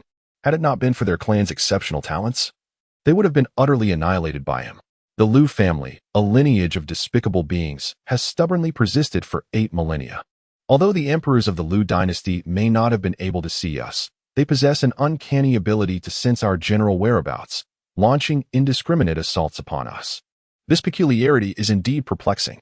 It is known that their clan's unique gifts allow them to reveal their presence to whomever they desire. Conversely, should they wish to conceal themselves, only a significant disparity in strength could expose them. Otherwise, they remain undetectable once they enter a state of shadowy concealment. However, Lu Qianquan, or rather, the emperors of the Lu dynasty throughout the ages, can perceive our existence. The distinction lies in the fact that, apart from the initial Lu Chongba and Lu Qianquan, the remaining emperors could only achieve this within the imperial capital. Something feels amiss. I am suddenly engulfed by an eerie sensation reminiscent of the time when Lu Qianquan had locked onto my presence. At that moment, a ghostly shadow spoke. Chapter 59, Father. You are still alive? Within the imperial palace, the elderly emperor, with a ruddy complexion, wore an expression of disbelief. As he sensed the resurgence of his vitality, he momentarily suspected it to be an illusion. The inherent flaws of the Lu family's bloodline, coupled with the ancient celestial emperor's legacy, seemed insurmountable. For even the might of an entire nation could not uncover a remedy, whether it be healing elixirs or life-prolonging treasures, all were rendered futile. Yet, his own son, with a mere flicker of effort, had restored a semblance of his life force. Although it was not a complete restoration, enduring for a few more years appeared entirely feasible. Though merely a span of years, this represented a monumental stride forward, suggesting that the afflictions of their Lu lineage were not beyond resolution. The old emperor gazed incredulously at his son, perplexed as to how he had acquired such remarkable prowess. Could it be that the amalgamation of the Lu bloodline with your mother's lineage bore such benefits? A pang of regret washed over him as he reflected on his past decision to agree to have only one child and allow her to return home. He mused that had he fathered several more, the Lu family would have ascended to greatness. Suddenly, the realization dawned upon him. My son, your prowess does not merely reflect the nascent stages of a terrestrial immortal, does it? The old emperor's epiphany struck him. Lu Fifan nodded in affirmation. Initially, upon hearing rumors of his son's imperial martial potential, he had dismissed them as fabrications spun by his seemingly inept second son. However, as he pieced together various strands of information, he began to suspect their veracity. Consequently, he hastily dispatched formidable allies to assist, expecting an epic confrontation, only to find that nothing transpired.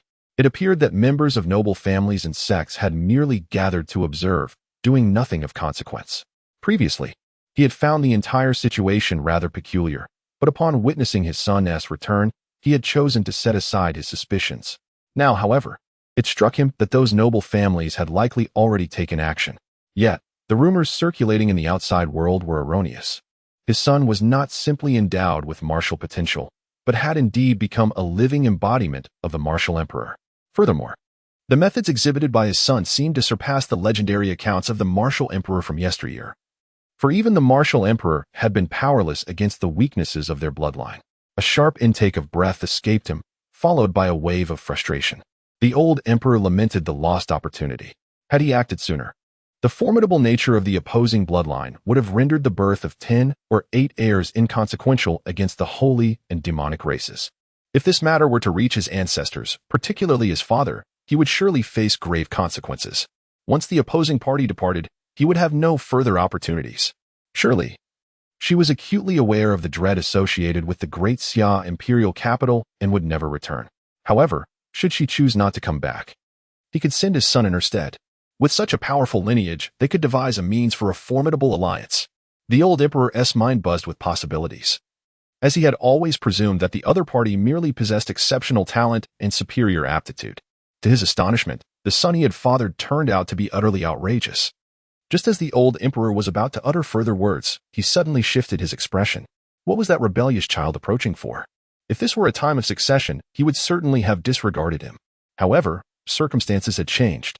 His life had been extended, granting him a few more years to live. And such matters could be postponed. If his second son wished to come forth, let us see. The old emperor led Lu Fifan out of the underground chamber. Upon reaching the Tsongtian Hall and sealing the secret room, he commanded, "Let him enter." His authoritative voice echoed, "What brings you here at such a time?" Upon seeing him, the old emperor's countenance darkened. Previously, he had merely observed the impending transfer of the throne, with his eldest son having met an untimely demise. And it appeared that his second son had little time left as well. Consequently, after the furious outburst from the second prince, he refrained from issuing further punishments or even house arrest. After all, he had believed that once he passed, his second son would soon follow. He had thought that father and son would never meet again. To his surprise, this rogue had turned back to seek him out. In the old emperor's eyes, this was merely a sign of the second prince's lingering aspirations for the throne. "Father, you are still alive," the second prince exclaimed, a hint of astonishment in his voice. Indeed, he had come to see the emperor, but he was seeking the new sovereign. Today marked the day of succession. According to their family's traditions, the ascension of the new emperor was not merely a transfer of the imperial title, but also a passing of the royal lineage. The emperor's essence was inextricably linked to the royal heritage. Upon succession, it signified not only the new emperor's enthronement, but also the old emperor's demise. Impudent. The old emperor's fury ignited. He was well acquainted with his second son, who usually spoke with restraint and exhibited a composed demeanor. Such blasphemous words escaping his lips made the old emperor suspect that this rebellious child was being deliberately provocative. In truth, the old emperor's suspicions were not unfounded. Although the second prince felt a sense of futility in everything, upon seeing his father, he felt a swell of grievance and anger. He realized that uttering such words was inappropriate, yet he was overwhelmed by a desire to speak his mind, unwilling to suppress his feelings any longer.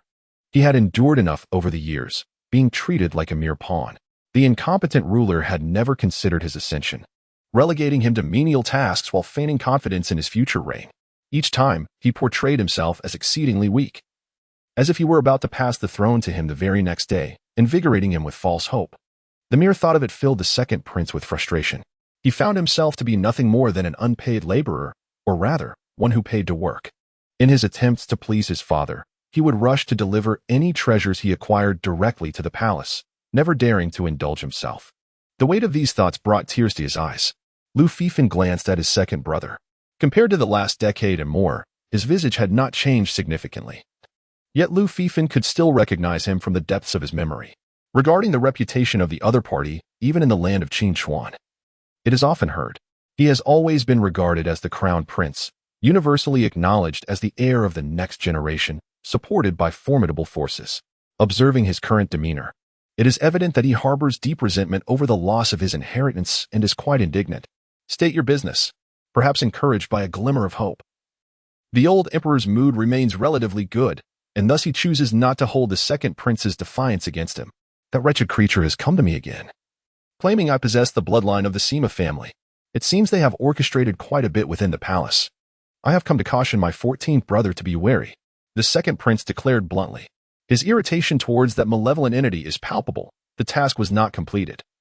And not only did they fail to eliminate his own 14th brother, but they also dared to threaten him. If I am to perish, let us all perish together. Let us explode in unison.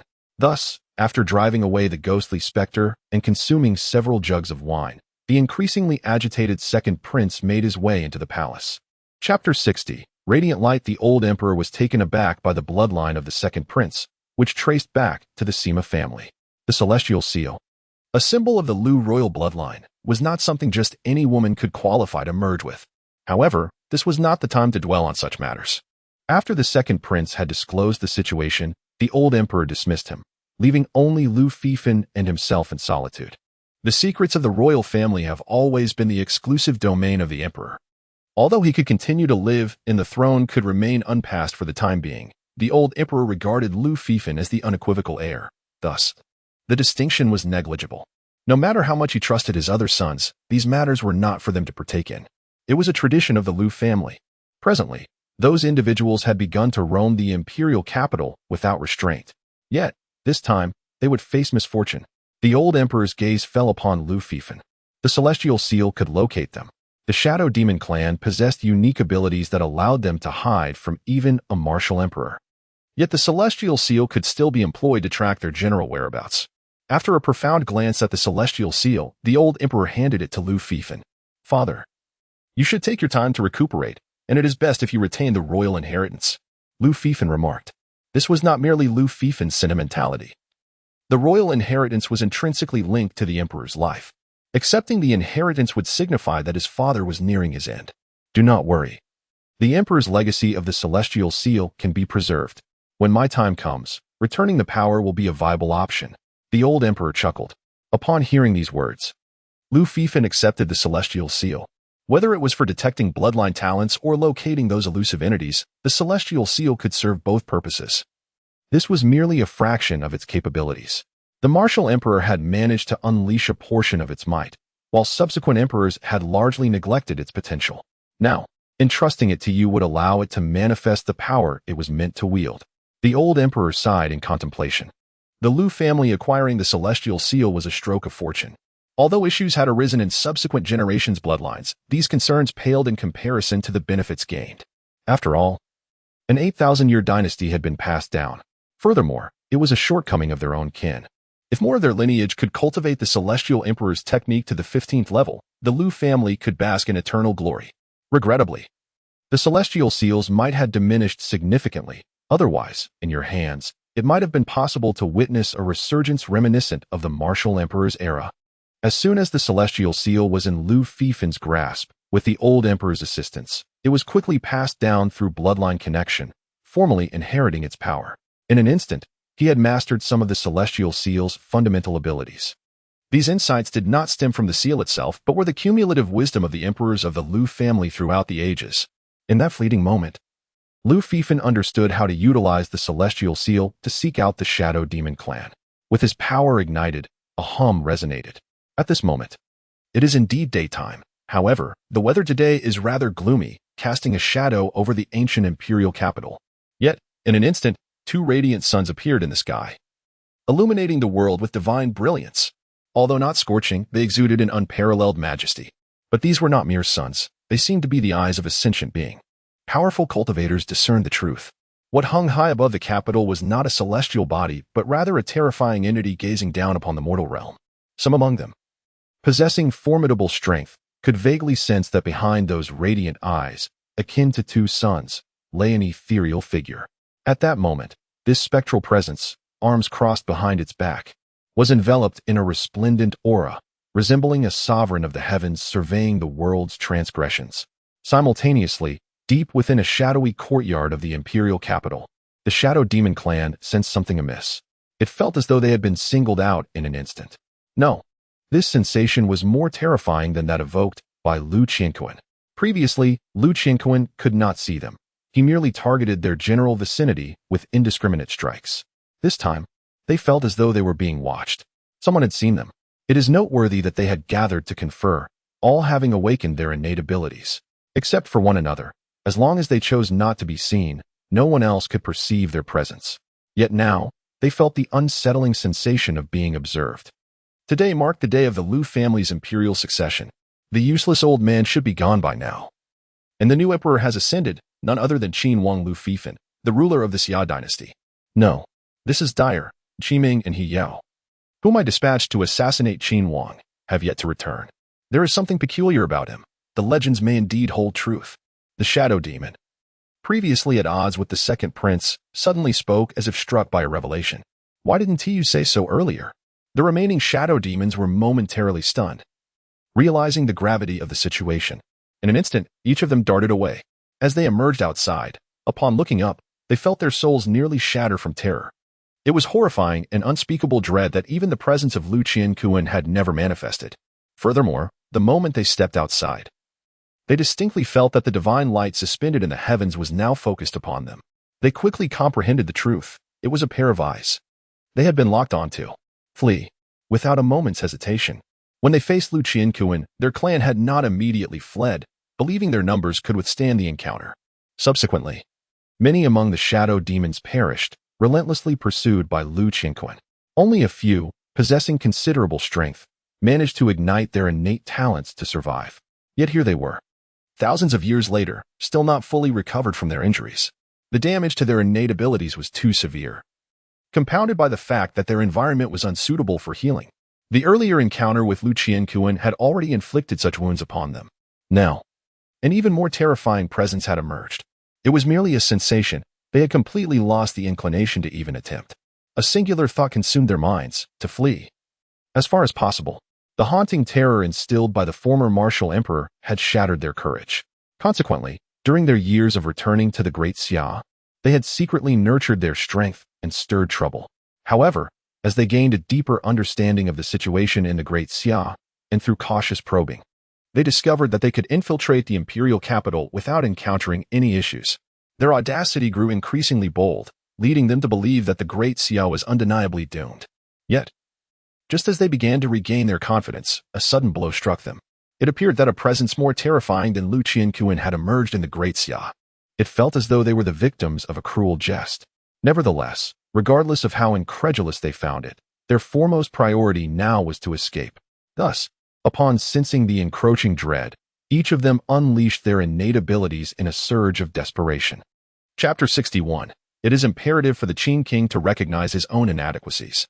However, upon their eruption, they felt as though time and space had been ensnared, rendering them unable to retreat into the void. This predicament was unprecedented for them. Even in the days of Lu Qianquan, they were compelled to utilize their innate abilities. Those of lesser strength were unable to escape his sensing range and were ultimately hunted down. For those among them who possessed strength, they had managed to distance themselves, fleeing far from the Great Xia, taking millennia to recuperate. They had paid an exorbitant price for this, for otherwise, even the Shadow Demon clan would not have endured to this day. At that time, the costs had been excruciatingly high. Yet, at least they had been capable of fleeing. But now, they could not even escape despite the eruption of their talents. What a terrifying reality this was. Their thoughts were paralyzed, unable to fathom that this was happening in truth. Impossible, absolutely impossible. How could such a figure arise in the humble Great Xia? Even now, they struggled to accept the veracity of this occurrence. It should have been inconceivable. Yet with the emergence of the king, everything became possible. A serene voice echoed in response. Above the firmament, a resplendent divine light coalesced, and a spectral figure traversed the void in an instant. Qin, the Qin King. One of the shadow demons gasped at the sight of the apparition. Though they had never met Lu Fifan, they had seen his portrait and were aware of his reputation, even if they had previously sensed the extraordinary nature of the Qin King. Witnessing such a divine radiance that instantaneously froze time and space led them to instinctively believe that this was a powerful being from beyond. In their hearts, they deemed it impossible for the Great Xia to harbor such a formidable presence. Even if the Qin King possessed the potential of a martial emperor, he was merely 18 years old. A youth of such tender age, regardless of how exceptional or prodigious his gifts, must have limitations. They had previously speculated that the pinnacle of the earthly immortal realm was the extent of his capabilities, and they even harbored doubts about it. Consequently, when Qi Ming and He Yao encountered difficulties, they lacked sufficient vigilance. They had instinctively assumed that the royal family's elder had transported their resources to protect his heir. They had never considered the possibility that an 18-year-old boy could vanquish Qi Ming and He Yao. It seemed utterly impossible to them. Yet now, they realized that what was deemed impossible was manifesting as reality. This Qin King was astonishingly extraordinary, a being more terrifying than even the peak martial emperors at the age of 18. This defied all logic, yet it was a tangible situation unfolding before them. Even as the ethereal figure descended, casting merely a dispassionate glance their way, they felt as if their very souls were on the verge of shattering. The Great Xia's Lu royal family was exceedingly peculiar. There were issues, significant issues. 8,000 years ago, the Lu clan of the Great Xia had merely been regarded by them as a lowly breed. The rise of Lu Zhongba had already taken them by surprise. However, At that time, they had not held the Lu family in any regard. After a temporary reconciliation with the Holy Clan, they initially intended to retaliate. They had planned to annihilate the Lu clan with overwhelming force. However, an unexpected figure, Lu Qianquan, emerged and nearly obliterated them. After enduring for 8 millennia, their wounds had finally healed, and they sensed that the Lu clan's resources were nearly depleted. They believed the moment had arrived. Yet, just as they began to prepare for their schemes, another terrifying individual from the Lu family appeared. It felt as if the Lu clan was truly destined by heaven. What manner of creature are you? The Shadow Demon clan was left speechless, even they were intimidated.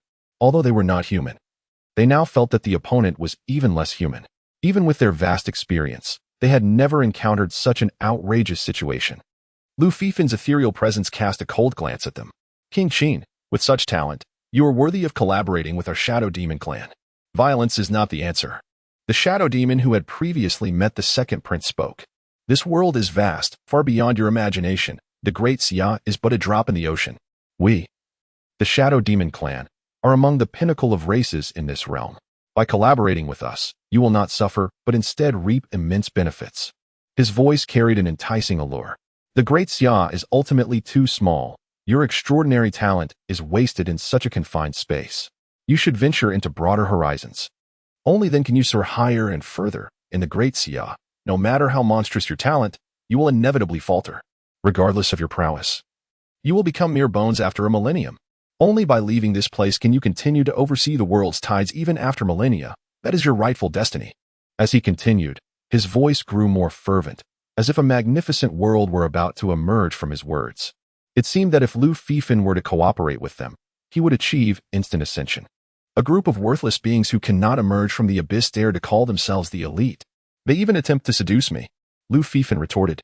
Only the mediocre care about their environment. I seek to transcend. Neither heaven nor earth can hinder me. The Great Xia is small, but with me here, wherever the sun and moon shine will ultimately belong to the Great Xia, and I shall be invincible, Lu Fifan declared nonchalantly. Casting a glance at the Shadow Demon who spoke, Lu Fifan ignited his soul, causing it to burn in place. Emitting a scream of unimaginable agony as his vitality rapidly waned, slowly succumbing to eternal darkness. The Shadow Demon, sensing the approach of death, nearly exploded with rage. This King Qin, so gifted, had become arrogant. To look down upon the Shadow Demon clan and all other races, what madness. He claimed that nothing could impede his ascent and that the world would belong to the Great Xia in the future. Was he out of his mind? How could one with such talent become so inflated? The critical issue was that if this fellow continued to swell with arrogance, their demise would be inevitable. No, it was he who was on the brink of death. Thus, they had to suppress him, to crush him with all their might. Thus, the Shadow Demon, on the verge of an explosive outcry, spoke with a wail. We, the clan of Shadow Demons, are scattered throughout the vastness of the world. Your Great Xia is merely one branch of our formidable power. Otherwise, how could your Great Xia possibly withstand the encroachment of the entire abyss of demons? Even with the most extraordinary fortunes, it remains beyond your capabilities. The might of our Shadow Demon clan is beyond your imagination. This world is vast, teeming with prodigious talents from myriad races. Though you may be a marvel, you are insignificant before the true paragons of the myriad races. Indeed, what he articulated earlier regarding the Great Xia's superficial strength holds truth. However, his subsequent dismissal of Lu Fifan's talent is nothing but sheer nonsense. Now, he must instill a sense of inferiority in the other party, preventing them from becoming arrogant and compelling them to recognize their own insignificance. Only then can a dialogue be established. Chapter 62. The Allied Forces of the Five Nations. Regrettably, he articulated his thoughts eloquently, with much more to convey. Having meticulously devised a strategy to render his adversary utterly worthless. Yet, he was deprived of the opportunity, for Lu Fifan exhibited no intention of restraint. His very soul was incinerated, leaving no trace of his existence in this realm, utterly obliterated into nothingness. The other Shadow Demons beheld the trembling of souls. After all, barring unforeseen circumstances, the grim fate of their companion foreshadowed their own destiny. King Qin, I am of the core bloodline of the Shadow Demon clan. You dare to slay. But he was no more. This king prefers to indulge in toasts. Threats against me are met with displeasure. Lu Fifan remarked coolly. King Qin, you are formidable, the most outstanding prodigy in this world, unparalleled through the ages. We can collaborate, with you at the helm. One of the Shadow Demons, perceiving the dire situation, hastily sought to change course. What are you? To propose collaboration with me? Such an affront is intolerable. Amidst the fearful outcry of the shadow demon, Lu Fifan cast a piercing glare. This King Qin proved to be an even more fearsome tyrant than they, surpassing even the infamous Lu Qianquan of yore.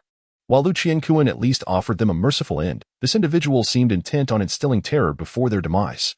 They had initially presumed that his failure to strike them down immediately was due to inquiries he wished to make. However, the current scenario suggested that he desired them to perish in a state of profound dread and despair. He was nothing short of inhuman. Cursed Lu family, wait for us. We can sense that your clan's resources are nearly depleted. Soon will come the moment when our clan's formidable warriors descend upon you. At that time, we shall eradicate the bloodline of your family. Our clan possesses secret arts. No matter where you flee, we shall hunt you down and bring about your end. The Lu family is doomed to extinction. King Qin, your talent is indeed remarkable, but what of it? A prodigy is merely a prodigy, and time is not on your side for growth. The environment of the Great Xia offers no conditions for your advancement, even if you, a member of the Lu family, stand at the pinnacle of the earthly immortal realm. You are but an ant in the eyes of those who transcend that level. The more of my kin you slay, the more you shall be tainted by malevolent spirits. Our ancestors will be aware of your deeds and condemn your soul to eternal damnation. In this dismal atmosphere, a shadow enchantress spoke out, attempting to intimidate, articulating the bleak future that awaited Lu Fifan, becoming increasingly agitated and ferocious as she continued. Are you done? Once you finish speaking, you may meet your end. Lu Fifan awaited her conclusion in silence. No, I can continue. The halted shadow demon, fearing death, hurriedly prepared to speak further. Yet, with a thunderous force, the searing energy within his soul ignited, and in an instant, he was rendered into nothingness, erased from existence. The remaining shadow demons, sensing a glimmer of hope, believed that as long as they continued to speak, they might prolong their lives, willing to chatter endlessly. Qin, the shadow demon, whose gaze was caught by Lu Fifan, was just about to speak when he was silenced with a fierce glare. I have no desire to hear any nonsense. Lu Fifan remarked with a slight smile. It was evident that this individual was merely toying with them. I wish to know where else your shadow demons are distributed. Lu Fifan continued. Among you, only one shadow demon has the opportunity to answer this question. A shadow demon hastily interjected, seemingly anxious to respond before being preempted. There are quite a few, but among the surrounding 5 nations. Most of the great Xias are gathered here, summoned by the blood calamity to discuss urgent matters. Facing the hostile glares of the other shadow demons, he appeared unfazed. Survival was his only concern. Why do you shadow demons lack any semblance of fortitude? Lu Fifan shook his head. We demons are inherently like this. As long as we can survive, that is sufficient, for otherwise, how could we call ourselves demons? The eager respondent wore a fawning expression, seemingly unashamed. Your Highness, I have answered the question. Will you not release me? He asked with palpable anticipation. I have stated that among you, only one demon has the chance to answer the question, and that is all. The eager shadow demon was taken aback, without any reward. What did it mean for him to be the only one to return? Damn it, you are deceiving me, he exclaimed, turning hostile. Yet, he soon emitted a wail akin to that of a tormented spirit. Subsequently, Lu Fifan ceased his banter and swiftly dealt with the remaining shadow demons. His inquiry was singular. Of course, whether his adversaries were deceiving him held little significance. He intended to cleanse this realm thoroughly. Asking was merely a procedural formality. In the land of Tsangzhou, far from the heart of the imperial capital, it was a region severely afflicted by the White Lotus disturbances. At this moment, the Zhang family had arrived here alongside the Holy Clan. The gates of the cities in Tsangzhou were tightly shut, a thick stench of blood wafting from within. As the atmosphere brimmed with resentment, vultures, drawn by the scent, circled overhead but dared not enter the cities, as though they sensed some great terror within. Inside one of the cities, a group of Zhang family members wailed in despair. They were shackled amidst a mountain of corpses and a sea of blood. Both the chains and the ground, as well as their very bodies, were intricate inscriptions. The runes glimmered with a sanguine light, and sporadically, a member of the Zhang family would explode in death. The odds of survival are truly dismal. Above the blood-soaked expanse, several powerful figures from the Holy Clan were shrouded in black robes, observing the scene below with dissatisfaction. These fools from the Zhang family have tainted the purity of their bloodline. Furthermore, they should have sacrificed their own kin for optimal results. Now, with so few Zhang members remaining, it is only natural that the effectiveness is diminished. Another Holy Clan member remarked nonchalantly. From the reports, It appears that the Qin king has returned to the imperial capital, and the assassination was unsuccessful. That Qin king seems rather formidable. If the royal family becomes aware of our activities, it would spell trouble if they were to encircle us. We ought to proceed with caution. A member of the Holy Clan suggested. The gradual approach is inadvisable. The significance of the high priest is paramount. And the treasures of the Liu family must be secured discreetly, ensuring that the Shadow Demon clan remains oblivious to our intentions. Those individuals have already shown signs of activity. And we must act swiftly to seize the Liu family's assets before they do. As for the Liu family discovering our plans, they are likely too preoccupied with their own affairs to concern themselves with us. The 5 surrounding nations have formed a coalition, and within mere days, their formidable forces will converge upon us. The emergence of a figure with the potential of a martial emperor from the Liu family instills considerable fear in their hearts. The memory of Liu Qianquan, despite the numerous changes in their dynasty, remains indelibly etched in their minds. For them, the Liu family cannot be allowed to wield such power. This is of utmost importance. They have been in disarray for millennia, all thanks to Liu Qianquan. And the weakened Xia dynasty presents them with a prime opportunity for unification. Chapter 63. General of the Heavenly Strategy. The edict proclaims, I, the Emperor, am bestowed with the mandate of heaven, governing all realms, illuminating the universe, and receiving the accolades of the populace, a blessing for the world. The King of Qin is extraordinary. My Qilin's son, a distinguished member of the royal lineage, having vanquished the White Lotus and quelled the insubordination of others. He possesses unparalleled talents, capable of strategizing for the stability of the state and wielding the power to pacify the realm. Therefore, I hereby elevate you to the position of General of the Heavenly Strategy, ranking above all ministers, opening A with authority equivalent to that of the 3 departments, commanding the military forces across the land, overseeing the imperial guards, empowered to decide matters of the realm and execute traitors. May your service fortify the imperial foundation. Thus decreed. The following day, after a prolonged wait, the ministers were taken aback by the emperor's proclamation. As the anticipated demise of the emperor and the ascension of the new sovereign had not transpired, the established protocol of the Great Xia Empire was not meant to be so convoluted. For the past 8 millennia, the tradition dictated that when the old emperor sensed his inadequacy, he would summon his successor to the palace and impart the royal legacy. Upon the old emperor's passing, the new emperor would ascend to the throne.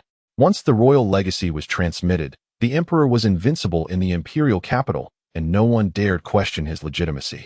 Regardless of prior foundations, the royal family would fully support the new sovereign. This has been the authentic process of succession for the past 10,000 years. Yet now, the old emperor's condition suggested he should have passed at any moment, and the absence of a succession announcement yesterday was already unexpected. Today, the numerous titles conferred upon the King of Qin rendered the ministers utterly perplexed. The King of Qin wielded powers that, in a certain sense, positioned him as a second emperor. Particularly concerning were the 3 guards, historically held solely by the emperor: Black Ice Heavy Cavalry, Secret Guard, and Black Cloaked Guard. Was the emperor, in his folly, opting to linger in existence for as long as possible? Such reasoning took root in the minds of the ministers, who felt an impending doom for the Great Xia. After all, in previous reigns, succession was conducted well in advance, never prolonging until the final moment. Clearly, it was not the emperor's desire to delay, but perhaps a necessity dictated by the potential complications of transferring power. Now, during such turbulent times for the Great Xia, any further issues with the royal legacy could lead to catastrophic consequences. The court officials remained indifferent, representing various noble families. The fall of the Great Xia aristocracy would not mean their demise. With strength, they might even ascend further. However, the representatives of the royal family, who typically abstained from political affairs, grew increasingly anxious. Before any could voice their concerns, the sound of a bell tolling 5 times echoed urgently. Reports came rushing in. From the northern borders, a messenger announced the assembly of 500,000 elite troops from the Wolf clan heading towards the Jade Gate. From the South Sea, another report warned of the approaching maritime vessels of the moon-worshipping sect. The defense line at Guanning was in peril, with 300,000 elite soldiers from the Jin Kingdom breaching the gates. The Black Mountain Pass was under siege, with 400,000 troops from the Heavy Mountain clan advancing. The Snowy Domain City reported an emergency, with 200,000 from the Snow clan charging forth. The cascade of urgent reports from the border detonated the court into chaos.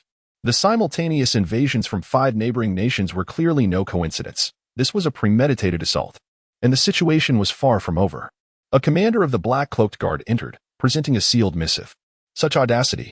Treacherous ministers and rebels must be punished. Upon reviewing the contents, the emperor's anger was palpable, causing his crown to tremble. At the old emperor's signal, the secret message reached Lu Fifen's hands. As he perused the document, he quickly discerned the source of his father's wrath. The five nations had launched an invasion, aside from the Guanning defense line. Commanded by General Han Qinhui and the Yumen Pass, guarded by royal family members, the defenses in 3 other locations had fallen. The reasons for this calamity were not only the ferocity of the enemy forces but also the cowardice of the commanders who fled without a fight.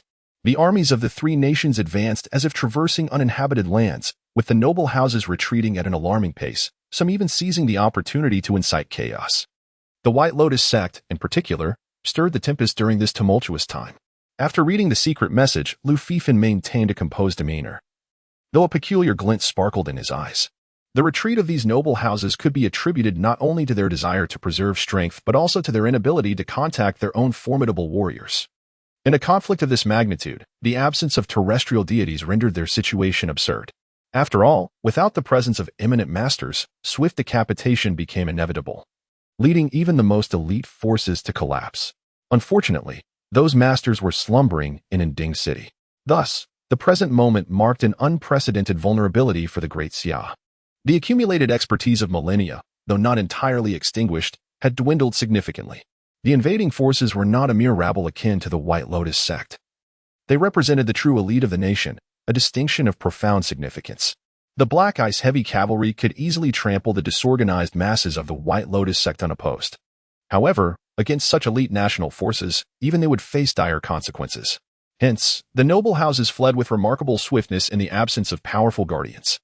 It is crucial to understand that had a terrestrial deity been present to instill fear, even in the face of overwhelming troops, negotiations might have been possible, potentially allowing the armies to show leniency. Once their vulnerability was exposed, they would become fodder for the advancing forces. Thus, their escape was imperative, plunging the Great Xia into unparalleled chaos. In an instant, it seemed as though the entire realm was on the brink of collapse. "My son, what shall we do?" The old emperor gazed at his beloved child. In this dire situation, he felt not only weak but also burdened by the legacy of the Celestial Seal. Even in his prime, he would find himself powerless against such adversity. At most, he could rely on the Celestial Seal to safeguard the imperial capital. "Father, do not despair.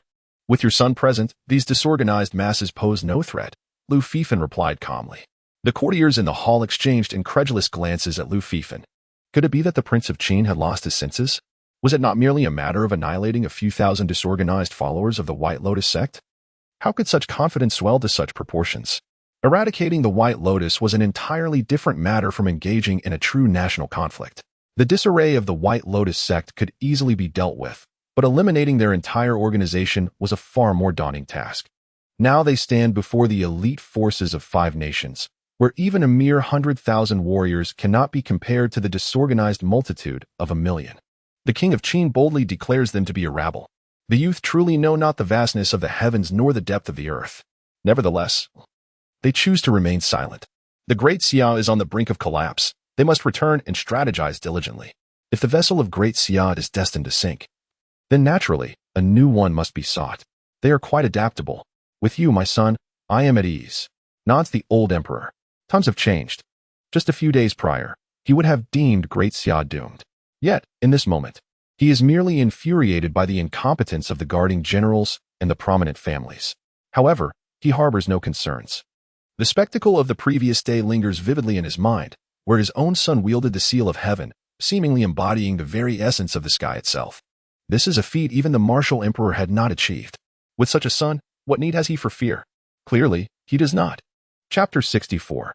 Too impoverished to serve the Grand Xia's elder, what are these 2 father and son doing here? They must be reassured that the Grand Xia is on the brink of collapse. There is a complete lack of urgency. They should hasten to conclude the court session, return home, and prepare for their escape. The imperial city is the stronghold of the royal family, while their own formidable powers reside in the provinces. The coalition of 5 nations is targeting the royal family. They have no desire to accompany them to their doom.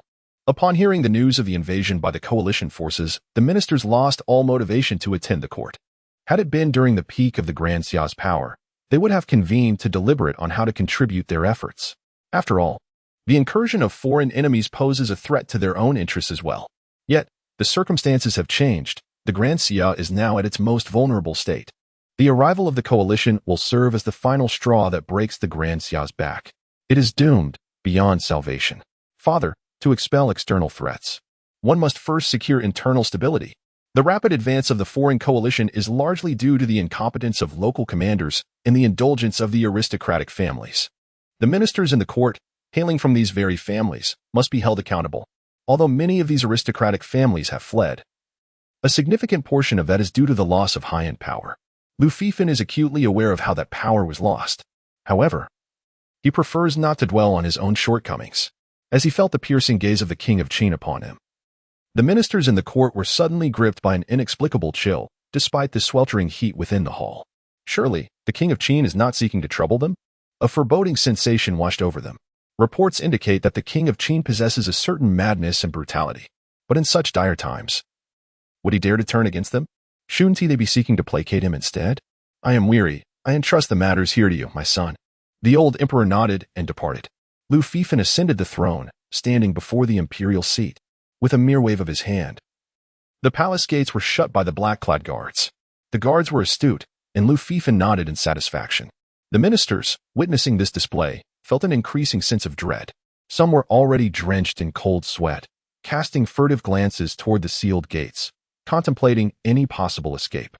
Your Highness, the foreign army has invaded. Stabilizing the situation is paramount.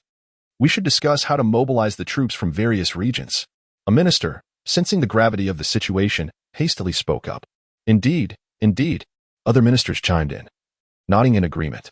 They too had begun to recognize the ominous atmosphere enveloping them. It dawned on them that the Lu family often behaved unpredictably, deviating from conventional logic. Thus, they found themselves in peril. Before the royal family meets its demise, it is entirely possible that they might drag them down with them. Therefore, it is imperative to calm this potentially deranged King of Qin. The court has placed its trust in you, granting you immense autonomy and convenience in your respective regions. Yet now, with the foreign army invading, you have failed to fulfill your duty of resistance. Such eloquent words. To possess such authority in local matters is akin to being granted a royal favor. This power has been rightfully earned through their own strength. Had it been during the reign of the martial emperor, who would have dared to act so boldly? They would have faced annihilation. The conduct of the Lu family royal lineage is utterly disgraceful, lacking any sense of propriety. The ministers have much to say about this opening remark. Yet it is evident that they dare not voice their thoughts. Your Majesty, we shall ascertain the details promptly. Those negligent in their duties shall be summoned to the capital for trial. One minister declared resolutely. At this moment, their sole desire was to exit, and they were willing to make any promises. It is of no consequence. Lu Fifan shook his head. This left the ministers in a state of astonishment. Why utter such trivialities? Each clan must possess hidden treasures. If you are aware of them, disclose it today. If not, providing a clue would suffice. This could serve as atonement for your negligence. Lu Fifan stated directly. With a wave of his hand, black-clad guards began distributing papers, urging the court officials to document their hidden treasures. Those who had risen to high office were core figures from their respective families, well-versed in their own clan's affairs. After all, in the Great Xia, it is impossible for just anyone to hold a significant position. Hearing this, the ministers were taken aback. At such a critical juncture, they did not anticipate that the King of Qin would still be fixated on their resources and treasures, rather than beseeching or threatening them to confront external threats. Is this a jest? Even if they were to speak, considering the current state of the Great Xia, would their treasures still hold any value? These hidden caches are not located in the capital, but rather concealed within their own territories. What, do you refuse? Lu Fifan cast a dispassionate glance over the ministers below. Naturally, they would be unwilling. They merely sought to feign compliance without revealing their secrets. As for fabricating a question, the royal family would undoubtedly discern the ruse. So they did not entertain such thoughts. Elders of the three councils, you must set an example. Lu Fifan directed his gaze towards the three elderly gentlemen standing at the forefront, the esteemed elders of the Great Xia. One hailed from the Four Holy Sect, while the other two were from the 8 prominent families. Your Majesty, in light of this national tragedy, our Zhao family is willing to donate 10,000 taels of gold. As for hidden treasures, our loyalty to the nation leaves us with nothing to spare, and our debts are insurmountable. There are no treasures to speak of. The elder from the Zhao family spoke, his expression heavy with sorrow. As he mentioned the 10,000 taels of gold, a fleeting look of reluctance crossed his face. Were it not for the somewhat intimidating presence of the king of Qin, he might have offered only 10 taels. Excellent. You have been given an opportunity, yet you prove ineffectual. Lu Fifan nodded. The Zhao elder's expression froze, perplexed by this statement. What does it mean to be given an opportunity, yet be deemed ineffective? And you? Lu Fifan turned to the other two elders. Since Elder Zhao has made his pledge, I shall also contribute 10,000 taels. I too. Although Lu Fifan's demeanor was far from agreeable, the two other officials suspected that he might be acting out of anger. And adhering to the principle of shared fortunes and misfortunes, they spoke up. Very well. Since we are also impoverished, let us cut our losses. With such a grand estate, to have fallen to this state, we are even worse off than common merchants. It's utterly disgraceful. Such rubbish. How can they serve as officials of the great Xia? Lu Fifan waved his hand. Accompanied by the sound of rushing wind, a group of black-clad guards advanced. Surrounding the three officials, a question mark flashed above their heads. During the height of the royal family's power, it was common to eradicate entire families. Countless clan sects had been annihilated by the great Xia royalty. It was only in recent years that things had improved somewhat. The previous emperors of the great Xia had rarely engaged in such exterminations. The reasons were always attributed to excessive wealth, deemed as corruption and malfeasance. However, this was their first experience of being threatened with execution simply for being too poor. Chapter 65. Submission. How outrageous. King Qin, how can you act in such a manner? Is there truly a principle in this world that punishment stems from poverty? Such a notion has never existed. Those capable of serving as cabinet elders are undoubtedly formidable individuals. The three of them are all at the realm of terrestrial immortals. At this moment, they erupted in fury. Although those who confronted them were also leaders from the Black Guards, each at the level of terrestrial immortals, they found themselves unable to subdue them. Previously, such a situation had never occurred. However, today you shall witness it. Lu Fifan spoke calmly. With a mere glance, the three cabinet elders, who initially intended to resist, felt as if struck by lightning, as though the weight of the heavens bore down upon them. With their formidable strength, they could muster no resistance. And with a series of thuds, they knelt down, subsequently seized by the Black Guards and taken to the Blood Dragon Pool at the side of the Great Hall. This was established by the martial emperor in ancient times, where anyone who displeased him during court sessions would be executed before the assembly of ministers for all to witness. Subsequent emperors, though utilizing this place less frequently with each generation, had allowed it to fall into disuse in recent times. Yet, it remained preserved. Today, it was once again put to use. The three cabinet elders were taken aback by Lu Fifan's seriousness.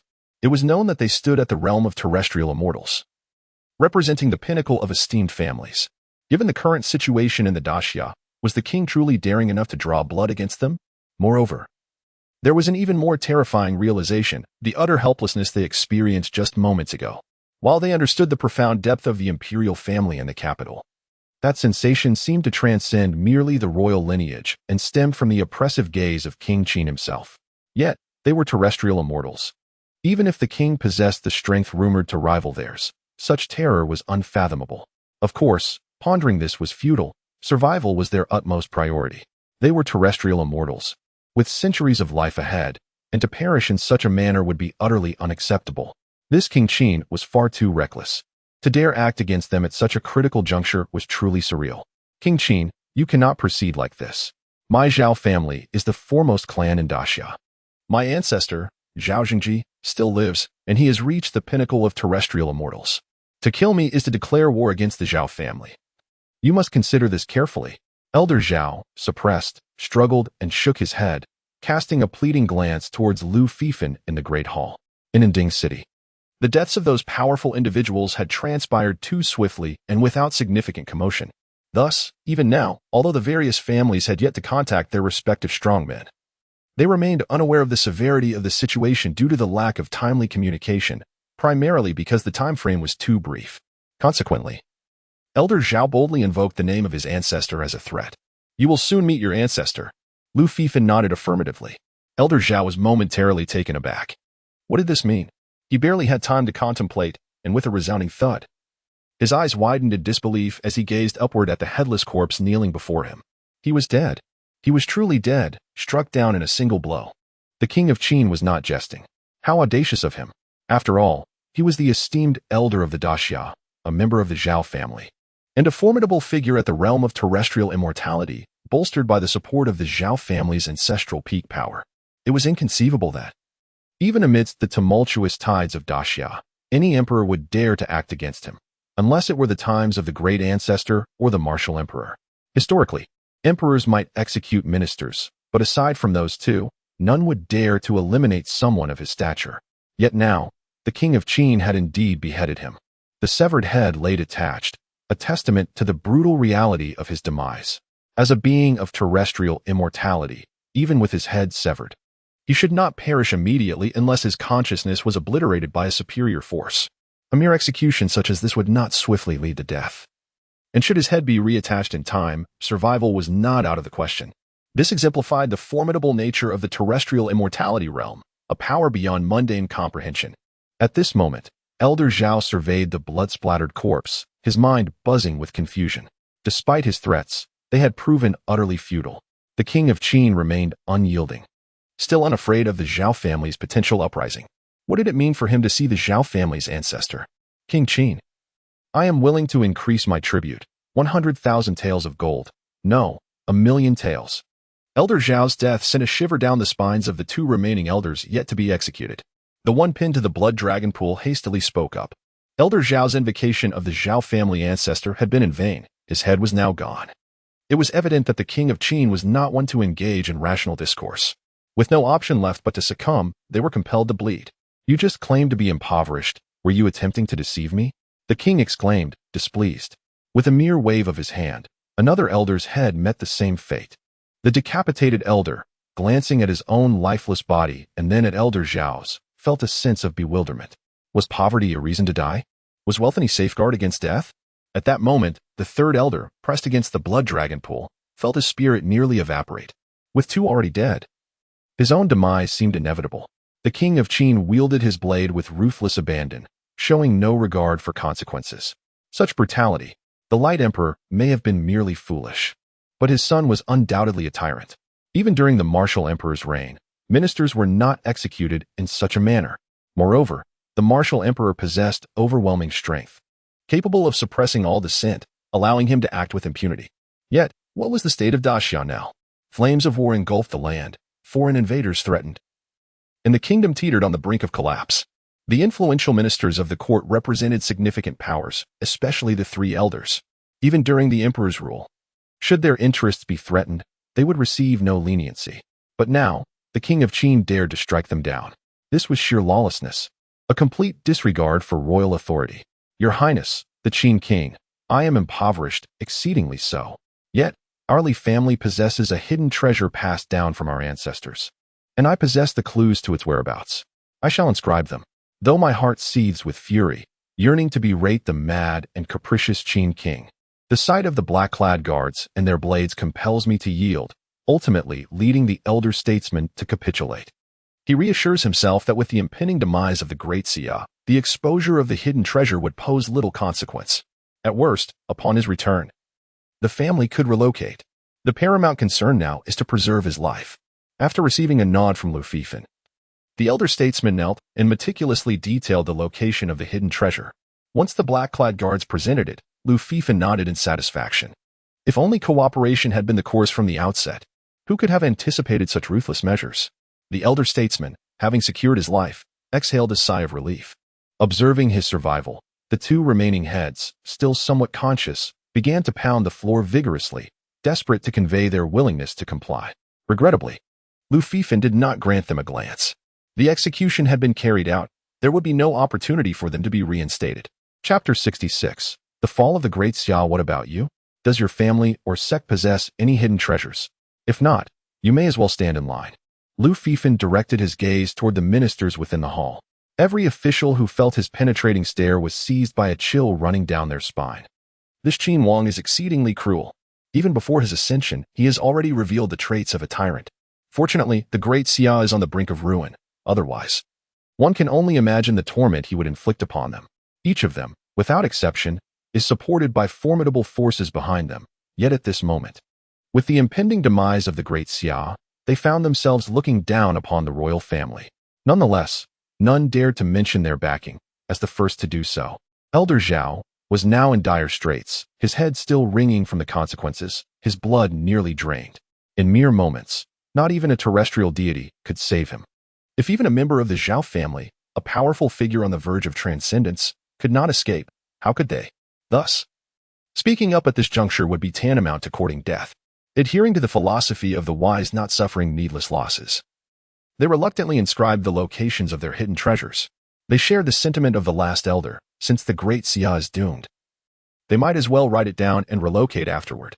However, their hearts simmered with indignation, though they dared not display it. The Qin Wang's brutality was evident. Even an elder could be slain without hesitation. Unlike any previous rulers of the Great Xia, it remains uncertain whether the Qin Wang possesses the potential of a martial emperor. Yet his savagery is undoubtedly inherited. Thankfully, he is still young, merely 18 years of age. If given time to cultivate to the level of a martial emperor, the consequences are too dreadful to contemplate. All these noble families and sects would be doomed. Thus, they believe that, in light of this, the world, even if belonging to foreign tribes, could no longer be the domain of the Lu family of the Great Xia. Such brutality warrants the downfall of the Great Xia. Regardless of their thoughts, in the end, they obediently revealed their hidden treasures. Of course, some officials hesitated to write anything down. Qin Wang. My position in the Tang family is not that high. I truly do not know of any hidden treasures. May I offer my years of salary in exchange? One official lamented. Among the court, aside from the most elite, some officials held a certain status within their factions but did not reach the pinnacle of power. They found themselves in a precarious situation. What nonsense! Salaries are compensation from the royal Lu family for your services. Once dispensed, how can they be retracted? Are we, the royal family, to allow you to work without pay? The officials felt their knees weaken at the words. They hoped the Qin Wang would accept their plea. If not, they were filled with dread. Qin Wang, we are willing to work without compensation. We simply relish the act of serving. They declared outright. To this, Lu Fifan paid no heed. Once those ministers of considerable standing had inscribed the locations of their treasures, he ordered, execute those who have written them down. With a wave of his hand, a throng of black-clad guards sprang into action. Why, O King of Qin, after our collaboration, must it come to this? The officials stood in utter disbelief. They had complied fully, yet the king still sought their lives. It was utterly absurd. I never declared that compliance would spare them. Their lack of initiative, their resentment and bitterness, ensured their doom. By the blood dragon pool.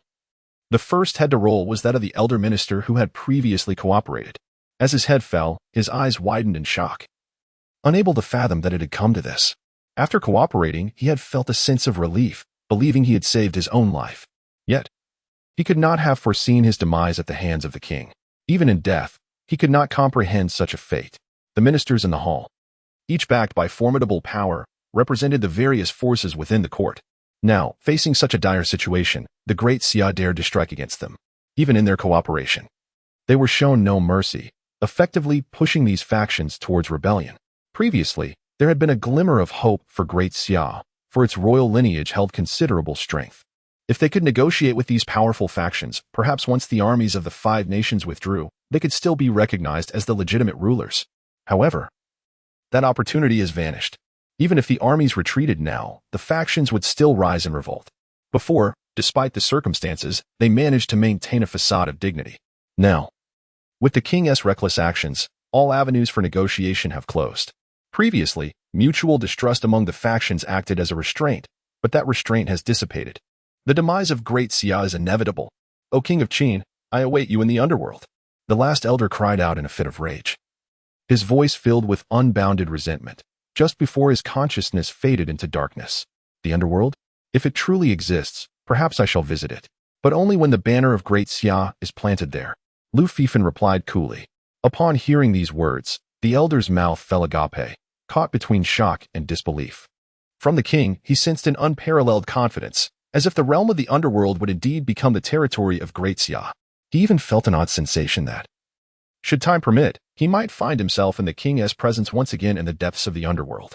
Within the Taiji Hall, the scent of blood pervaded the air, and a potent aura of resentment surged forth, spilling out beyond the palace into the imperial city. Humph! With a mere scoff, Lu Fifan dispelled all the resentment. As for the stench of blood, he paid it no heed. The aroma of blood can serve as a deterrent. I see potential in you all. Lu Fifan regarded those lower-ranking officials, some of whom were even oblivious to their family's secrets. His words, however, were met with disbelief. The king chose not to eliminate them, likely believing their weakness and lack of powerful backing rendered them unnecessary to kill. Ultimately, someone must take action in this world. Such matters are well understood by them, for indeed, this situation transpired during the reign of the martial emperor. The formidable powers of today are merely the instruments employed by him. Should the king of Qin truly embody the essence of the martial emperor, this event would present a fortuitous opportunity for them. With the major forces purged, it would be their time to ascend. If that were the case, their laughter would be inescapable. Yet the reality is, the circumstances have shifted dramatically. The martial emperor of Ur could suppress all dissent. His pronouncements were regarded as sacred truths, and none dared to oppose him.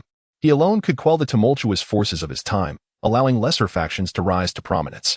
However, the current king of Qin is merely 18 years of age. Even if he possesses the requisite talent, time for his maturation is a luxury he cannot afford.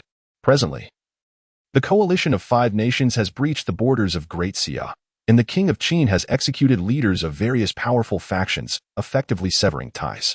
This signifies the imminent demise of the Great Xia. Consequently, any aspirations for ascendance would be rendered farcical. The vessel of Great Xia has lost all necessity and value for those aboard. Great Xia is doomed. There shall be no miracles here. This moment stands in stark contrast to the era of the martial emperor. This time marks the final, frenzied upheaval. Chapter 67. The first battle is the decisive battle. The battlefield has been determined to be Jiating City. 8,000 Black Ice heavy cavalry prepare for combat. Once internal issues were resolved and a unified mindset established, Lu Fifan gazed at the map and made his decision. The king of Qin is indeed sagacious. An official immediately began to extol his virtues. The specifics of his sagacity were inconsequential. It was prudent to praise him regardless. Lu Fifan nodded in agreement. He truly was sagacious. Choosing Jiating City as the battlefield was a straightforward decision for Lu Fifan. It was a convergence point for numerous armies. The first battle would be the decisive one, ensuring a swift victory. The ministers wore solemn expressions, yet their faces brimmed with confidence as they absorbed Lu Fifan's words. Although their ranks were modest, those who stood in this grand hall possessed a deeper understanding of emotional composure than many high officials. Regardless of their personal thoughts, they were determined to present a united front in support of the king of Qin. The blood in the blood dragon pool had cooled. They had no intention of reigniting it. Lu Fifan surveyed the room, satisfied with their reactions. Their outward compliance mattered more to him than their inner sentiments. He was a man who valued appearances over substance. After all, if the exterior was unappealing, he would not trust claims of inner virtue.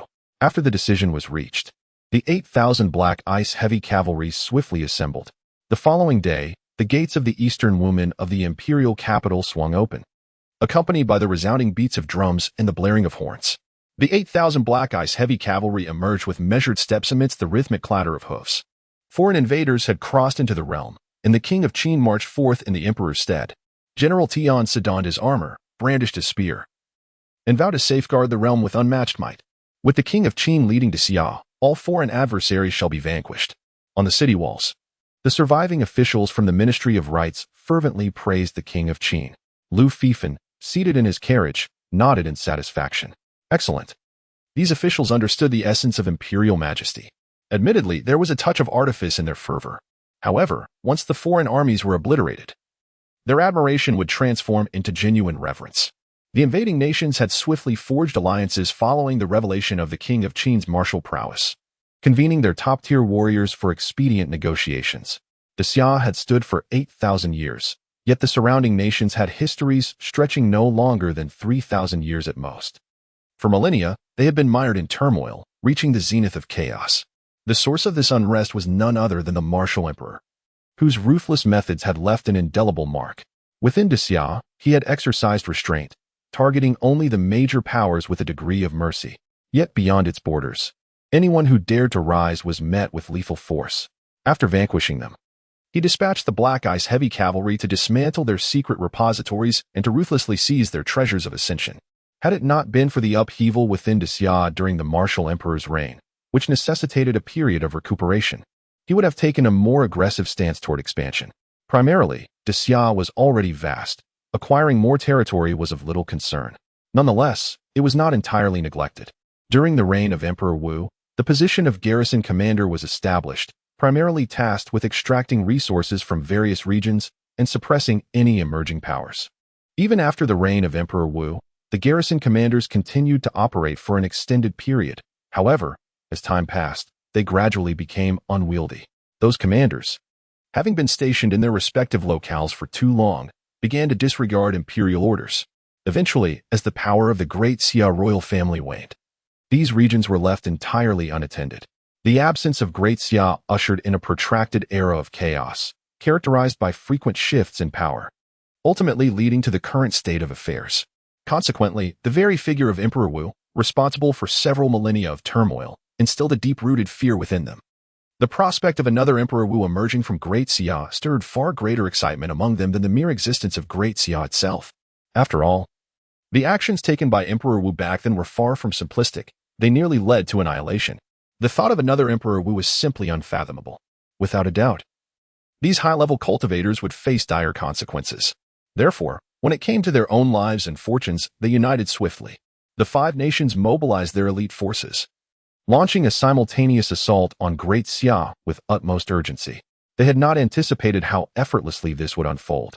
However, after deliberation, they deemed it reasonable, believing it was not a cunning ploy of Great Xia. According to their think tank's analysis, the noble clans within Great Xia were equally fearful of another Emperor Wu emerging, thus cooperating with their efforts. Their military campaign was also aimed at the Prince of Qin of Great Xia, regardless of the circumstances. As long as the Prince of Qin remained alive, their hearts would be restless, feeling that he could ascend to become Emperor Wu at any moment. Thus, they were in haste, advancing with 3 armies directly towards the imperial capital of Great Xia. As long as they faced no obstruction, they would not halt their march, riding at full gallop. This time, their assembled forces comprised the finest of their respective armies. All cultivators equipped with superior steeds capable of traversing over 1,000 miles a day. Even with the limitations imposed by their large army's movement, they could cover hundreds of miles each day. In just 5 days, the 3 armies, totaling 800,000 elite soldiers, converged at Jiaoding City. In fact, the fastest among them, the moon worship sect, could have arrived in 3 days. However, they clearly did not wish to exert themselves alone, thus slowing their pace to synchronize with the other 2 armies' arrival. 800,000 troops gathered outside Jiaoding City, their banners fluttering, exuding an aura that could alter the very heavens and earth. Within 100 miles of Jiaoding City, a vast encampment was established.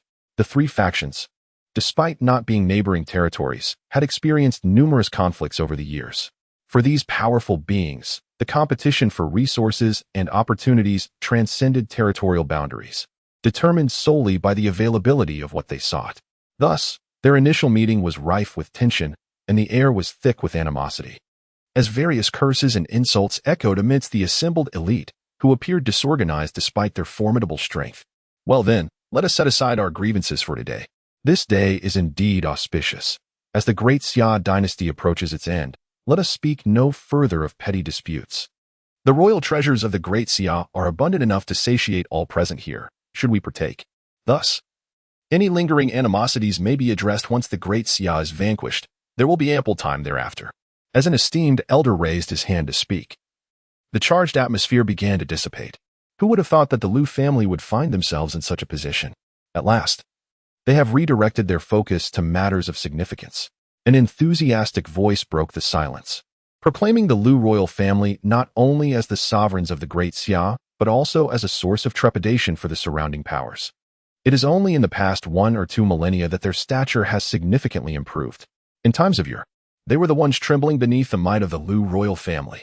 In earlier days, the royal scions would seek them out for trials of hunting and endurance. They were truly haunted by shadows of their past. Chapter 68, The Qin King, merely a boy yet to mature fully. Now, the Liu family's royal lineage is nearing its end, and they cannot contain their excitement. During the reign of the martial emperor, our lands lay shattered, and even now, we have not restored our former vitality. But now, the Great Xia stands on the brink of annihilation, weakened to its very core. With a disciple possessing the potential of the martial emperor, we can nurture him to reclaim the lost glory of the Great Xia. Alas, time is not on our side. We have arrived. Once, the Great Xia invaded our territories, slaughtering our ancestors. Now, we shall extinguish their hopes. This is poetic justice. Their fervor mounts with each word spoken. as they envisioned the rumored Qin king, a prodigy of the martial emperor, being reduced to mere fragments.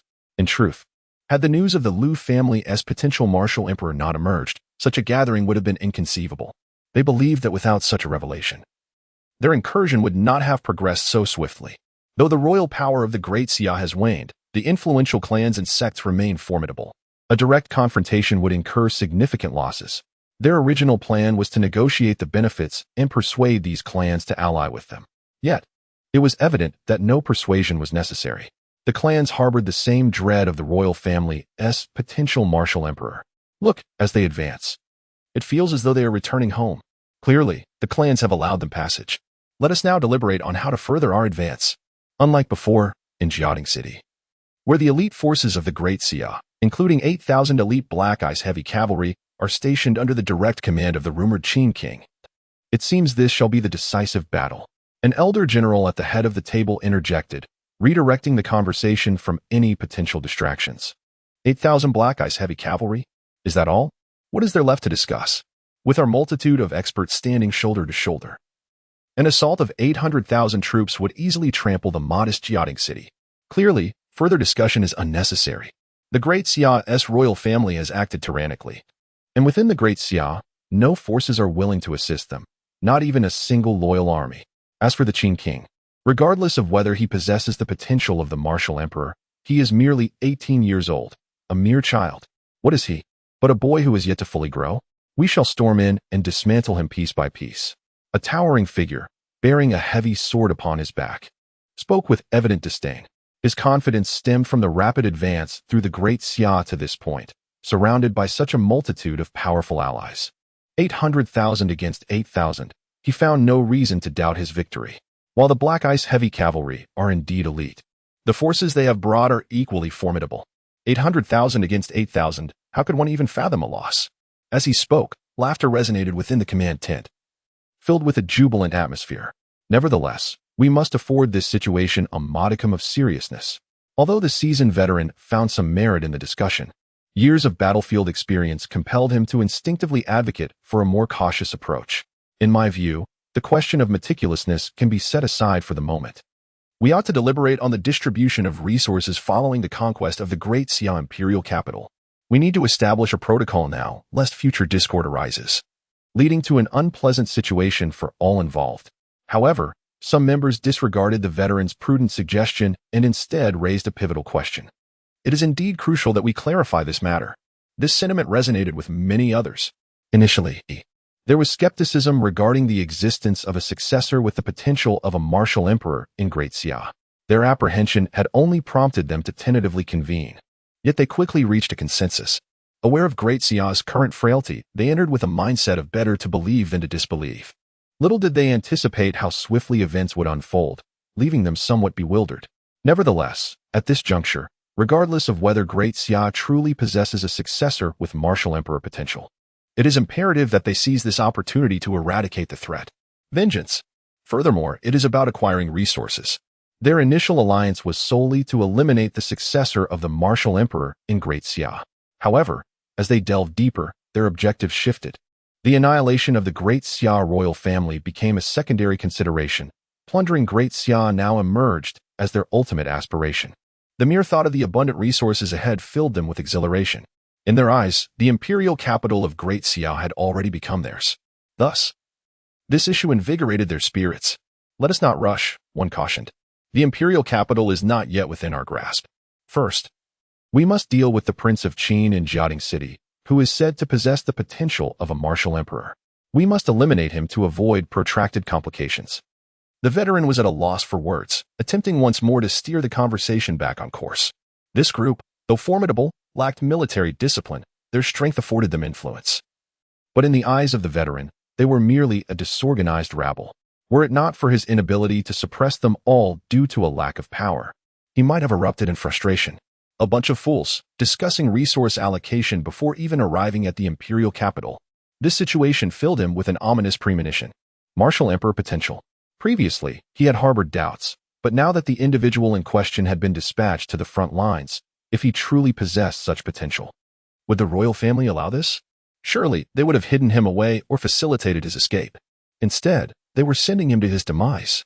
He suspected this was merely a clumsy ploy by the royal family to eliminate the Prince of Qin by leveraging the various factions. But the fool who conceived this plan clearly did not foresee its disastrous outcome. Moreover, the Prince of Qin was likely just a figure of exaggerated reputation. To placate their fury, he had been sent forth, a mere pawn to meet his end. Thus, this entire situation is a facade. He may possess some talent, but the potential of a martial emperor is implausible. The fate of Great Xia is sealed. Miracles shall not occur. A powerful figure spoke up. Indeed, there is truth in that. Many formidable individuals nodded in agreement, acknowledging the validity of the statement, which indeed held considerable merit. Certainly, aside from being sent to quell our fury, the individual in question may have already attained the status of a martial emperor, capable of suppressing all opposition. Yet, he is merely 18 years old. Could that truly be possible? One might wonder. As this analysis unfolded, the seasoned warrior chuckled. The other formidable figures within the tent also found joy in the discourse. The atmosphere in the commander's tent elevated to a new level of exuberance. Even the veteran, at this moment, couldn't help but smile knowingly, for there was indeed a profound truth in those words. Suddenly, an alarming report interrupted the merriment. Bad news. The gates of Jiating City have opened. The Black Ice heavy cavalry is emerging, seemingly preparing to charge into battle. Chapter 69. The demise of the Liu clan royal family. The lively and cheerful atmosphere within the grand tent fell into an eerie silence. A group of formidable warriors were marked by frowns of disbelief. 8,000 daring to confront 800,000 by exiting the city. Was there a flaw in his reasoning? What audacity fueled his boldness? One of the warriors voiced his thoughts. Perhaps it was not merely a matter of courage. The Black Ice heavy cavalry excelled in open field combat, and fortifying the city was not their forte. Thus, their decision to engage in a decisive battle outside the walls was, in essence, comprehensible. However, under the current circumstances, to venture forth from the city required immense bravery. The seasoned veterans appeared to grasp the situation more clearly, nodding in approval. The Black Ice heavy cavalry was renowned for their proactive assaults. If they were to remain entrenched, their prowess would remain unexploited. Given the present scenario, even a defensive stance would yield little advantage. It was far better to take a valiant stand. Upon hearing the veteran's analysis, the other warriors nodded in agreement, recognizing the validity of his reasoning. Ultimately, it was merely a desperate struggle for survival. If he sought his own demise, then let it be fulfilled. Esteemed colleagues, I shall lead the charge and slay the Qin king. However, once we enter the imperial capital, I must be accorded my due share of the spoils, proclaimed one warrior, standing forth to express his intent. Such a trivial matter, and yet he sought priority in the rewards? I could do the same. I am quicker. After deliberating, the assembly of warriors concluded that this was an opportunity for effortless merit. Although at their level of strength, particularly in joint operations, the notion of merit was inconsequential. They were about to march towards the imperial capital. If they could claim some credit, it would certainly afford them a larger share. Given the current situation, losing was beyond their comprehension. This was a windfall. Thus, the prospect of the Black Ice heavy cavalry emerging from the city to launch an assault did not deter them. Instead, they began to vie for the honor of leading the charge. Enough of this banter. It is not a duel but a joint endeavor. Let us not squander time. I am eager to eliminate the Qin king and explore the treasures of the great Xia royal vault. As the bickering continued, a cold snort pierced the air. Upon hearing this remark, everyone nodded in agreement, finding it reasonable. Indeed, since they were at an impasse, it would be prudent to advance together. This way, they would avoid disputes over distribution later on. In the end, they reached a consensus, and a cadre of warriors, imbued with anticipation of imminent victory, stepped forth from the grand tent. The formation of the 800,000-strong army was already in place. This was an assemblage of elite forces from various nations. The army comprised solely of cultivators, devoid of ordinary individuals. Those lacking strength were simply unqualified to be present. Furthermore, unlike the White Lotus sect, they operated within a structured system, rather than forming haphazard alliances of mere capable fighters. The three factions were arranged into several formations, even among soldiers from the same nation. They belonged to different camps. Nonetheless, this did not result in chaos. Rather, it forged a cohesive formation. Clearly, an exceptional commander was orchestrating their movements. The momentum of the charge coalesced into a fearsome tiger, ascending the clouds with ferocity. A formidable army of 800,000, stretching for countless kilometers, appeared endless to the eye. The varied hues of armor formed a vibrant tapestry of colors. A palpable aura of menace filled the air, rendering even the blinding sun in the sky ominously subdued. The sounds of neighing steeds echoed in a rhythmic chorus. Outside the city of Jiating, what was once an undulating terrain had been flattened. The mightiest among the hundreds of thousands had united their strength, capable of altering any landscape.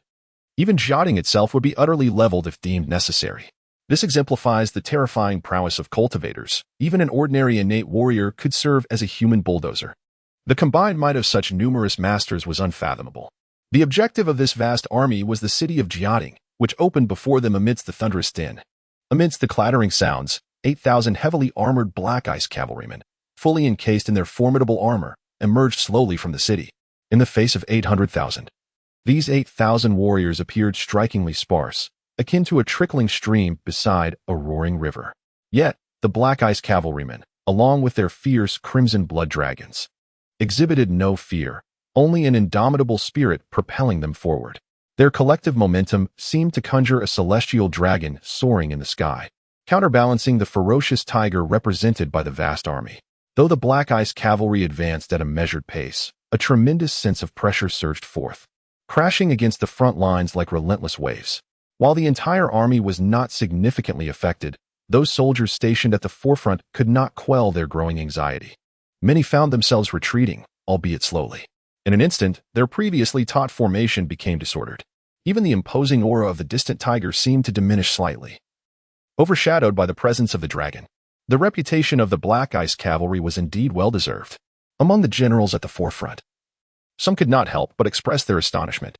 It is worth noting that they had positioned formidable elites directly in front, each commanding a contingent of 1,000 heavy cavalry, equally skilled as the black ice cavalry. After all, only those of considerable strength could don the mantle of heavy cavalry. Despite the cumbersome equipment, both rider and steed were exceptional, each surpassing the mastery of a grandmaster. Thus, in terms of mobility and speed, they were even fiercer than lighter cavalry. Moreover, their numbers exceeded those of the adversary. In such circumstances, it was astonishing that they were compelled to retreat even a few steps, though they quickly regained their footing. This moment revealed the disparity between them. Even among those of the same realm of cultivation, there existed differences in caliber. The Black Ice Cavalry's formidable reputation was well-founded. However, that was only part of the narrative. The general surveyed their own heavy cavalry and the tens of thousands of soldiers behind them, as well as the powerful figures rising to lend their strength to the fray. They were left bewildered, uncertain how defeat could possibly unfold under such conditions. 800,000 against 8,000, and all are formidable elites. Victory is assured with mere ease. To personally command the annihilation of such an elite force is indeed the pinnacle of honor for us, soldiers. Moreover, some commanders have begun to show eager anticipation. The more formidable the Black Ice heavy cavalry appears, the more exhilarating their eventual defeat will be for them. After all, this is a campaign in which they will lead and participate. It is surprising to discover that the Great Xia has weakened to such a degree. Yet the royal elite remains as formidable as ever, showing no signs of decay. A powerful individual cannot help but lament. The Great Xia royal family, particularly this generation's emperor, may be somewhat inept, but their predecessors did not act recklessly. Their decline is not due to a lack of intellect, but rather the rapid demise of their own strength. The royal elites have perished too swiftly. Enough of such discourse. Today, we shall eradicate the mightiest elite of the Great Xia royal family and march towards the imperial capital, the Lu family of the Great Xia royal lineage. Their end is nigh. Chapter 70. The Drumming of War. The entire army advances. A group of formidable beings, akin to celestial deities, stood suspended in the air, gazing at the Black Ice heavy cavalry. Initially, they expressed their astonishment, only to subsequently shake their heads in disbelief. Some among them reached a definitive conclusion regarding the Xia royal family. The Black Ice heavy cavalry was indeed powerful. Even those of divine martial lineage would feel the weight of pressure when faced with them. If they were to muster an equal number of warriors of the same realm, perhaps even a few additional ordinary celestial beings to bolster their ranks, they would still harbor doubts about their chances of victory. However, the circumstances had changed. This was not merely a matter of a few additional warriors, it was a staggering force of 800,000 against 8,000.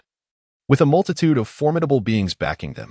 No matter how extraordinary the Black Ice heavy cavalry might be, unless they were all celestial beings themselves, they stood no chance.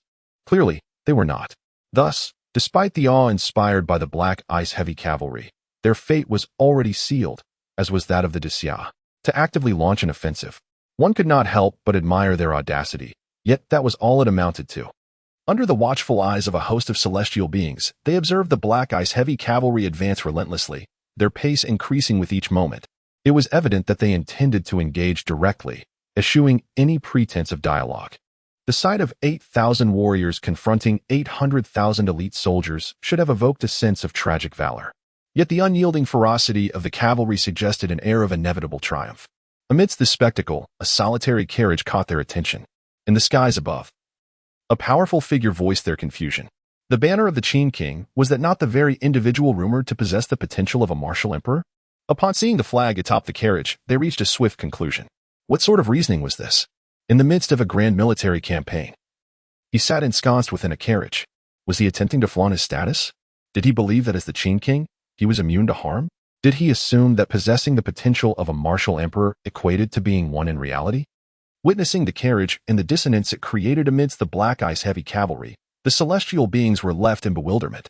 Even they, in the face of a crushing defeat, would not dare to indulge in such ostentation during a typical military confrontation, unless they were certain of an overwhelming advantage. Only then could such bravado be entertained. Otherwise, it would be tantamount to courting disaster. And in their eyes, it was evident that the Qin king was indeed courting his own demise. The already daunting challenge of the 8,000 Black Ice heavy cavalry against 800,000 troops was exacerbated by the Qin king's audacious demeanor. As he remained composed within his carriage, it almost seemed as though he relished the prospect of the cavalry's rapid downfall. An 18-year-old prodigy, perhaps he had been immersed in training, convinced that being of royal blood made him the center of the universe, blind to the harsh realities surrounding him. One among them concluded, "Is it possible that he is genuinely confident?" Yet another powerful being gazed intently at the carriage, a sense of inexplicable foreboding rising within. It was inconceivable, utterly impossible. He was merely an 18-year-old youth. No matter how exceptional his talents, even if he surpassed a martial emperor, what significance did that hold? At merely 18 years of age, he is indeed a prodigy, yet without the tempering of time, he remains just that, a prodigy. In our past, who among us was not a prodigy? However, at the age of 18, we were merely spurred on by our elders. In response to this skepticism, immediate rebuttals arose.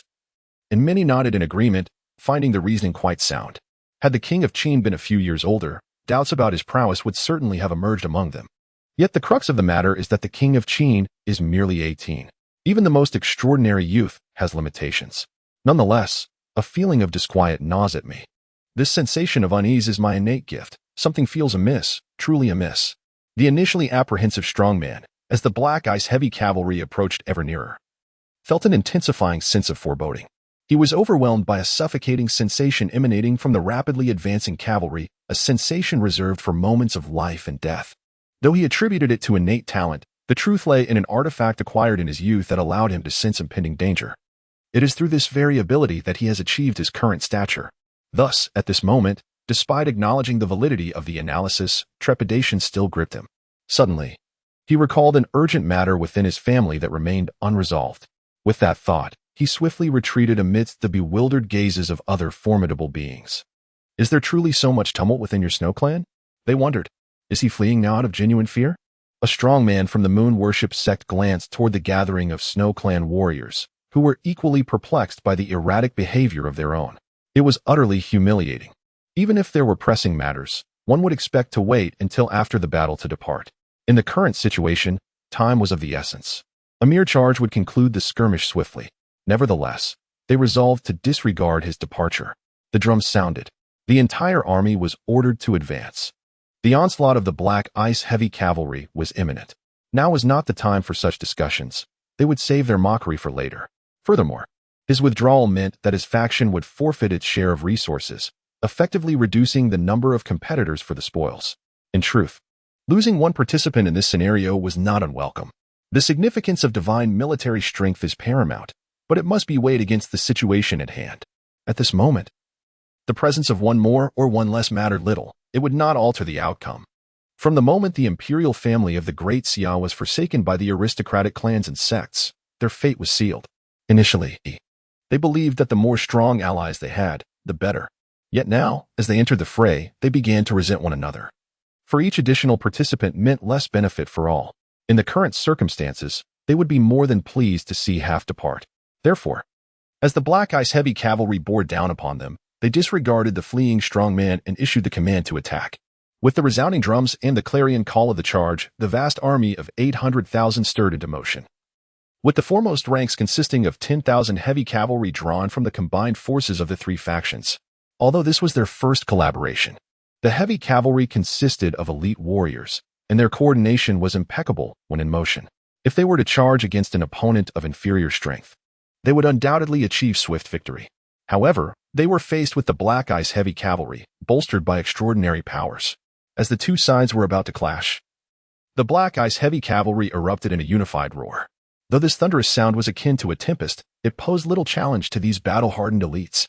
Yet, the crucial issue lay in the fact that within that bellow, they perceived an ethereal dragon's chant that pierced their very souls. In that fleeting moment, the heavy cavalry of the allied forces felt the world around them shift dramatically, as if a divine dragon descended from the heavens to engulf them. Their bodies, minds, and souls trembled in unison. Not only them, but even the beasts beneath them quivered in response to the overwhelming presence. Chapter 71. The Coalition's heavy cavalry swept away by a tide boom. The Coalition's heavy cavalry lost their composure, their monstrous steeds growing unstable beneath them. The Black Ice heavy cavalry charged through, ruthlessly shredding and trampling all in their path. A torrent of darkness surged forth, sweeping everything away. In a single clash, 10,000 of the Coalition's elite cavalry were obliterated, and the Black Ice heavy cavalry pressed on, relentlessly plunging into the ranks of the 800,000 Coalition soldiers. Caught off guard, the light cavalry trailing behind had not anticipated such a swift confrontation with the oncoming tide of darkness. They assumed they would be providing support and eliminating the scattered remnants of the Black Ice heavy cavalry. Little did they know, their own heavy cavalry had been annihilated in one fell swoop. They watched helplessly as their comrades were engulfed, the terror of that moment palpable. The brutality was unimaginable. Wherever they passed, the heavy cavalry was truly torn asunder. The beasts beneath them were crushed in the chaos. Blood rained down, staining the black armor of the Black Ice cavalry, which appeared even darker under the light. Initially, the Coalition forces, buoyed by the confidence of their strongest warriors, believed this was an opportunity to gain military merit. 800,000 against 8,000, with their elite troops bolstered by a cadre of divine warriors. They felt little psychological pressure, only exercising caution against the initial wave of heavy cavalry. But that was the extent of their concern.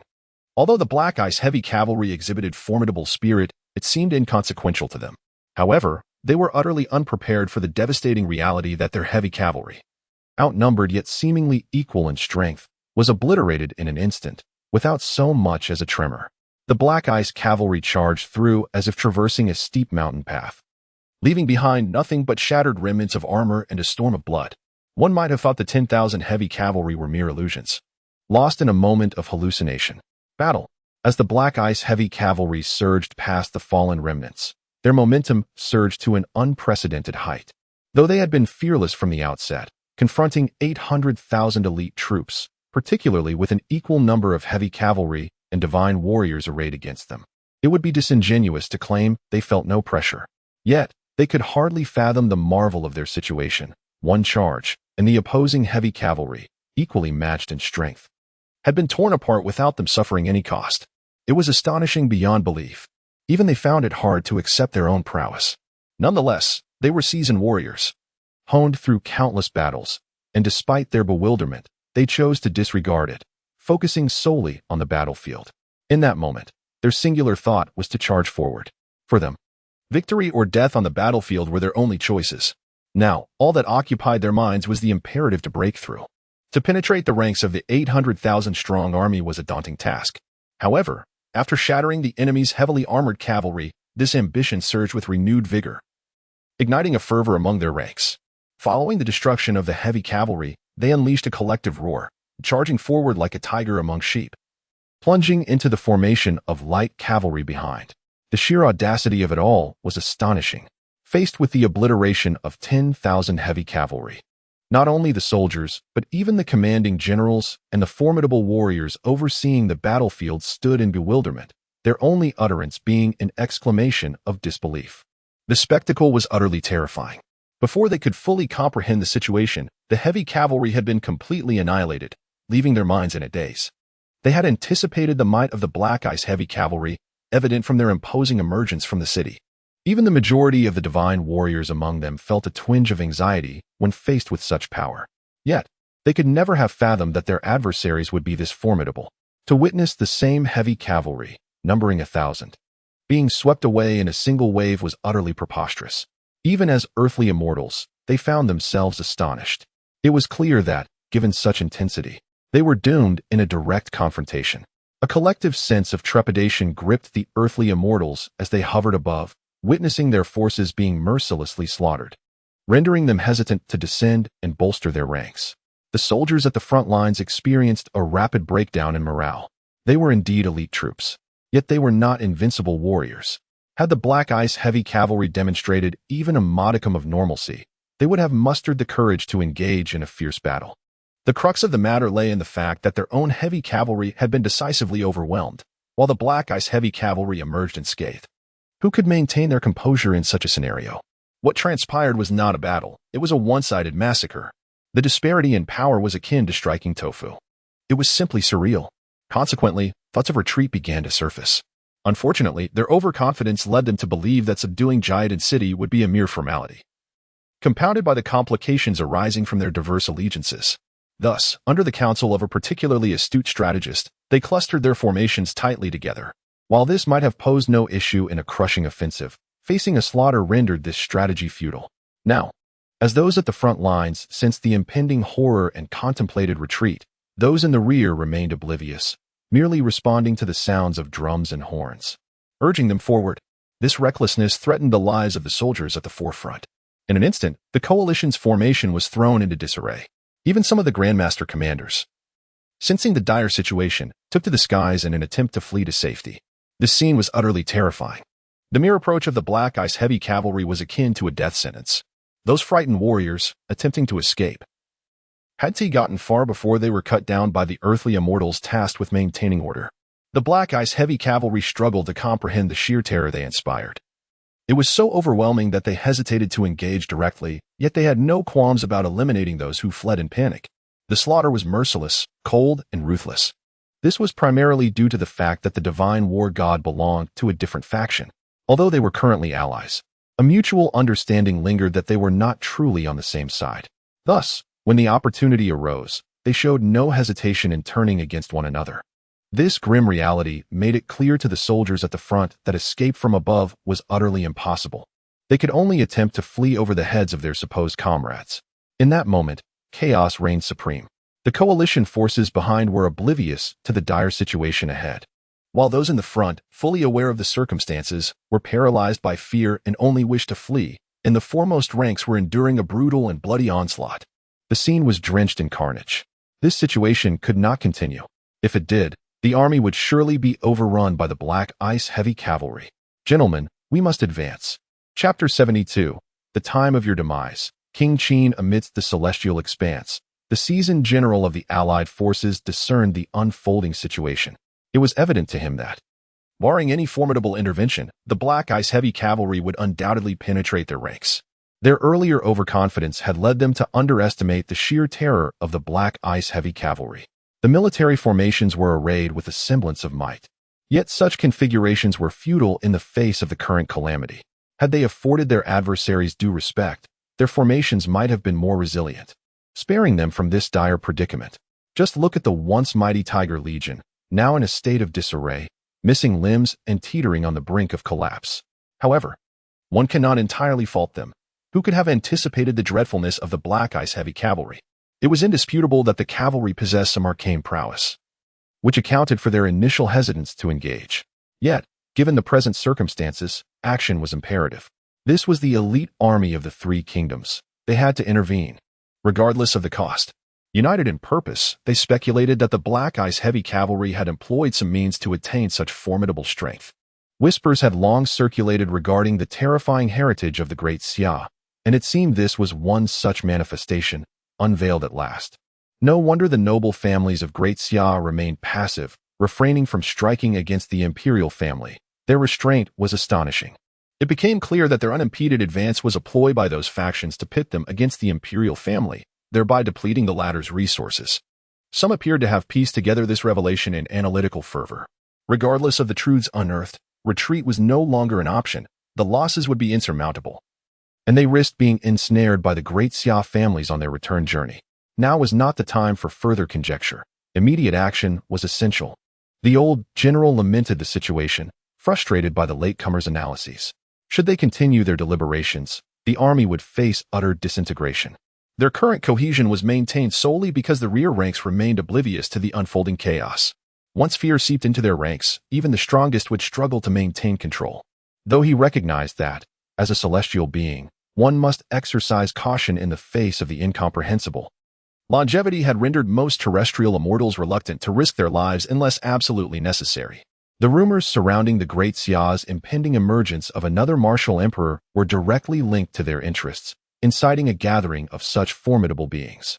Yet, these powerful figures were not warriors in the traditional sense. Each harbored personal agendas. While the military could maneuver in concert, their cooperation hinged on individual willingness, with none eager to incur losses. Thus, even amidst the current turmoil, those positioned to lead remained hesitant to act. In more favorable circumstances, they might have vied to vanquish King Qin, but the present adversity had sown seeds of doubt in their hearts. Regardless of the circumstances, with so many formidable beings of the terrestrial realm gathered here, can one truly fear the so-called foundation of the Great Xia? If the foundation were indeed so potent, their emperor would not have perished so frequently in recent years. Let us unite. There is no foundation to speak of. At this juncture, I trust you do not intend to retreat? If the King of Qin genuinely possesses the potential of a martial emperor, this presents the finest opportunity. Should we fail to seize it, once he matures, any military endeavor we embark upon against the Great Xia will inevitably lead to dire consequences. Given the disposition of the Liu family, upon hearing these words, a tremor coursed through the ranks of the terrestrial beings. For millennia, skirmishes at the borders have primarily served as practice for the Great Xia. Instances of them actively seeking misfortune for the Great Xia have been few and far between. The battlegrounds have largely resided in territories once belonging to them, now hotly contested by the Great Xia. They have never dared to encroach upon lands historically recognized as Great Xia territory.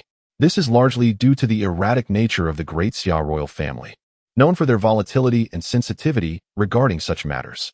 They have suffered grievously on the rare occasions they ventured into the realm of the Great Xia, often resulting in a change of dynasty, actions attributable to the previous regimes.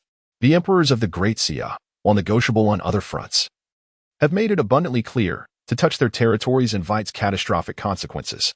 This time, however, with rumors of a figure possessing the potential of a martial emperor and the perceived weakness of the Great Xia royal family, they have gathered the courage to enter.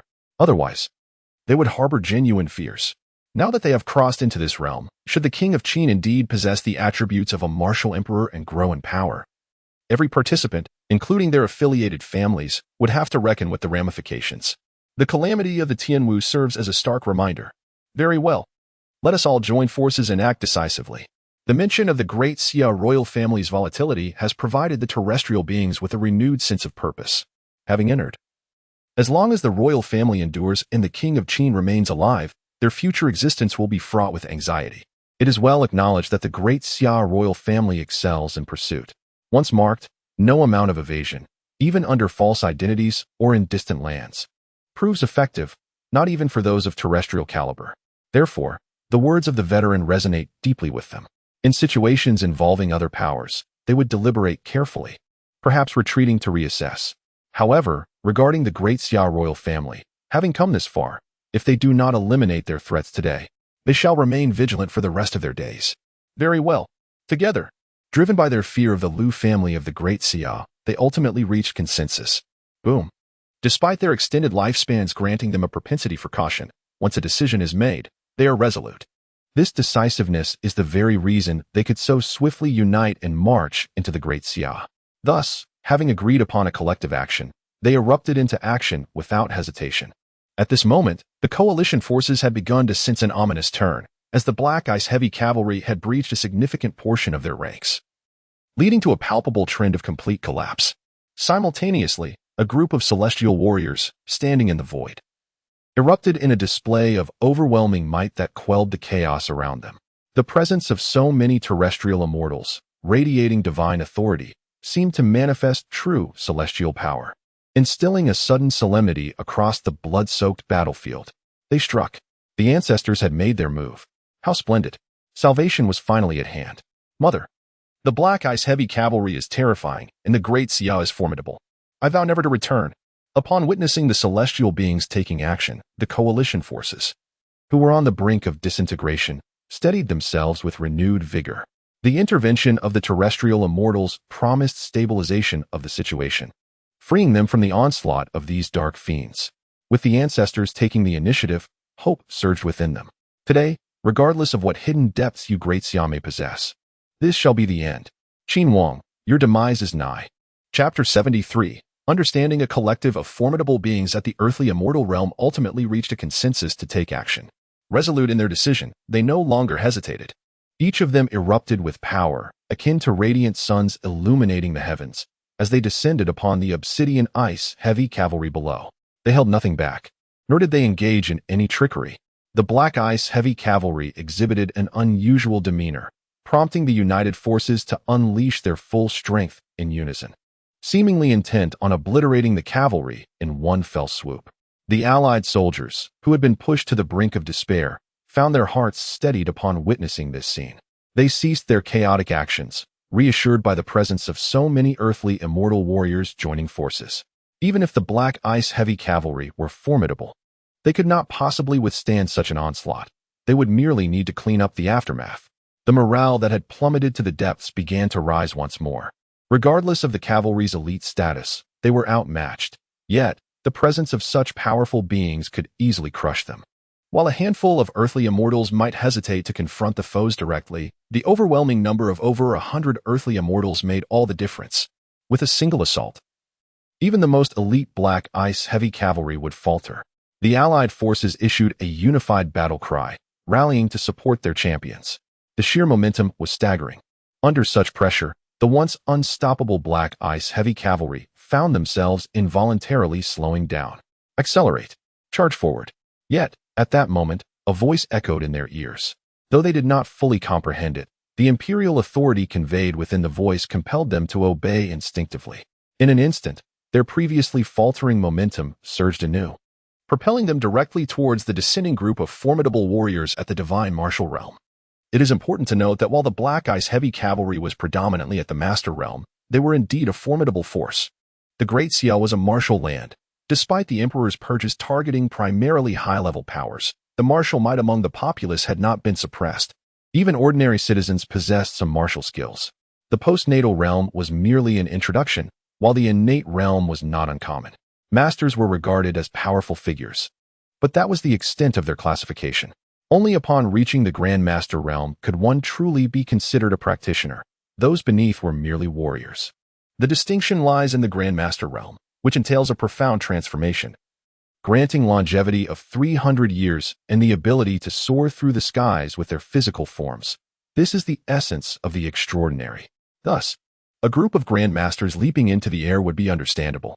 However, the sight of all 8,000 members of the Black Ice Heavy Cavalry soaring into the sky instinctively felt amiss. While it is not uncommon for masters to briefly ascend, the crux of the issue lay in the fact that these were heavy cavalry. Given their cumbersome armor, achieving flight was already a daunting task, let alone executing such a synchronized leap. The warriors who had already engaged instinctively sensed that something was amiss. Nevertheless, as their minds raced, they found themselves clashing with the Black Ice Heavy Cavalry. Whoosh! The black tide surged forth like an inundation of seawater, momentarily engulfing the radiant brilliance emitted by a group of formidable beings at the realm of Earth Immortals. In that fleeting instant, these powerful entities comprehended the gravity of their misjudgment. A profound, unparalleled terror permeated their hearts, causing their very souls to tremble. An overwhelming sense of imminent peril surged within them, awakening a chilling realization. The moment they confronted the battalion of Black Ice Heavy Cavalry would herald their demise. At that moment, they recognized the futility of escape. How could such dread exist? The Black Ice Heavy Cavalry had effortlessly dispatched their own elite knights. While they sensed something amiss, it was merely a fleeting thought. None harbored any profound apprehensions. In their minds, with so many powerful beings united in action, even if the Daxiao royal family possessed some secret means, they could manage 1 or 2 encounters, and should the situation grow dire, they could simply flee. Yet, They had never anticipated that a single clash would evoke such a visceral sense of death, so overwhelmingly potent. It felt as if the end of their lives loomed just an instant away. As they encountered this palpable aura, they simultaneously discerned the source of this power. It emanated from the carriage at the heart of the black ice heavy cavalry. They caught a glimpse of dancers gracefully performing within, a maiden, akin to a white lotus, delicately plucking the strings of a zither, and a girl clad in purple serving tea. At the center of this spectacle stood a young man, wielding a brush, painting in the void before him. Amidst the chaos of battle, the ink-wash painting remained steadfastly before him. In an instant, they realized that this must be the Prince of Qin, rumored to possess the potential of an emperor of war. The gaze of the opposing party, imbued with a calm condescension, surveyed them as if they were mere actors in a play. It seemed their performance was nothing more than a diversion for him. Thus, to him, whether it was the 80,000 troops or these Earth Immortal experts, they were merely actors in a theater of his own amusement. This notion was absurd. Yet they could not shake the feeling that it was indeed the truth. The Prince of Qin was not merely endowed with the potential of an emperor of war. He was, in fact, a living embodiment of such power. No, even an emperor of war might not possess strength equal to his. A horrifying thought flickered through the minds of the Earth Immortal beings. Given the current circumstances, this hypothesis was the only one that made sense. Although it shattered their worldview, this conjecture was undoubtedly the most plausible. They understood at last why the Prince of Qin dared to lead 8,000 cavalry against an elite army of 80,000. They grasped why, despite the perilous situation, he remained seated within his carriage. They comprehended why even within the carriage, dancers twirled in delight. Due to the formidable and terrifying strength of the King of Qin, it is conceivable that even an elite army of 800,000 can be disregarded. As can this group of earthly immortals. At the tender age of 18, the King of Qin possesses a power that surpasses even that of the martial emperor. It is worth noting that when the martial emperor wreaked havoc, he did so with his own hands. In contrast, the King of Qin merely unleashes his imposing aura, commanding the black ice heavy cavalry into action. This implies that he single-handedly elevates the entire black ice heavy cavalry. Although the earthly immortals have attained a divine status among mortals, they remain merely that. The methods employed by the King of Qin are akin to those of celestial beings. With such prowess, it is no wonder that his adversaries dare to act so boldly. This is not a matter of courage, but rather one of absolute power. They have erred gravely, for the 18-year-old King of Qin has already established himself as a force to be reckoned with, far beyond the so-called potential of the martial emperor. Regrettably, they have come to this realization far too late. Chapter 74, Bloodshed across 1,000 miles at this moment. They were poised to engage in a true confrontation with the black ice heavy cavalry. An overwhelming sense of terror enveloped them, and as they recognized the gravity of their situation, any thoughts of escape seemed futile. No, no. A powerful warrior's voice pierced the air with dread. Alas, no matter the turmoil within their hearts, nothing could alter their fate. The black tide swallowed the sun, engulfing the formidable beings of the Earth Immortal realm without so much as a sound. They yearned to resist, to flee, but all of their efforts proved futile, sealing their fate of annihilation. A deluge of blood mingled with flesh rained down upon them. At that moment, the fervor that had surged within the coalition soldiers, ignited by the emergence of their own Earth Immortal warriors, plummeted to a chilling halt. Their minds buzzed in disbelief, struggling to comprehend that so many of their powerful Earth Immortal ancestors had simply vanished, without even a significant commotion. Gone, just like that. The shock of this scene was staggering. Even the most seasoned and battle-hardened veterans were left in a state of stunned fear, as if they had witnessed a ghost. The terror was palpable. The battlefield, once teeming with the 80,000 coalition forces, now fell into an eerie silence. After devouring a group of Earth Immortal warriors, the black ice heavy cavalry hovered in the air for a few seconds, seemingly absorbing the magnitude of their own power. Then, with a resounding call to battle, they turned as one, cascading downward like a black torrent. With a thunderous crash, they struck the ground, clearing a vast expanse below them. The soldiers of the coalition who found themselves in their path were obliterated before they could even react. This massive upheaval jolted the coalition soldiers back to reality. They realized with horror that all those formidable Earth Immortal ancestors were gone, swept away in a single wave, as if they had been melted into the very blood rain that now fell upon them. Some commanders even wondered if this was merely an illusion. Such a horrifying occurrence was nearly impossible to accept. Yet, despite their reluctance to confront the truth, The reality was undeniable. The Earth Immortal warriors had indeed perished, and the Black Ice Heavy Cavalry had suffered no losses in the process. The bloody truth lay before their eyes, and no amount of denial could change it. Flee, quickly. We must escape. The coalition soldiers finally reacted, gripped by the sheer terror of the Black Ice Heavy Cavalry. They could hardly believe how easily their own powerful warriors had been vanquished, and the scene was so terrifying that panic spread through their ranks. The previous chaos had only been localized. After all, with 80,000 troops, many in the rear were oblivious to the devastation unfolding at the front. Yet the atmosphere was charged with an undeniable tension. However, due to the presence of a formidable group of Earth Immortals maintaining order, the situation remained manageable. Yet, now everything has changed. They all bore witness to the horrifying spectacle of their own Earth Immortal-level warriors being obliterated. In such dire circumstances, who could possibly remain unperturbed? They are elite forces, but it is precisely this that renders them astute. After all, seasoned veterans who have survived countless battles are acutely aware of the precariousness of their situation. At this juncture, the only options are to flee or to face death. Even if they harbor the fervor to resist, they would inflict no damage upon their adversaries. The demise of a group of Earth Immortals occurred without a ripple. Their heads are certainly not as resilient as those of the Earth Immortals. Thus, the coalition's morale has plummeted to an all-time low. In this scenario, even the elite have devolved into a rabble. All that occupies their minds is the desire to escape, particularly among the Grandmasters. At this moment, the Earth Immortal-level warriors have been swiftly taken out. With no reservations left, they soar into the sky, seeking to flee the battlefield. However, the Black Ice Heavy Cavalry, armed with rifles in one hand and crossbows in the other, unleashed a barrage of fire upon those Grandmasters leaping into the air. At this very moment, they appeared to be imbued with divine assistance. Even the Grandmasters fell victim to a single bolt, and as long as they were aimed correctly, distance was irrelevant. Such astonishing prowess left even them bewildered and ill at ease, as if an invisible force had endowed them with an extraordinary level of strength. The battle, which had seemed overwhelmingly unfavorable to them, transformed into a relentless onslaught. Those who took flight became glaringly obvious targets, often meeting their demise at the hands of crossbow bolts. It was as if they were struck down the moment they exposed themselves. Witnessing this, no Grandmaster dared to ascend any longer. They chose instead to flee directly over the heads of the soldiers below. Not only them, but the other soldiers followed suit. While they could not soar, they could leap onto their comrades' shoulders and make their escape.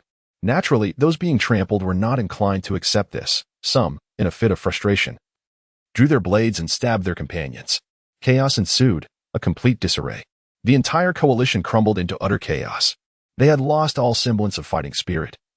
With no one willing to lag behind, even resorting to extreme measures, incidents of fratricide and trampling became rampant. At this moment, the casualties inflicted by their own ranks exceeded those caused by the Black Ice Heavy Cavalry. The root of this calamity lay with the commanding general responsible for the formation. Due to the disparate origins of the troops, coordination proved cumbersome, leading to their clustering together. At that time, no one perceived an issue. After all, they had absolute confidence, believing this to be a rout. A single charge would suffice to flatten Jotting City.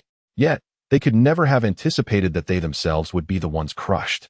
Such formations thus became tragic. When clustered together, in normal circumstances, their elite status would pose no issue. However, once the elite's morale shattered, the problems became glaringly apparent. Especially the Black Ice Heavy Cavalry continued their relentless onslaught, instilling even greater terror in their adversaries. At this moment, they bore no distinction from a rabble, their defeat cascading like a torrential flood unleashed from a broken dam.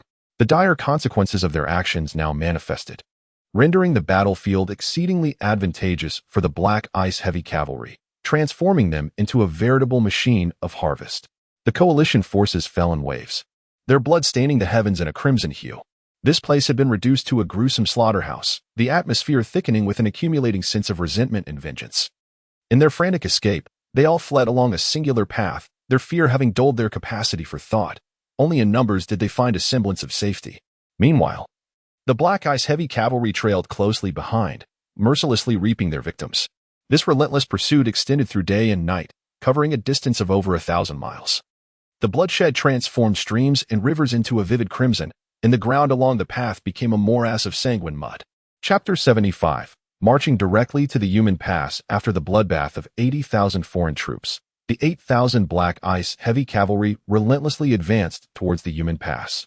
There, they faced 50,000 wolf tribesmen attempting to breach the gates. In recent years, the Northern Wolf tribe had experienced significant expansion, their ambitions ever restless. This is precisely why the imperial family had dispatched formidable warriors to guard the Yumen Pass, which had consequently drained much of their strength. Indeed, in recent generations, emperors had contemplated mobilizing forces to confront the Northern Wolf tribe, yet those discussions had languished in bureaucratic inertia. Now, Lu Fifan decisively resolved this impasse. The Black Ice heavy cavalry rallied in unison, sparing no superfluous words as they surged towards the Yumen Pass. With each confrontation, their spirits soared. Many experienced breakthroughs during the battle, and two even ascended to the realm of terrestrial immortals. They felt an exhilarating sense of empowerment, their long spears yearning for more. Unwilling to pause, at this moment, they recognized a profound truth. The Qin King was extraordinary. 8,000 men had shattered the ranks of 80,000 elite troops, even sweeping away their terrestrial immortals. This was an unprecedented experience for them, a revelation that turned the art of slaughter into mere childish play. Their blood surged, igniting a fervor that could not be quelled, fueling an insatiable desire to confront worthy adversaries. Even their steeds, the Crimson Blood Dragons, were in a state of exhilaration.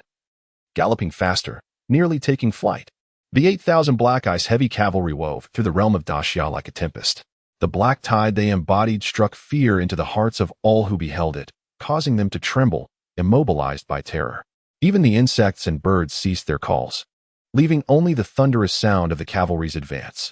At the Yumen Pass, the 50,000 wolf tribesmen grew increasingly agitated, their formidable warriors restless. This time, they had mobilized their greatest strength. Yet as the coalition of three nations approached the imperial capital of Daxia, they found themselves unable to endure being stalled here. This was a crucial moment for seizing Daxia's territory.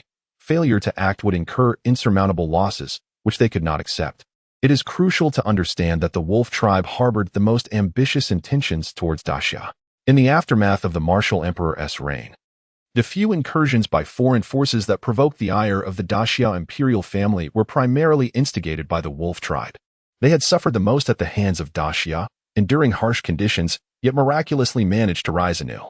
Once they regained strength, their aspirations towards Daxia would invariably resurface. Among the coalition of 5 nations, the Wolf tribe was the most proactive, deploying an army of 50,000, including several peak terrestrial immortals. Unfortunately, due to their propensity for instigating conflict, the forces tasked with defense in this region were drawn from the imperial family, with 2 peak divine warriors stationed there. Consequently, despite their relentless efforts, they found themselves unable to advance in the short term.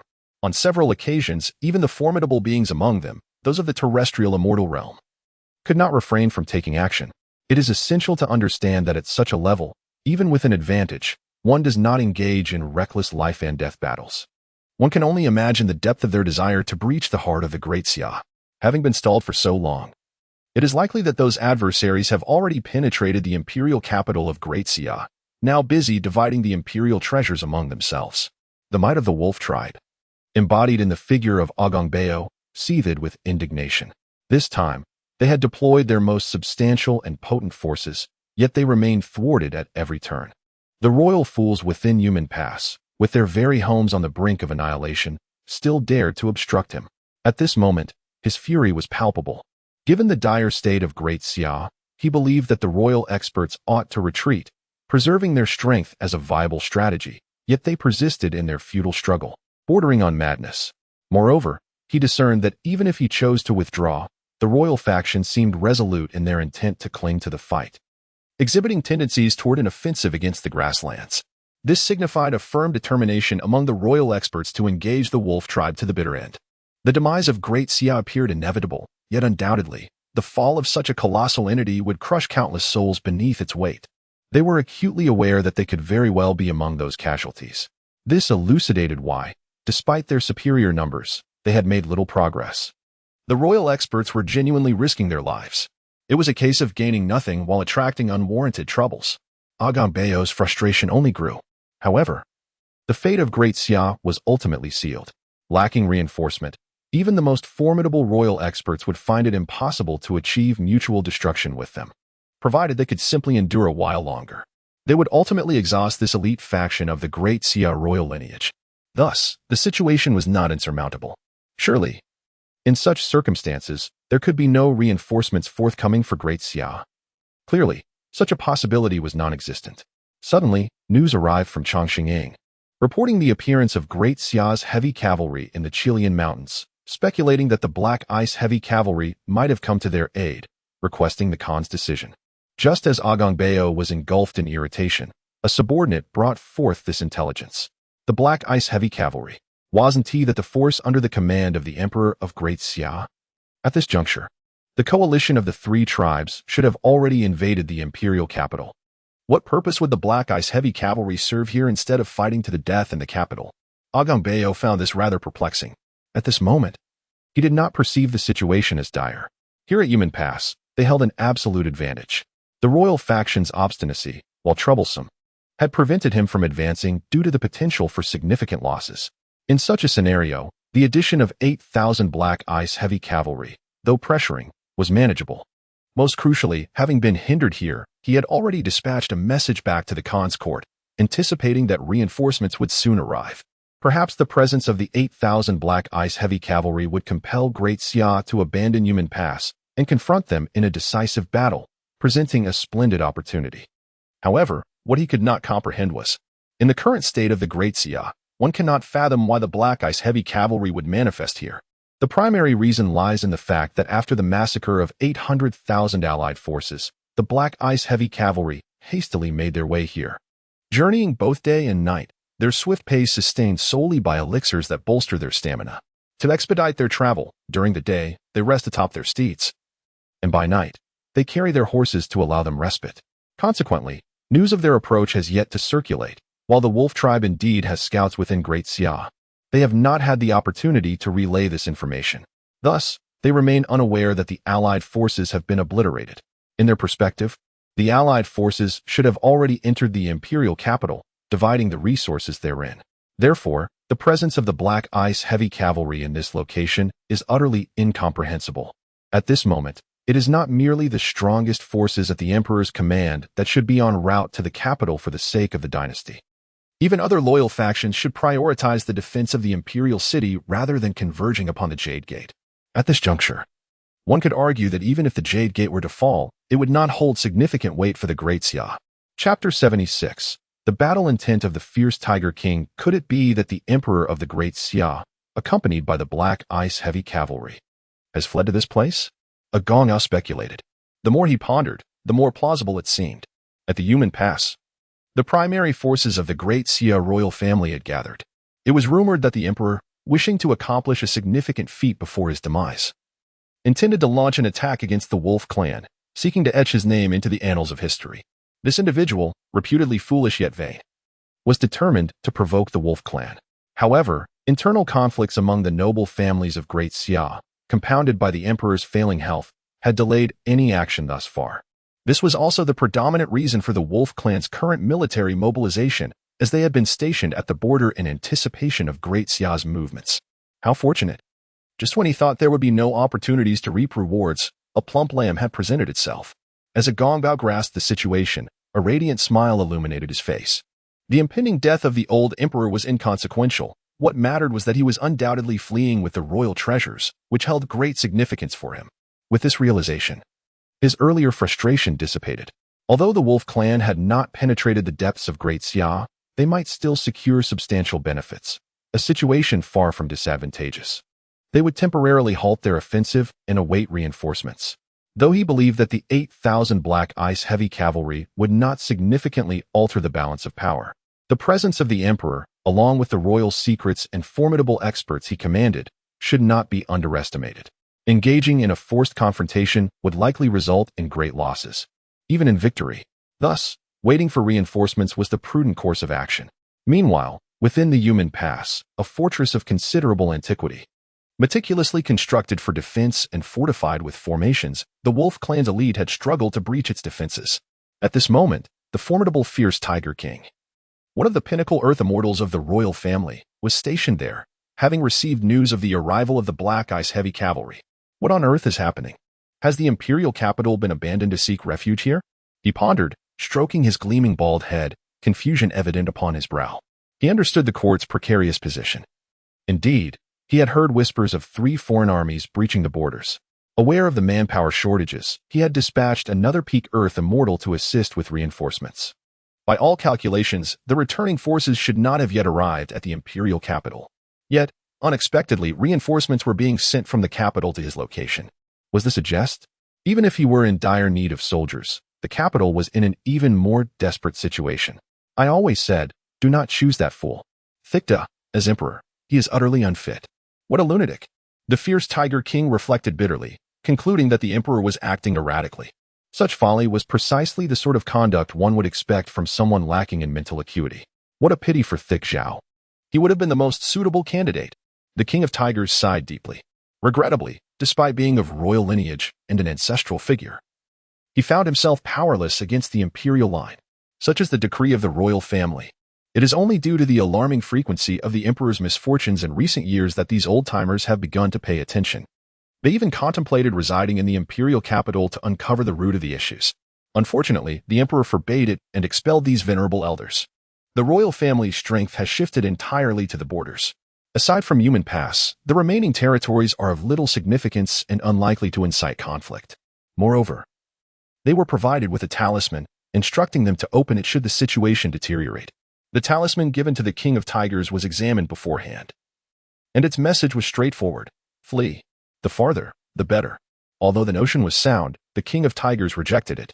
At over 700 years of age, a typical terrestrial immortal would still have 2 or 3 centuries of life remaining.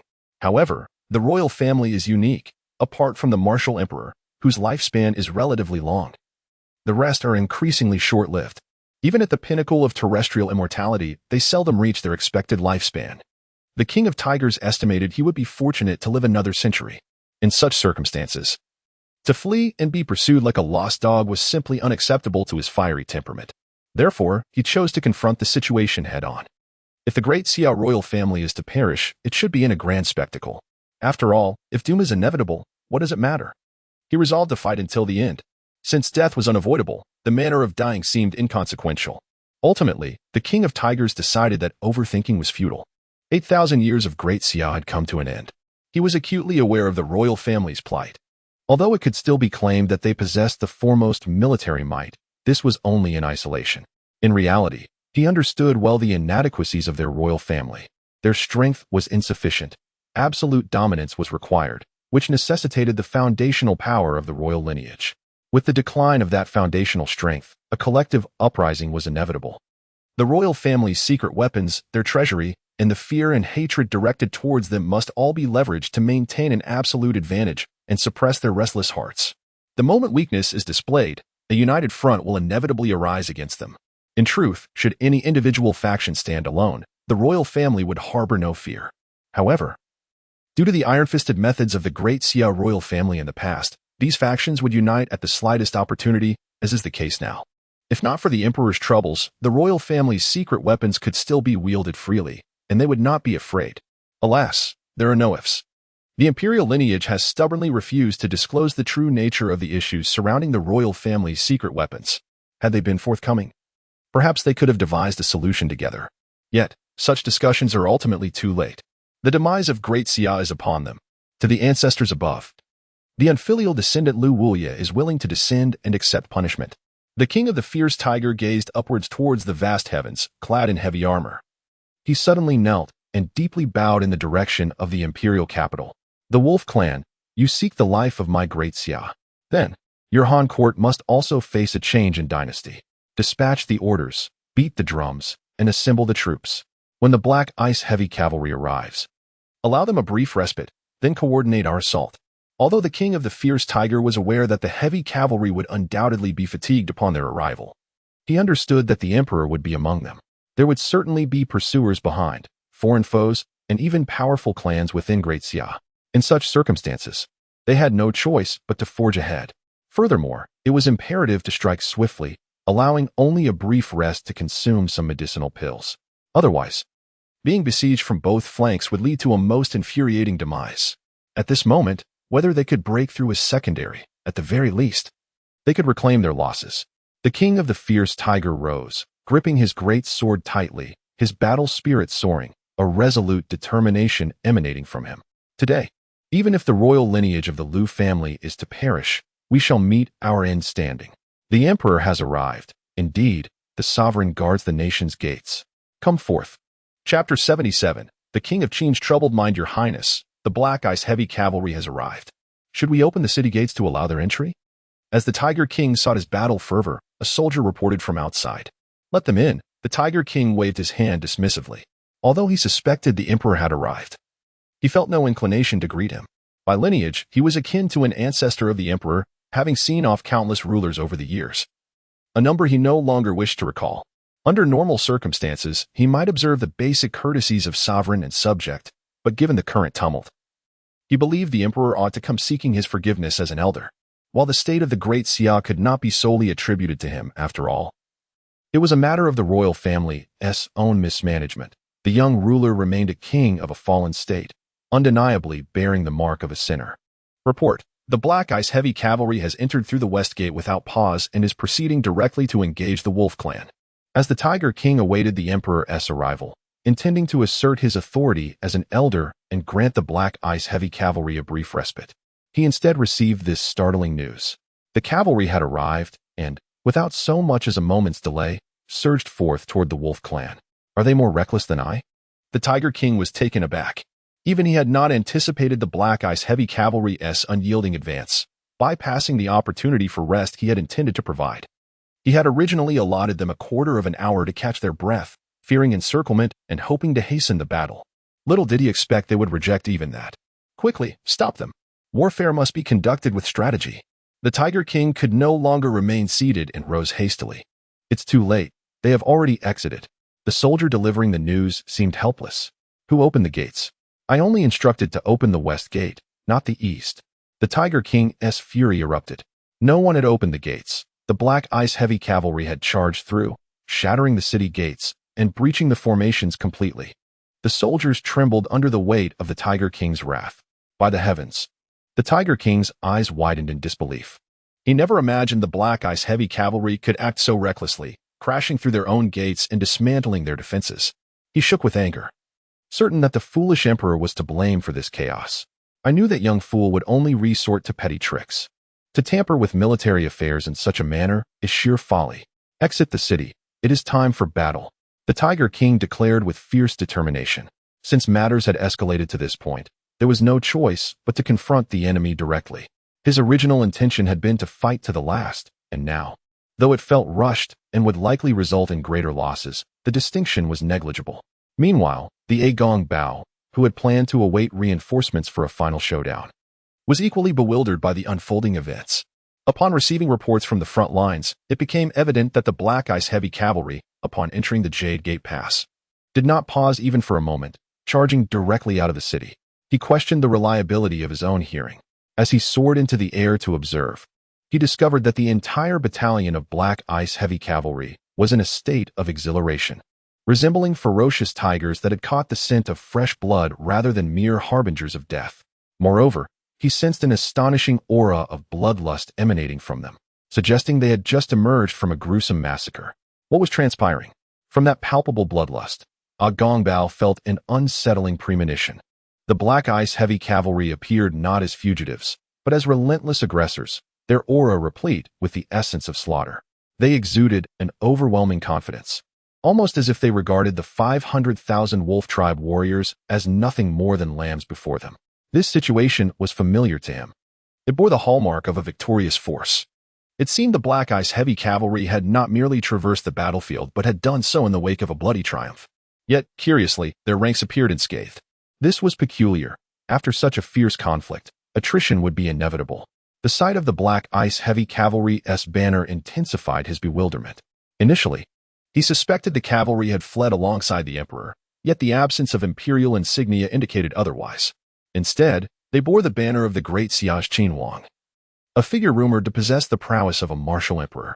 The situation left Gong Bao utterly confounded. Particularly striking was the grand carriage at the center of the Black Ice Heavy Cavalry, which resembled a mobile palace. With his keen eyesight, he could even discern figures gracefully dancing within. He gasped in disbelief. Was there truly such folly in the world? To charge into battle seated in a carriage of such magnitude? Even someone as arrogant as he would hesitate to display such ostentation. This was tantamount to courting death, not just for oneself, but for the entire army. Indeed, the Black Ice Heavy Cavalry was elite. Setting aside everything else, the very presence of that carriage would have shattered the morale of any other army, leaving them in disarray.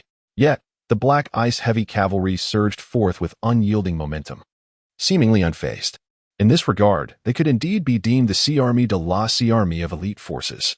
However, such prowess seemed a lamentable waste for the Great Xia. After 8 millennia, the empire had decayed to a profound extent.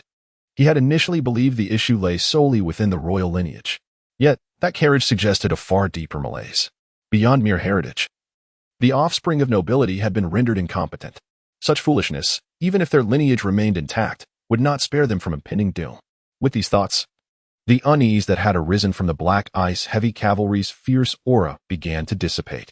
After all, they were the Black Ice Heavy Cavalry, and their semblance of invincibility was understandable. As for the bloodlust, it need not stem from confrontations with formidable armies. They could have simply slaughtered a few minor clans along the roadside to bolster their spirits. This was a practice not uncommon among the wolf tribe. Before the onset of battle, new recruits would be thrust into a bloodbath, albeit not as intensely as the Black Ice Heavy Cavalry. However, seasoned veterans typically would not resort to such measures. Previously, he had not contemplated this aspect. Yet, upon sighting that wagon, the thought emerged. From that wagon, one could discern the peculiar state of the Qin King's mind. Thus, his propensity for outrageous actions becomes explicable. The garrison at the Yumen Pass had yet to react. Very well, since they are eager for demise, let it be so. A Gongbao glanced towards the direction of Yumen Pass, noting that the defenders seemed somewhat oblivious. Judging by the timeline, it appeared that the Black Ice Heavy Cavalry had arrived and immediately made their move, without even coordinating with the garrison. This further indicated the Qin King's mental instability. However, one could understand this to some extent. An 18-year-old youth, if indeed possessing the prowess spoken of in rumors, the potential of a martial emperor, would undoubtedly have spent these years in rigorous training. Hence, it is conceivable why such absurd tactics would manifest. Prepare. The entire army shall advance, sweeping away the Black Ice Heavy Cavalry, and then confront the garrison at Yumen Pass, dismantling them one by one. Chapter 78. The fear of Agongbeo. Initially, the plan was to wait for reinforcements before taking action. However, upon witnessing the Black Ice Heavy Cavalry charging forward, it became evident that waiting was no longer an option. A mere 8,000 Black Ice Heavy Cavalry was not an insurmountable force for their wolf clan. Seizing the moment while the defenders at Yumen Pass were still caught off guard, they resolved to eliminate the Black Ice Heavy Cavalry in a swift strike. Although they had brought only 5,000 troops and lacked the elite prowess of the Black Ice Heavy Cavalry, their backup was formidable, 500,000 soldiers accompanied by a cadre of powerful beings at the earthly immortal level. As long as their own heavy cavalry could withstand the initial assault, the subsequent onslaught would effectively dissolve the Black Ice Heavy Cavalry, with superior strength and greater numbers. What could the Black Ice Heavy Cavalry possibly offer in opposition to the Wolf Clan? This was merely a foolish child seeking demise. Regrettably, the absence of the Great Xia Emperor was a significant concern. While the Emperor himself may not have been critical, the royal treasures he possessed were invaluable. Where could the Emperor be at this moment? With such remarkable talent, the Prince of Qin might very well be the key to the royal treasures. Agongbeo's gaze shifted towards the carriage guarded by the Black Ice Heavy Cavalry. A gleam of ambition sparked in his eyes. He was well aware that the Great Xia Emperor was nearing his end. Under such circumstances, he sensed the possibility that the Emperor might pass everything on to his most favored son. After all, the Black Ice Heavy Cavalry was in close proximity. The more he pondered, the brighter his eyes became, and he felt an insatiable urge rising within him. Though he was indeed the Khan and held considerable sway within the Wolf Clan, discussions surrounding resource allocation were not so easily navigated. Particularly when it came to the royal treasures, no clan would permit him to monopolize them, yet he yearned for the lion's share. Therefore, the most prudent course of action would be to seize the finest portion for himself. Surely, the treasures lay within that grand carriage. The more Agongbeo contemplated, the more his thoughts began to race. Resolute in his decision, he took the lead, soaring to the forefront of the army. The sight of their Khan preparing to engage personally ignited a fervent cheer among the Wolf Clan troops, their battle spirit ablaze. At that moment, a golden eagle soared down from the heavens, having traversed from the territory of Great Xia. Agong Bayo glanced upward. It was their spy's golden eagle, a signal reserved for the most dire situations. Typically, information was relayed by common eagles, while the golden eagle was kept in reserve for emergencies. This indicated that, under normal circumstances, the deployment of a golden eagle was unwarranted. Agong Bayo furrowed his brow. Could it be that the imperial capital of Great Xia had fallen? Yet, even in such a scenario, summoning the golden eagle seemed excessive. Although significant, this occurrence did not pose a grave threat to the wolf clan. It appeared that a reassessment of the Eagle Guard was in order. They could not discern the gravity of the situation. Agong Bayo shifted his focus, dismissing the urgent matter at hand, and resolved to deal with the Black Ice heavy cavalry first. Acquiring the royal family's hidden treasures is indeed the foremost priority. As for the events transpiring in the Great Xia, that can be addressed later. Just as the Black Ice heavy cavalry was about to engage with his own heavy cavalry, Agong Bayo, without the slightest hesitation, soared towards the encircled carriage. To his astonishment, he encountered no obstacles whatsoever. Originally, he had intended to unleash his overwhelming power to massacre his way in, yet he found that the Black Ice cavalry seemed entirely oblivious to his presence, allowing him to slip through effortlessly. Even Agong Bayo, with his usual confidence, was momentarily taken aback by this unexpected ease. Among the 8,000 Black Ice heavy cavalry, he distinctly sensed the aura of a formidable being of divine land among them. Yet, these warriors made no effort to impede his advance. Such unimpeded progress stirred a sense of unease within Agong Bayo. Instinctively, he felt that something was amiss. Nevertheless, having already reached the exterior of the carriage, to withdraw out of hesitation would be nothing short of absurd. Thus, despite his momentary pause, he plunged directly into the carriage. As he entered, a sudden sound of a retreat signal echoed from behind. Who had the audacity to sound the retreat at such a crucial moment when a battle was imminent? Agong Bayo was filled with rage. Once he dealt with the great Xia's Qin Wang and secured the royal family's hidden treasures, he would certainly seek to uncover the identity of this fool who dared to act so recklessly. It appeared he had been too lenient in recent years, allowing some to forget the means by which he ascended to his position of power. As these thoughts raced through his mind, he fully entered the carriage. Yet he had not even had the chance to strike before he suddenly felt an overwhelming pressure descend upon him, akin to that of a celestial dragon. At that moment, he felt as though his very thoughts were frozen. What was happening? Agong Bayo struggled to comprehend the situation. Was he not supposed to enter the carriage, eliminate all in his path, seize the royal treasures, and then return to deal with his foolish subordinates? He was not one for excessive chatter. Yet, at this critical juncture, why had he suddenly found himself immobilized? The paralysis of his thoughts delayed his reactions, even preventing him from immediately recognizing the anomaly. However, it was merely a matter of moments before he regained some awareness. At that instant, he realized that his tribe's heavy cavalry had already clashed with the Black Ice heavy cavalry. Although the retreat signal had sounded, in the heat of battle, the impact of that signal was limited to merely dampening the relentless momentum of the wolf tribe. Once the army was engaged, especially in the throes of combat, retreat was no simple task. Boom. In that instant of contact, the wolf tribe's heavy cavalry was engulfed by a black tide. It was as if they were truly being consumed. The Black Ice heavy cavalry trampled forward without the slightest hesitation. 8,000 black-armored cavalry surged forth like a bolt of lightning, leaving utter devastation in their wake as they shattered the formidable forces of the wolf tribe without the slightest impediment, their speed unyielding. It was as though they were mercilessly trampled underfoot.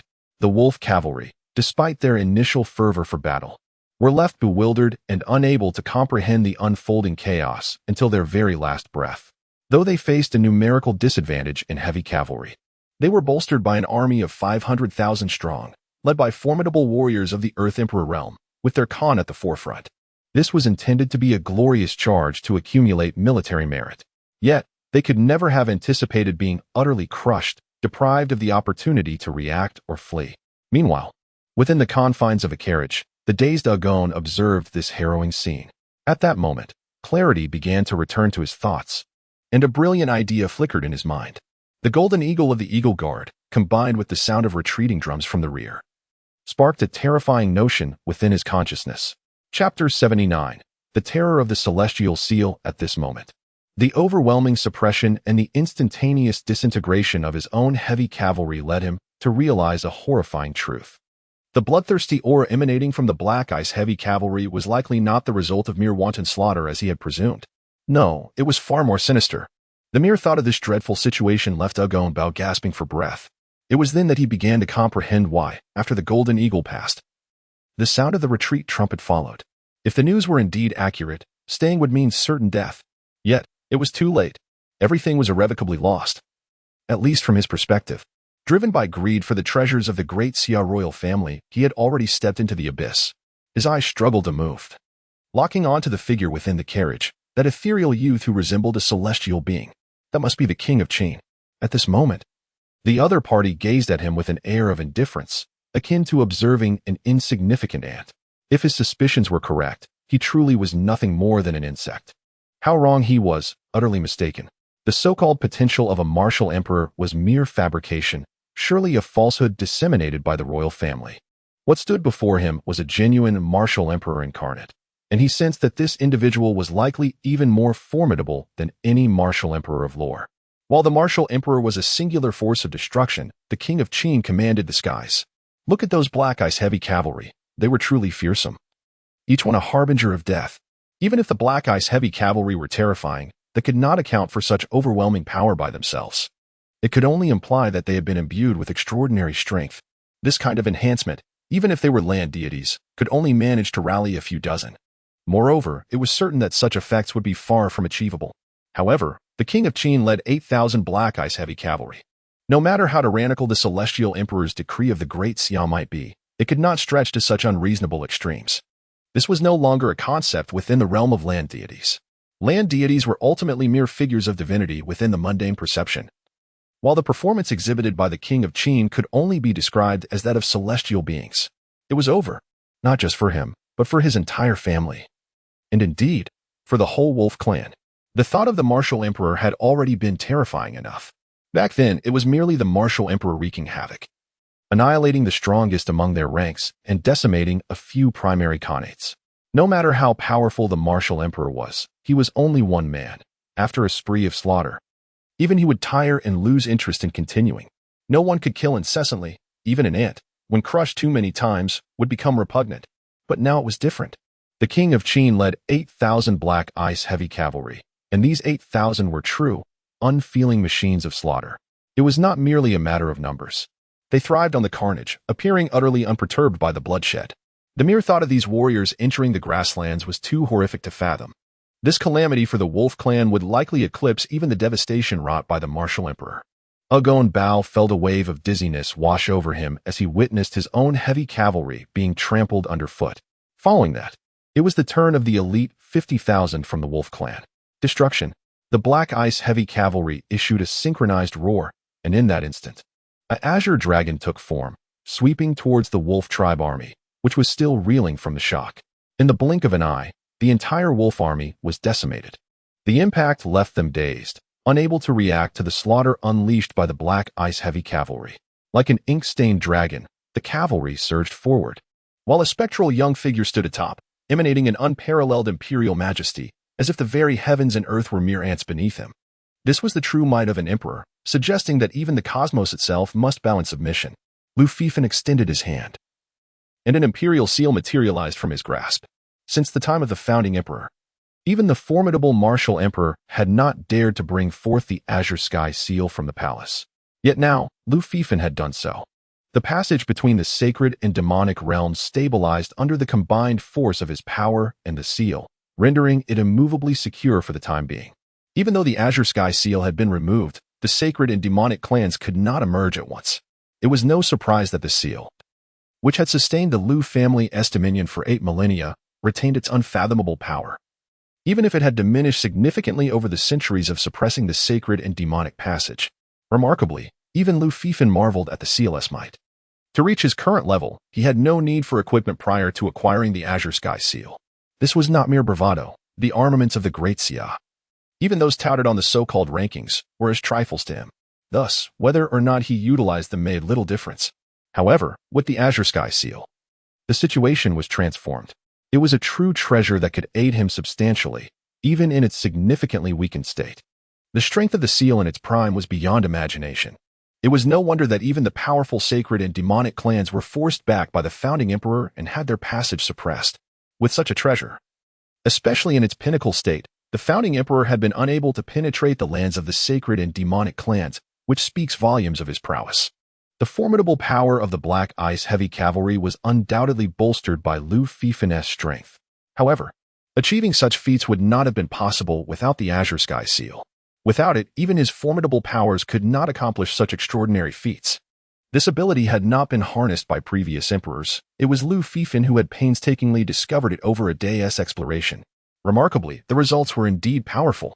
He could elevate the entire Black Ice Heavy Cavalry and, moreover, unlock their latent potential during battle. In just a few days, 3 formidable beings of the earthly immortal realm had emerged among the Black Ice Heavy Cavalry. As long as the conflict persisted, this number would continue to rise. His father was indeed correct. Only he could unleash the true power of the seal. The ancestors had relegated the Azure Sky Seal to obscurity. Lu Fifin shook his head, lamenting that even as a flawed artifact, the power he could wield was beyond the wildest imaginations of his forebears. The teachings they left behind were all too simplistic. From his father, Lu Fifin learned that there were certain matters he would never fully comprehend throughout his lifetime. However, upon receiving the Celestial Seal, it took him less than an hour to grasp the essence of his ancestors' legacy. During these past few days, while leading the Black Ice Heavy Cavalry into battle was merely incidental, his primary focus was on studying the Celestial Seal. Lu Fifin merely harnessed the power of the Celestial Seal to empower the Black Ice Heavy Cavalry without engaging in actual combat himself. Yet, his adversaries crumbled before him, becoming mere fodder for the cultivation of his cavalry. This experience deepened Lu Fifin's understanding of the Celestial Seal. It is, indeed, the true seal of an emperor. One aspect in which the ancestors were not mistaken was its function of suppression, which is undeniably one of the main abilities of the Celestial Seal. However, they erred in one regard. They utilized it without replenishing its strength. They only drew from it without providing sustenance, and in addition, they had to suppress the passage between the sacred and demonic realms while continuously transmitting power. It is truly remarkable that the Celestial Seal has endured until now. Chapter 80. The Oath and Truth. Bestowing power upon the Celestial Seal is not as arduous as it may seem. It entails merely assisting in the absorption of the royal power. For 8,000 years, the Great Xia has witnessed a flourishing of royal power, particularly a millennium ago, when it was at its zenith. It is merely in its current state of decline. Nonetheless, the Celestial Seal has, regrettably, not partaken of this power at all.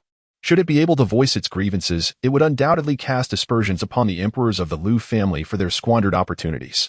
It was only in the hands of Lu Fifin that it finally tasted a morsel, albeit a meager one. For the current state of the Great Xia reveals a scarcity of royal power.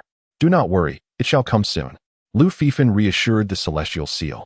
In the course of his recent studies on the Celestial Seal, he has also sought solutions to the issue of shortened lifespans faced by the Lu clan due to their inherited powers. Although he has managed to temporarily suppress the side effects afflicting his father, this is merely a stopgap measure.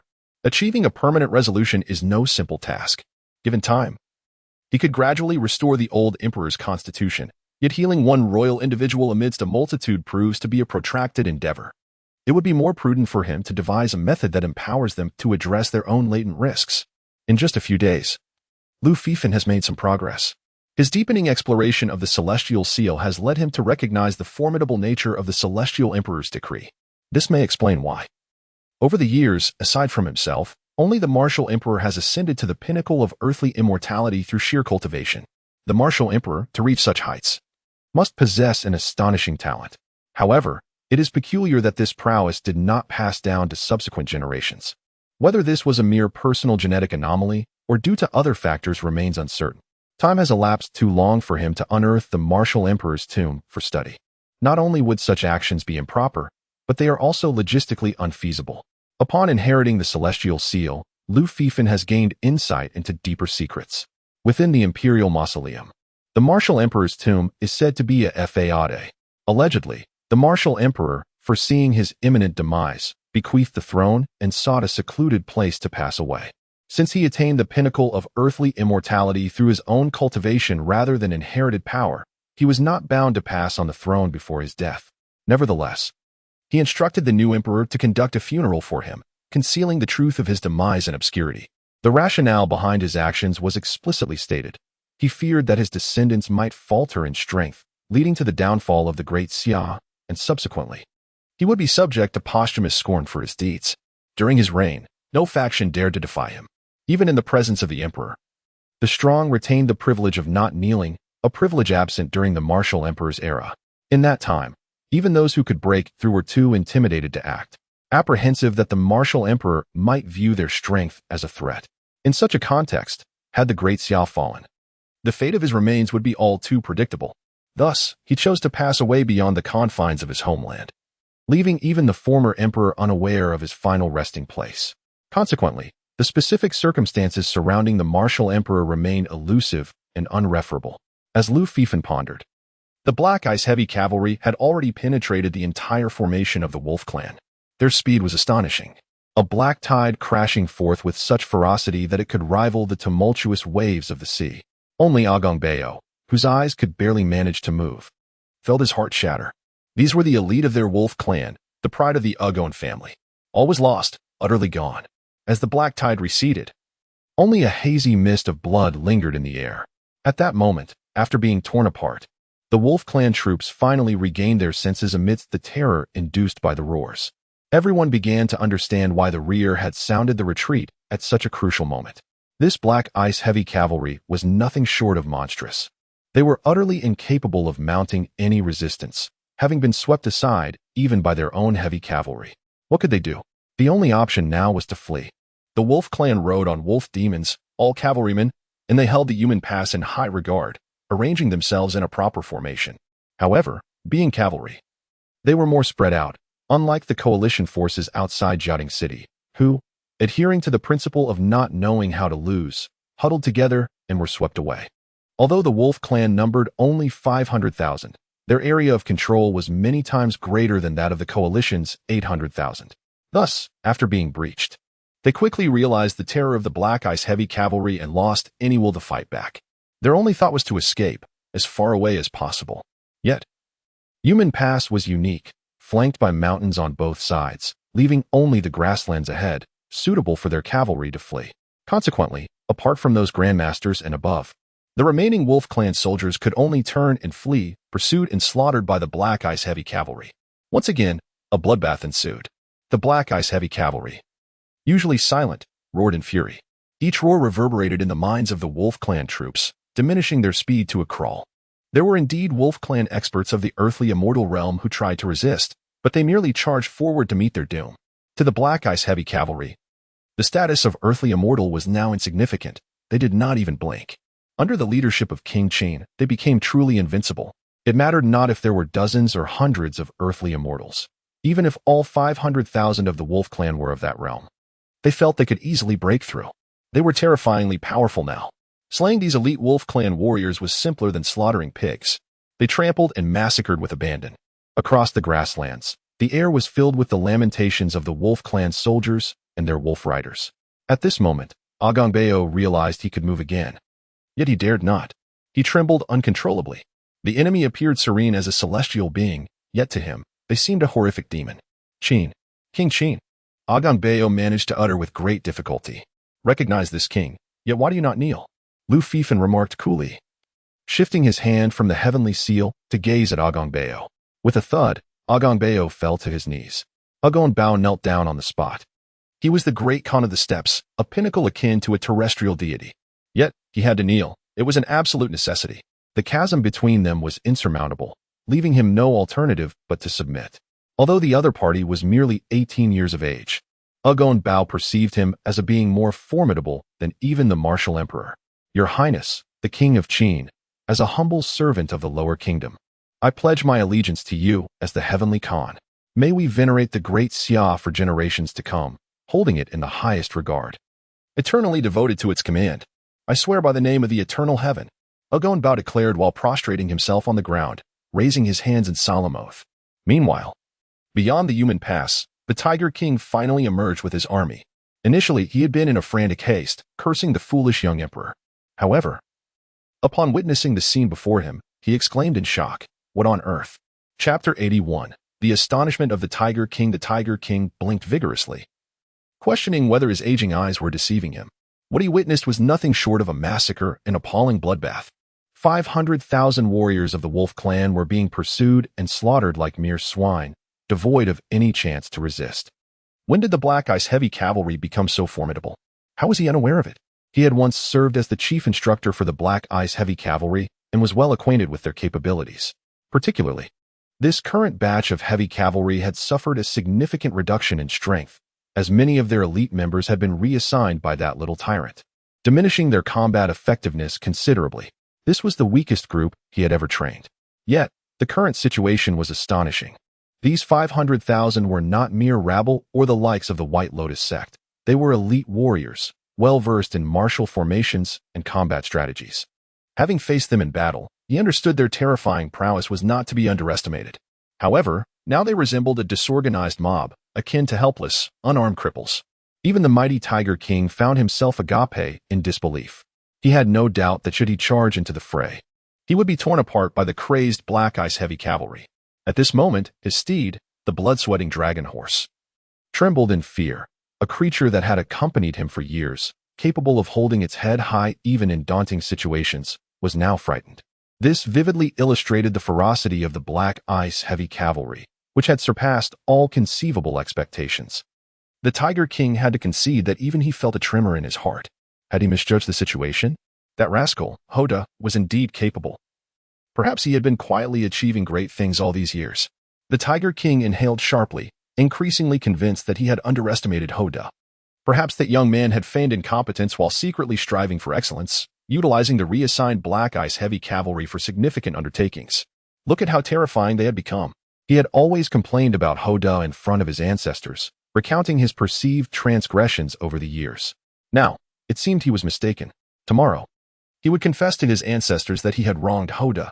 Indeed, he was truly remarkable. The great Xia dynasty could endure. After 8,000 years, it still possessed vigor. Ancestors, open your eyes and witness. Hoda was not the wrong choice. He had proven himself worthy. The Tiger King turned towards the capital, raising his voice in a triumphant proclamation. At this moment, he was filled with exhilaration, willingly acknowledging his errors. He had been narrow-minded. He ordered the troops to clear the battlefield and maintain a safe distance from the Black Ice Heavy Cavalry to avoid friendly fire. After paying his respects to his ancestors, the Tiger King gestured dismissively, his voice resonating like thunder throughout the ranks. Given the current circumstances, they could not assist the Black Ice Heavy Cavalry. Any interference would merely obstruct their relentless pursuit of the Wolf Clan. However, it is still feasible to dispatch and eliminate the remnants of the Wolf Clan that are fleeing up the mountain. Indeed, the soldiers of the Human Pass responded in unison. At this moment, they were all remarkably invigorated, their spirits soaring high. Initially, they had ventured forth with a resolve to face death. Though loyal to the Great Xia, they possessed the awareness of meeting their end on the battlefield. Yet, at this juncture, despite their unwavering combat fervor, a sense of melancholy lingered. To their astonishment, those who had accepted their fate and sought to ignite a final blaze found upon exiting the city a scene so striking. The Black Ice Heavy Cavalry relentlessly pursued the Wolf Clan forces, slaughtering them like swine. What a breathtaking spectacle it was. Although they could not fully comprehend it, their blood surged with excitement. Moreover, they realized that they need not sacrifice themselves after all. Their current task was merely to clean up the battlefield, and they were to confront a group of thoroughly frightened remnants. If misfortune were to befall them in such circumstances, it could only be deemed deserved. Is this truly the mightiest Black Ice Heavy Cavalry of the Great Xia? They had heard it was trained by our esteemed prince. How terrifying, how formidable the prince is. It is a pity he did not train us in such a manner. As the soldiers of the Human Pass dispersed to clear the battlefield, the carnage before them oddly provided a sense of reassurance, prompting one of them to speak up. Upon hearing this voice, the Tiger King felt a twitch in his cheek. Even he, with a seasoned visage, felt a touch of embarrassment. He had once held disdain for this Black Ice Heavy Cavalry. Who would have imagined they could be so ruthless now? Had he not witnessed it himself, he would have dismissed any such claims as mere boasting. But now, all he could utter was, impressive. Yet, something seemed amiss. The flag raised was not the imperial standard. Once the army completed the battlefield cleanup, the Tiger King gently tapped his steed, the blood-sweating dragon horse, which understood the cue but hesitated before soaring into the air, gradually approaching the direction of the Black Ice Heavy Cavalry's charge. From his elevated vantage point, the Tiger King discerned an anomaly. He realized that the Black Ice Heavy Cavalry was not guarding the imperial flag, marching into battle while seated in a carriage, and such a large one at that. The Tiger King stroked his bald head, a question mark flashing across his forehead. He steadied himself for a closer look and discovered that the banner bore the emblem of the Qin Prince. The Qin Prince. He had only recently heard of this royal scion. Being stationed at the border, he had not paid much attention to the affairs of the dynasty. He merely knew that the young foolish monarch was nearing his demise. This news elicited nothing more than a slight sigh from him. After bidding farewell to so many emperors, he had grown numb, devoid of any sentiment. He even had little desire to return and witness the situation. Yet unexpectedly, as the Wolf clan encroached, the urgent communication channels of the royal family were activated, revealing that the coalition of 5 nations had simultaneously invaded the territory. The reason for their sudden collaboration, devoid of prior whispers, was the rumor that the Qin prince possessed the qualities of a martial emperor. It was at this moment that he learned of a descendant named the Qin prince, who was regarded as the heir apparent by the young foolish monarch. His immediate reaction was disbelief. If the royal family truly possessed such formidable individuals, even a foolish young monarch would undoubtedly seek the counsel of these venerable elders to safeguard the throne. It is unfathomable that they could be kept in the dark. Even if his mind were utterly befuddled, it would be inconceivable for him to engage in such foolish actions. Therefore, he surmised that amidst the tumult of succession, a foolish scion within the royal family had succumbed to folly, utilizing this information to orchestrate a treacherous scheme. He might believe himself to be exceptionally astute. Yet he had overreached, prompting a united front against the royal family. Another esteemed member of the royal lineage, a peak celestial guardian of the land, returned not only to provide assistance but also to personally rectify the situation caused by this misguided intellect. Their analysis incited a profound exasperation. However, the current circumstances appear to be somewhat amiss. Chapter 82. Long live the curse. A thought flickered in the mind of the Tiger King. Could it be? The black ice heavy cavalry seemed utterly absurd. Over the years of the young monarch's reign, his actions did not reflect the cunning one would expect from a seasoned strategist. Moreover, the transformation of the black ice heavy cavalry was beyond comprehension. Previously, having witnessed the Black Tempest, he felt he had unjustly accused them. After all, no matter how incredulous the situation, first-hand experience often alters perception. Yet now, something felt amiss. The great banner emblazoned with the character for Qin seemed to convey an entirely different narrative. As a formidable being of the immortal realm, he surveyed the scene from above. He could vaguely discern within the carriage a young man, a jade seal swirling in his grasp, while opposite him knelt a rugged middle-aged man clad in a golden wolf beast robe. It was none other than the Khan of the wolf tribe, Agongbeo. The Tiger King recognized the Khan, having recently crossed blades with him. He was indeed a formidable adversary, and the Tiger King had previously contemplated perishing alongside him. But now, what did he behold? An entity he believed he would have to confront with his very life was now kneeling before him. The once proud man now appeared as humble as a sheep on the vast steppe. The youth regarded him with an air of indifference, as if observing a mere insignificant ant. Could he be the king of Qin? The Tiger King's breath quickened. The more he pondered, the clearer it became that he had underestimated the situation. The young monarch was not as simple as he had presumed. He was inclined to believe that the king of Qin was indeed far more formidable. This implied that the rumors were erroneous. The royal scion was not merely a potential martial emperor, but had already transcended that threshold. This meant that the reality was far removed from his previous assumptions, which had been propagated by some foolish child. If this were true, ancestors, I retract my previous statements. I did not misjudge the young monarch. He is indeed a fool. A grand fool. His mind muddled, I am tempted to deliver a sharp slap. Upon this realization, the Tiger King abruptly turned to face the imperial capital, cursing under his breath. His prior disbelief in the king of Qin's potential as a martial emperor stemmed from the conviction that, had the young monarch possessed even a modicum of rationality, he would not have overlooked communication with the elder statesman during such critical times. It was imperative for the Daxia to produce a martial emperor. A chance to prolong their dynasty's existence was of utmost importance. Although he had dismissed the young monarch, he had at least once believed him to be somewhat reasonable, albeit lacking in effort. However, it now appeared that the situation was indeed genuine. Thus, he felt compelled to voice his outrage. The emergence of such a successor, and the young monarch's failure to consult the experienced elders, reflected a level of folly that was unfathomable. Had an unforeseen calamity arisen, the implications could signify the true end of the dynasty's fortune. Upon discovering the issue, the formidable Tiger King transitioned from excitement to indignation. Just moments prior, he had humbly acknowledged his faults to his ancestors, yet he found himself blameless. having even exercised restraint earlier.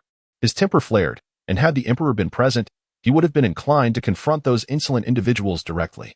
As his thoughts raced, he observed the endless terror etched upon the face of the Wolf clan's chieftain within the carriage. At this moment, the title of Heavenly Khan seemed trivial. During the reign of the martial emperor, the Wolf clan had also revered him as the Heavenly Khan, yet now they dared to approach once more. In the past, the prairie-dwelling Wolf clan had likely sworn by the name of the Eternal Sky, just as they did now. Listening to Lu Fifan's composed words, Agong Bao's eyes widened in fear. It was evident that the Qin king had no intention of accepting his allegiance. Qin king, you surpass the martial emperor in strength and youth. You possess the potential for eternity. The passage of time cannot diminish you, and you shall embody true immortality. With you here, none would dare defy the oaths sworn to the Eternal Sky. The Wolf clan shall be your most loyal hounds. Agong Bao humbled himself further, lowering his body even closer to the ground. In the presence of such overwhelming power, dignity meant nothing. Are you cursing this king? Lu Fifan cast a glance at Agong Bao, who felt as though he were suffocating under that gaze, as if plunged into an icy abyss. He could not comprehend how, despite his subservient posture, honed from his youth when he flattered his father and later, as a Khan, when he navigated the treachery of sycophants, he was now perceived as uttering a curse. He had no such intention. The sheer terror of his counterpart rendered him incapable of such audacity. This king shall endure eternally between heaven and earth. While the world withers, I shall remain unyielding. And though the heavens and earth may crumble, I shall not perish. You dare claim that I am limited to a mere 10,000 years? Agong Bao felt the weight of pressure intensify. Alas, it seems I have erred in this regard. Yet, in his understanding, 10,000 years was indeed a mere flattery. After all, even the realm of earthly immortals only spanned 1,000 years. He had not anticipated that the Qin king would be so arrogant as to disdain even the notion of 10,000 years, perceiving it as a curse. This was utterly astonishing. The emperors of the Great Xia dynasty were increasingly short-lived, while this man aspired for eternity. However, I have erred. Please forgive me, Your Highness. The Qin king, you shall endure forever. Your Highness, you shall remain immortal. Agong Bao quickly recanted, realizing that 10,000 years was not a compliment, but rather a term of disparagement, while eternity was the true praise. He resolved to eliminate those who had misled him with empty flattery. His anger simmered, yet he dared not direct it at the Qin king before him. Thus, those sycophants would undoubtedly bear the brunt of this blunder. After all, their existence served this very purpose, to provide solace in times of joy and to be scapegoated in times of trouble. Yet, that was contingent upon his survival today. You, with your expressive features, have proven to be someone who can endure and adapt. One must not judge a person by their appearance. Here, it has been vividly illustrated. Lu Fifan nodded thoughtfully. It is often said that villains perish due to their excessive verbosity. Yet, he comprehended the rationale behind a villain's propensity to speak at length. It is simply comforting. A few additional words can alleviate a lingering sense of dissatisfaction. Lu Fifan understood this sentiment. However, he firmly believed that as long as one's strength is formidable enough, one would not fall into the role of a villain. The notion that verbosity leads to demise is, in truth, not so enigmatic. A villain's downfall does not stem merely from excessive talk. Rather, it is due to the adversary possessing hidden cards. Even if no words are uttered, the inevitable demise will occur. Conversely, with sufficient strength and absolute dominance, such concerns need not exist at all. At this very moment, no matter the miracles that may unfold, they are of no consequence to Agong Bao, for he faces an entity capable of suppressing miracles. Upon hearing this, Agong Bao lowered his head even further. The moment that determines his fate and that of his family has arrived. It now hinges upon whether he can secure his position. Will King Qin accept this prairie wolf dog of his? Your words are indeed commendable. However, Chapter 83. This is the bloodline of the great Xia royal family. Even if one were to seek a hound, the wolf tribes of the grasslands are abundant. Should I utter a word, none shall refuse. You have already trespassed upon the land of the great Xia, regardless of your reasons or any regrets. Once the deed is done, it is a matter of certain death. I, as a sovereign, do not ponder the heart, but rather focus solely on the actions taken. Those who offend the great Xia, though distant, shall inevitably face retribution. Lu Fifan spoke calmly. Agong Bao raised his head in an instant. Does this mean that I am destined to perish today, no matter what? He stammered, his voice trembling.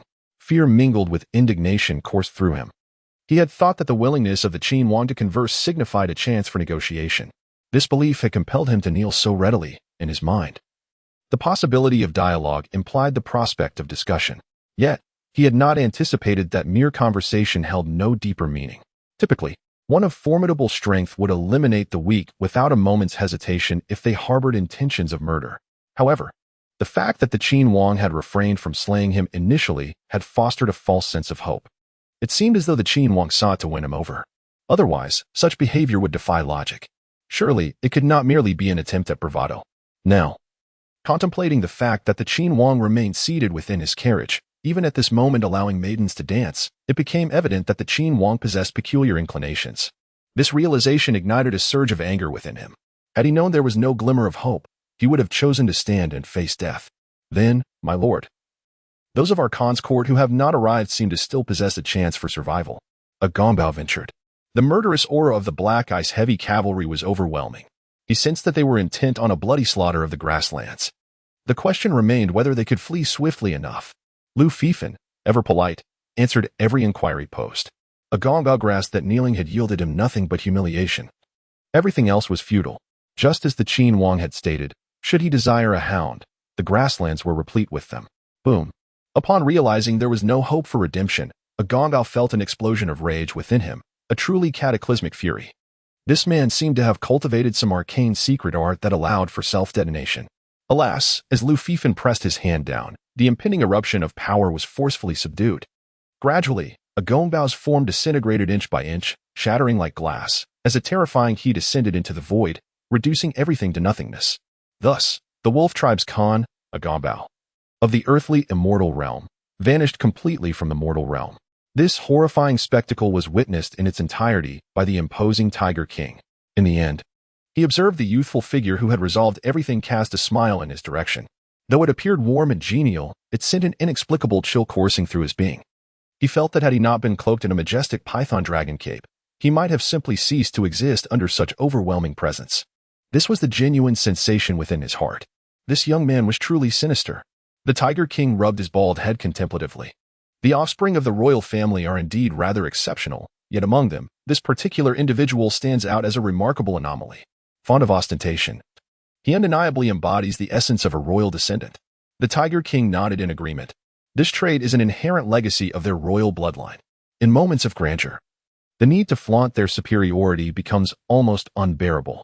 Of course, when the time calls for restraint, the royal heirs are quite capable of exercising it. Take that young man. For instance, before he truly came into his own, there was scarcely a whisper about him. Perhaps only within his fiefdom did the name of the Daxia's Qin Wang resonate. The royal descendants had long since relegated him to the recesses of their memories. Despite his tender age, he exhibited a remarkable capacity for both patience and pretense. Such is the virtue of the Lu royal lineage, possessing all such attributes. As the Tiger King's thoughts meandered, he inadvertently lowered his altitude. It was not out of fear of a junior, but rather due to the startled reaction of his steed, the blood-sweating dragon horse. The heavy cavalry of the Black Ice Regiment relentlessly pursued them.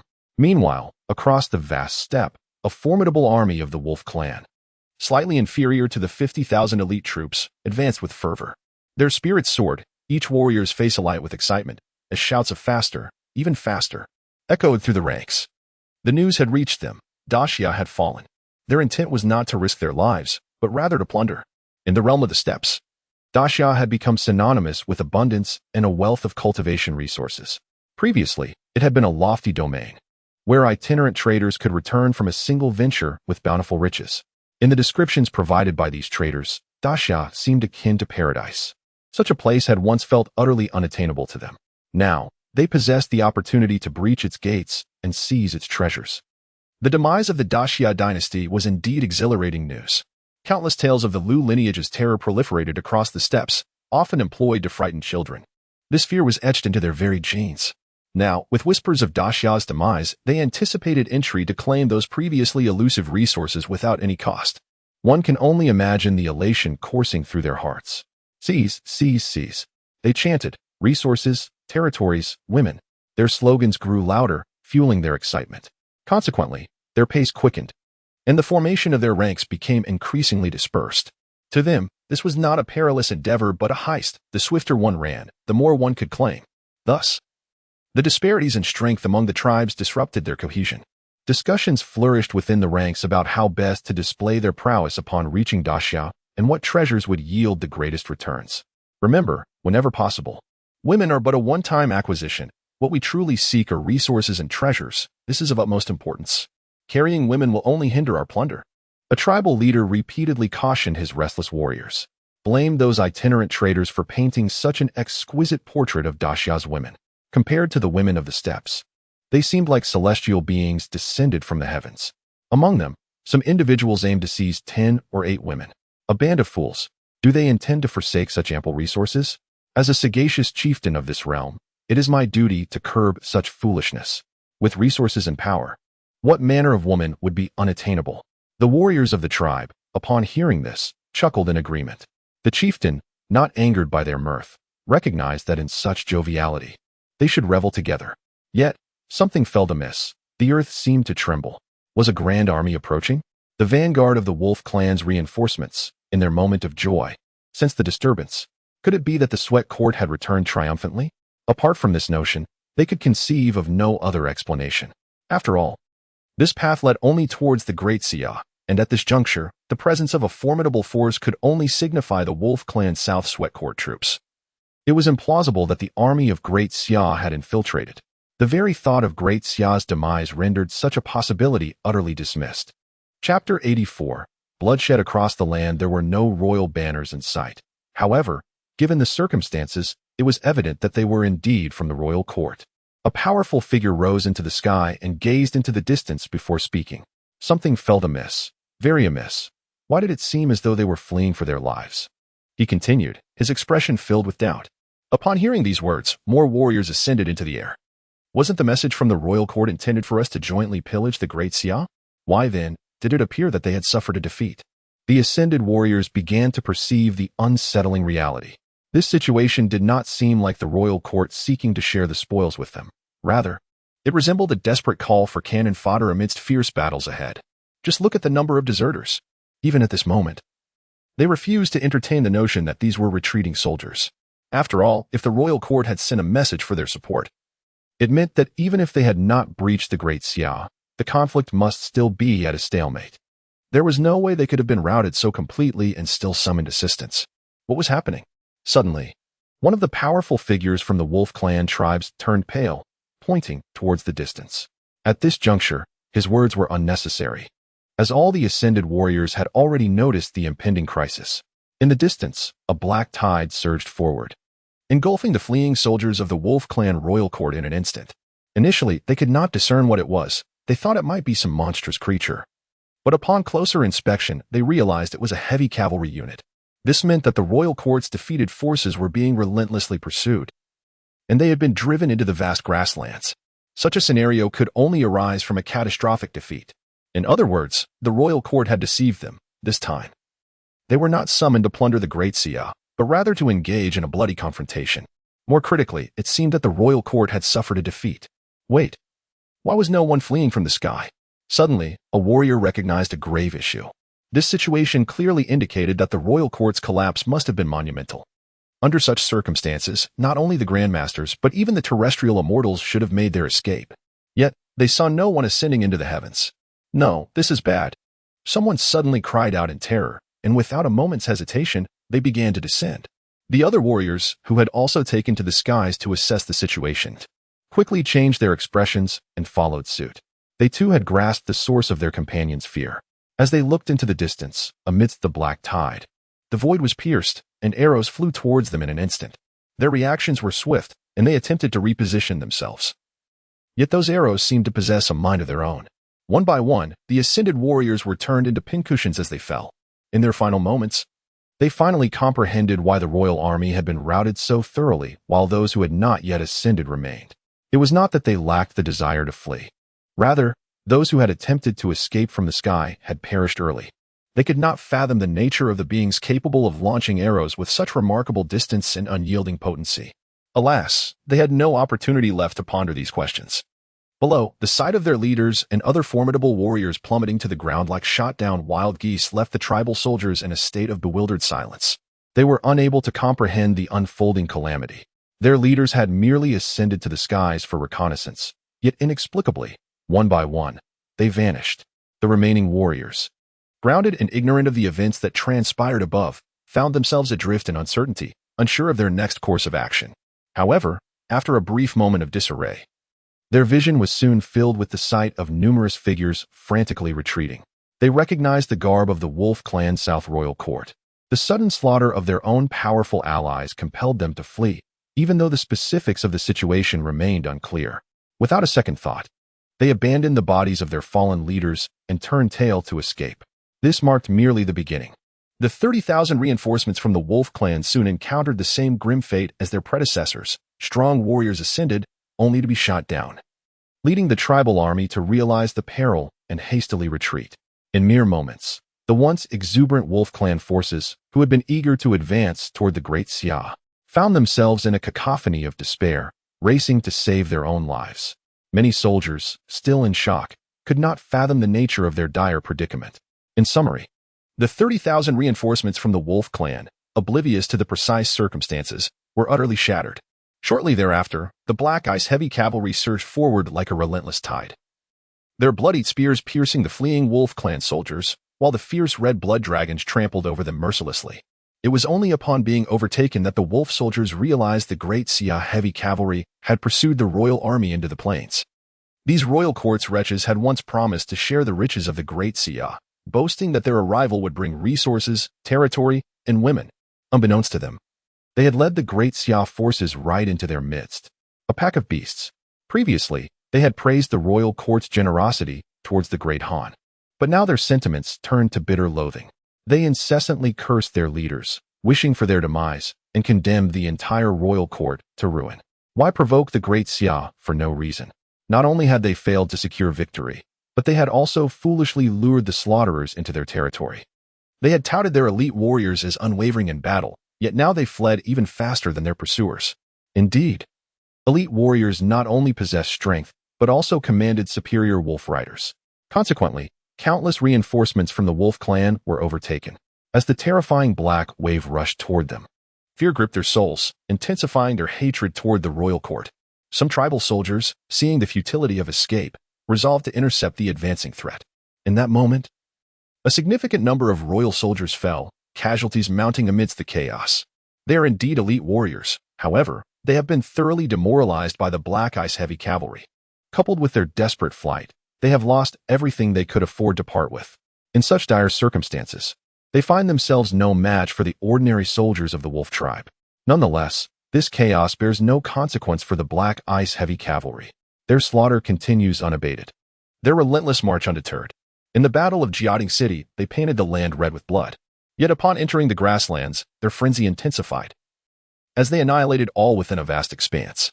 Their pursuit did not cease with the wolf tribe soldiers. They spared no tribe they encountered along the way. They relentlessly chased the fleeing forces straight to the wolf tribe's royal court. A dark tide swept across the plains, unleashing a tempest of carnage and despair. The anguished cries of the helpless resonated through the skies above the grasslands, lingering long after. Chapter 85. 10 days without sealing the guns as the Black Ice heavy cavalry surged into the Wolf Clan's royal court. An uninterrupted massacre unfolded for 10 consecutive days. The wheels of war rolled relentlessly, claiming not only the lives of men and wolves but even the hapless dogs by the roadside. The vast grasslands boasted only a handful of fortified cities, with the royal court being a monumental testament to the combined strength of the entire prairie. Such a grand city was a rarity, even in the realm of the Great Xia. Within this court resided many powerful beings and their families, representing the finest talents of the Wolf Clan. If the prairie held any legends of celestial dragon beings, then those dwelling within the royal court would embody that notion. Here lay the richest resources for cultivation and the most systematic conditions for training. Yet on this fateful day, the skies above the royal court were drenched in blood.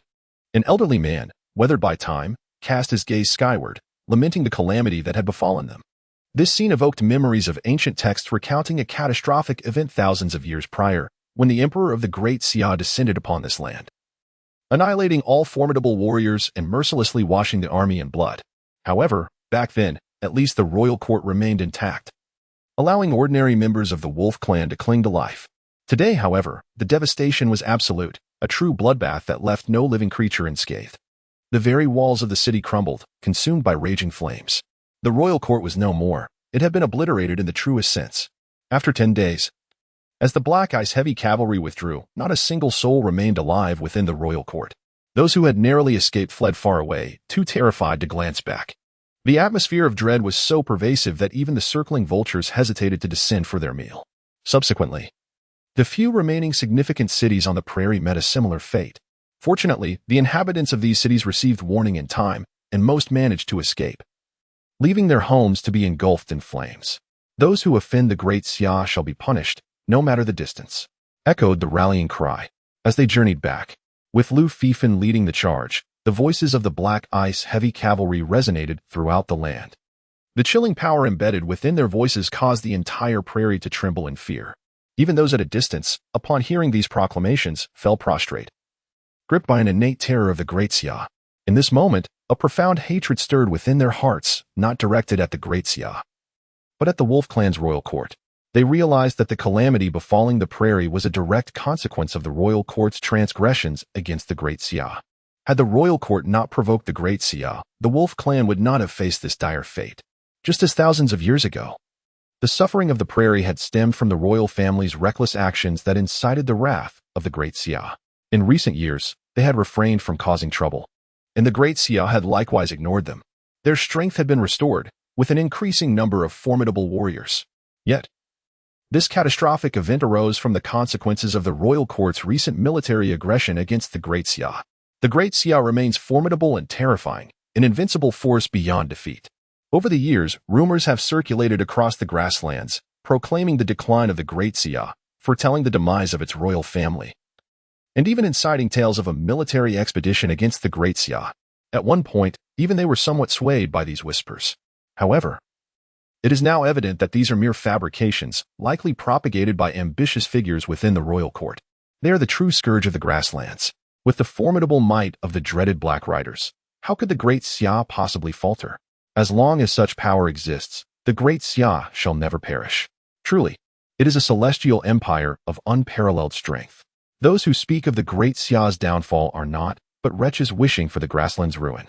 It is due to these miscreants that the vitality of the grasslands, restored over millennia, is once again squandered. Their ambition demands a heavy toll on the entire region. As the Black Ice heavy cavalry returned, the resonant echoes of their indomitable spirit rang out. This young man, without a doubt, embodies the bloodline of the Lu family. Indeed, he surpasses his predecessors. Fierce, truly fierce. The Tiger King could not help but exclaim. He had always considered himself a ruthless individual, yet he had to concede that, in comparison, he was quite merciful. At least he granted his victims a swift end. This young man, however, kills with a heartless resolve. Even the illustrious martial emperor of your could hardly compare. Among emperors, he stands alone on a distinct page. Even the great ancestor and the martial emperor, in the future pantheon of rulers, would find themselves overshadowed by him. Although he is still known as the King of Qin, this is of little consequence. The young sovereign's reign is nearing its conclusion. In the past, despite his disdain, the Tiger King might have sighed at the young sovereign's demise. Now, however, he perceives the young ruler as a hindrance. His untimely departure would be welcome. His mind is simply not right. The royal family has produced a leader capable of revitalization. Yet this very leader is embroiled in perilous circumstances. Such a young figure should have been closely monitored by the elder statesman. As for the present situation, they are unable to keep watch. Even if they united their strength, they would prove no match. It is utterly incomprehensible. They are aware of the terrifying power of the celestial emperor's decree. However, the royal family, represented solely by the great ancestor and the martial emperor, has not reached such heights for millennia. All that remains now is a matter of historical inquiry, gleaning the greatness of the past from ancient texts. Even so, the prowess exhibited by Lu Fifan has far exceeded the Tiger King's wildest expectations. No wonder the martial emperor of old could dominate an era. This is true transcendence. Moreover, the fact that he is even younger than the martial emperor is the most alarming aspect. After ravaging the grasslands, Lu Fifan opted for a swift return. As for the Tiger King, following his encounter with Lu Fifan, he set about mending the aftermath across the grasslands. After all, the Black Ice heavy cavalry had cut a swath through the territory, leaving resources uncollected. Furthermore, remnants of the Wolf Clan's adept warriors required clearing. As for the circumstances within the Great Xia, with the royal family poised to welcome a new emperor in the form of the King of Qin, What concerns could possibly remain? Their royal lineage is secure, and thus, the Great Xia stands firm. In recent years, the imperial family has increasingly indulged the prominent noble clans. Yet this is not a sign of a kinder temperament. Rather, it is indicative of their waning power, unable to exert control. However, the tides have shifted, and the imperial family finds itself capable of suppressing these clans once more. For the noble families and neighboring nations alike, this is a moment of trepidation and dread. Indeed, this reality unfolds as the news of the massacre of the Three Kingdoms coalition gradually spreads, sending shockwaves throughout the realm. This was an outcome that none anticipated. Initially, even though 2 of the 5 allied nations were repelled, 3 remained to enter the fray, amassing a formidable force of 800,000 elite troops, teeming with formidable warriors. Under such circumstances, many believed the Lu royal family was doomed. Yet, in an unforeseen turn of events, the entire 80,000-strong army was annihilated. Chapter 86. The Panic of the Aristocratic Clans. Impossible, absolutely impossible. 800,000 troops, all elite forces, not a rabble of 800,000 White Lotus disciples. How could they possibly be annihilated so easily? Upon hearing this news, regardless of the faction, the initial reaction was disbelief. It was deemed a falsehood, a jest. After all, even if the royal family faced no calamity, the aristocratic clans would exert considerable effort to resist. To speak of complete extermination is absurd. Even repelling them would require significant time. Moreover, the entire realm of Great Xia would undoubtedly descend into chaos for some time. The current situation is that, with the collaboration of the aristocratic clans, the coalition army poised to enter the imperial capital has been singularly eradicated by the royal family. Upon receiving this news, they naturally regarded it as a mere jest. It seemed far too implausible. Such fabrications aren't concocted so absurdly. If it were claimed that the royal family had produced a martial emperor to suppress the army, there might be some credibility. But the rumors assert that it was the Black Ice heavy cavalry that decimated the 800,000 troops. In summary, every faction, without exception, approached the news with skepticism. They dispatched personnel to verify the claims repeatedly. Ultimately, they confirmed the truth. The reports were accurate. There had been no exaggeration. This revelation left the members of the aristocratic clans in profound silence. Subsequently, they began to exhaust every means to locate their ancestors, who had vanished after the assassination attempt on the Qin King. At this juncture, the heads of each family convened. It was then that they unearthed a terrifying realization. The disappearance of the ancestors was not confined to 1 or 2 families. Essentially, every faction that had participated in the attack on the Qin King had lost contact. Coupled with the news of the annihilation of the 800,000 alien troops, they comprehended a dreadful truth. The ancestors, it seemed, were likely. It must be understood that the coalition army comprised not only elite troops but also numerous powerful beings of the earthly immortal realm. If the Lu royal family could eliminate them, the eradication of those ancestors was indeed within the realm of possibility. Contemplating this potentiality, they felt as if the sky itself were collapsing.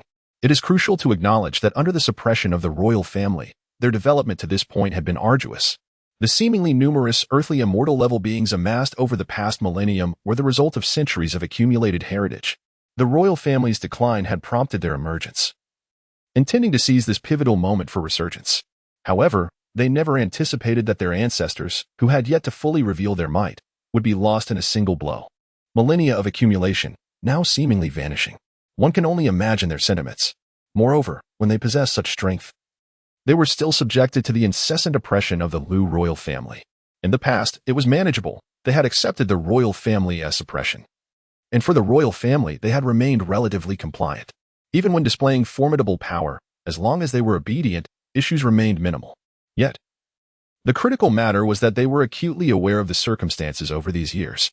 The disdain shown towards the royal family, even to the point of participating in the assassination of the Qin King, is quite evident. When the forces of the foreign tribes approached, they retreated with remarkable swiftness, allowing the invading army to traverse their territory unimpeded. Given the nature of the Lu royal family, the outcome is all too predictable. Unless there is an unprecedented mutation in the Lu lineage that produces a wise ruler. It is clear from prior events that the soon-to-be enthroned Qin King has inherited the full attributes of the Lu bloodline. He is destined to surpass his predecessors and emerge as a tyrant par excellence. Consequently, the noble clans will inevitably face a bloody reckoning, a truth so apparent it requires no further contemplation. For 8 millennia, The character of the Liu royal family has been well understood. Thus, the annihilation of the coalition forces, consisting of 800,000, has undoubtedly instilled fear among the elder clans. They seem to sense the royal family sharpening their knives, poised to strike at any moment. In their collective trepidation, the noble clans convened. The martial prowess of the Qin king must surely be a fabrication spread by the royal family. A tactic designed to gather us together for their own purposes, only to eliminate us in one fell swoop. The royal family possesses a terrifying foundation, and in their current state of decline, they are evidently mobilizing this power to consolidate their dominance. Some formidable members of the noble clans boldly speculated aloud, and their peers nodded in agreement. Such conjecture was indeed plausible. They were aware of the royal family's formidable legacy. Otherwise, they would have acted long ago rather than waiting until now. Clearly, the royal family, sensing their inability to maintain control over the realm, has activated their resources to weaken all other powers. Why has no one from the Wujizong appeared? Someone suddenly exclaimed. At this critical juncture, only 3 of the 4 sacred sects had arrived, and the absence of even a single ordinary disciple from the Wujizong raised eyebrows. Those wretches did not participate in the previous ambush against the Qin king, suggesting they might possess knowledge that remains undisclosed. Damnable! A member of the Wanxiang sect, one of the 4 sacred sects, cursed vehemently. Previously, they could not comprehend why the Wujizong had suddenly sealed itself off. Had it not been for the affairs concerning the Qin king, they would have prioritized unraveling this mystery. Their original plan was to address the Qin king first and then thoroughly investigate this matter. Now, they realized there was no need for further inquiry. The Qin king had traversed the Wujizong, and evidently, something transpired then that alerted the Wujizong to the royal family's terrifying potential. Yet, that group of scoundrels failed to disclose any intelligence in advance, leading to significant losses across the realm. The Wujizong must be held accountable. We should unite to eliminate them first, someone suggested. Faced with the royal family, they all felt a sense of foreboding. The Wuji sect, remaining silent in the face of knowledge, serves as an ideal outlet for our frustrations. However, the dilemma lies in the fact that if the Wuji sect suffers no losses, we seem to be at a disadvantage now. Silence enveloped the atmosphere, rendering it stifling. This is the stark reality. The ancient ancestors of the prominent families have largely perished. Those who remain, the old-timers, have refrained from taking action previously, and now, confronted with the terror of the imperial clan, they have become increasingly inaccessible. Some are in seclusion, while others have hidden away upon hearing the rumors.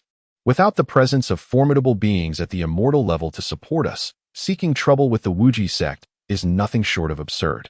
Currently, we are deliberating on how to contend with the imperial clan, but if we cannot even manage the Wuji sect, how can we possibly confront the imperial clan? Under these circumstances, should the imperial clan decide to speak, the Wuji sect could readily become a dog to bite us at any moment. A strong voice echoed, deepening the pervasive silence. Once, they were influential forces within the Great Xia, and when united, even the imperial clan would concede. Yet now, their collective might cannot even budge the soft target that is the Wuji sect. They seem no different from a rabble. Realizing this predicament, the powerful figures from various great factions were engulfed in profound confusion. To be honest, if it were possible, they would wish to kneel before the imperial clan, even breaking their heads in apology. But the crux of the matter is that the imperial clan is not one to engage in reason. Gaining the forgiveness of the imperial clan necessitates possessing strength.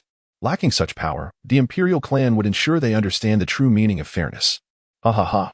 My esteemed guests, are you feeling utterly despondent? Fear not. For now, there lies a path of survival before you. The choice is yours to make. Chapter 87. The second prince's flight from home in the imperial capital. How astonishing. The old monarch truly knows how to feign ignorance. The second prince, initially prepared to await the arrival of the coalition forces at home, felt a sense of despair upon learning that the formidable army of 800,000 had been decimated by the Black Ice cavalry. He stripped off his armor and cast aside his sword, enveloped by a feeling of futility. With the prospect of inheriting the throne slipping away, he had resolved to fight to the death. His blood ignited with fervor. He consumed an entire 8 jars of wine, becoming increasingly intoxicated, only to find that the anticipated news of the coalition's arrival never came. Instead, he was met with the grim tidings of their complete annihilation. The power of the royal family was far more terrifying than he had ever imagined.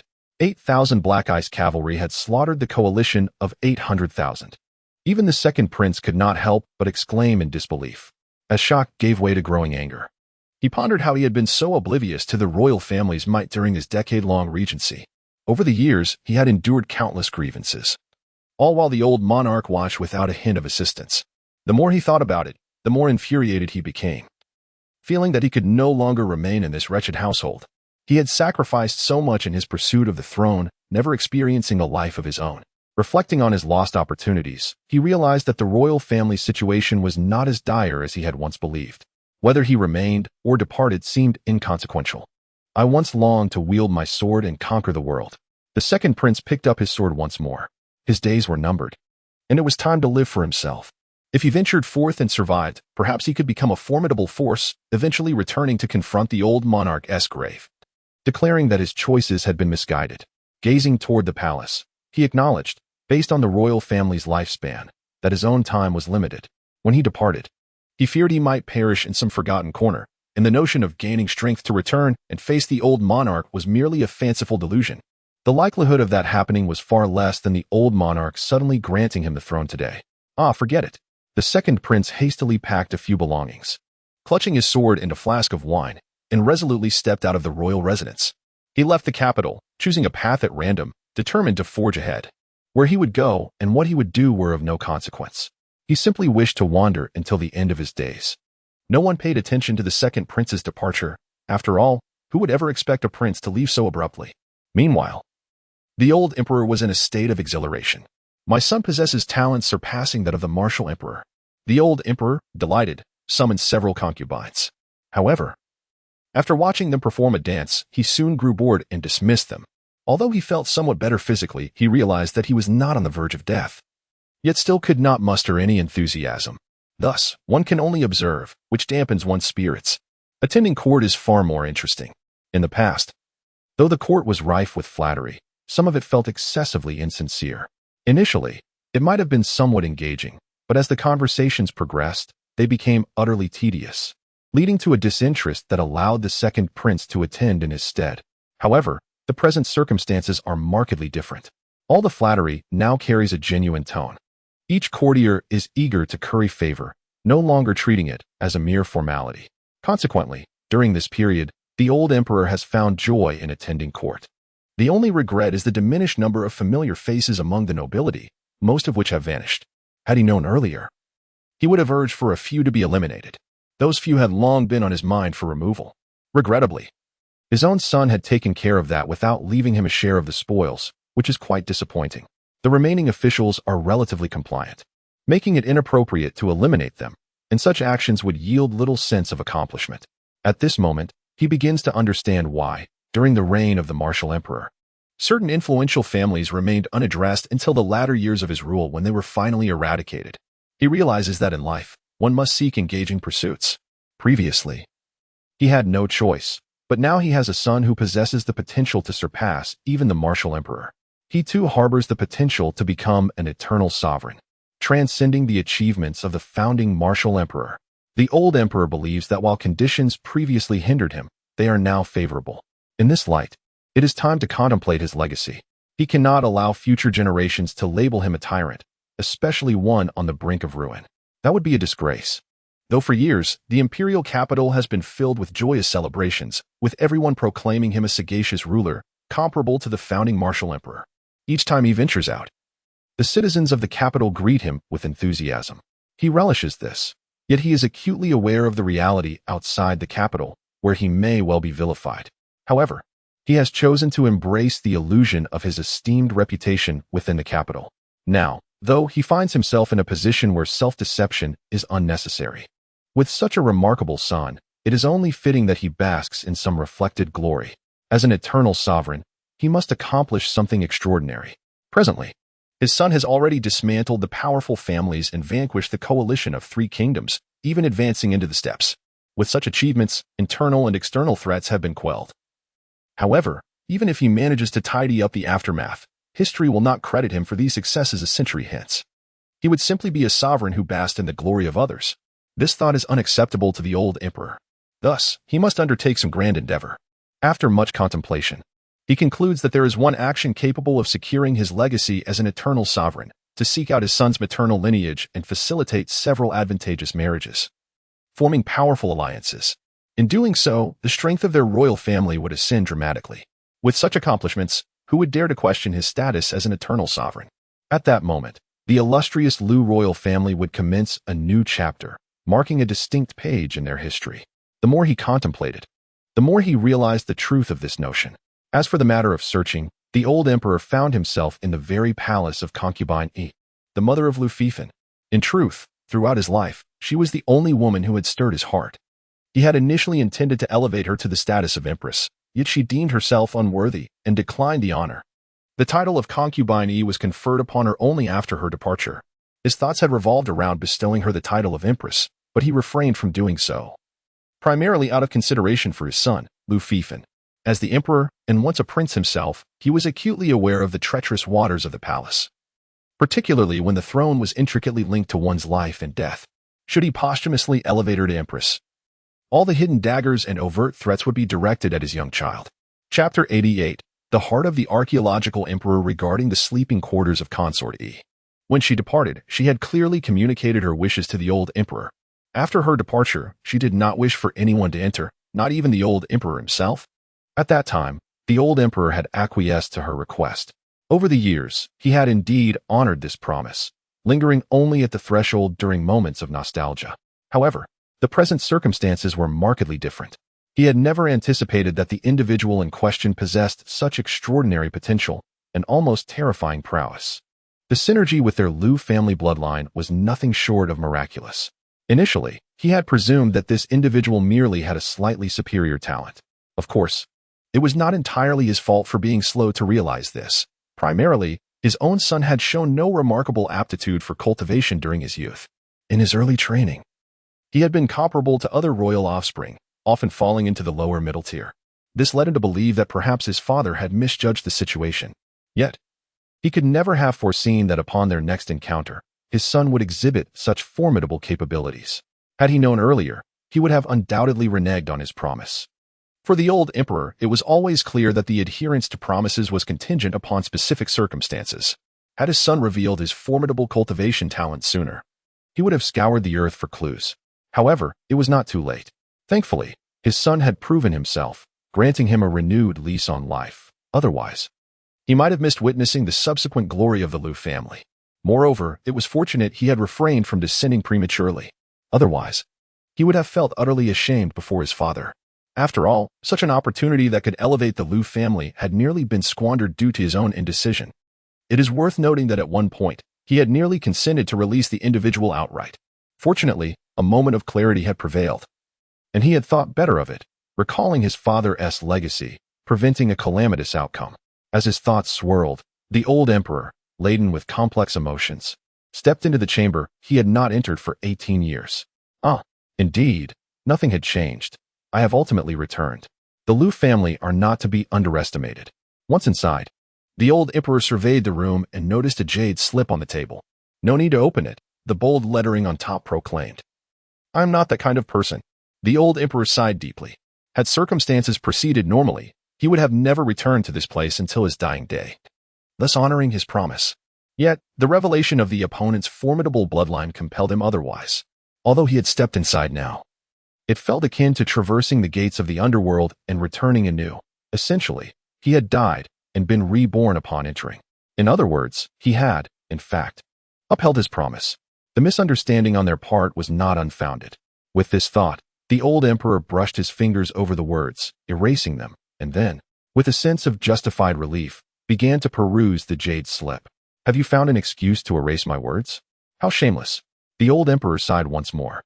He is not that kind of person. It is not an excuse but a fact. With a swift motion, he erased the first page once more. What does not exist is simply absent. Forgetting the preceding content, he turned the pages again. The earlier passages had been obliterated. Thus, it was indeed you who entered. Not my son, unworthy of knowing the affairs of the Yi family. The old emperor stared blankly at this segment. Is this truly the once naive young lady? How has her intellect sharpened so remarkably? It seems that the bloodline of the Lu family is exceedingly potent, even influencing the child's mother.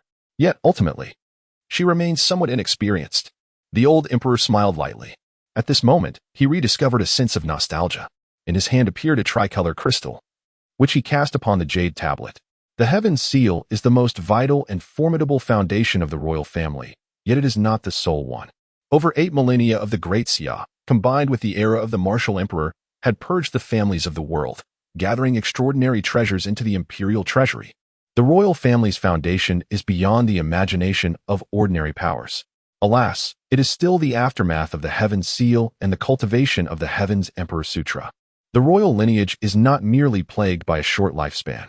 Furthermore, apart from the imperial bloodline that cultivates the Heaven's Emperor Sutra, once one diverges from this path to pursue other methods, the initial 2 or 3 generations face extraordinary difficulties in their cultivation, akin to a mismatch with other techniques. This is not a matter of talent. It feels as though they disdain other methods for tainting their own bloodline. Such disdain is profoundly intrinsic. The state of cultivation feels fundamentally amiss. While future generations may prosper, a new dilemma arises: the lack of offspring. Within the royal family, apart from the imperial lineage, the incidence of infertility is remarkably high. Even with powerful figures of the royal celestial realm, they have struggled for centuries without producing a single heir. This is the most awkward predicament of the royal family. Despite an 8,000-year dynasty, the progeny of the royal family flourish less than some families with merely a few hundred years of history. Otherwise, with access to the world's resources, even without the power of the Heaven Seal, they would at most be unable to contend with the holy and demon clans, not to mention being unable to suppress the great families of the world. Ultimately, the issue lies within the peculiarities of the Heaven's Emperor Sutra. Frankly, if this situation continues, even without the holy and demon clans, the great Xia Lu family shall ultimately rise and fall with the Heaven Seal. Of course, even if the founding ancestor were aware of this outcome from the beginning, he would not harbor any regrets if given another choice. Even the emperors of successive generations have not perceived the Heaven Seal as a calamity for the Lu family. After all, without the Heaven Seal, how could the current great Xia Lu family exist? The early ancestor of the Lu family was on the brink of despair, nearly reduced to the status of a refugee. Had the Heaven Seal not transformed his life, he would not have possessed the right to descendants. Thus, while the Lu family acknowledges this hidden peril, they have never regarded the Heaven Seal as malevolent. They merely consider themselves incapable of harnessing its power. If only a few more martial emperors had emerged, these issues would have been trivial. According to the speculations of their successive emperors, it is only through the cultivation of the celestial emperor's scripture to the realm of earthly immortality that one can truly begin to master the celestial seal, rather than merely wielding its power. To be candid, the royal lineage possesses remarkable talent, continuously optimizing and improving upon each generation. However, the cultivation of the celestial emperor's scripture has perpetually hindered them from achieving the earthly immortal realm through their own efforts. It can be said that while the celestial emperor's scripture is indeed formidable, it is also exceedingly challenging to master. This is precisely why the old emperor, fully aware of concubine Yi's exceptional aptitude, never entertained the notion that his own son could achieve such a breakthrough. Had he been cognizant of this possibility, he would have undoubtedly sought guidance from their ancestors. The arduous nature of the celestial emperor's scripture has led successive emperors to yearn for insights from the ancient martial emperor, eager to discern the secret behind his self-cultivation. In truth, the martial emperor possessed a keen self-awareness and chose to meet his end outside. Otherwise, even if the great Xia had not fallen, there would have been a desire among the emperors, including the old emperor, to delve into his research. Alas, they were deprived of the crucial remains needed for such inquiry. Chapter 89. The Ancient Yi Family in the Fleeting Moments of the Old Emperor's Contemplation. The tricolor crystal in his hand cast its glow upon the jade tablet before him. A hazy radiance flickered and, in that instant, a map materialized. This map, with its unique routes, encompassed the 6 nations, including the Great Xia, before leading into an expansive sea of mist where it ultimately vanished. The Ancient Yi Family. The final inscription bore 4 ancient characters, evoking a sense of antiquity. The old emperor understood that his favored consort hailed from a prominent clan of the Yi surname, though the specifics eluded him, as they had never been divulged. This marked the first occasion he encountered the true origins of the other party. Yet, the significance of the ancient Yi family remained unclear to him. The name alone suggested an air of distinction. If only the descendants of the Lu family could all wed the daughters of the Yi clan, it would be as if every individual transformed into a dragon. The old emperor's eyes gleamed with anticipation.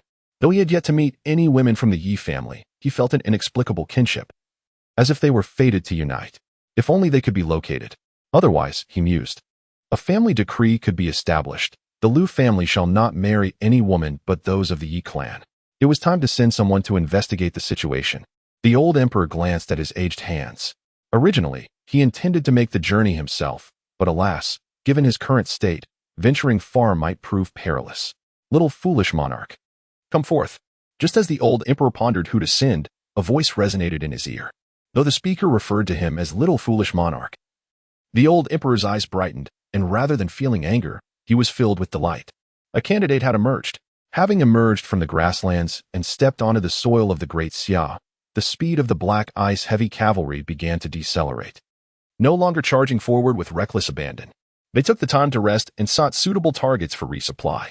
Their tasks included locating the hidden nobility and collecting resources from the minister's secret caches, as well as forging connections with the mountain bandits.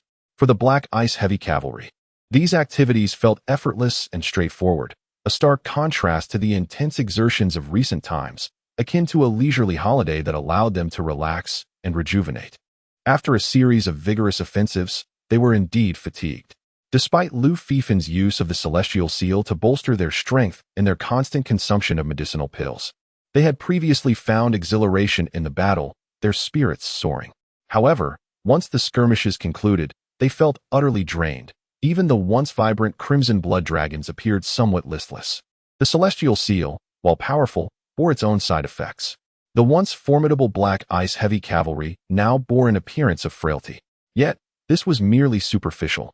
In truth, they remained encased in their heavy armor, fully capable of bearing the weight.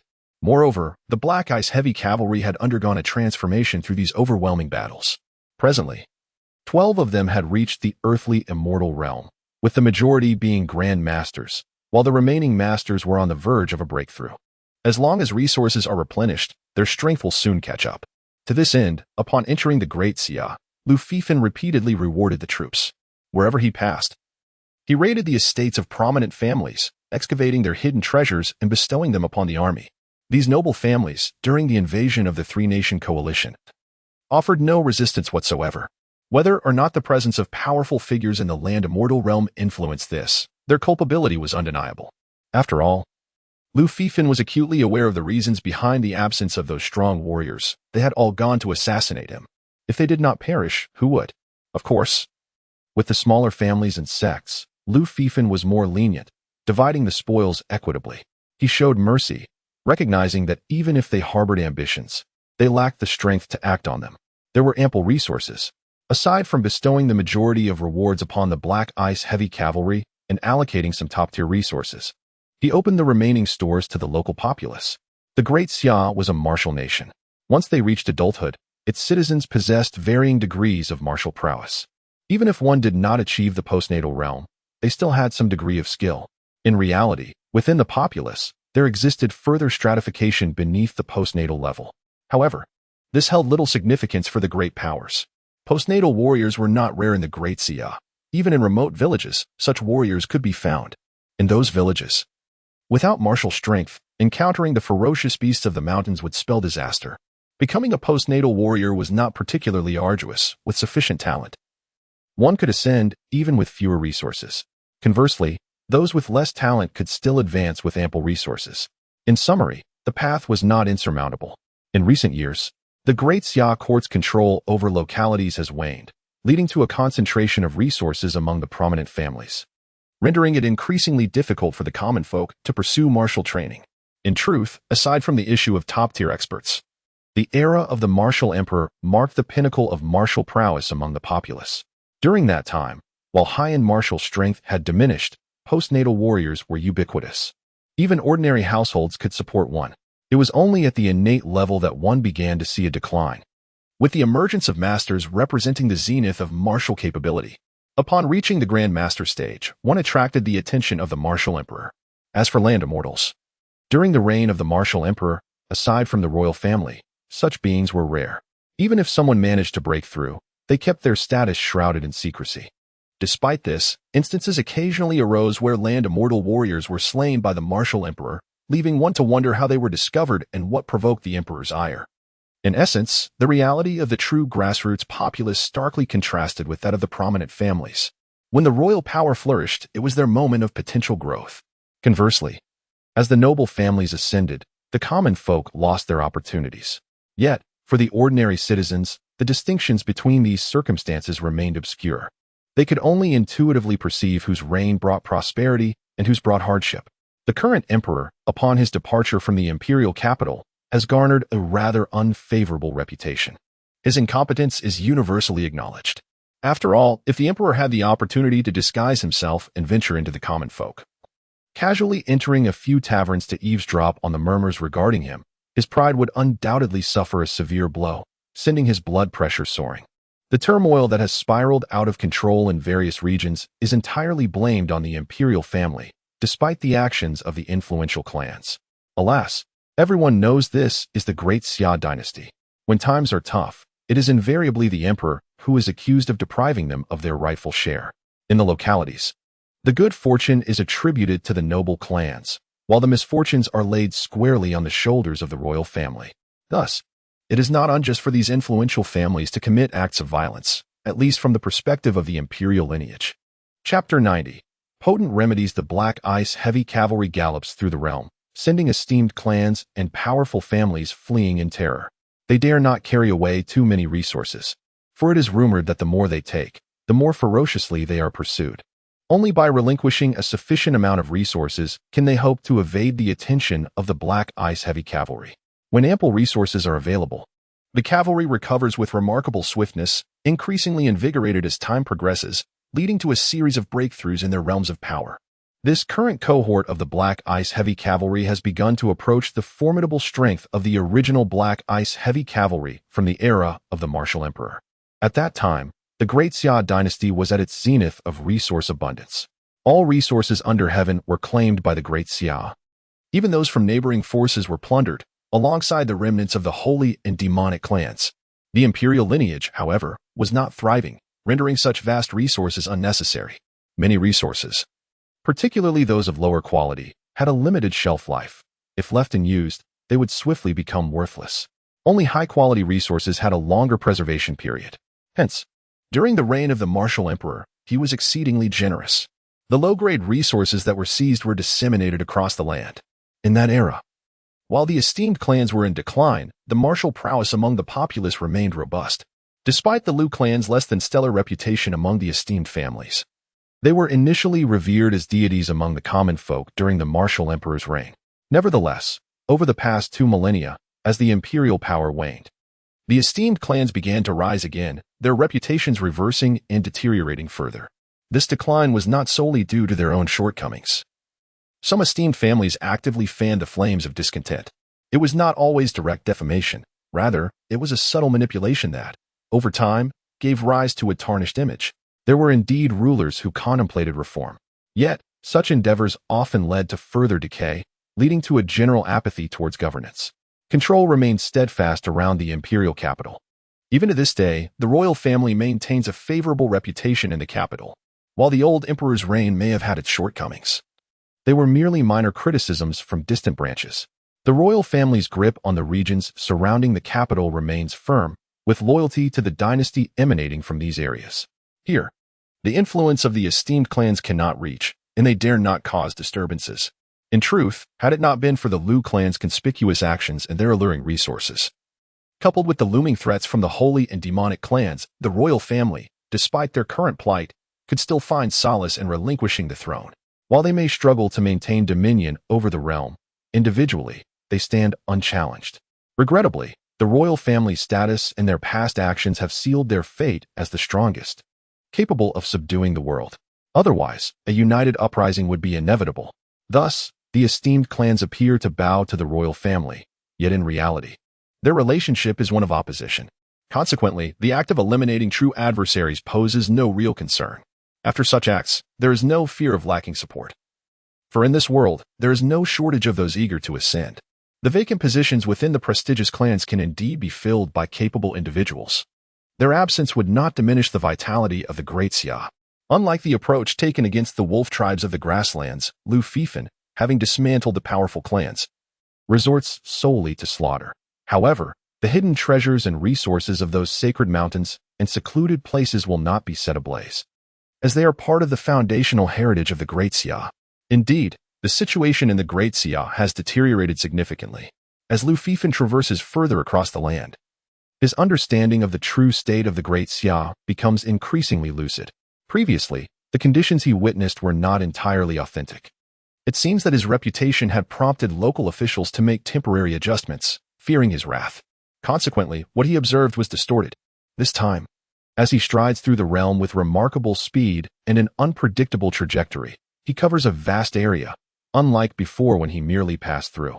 Hence, the officials were utterly unprepared for such thorough scrutiny, allowing Lu Fifan to glimpse the stark reality of the Great Xia. It is no wonder that even among the common folk, there is a prevailing sentiment that the Great Xia is on the brink of collapse. This is not merely a case of decay, it has reached a critical juncture. At this stage, only drastic measures can effect change. Otherwise, reform is futile. Witnessing this dire situation, Lu Fifan's approach has grown increasingly ruthless. Initially, he had contemplated admonishing certain prominent clans. Recognizing the vastness of the Great Xia and the necessity of competent individuals to manage affairs, these individuals must possess adequate strength, otherwise they would be ineffective. This was also why, upon returning from Qinchuan to the imperial capital, Lu Fifan had afforded those clans an opportunity. However, upon further reflection, such leniency appears unnecessary. These entities are the very source of the troubles plaguing the Great Xia. Given the current state of affairs, radical restructuring is imperative. Throughout his journey, Lu Fifan has employed fiercely decisive tactics, encountering little in the way of formidable resistance, indeed, even less than he faced upon his return to the imperial capital. Though the depth of his power remains largely unknown to them, the formidable reputation of the Black Ice heavy cavalry has already spread, even at the height of their influence. The prominent clans dared not confront them directly. How could they do so now? Their only recourse is to flee at the first sign of danger. Initially, the populace of the Great Xia was intimidated, inundated with rumors of the Qin king's brutality and tales of slaughter for amusement. Many, gripped by fear, fled alongside the powerful clans. Yet, when the royal army finally arrived, they soon realized the reality was far from what they had been led to believe. The royal forces were primarily targeting those clans that had been exploiting and oppressing them, and they even offered a share of the spoils. Had Lu Fifan desired it, they would have eagerly joined in the fray. However, this was the effect of the presence of the Black Ice heavy cavalry. In truth, the Great Xia is already engulfed in chaos. Those powerful clans, unable to match the royal forces in direct confrontation, resort to wreaking havoc within the realm. Unwilling to await their demise, various rebel factions have raised their banners, a direct consequence of the brutal tactics employed. Lu Fifan had anticipated such outcomes long ago. Ultimately, regardless of one's formidable strength, enacting change invariably entails a certain cost. During the era of the martial emperor, the initial state of affairs was equally tumultuous. And at that time, the Great Xia possessed considerable might, while the influence of the noble clans and sects was not as expansive as it is today. Presently, these clans and sects are deeply entrenched in local affairs, wielding even greater power, which naturally elicits a more pronounced response. This is precisely why the temperamental Lu royal family has had to suppress their fury in the face of the grand sects over the years. Once certain matters are set in motion, they can trigger a cascade of consequences. As for the gradual approach, as long as their local power remains unyielding, any command issued will be rendered ineffective if they merely apply a modicum of force. Additionally, Lu Fifan lacks the luxury of time to engage in protracted games. Possessing absolute power, he can take decisive action. Chapter 91. The Galloping Hero in certain respects, Brother 8 truly surpasses Brother 2. Lu Fifan sighed as he gazed at a list in his hand. This document had been sent to him by the 8th Prince upon learning of his exploits in the realm. It contained names of individuals endowed with governance skills and cultivation potential, yet belonging to families of modest influence or those marginalized within their clans. These individuals had not achieved notable success. The 8th Prince had even annotated suitable positions and tasks for them, along with clarifications regarding their relationships with him. Furthermore, he noted that they could serve temporarily with the option for future replacements. It is worth mentioning that the 2nd Prince is the regent. However, Brother 2's power appears confined to the imperial court in the capital. In contrast, the 8th Prince has quietly woven an extensive network in the provinces. Although these individuals may not be particularly significant and are relatively weak, should the 8th Prince ascend to the throne, he could effectuate some changes, even if limited. This is contingent upon the fact that he cannot avoid an untimely demise, as his reign is unlikely to be prolonged. Had the eighth prince possessed slightly greater talent, merely enough to achieve the earthly immortal realm and thereby evade an early death, while simultaneously suppressing the portals of the holy and demonic factions, perhaps he could have navigated the situation in the Great Xia. However, that is the extent of it. Without absolute martial power, the issues plaguing the great families cannot be eradicated. Only through a forceful reset, akin to what the martial emperor and Lu Fifan accomplished, can a true solution be found. Such actions, aside from benefiting the royal family, would essentially constitute a change of dynasty for the realm. Regarding the individuals provided by his brother 8, Lu Fifan neither harbored disdain nor suspicion. With a sweeping gesture, he employed them without hesitation. With the eighth prince acting as an intermediary, Lu Fifan made direct contact with these individuals. Although they lacked substantial power in their respective locales, they were still local authorities. With their guidance, the Black Ice Heavy Cavalry was able to exert control more effortlessly. Once their tasks were completed, Lu Fifan entrusted the remaining responsibilities to them. He also recruited several skilled practitioners to assist them. These experts were all family men. He had no use for lone wanderers, regardless of their reputation or character, as there were plenty of capable individuals available. The presence of these individuals allowed Lu Fifan to impose order across the regions, transforming his previous arbitrary methods into a more structured approach. What is happening here? Just as everything seemed to be unfolding according to his design, Lu Fifan and his army arrived at a small county town. Upon entering this territory, he felt an unsettling stillness. Although the Black Ice Heavy Cavalry had caused considerable chaos, and many ordinary people had fled in search of refuge, the desolation he encountered was beyond expectation. Moreover, Lu Fifan set aside his book, raising his gaze towards the distant city. The air was thick with the scent of blood and the overwhelming aura of resentment. It was far more intense than when he had led an army to breach the stronghold of the Wolf Clan. He had faced the Wolf Clan directly, but the implications contained within the atmosphere now transcended the massacre of a mere city. It spoke of lives extinguished in despair and terror. Boldly, Lu Fifan, who rarely succumbed to anger and remained composed in any situation, felt fury welling within him. Such vile tactics, regardless of the perpetrator, warranted ruthless suppression. With a swift leap, Lu Fifan propelled himself forward. It was noteworthy that he had never personally exited his carriage, whether returning to the imperial capital, commanding the Black Ice Heavy Cavalry to quell the coalition of the Three Kingdoms, or charging into the grasslands. In an instant, he arrived at the county town, now engulfed in a chilling and terrifying silence. Standing in the void, he looked down to behold an endless sea of blood, with dismembered limbs and scattered flesh strewn across the ground. The blood surged in the center of the town like a tidal wave, with severed heads occasionally bobbing to the surface. The scene was utterly horrifying. Even Lu Fifan, who had grown accustomed to life and death and had personally led the slaughter of the Prairie Wolf clan, could not suppress the tremor of his spirit at this sight. This was a blood sacrifice. How dare these wretched beings commit such atrocities in my Great Xia? Having perused countless texts and armed with his current power, Lu Fifan swiftly deduced the calamity that had befallen this town. He summoned the seal of heaven with a flick of his wrist. With a resonant hum, divine light radiated forth, and two blazing suns appeared above the small county town. The searing energy caused the blood mist to rise, as the dark and vengeful forces within coalesced.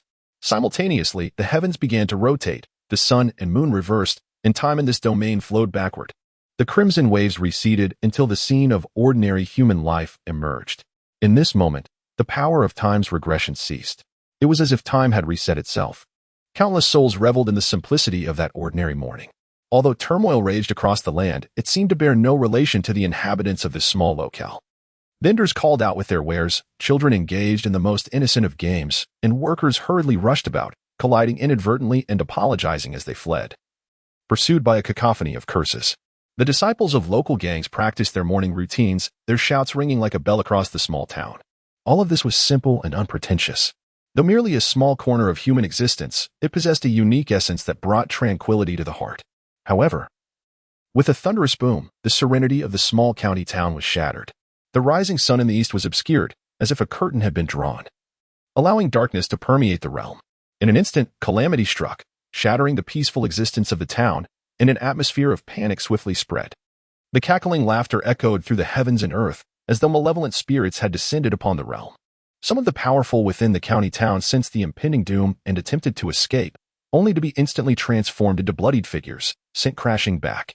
A multitude of figures cloaked in black descended upon the small county town, their presence marked by a cacophony of cruel laughter as they commenced the formation of a sinister array. With the descent of intricate runes, the entire town was shrouded in an ominous darkness, reminiscent of a hell's cape. Subsequently, a group of human warriors arrived from beyond. Under the coercive influence of the cloaked figures, the townsfolk were herded to the center of the formation. The warriors, under strict supervision, constructed an altar with their own hands. The situation appeared deeply unsettling, as sporadic attempts at resistance emerged. Regrettably, such efforts were rendered futile in the face of overwhelming power. Those who dared to resist found themselves with broken limbs, bound to hastily erected stone pillars. The runes inscribed upon these pillars glimmered ominously, eliciting chilling cries of anguish from the captives, as they seemingly endured unspeakable torment. Chapter 92. The Great Terror. This has rendered the forces of resistance increasingly feeble, gradually instilling a pervasive sense of fear that silenced any dissent. Yet, as the altars were completed, even those who had long succumbed to apathy found themselves bound upon the very altars they had constructed. Amidst the brutal blood sacrifices, anguished wails filled with resentment and despair echoed through the air. This once vibrant little town, teeming with the warmth of human existence, was transformed into a hellish realm. At this juncture, events accelerated dramatically. The sanguine essence of vengeance coalesced continuously, ultimately manifesting as hundreds of blood-colored orbs of varying sizes. Lufifan intervened, employing several techniques upon these blood orbs. He then activated the celestial seal, radiating divine light that pierced the void, causing the multitude of blood orbs to soar into the abyss. Meanwhile, within the depths of a vast ancient forest, a group of aristocrats found themselves brought to this location. Initially, when the Zhang family approached them, they were less than cooperative. After all, it was difficult to trust those who offered guidance without clear explanation. Even when faced with no options, they were inclined to resist. However, in the end, they acquiesced rather readily, for they had been bested in combat. Their strength was insufficient, and they had no choice but to comply, especially since their ancestors were no longer present. In this place, the aristocrats encountered several figures cloaked in black robes. The Zhang family members who had escorted them now stood obediently, hands clasped, exuding an air of utmost submission. It appeared that those of the Zhang family, possessing the realm of earthly immortals, were no different from mere servants. Witnessing this scene, the hearts of the prominent families trembled with both fear and a flicker of hope. To command earthly immortals, that will signified an unimaginable strength. The power displayed by the royal family was terrifying. They saw no glimmer of hope. When the Zhang family had initially approached them, offering to show them a way, they had dismissed it as inconsequential. The crux of their skepticism lay in the assumption that if the Zhang family were truly formidable, there would be no need to seek their aid. However, the present circumstances led them to ponder whether the power behind the scenes indeed possessed genuine might. Even a novice in the realm of earthly immortals, regardless of whether they were solitary cultivators, could not be so easily commanded, even though stronger would engage in dialogue as equals. Yet now, to see that the powerful could be commanded at will was profoundly significant. Hope rekindled. With such a formidable force in existence, they could potentially stand against the royal family. Initially, upon learning of the demise of the allied forces, they had speculated that the ancestral figures in the realm of earthly immortals had met their end, plunging them into despair. After all, regardless of the royal family's resources, the annihilation of high-level power meant the obliteration of their capacity for resistance. Even if the royal family's foundation was ephemeral, they had, at the very least, lost the possibility of opposition in this era. What awaited them next was the inevitable retaliation from the royal family. They were filled with trepidation, utterly at a loss as to how to proceed. Yet, they had not anticipated the existence of a force within the Great Xia capable of summoning powerful beings from the realm of terrestrial immortals at will. In such a desolate predicament, this was indeed a glimmer of hope. Consequently, even though the figures cloaked in black exuded an aura of strangeness, they had every reason to rejoice. It could hardly become worse than their current plight. Thus, even branded as wastrels, they wore smiles upon their faces. In the present circumstances, those who once belonged to the pinnacle of Great Xia's power had undeniably become mere shadows of their former selves. The imperial family had proven to be exceedingly ruthless. Just when they appeared on the brink of collapse, they were unexpectedly dealt such a formidable blow. In truth, they had been wary of the imperial family's deep-rooted strength. This was why, Despite the royal family's numerous displays of frailty over the years, they had not completely severed ties. Within the court, loyal subjects still existed. It was only upon realizing the prince's potential as a martial emperor that they could no longer contain themselves. Little did they know, this time they had fallen into a trap. One could only say that the imperial family was more insidious than they had anticipated. However, no matter how cunningly they schemed, the imperial family likely never fathomed the existence of such a formidable force lurking in the shadows. While the imperial family's foundation might be formidable, they had only acted once in so many years, clearly indicating stringent demands. Now that they had made their move, the hidden power was poised to strike again. It was easy to foresee the demise of the great Xia imperial family. Just the thought of it brought them joy. The Holy Sun and the once great clans were now left with these ineffectual beings. It seemed those venerable elders had vanished. The initial batch of blood slaves from the Zhang family had been the ones to conspire with those elders to eliminate the Lu family's prince, only for calamity to ensue. Now, it appeared that even those esteemed elders from the great clans had encountered misfortune. It was hard not to suspect something was amiss with the Lu family. A member of the Zhang family spoke up, addressing the figure cloaked in black who occupied the central position. Previously, they had known that the assassination attempt on the prince had failed. They had assumed that the powerful figures from the great clans had faltered, reluctant to take action.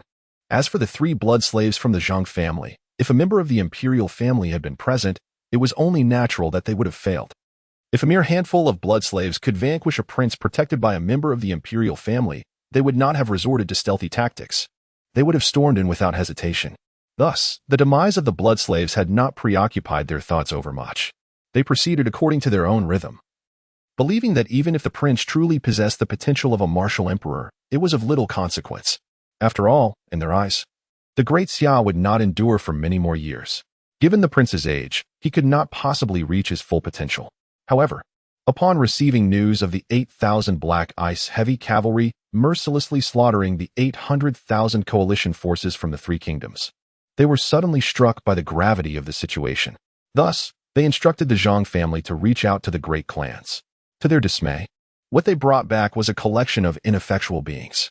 The powerful figures of the great clans appeared to be in dire straits as well. This was unexpected. According to the high priest's assertions, the current great Xiao imperial family should have already begun to lose the efficacy of their precious treasures. Moreover, the battlefield was not even located in the imperial capital. The treasured relics of the imperial family should, by all rights, remain within their confines. The Holy Sun found himself perplexed by this peculiarity. It was most curious. They had clearly stated that the fortunes of the Lu family had reached their end. Yet here they were, exhibiting such formidable prowess. The situation grew increasingly enigmatic. What further stratagems could the Lu family possibly possess? At this moment, the Holy Sun, perched atop his lofty position, revealed a profound uncertainty within the depths of his gaze concealed beneath the dark robe. This circumstance evidently transcended the mere downfall of the 80,000-strong coalition of the 3 kingdoms. Even the great noble families had been thoroughly swept away. Even he could not help but feel a sense of astonishment. It seemed that the high priest might have miscalculated. The current state of the Lu imperial family did not appear to reflect a point of utter desolation. No, something felt amiss. Why did it seem as though an impending catastrophe loomed on the horizon? Lost in contemplation, the Holy Sun suddenly lifted his head. Chapter 93. As the Holy Sun arrived, an ominous presence filled the air. Suddenly, a multitude of blood-red pearls pierced through the fabric of space. The members of the Zhang family, along with the shadowy figures clad in black surrounding the Holy Sun, found themselves enveloped in this malevolent aura. "No, please," they cried out. The blood-red pearls descended upon them, merging instantaneously. In mere moments, those targeted were seen clutching their heads, writhing on the ground as if subjected to unspeakable torment.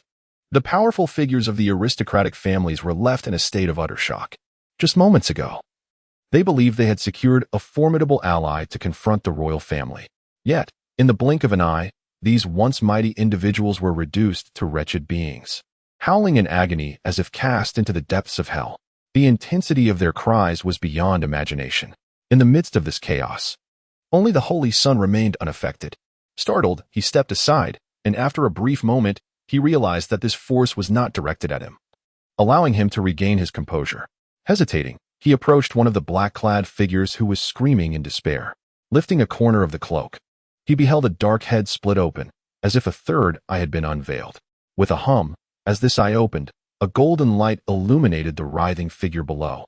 As the light shone upon him, countless vengeful spirits emerged, infused with an overwhelming malice, ravenously assaulting the black-robed figure. Each spirit exuded a ghastly aura, appearing as if they had suffered in the depths of hell before manifesting in this realm. When the Holy Sun's third eye cast its light upon them, the vengeful spirits surged toward him, guided by the radiance. Reacting swiftly, he closed his eyes, yet even so, his very soul felt as though it had traversed a blood-soaked inferno, eliciting a pained cry from him. The Holy Sun's expression turned wary. He could not comprehend the unfolding events. The situation was peculiarly sinister. Could it be a new technique devised by the Shadow Demon clan? Such bizarre methods immediately brought to mind those enigmatic beings. However, he sensed a dissimilarity, particularly the Blood Sea, which bore a striking resemblance to the sacrificial rites of his own lineage. The Holy Sun realized with dread that many from the Zhang family, along with some of his compatriots, were akin to those tortured souls. As he grappled with how to resolve this dire predicament, a panicked voice echoed from outside, followed by the abrupt entry of another figure clad in black. Mid-sentence, upon witnessing the scene before him, his voice faltered. It appeared he too had not anticipated such calamity befalling their Holy Sun. The members of the aristocratic families, once confident in their formidable strength against the royal family, now found themselves huddled together, overwhelmed by the sudden turn of events. A piercing scream erupted from the crowd as one individual, in a fit of desperation, began to tear at his own flesh, rending it piece by piece in a macabre display of self-mutilation. "I am guilty. I am not human. Forgive me. I atone with my flesh and blood. Consume it. Consume it. Do not seek me any longer." Such words escape his lips, serving as a signal. One after another, individuals engage in similar acts, some even more extreme. The figures cloaked in black have torn their garments asunder, revealing bodies as smooth and dark as an eel. Humanoid in form, complete with tails and heads as polished as mirrors, adorned with eyes of varying sizes. This revelation causes a collective gasp among the esteemed members of powerful clans. They had never anticipated that these so-called mysterious forces were not human at all. No wonder they had never heard of such power within the Great Xia. Their hopes dissipate in an instant. Whether these ghastly entities can vanquish the royal family remains uncertain. Yet they undoubtedly pose a threat to themselves. These beings, not of human origin, are perhaps not so different from the royal lineage. Thus, upon realizing that the forces they had hoped for were not human, their spirits plummet to despair. "Go, summon the high priest." At this moment, the Holy Sun, noticing the deteriorating situation, hastily speaks up. Moments later, an elder, emanating an aura of death, seemingly on the brink of demise, is brought in. Though a human elder, the Holy Sun bows respectfully upon his arrival. The elder glances at him with indifference before nodding. He then turns his gaze toward the writhing figures on the ground. Producing a crystal orb, he gestures, causing it to swirl around those afflicted. These individuals are ensnared by the vengeful spirits of Pingan County. The elder concludes, "Pingan County? What place is that?" The Holy Sun exclaims, bewilderment crossing his features. He has never heard of the location the elder mentioned. "Holy Sun, those afflicted seem to have recently participated in a blood sacrifice in Pingan County." The figure cloaked in black, who had gone to inform the high priest, interjects. "Indeed, it appears someone has intervened, directing the power of vengeful souls here." The elder nods in agreement. "Cursed be it, daring to meddle in the affairs of my sacred lineage. They are courting death." The Holy Sun, enraged, reveals a fierce glint in his eyes. "Such methods, even I would struggle to confront. Are you certain they seek death?" The elder casts him a sidelong glance. The Holy Sun falls silent at his words. "Do not provoke him. He is merely a passerby, an unwarranted meddler. Let him be. For now, we must avoid confrontation. My current state cannot withstand turmoil. It is paramount to resolve the Great Xia royal family and acquire the treasured artifacts. All else is but a distraction." The elder articulates his conclusion. "And they will die in vain." A look of wrath crosses the Holy Sun's face. Already, members of the Zhang family, including those of the sacred lineage, have perished in succession, each death more tragically grotesque than the last, as if they had traversed the depths of an infernal abyss. After death, they remained enveloped in a shroud of deathly energy, as if even in their demise, they were ensnared by the powers of vengeful spirits. The Zhang family may have been resigned to this fate, but the loss of so many noble members of the sacred clan was unbearable for him. they constituted his select circle. If you wish, you may seek him out and test your luck. The elder cast a languid glance in his direction. The Holy Son was momentarily speechless. If even the high priest expressed uncertainty about the situation, what folly would it be for him to approach the other party? Very well, let it be, during this period. That individual has yet to depart, so do not seek me out, for I have no desire to engage with him. The elder spoke, and with a dismissive gesture. He was carried back along the same path.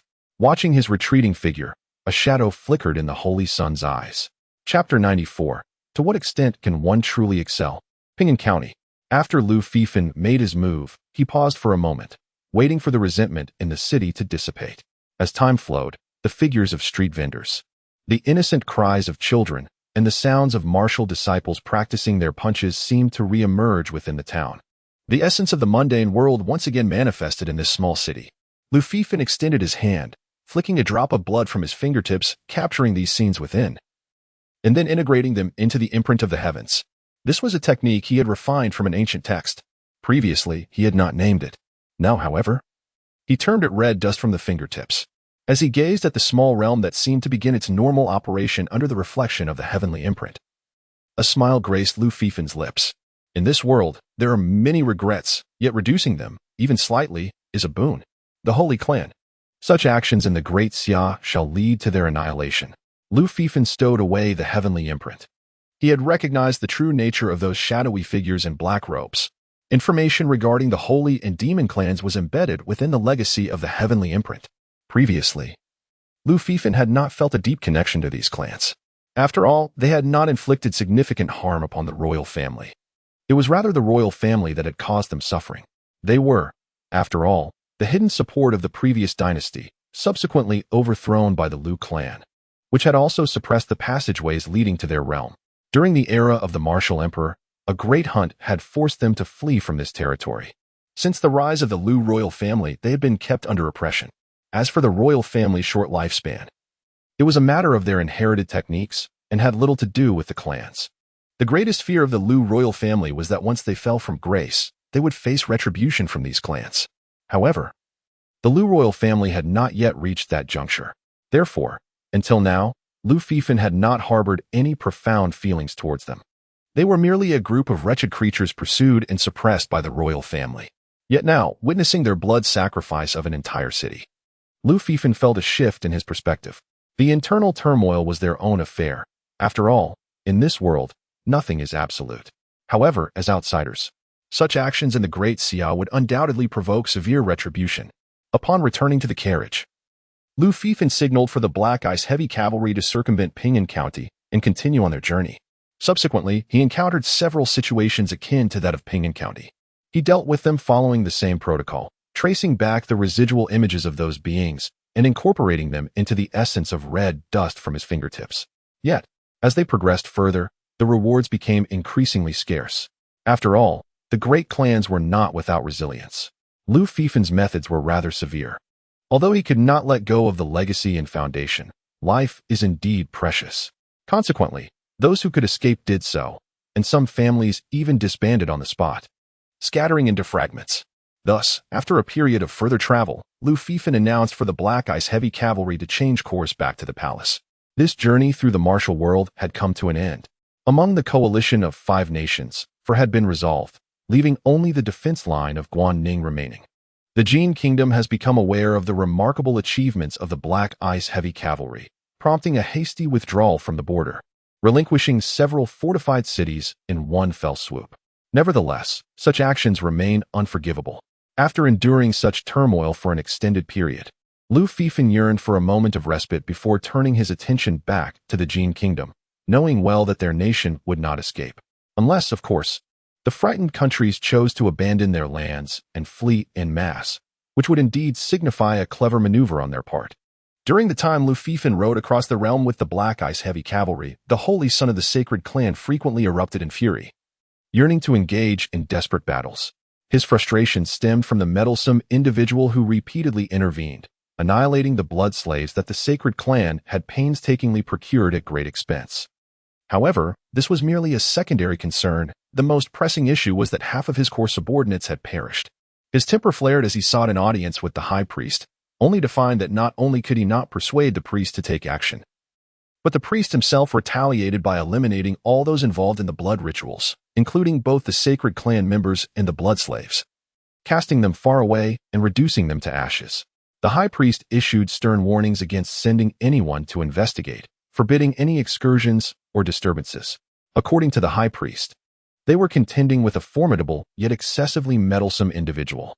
Any attempt to dispatch forces for reconnaissance could potentially lead to their detection, resulting in dire consequences. This was precisely why the priest had eradicated those who participated in the blood rituals. He believed that the adversary might trace the connection back to them. Furthermore, he personally oversaw the situation, ensuring that no member of the sacred clan could leave or transmit information. Such behavior struck the Holy Son as utterly absurd. Even if one were to act cowardly, there should be limits. Yet, the old man disregarded all semblance of dignity, even shying away from discovering the true identity of the perpetrator. Although refraining from direct confrontation seemed prudent, a mere investigation into the matter should pose no significant risk. Regrettably, the Holy Son found himself powerless to sway the high priest's perspective. Initially, the priest had intended to take action during this period, but unforeseen circumstances compelled him to withdraw, opting to remain dormant until the meddlesome individual passed. The Holy Son felt an unsettling sense that matters were far more complicated than they appeared. He recalled the powerful figures from prominent families who had vanished without a trace, the coalition of 800,000 from the Three Kingdoms, and the alarming news of the Prairie Wolf clan being ruthlessly slaughtered. The royal family's displayed tactics seemed unnaturally potent, leading him to suspect that the so-called meddler was, in fact, a manifestation of the royal family's own machinations. He shared this conjecture with the high priest, yet the priest vehemently dismissed the possibility. He maintained a comprehensive understanding of the Great Xia, asserting that such extraordinary capabilities were simply beyond their reach. As for the fate of the prominent sects, the coalition, and the prairie's devastation, the high priest regarded them as mere cannon fodder, asserting that it was entirely within the royal family's capacity to eliminate them. Stubbornly, the high priest insisted that methods capable of projecting vengeful energies from a great distance were not something the Great Xia could possess. There is no way to seek evidence, and the son cannot alter his thoughts. At this moment, he can only pray that the high priest is correct. Otherwise, if the royal family is indeed as formidable as rumored, it is almost unimaginable. The high priest has barred him from leaving, so during this period, the son has been researching the basic circumstances of the surviving members of the royal family. He wishes to ascertain who among them possesses the potential to become an extraordinary figure. The Liu royal lineage has not flourished, and with a scarcity of female infants, he has already acquired detailed information about the royal members through his diligent efforts. Upon thorough examination, it appears that there is nothing particularly mysterious about the current royal family. The situation is quite evident. The only exception is the prince, rumored to possess the talents of a martial emperor, whose information seems inconsistent. However, one fact remains true. He is merely 18 years old. At such a tender age, how remarkable could he truly be? Chapter 95. My son is invincible. Far superior to the martial emperor, my son is invincible. Far superior to the martial emperor. Liu Fifan returned to the imperial capital. Upon his arrival, the entire city came out to welcome him once more. The citizens of the capital raised their hands in jubilation, overwhelmed with emotion. This time, however, their enthusiasm was genuine, at least 90% sincere. After all, Liu Fifan had led the Black Ice Heavy Cavalry to decimate the coalition forces of the Three Kingdoms that had invaded the Great Xia, even advancing into the steppes. During his first return, the people were not fully aware of who the Qinhuang was. Only as he neared the capital did news reach them. But it was largely negative, making it difficult for them to genuinely embrace him. This time, however, the achievements were tangible. It mattered not whether it was the royal lineage or the might of the Black Ice Heavy Cavalry. For them, simply being led by the Qinhuang was sufficient. The common folk differed greatly from the powerful families. For the aristocracy, the rise and fall of dynasties was acceptable as long as their lineage endured. They might even partake in such transitions. Yet for the common citizens, particularly those within the capital, the identity of being Great Xia people ran deep in their bones. In the imperial capital, the royal family's foundation remained quite stable.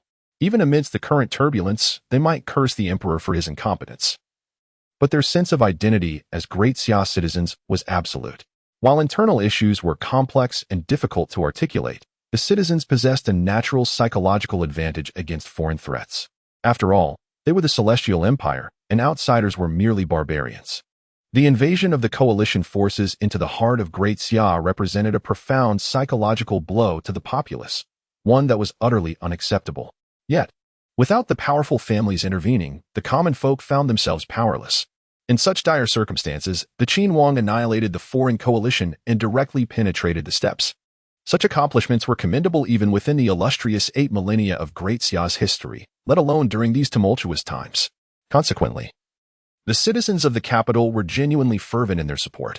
Their excitement was a true expression of their feelings. And the entire imperial capital was in a state of fervor. This time, even the elderly emperor emerged personally. Previously, his frailty had confined him to the Zhangtian Hall to await Lu Fifan's return. However, this time, his condition had improved significantly, allowing him to ascend the city walls to greet Lu Fifan. Upon seeing him, the emperor did not hesitate to voice his admiration aloud. His proclamation that my son surpasses the martial emperor resonated loudly. Although he was not in the best of health, his foundational mastery of the Earth Immortal realm was undeniable. Even relying on inherited strength, it was a genuine achievement that could rival the pinnacle of ordinary Earth Immortals. Thus, as he intentionally spoke these words, they echoed throughout the capital, momentarily quieting the fervor of the crowd. The citizens were taken aback, perceiving the emperor's declaration as madness. Although the Qin Huang's accomplishments were indeed extraordinary and beyond imagination, reports indicated that the battle was fought by the Black Ice Heavy Cavalry.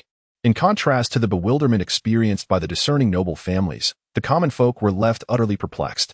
The formidable Black Ice Heavy Cavalry was indeed impressive, and the commander, King Qin, certainly deserved recognition for his accomplishments. However, to assert that he surpassed the illustrious martial emperor is a stretch. The martial emperor was a figure of unparalleled might, single-handedly subduing the realm and fracturing neighboring states, thereby establishing the Great Xia as a celestial empire. While King Qin's feats may be commendable, they do not reach such lofty heights. Consequently, the populace found themselves in a state of confusion, albeit momentarily interrupted by the old emperor's actions. Yet, their excitement soon resumed. For the eccentricity of the old emperor was not a novel experience for the citizens of the imperial capital. They had grown accustomed to it, as long as the emperor was pleased. Furthermore, the current climate differs significantly from the past. Previously, the image of a foolish monarch was deeply ingrained in the collective consciousness, with many believing the old emperor to be the worst ruler of the Great Xia. However, this recent battle has dramatically shifted public perception. An emperor capable of nurturing such formidable Black Ice Heavy Cavalry has suddenly enveloped himself in an aura of mystery. His past actions can no longer be described as mere folly. Instead, they reveal a strategic mind engaged in grand maneuvers. After all, the royal family of the Great Xia has faced numerous upheavals in recent years, with the throne changing hands more frequently and deteriorating in quality. This sentiment is not confined to the noble families. The commoners share the same view. Conspiracy theories abound, and even in the relatively controlled environment of the imperial capital, rumors flourish in abundance, each version more sensational than the last. In summary, the prevailing narrative suggests that the palace is plagued by significant issues, with unimaginable forces manipulating governance. Over the past 2 centuries, the myriad accounts of emperors meeting untimely ends due to foul play are widely recognized. After all, it is common knowledge that emperors of the Great Xia are peak practitioners of the terrestrial immortal realm, capable of living for a millennium. Human nature craves gossip. And the more illustrious the figure, the more thrilling the tales become. The common folk have particularly reveled in the juicy scandals surrounding the emperor in recent years. The Great Xia, being relatively lenient in this regard, has fostered an atmosphere where the royal family has long adhered to the belief that power reigns supreme. If the situation spirals out of control, it is not trivial remarks that cause the turmoil, but rather an inability to maintain dominion through strength. The royal family has historically regarded public discourse as inconsequential. The old emperor has shown some concern over the years, attempting to manage the situation, but it has amounted to little more than a token effort. The citizens of the capital are not confined to its borders. They engage in spirited discussions outside. And with external influences amplifying various rumors, it is an unstoppable tide. Thus, the consensus remains that the old emperor is indeed the epitome of incompetence, ranking first among the worst emperors. Indeed, it is currently a mere fade, with the aging emperor on the throne, whose desire for dignity prevents anyone from openly challenging him. However, This very circumstance has allowed the formidable Black Ice heavy cavalry to annihilate the coalition forces of the Three Kingdoms, even advancing into the steppes.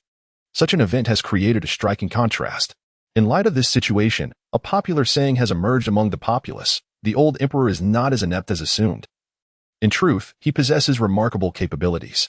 Over the years, he has deliberately obscured his true self to disorient his adversaries, while secretly amassing strength in the shadows. The public has gravely misjudged the old emperor. He is, in fact, the most formidable ruler in the last 2 centuries. In a brief span, the emperor's image has undergone a dramatic transformation, with numerous theories regarding his next grand strategy proliferating. Consequently, the old emperor's reputation has experienced a remarkable turnaround in a short period. Chapter 96. The Eighth Prince's doubts upon the reunion with Lu Fifan. The expressions of his brethren were notably more intricate. Although they possessed a deeper understanding of their family's circumstances compared to the common populace, they had witnessed the Black Ice heavy cavalry and were unconvinced that it could achieve the legendary feats ascribed to it. Thus, they found themselves perplexed, attributing this discrepancy to their family's profound heritage. They could not fathom the notion that their father, the emperor, was orchestrating a grand scheme. As his sons, how could they possibly misinterpret his character? The idea of a grand strategy was far too exaggerated to be true. It could not be executed flawlessly. After all, the mobilization of various forces and the consumption of resources were not matters that could be concealed indefinitely. If their royal lineage still had such power, it would imply that they were in their prime, capable of suppressing information to such an extent, an impossibility otherwise. However, if such a formidable foundation truly existed, given their father's disposition, he would have utilized it himself. Yet, it was ultimately the king of Qin who did so. They speculated that this heritage might require specific conditions to be effective, conditions that the king of Qin met. Perhaps this was the very reason he had been designated as the crown prince. If so, it seemed that from the very beginning, everything had been predestined. They could not quell their tumultuous thoughts.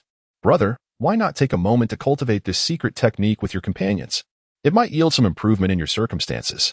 Lu Fifan presented the 8th prince with a tome. While his feelings for these brothers were not particularly profound, there remained a notable sense of unity among the royal family, albeit strained in recent years due to the throne's implications on their lives.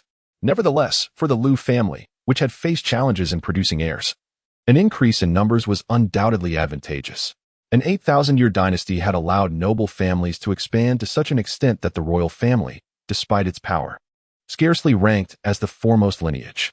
The disparity lay in this very aspect. If the royal progeny were flourishing, Lu Fifan pondered, perhaps the situation was not as favorable as it appeared. An increase in numbers might lead to a decrease in unity. He chose to set aside this line of thought. What is this secret technique? Is it from our royal treasury? The 8th prince inquired, his eyes gleaming with curiosity as he accepted the tome. Their predicament was not merely a matter of potential demise. It seemed that the issue lay within the very cultivation methods they employed. However, if this were the case, why hadn't their father revealed such a technique sooner? Was he not undermining his own sons? This is not an artifact from the royal treasury. Rather, after our father discussed the issues plaguing our family with me some time ago, I have been researching a solution during this period. Admittedly, the time frame has been short, and we are currently merely at the rudimentary suppression stage. To eradicate the problem entirely, I will require additional time for contemplation. Lu Fifan spoke with earnest sincerity. Upon hearing this, the 8th prince's mouth fell agape. Even with his composure, he found it difficult to maintain his restraint. From the implications of his younger brother's words, it was clear that the royal family had long been aware of their issues, as had every emperor throughout history. Yet, the lack of resolution over the years indicated that it was not a matter of desire, but rather a failure to find a solution. Otherwise, they would not have arrived at this juncture. It seemed that his younger brother had only grasped the situation during his last visit to the imperial capital. In such a brief span of time, he had purportedly devised a remedy. Even miracles of the world would not permit such absurdity. Despite possessing a strong capacity for acceptance, he found this notion utterly incredulous. After all, this dilemma was one that their royal ancestors were surely aware of. Perhaps even the esteemed Emperor Wu had conducted studies on it, yet evidently, no solution had been unearthed. And now, in a mere blink of an eye, his younger brother claimed to have comprehended it? It would be more plausible to assume he had stumbled upon a fortuitous, secret method capable of rectifying the situation. His mind was sound. How could he possibly believe such an outrageous assertion? My son is indeed wise, akin to myself. The old emperor standing before them spoke, lavishing praise upon Lu Fifan. It was evident that he wholeheartedly believed his son had discovered a solution. Could his father truly be so irrational? The eighth prince pondered, a question mark hovering above his head. He was aware that his father had been rather lackadaisical, which was an undeniable fact. However, he was not devoid of reason. Otherwise, he would not have entrusted matters to his second brother while maintaining all power for himself. Yet, this should not be the case. Why was it that his father had elevated such an implausible notion? He had never witnessed such praise directed at him from his father before, and now he was experiencing it firsthand. How could the disparity between them be so vast? In the past, even when he had been forthright with his father and demonstrated exceptional merit, all he had received was dismissal. Now, he found himself doubting the authenticity of his own identity. Both of them were sons. Why did it seem that the distinction in treatment was greater than that between man and dog? This was a matter that had plagued the royal family for millennia. Although he did not know the specifics, he was certain it was a grave issue. Otherwise, how could it remain unresolved for thousands of years, only to worsen? Yet, now his younger brother, in the span of such a short time, had gone from confronting the problem to claiming he had discovered a solution, even asserting that he had researched a secret method to resolve it. How utterly absurd! His father had previously been somewhat muddled, but at least he still retained a semblance of normality. Now, however, the level of trust his father placed in his younger brother had reached an almost irrational extreme.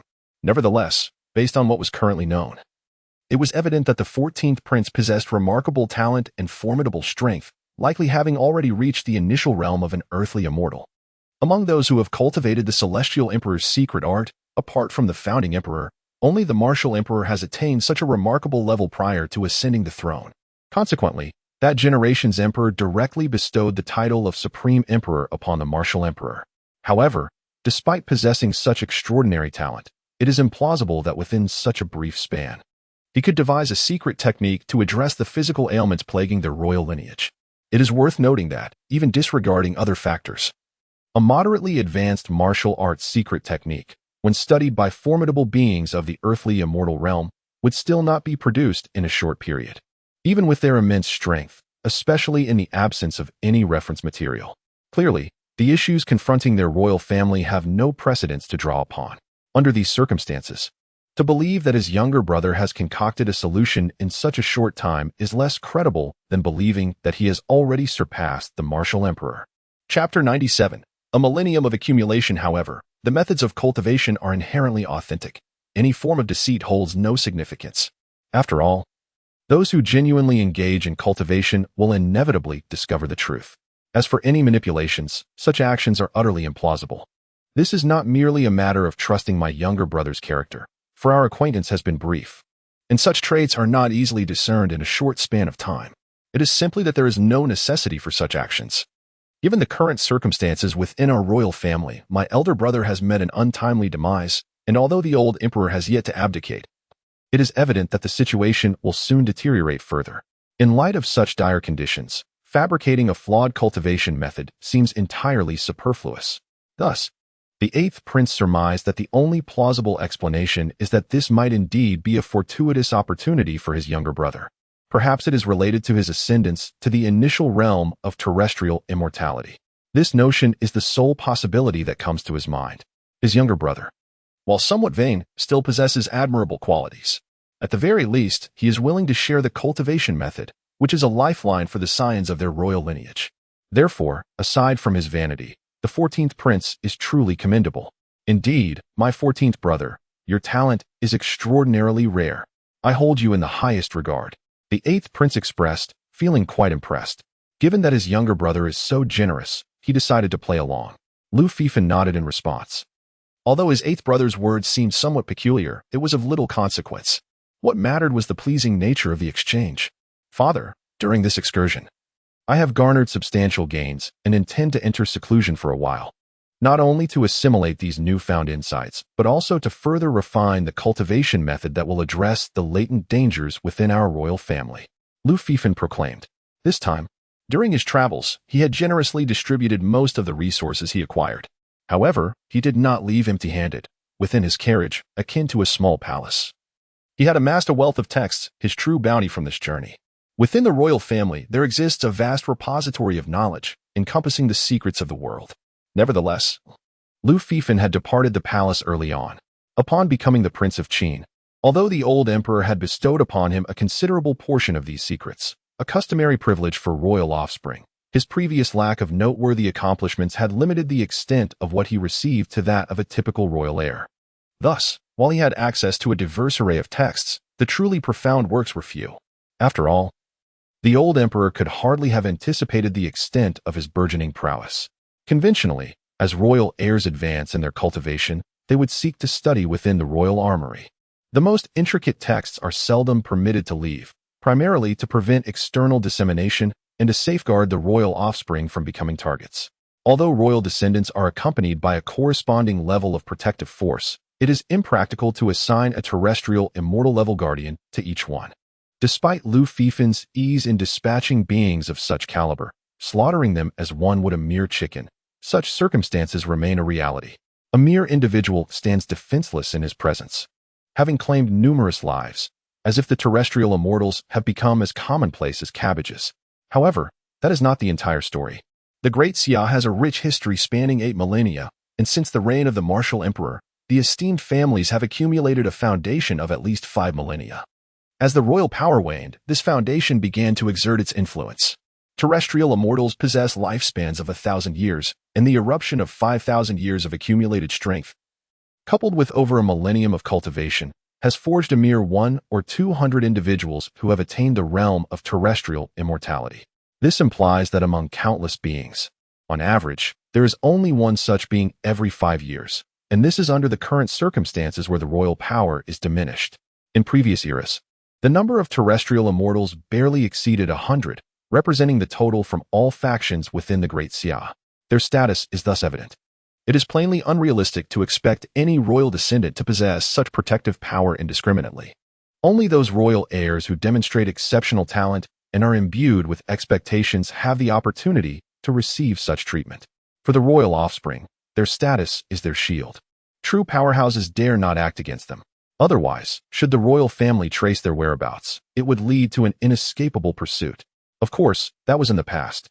As for the present, Lu Fifan has faced countless assassination attempts along his journey. It can only be stated that the deterrent power of the royal family has indeed diminished. Although this situation is related to Lu Fifan's rumored talent, at that time, it was merely speculation, lacking true verification. Had the royal family's deterrence been stronger, they would not have acted so decisively. This situation can only be seen as a catalyst, providing them with a unified excuse. In reality, at this juncture, it may not have been of paramount importance to them whether Lu Fifan genuinely possessed the potential of a martial emperor. The mere existence of such rumors brought them together, granting them an opportunity for unity, which is significant. Consequently, they managed to overthrow the royal family.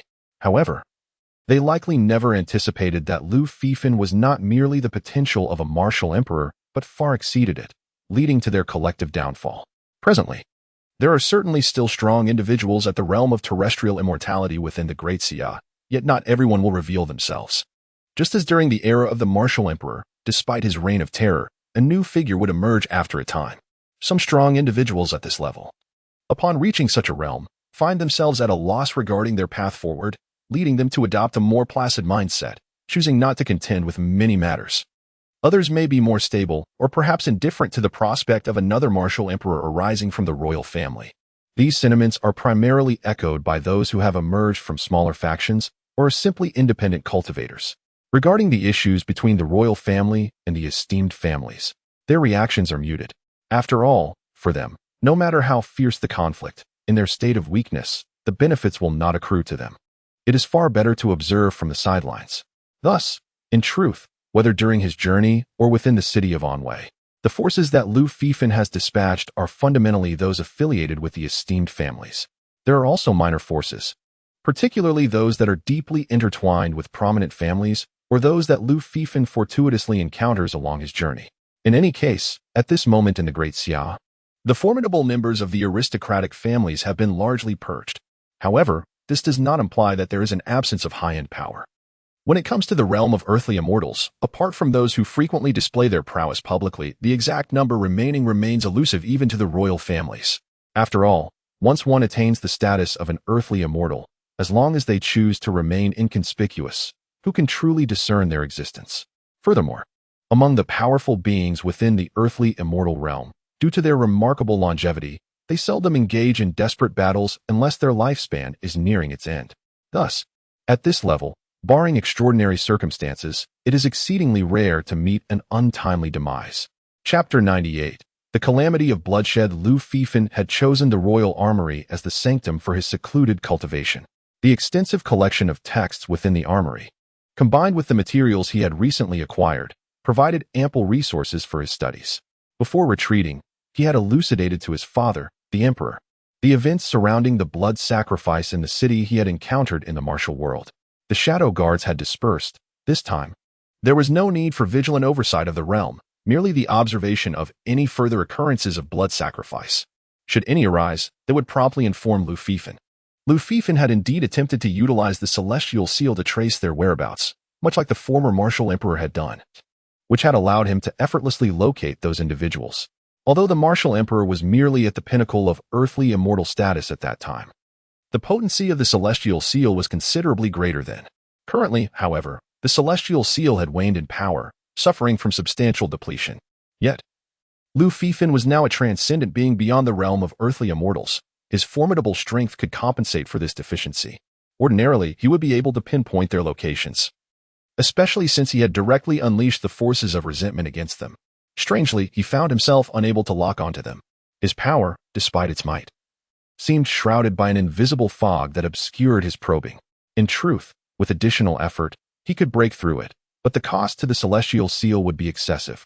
The seal's power was already somewhat lacking, and after reinforcing the passage between the holy and demon realms, leading the Black Ice heavy cavalry to annihilate the Three Kingdoms alliance and slaughter the Wolf clan of the Grasslands, even with his strength assisting, it resulted in a significant drain.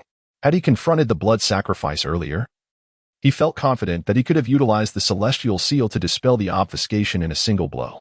Had the celestial seal from the martial emperor's era been in his possession, the ease with which he could have wielded it was unfathomable.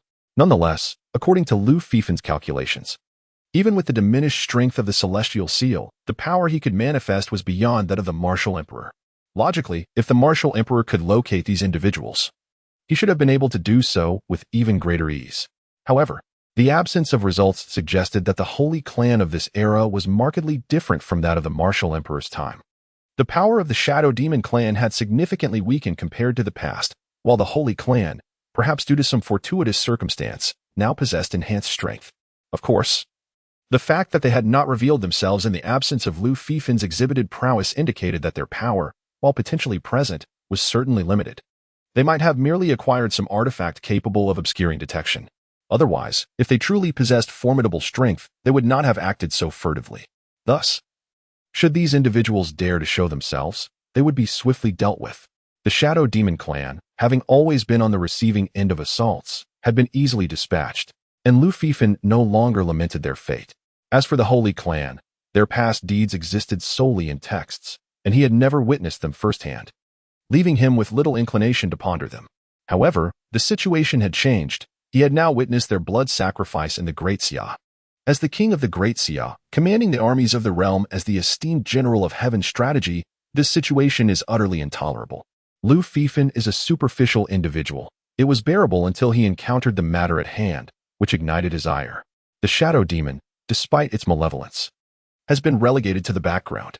Lu Fifan is now consumed with the desire to annihilate the Holy Clan, not just those within the Great Xia, but also those residing in the Holy Realm.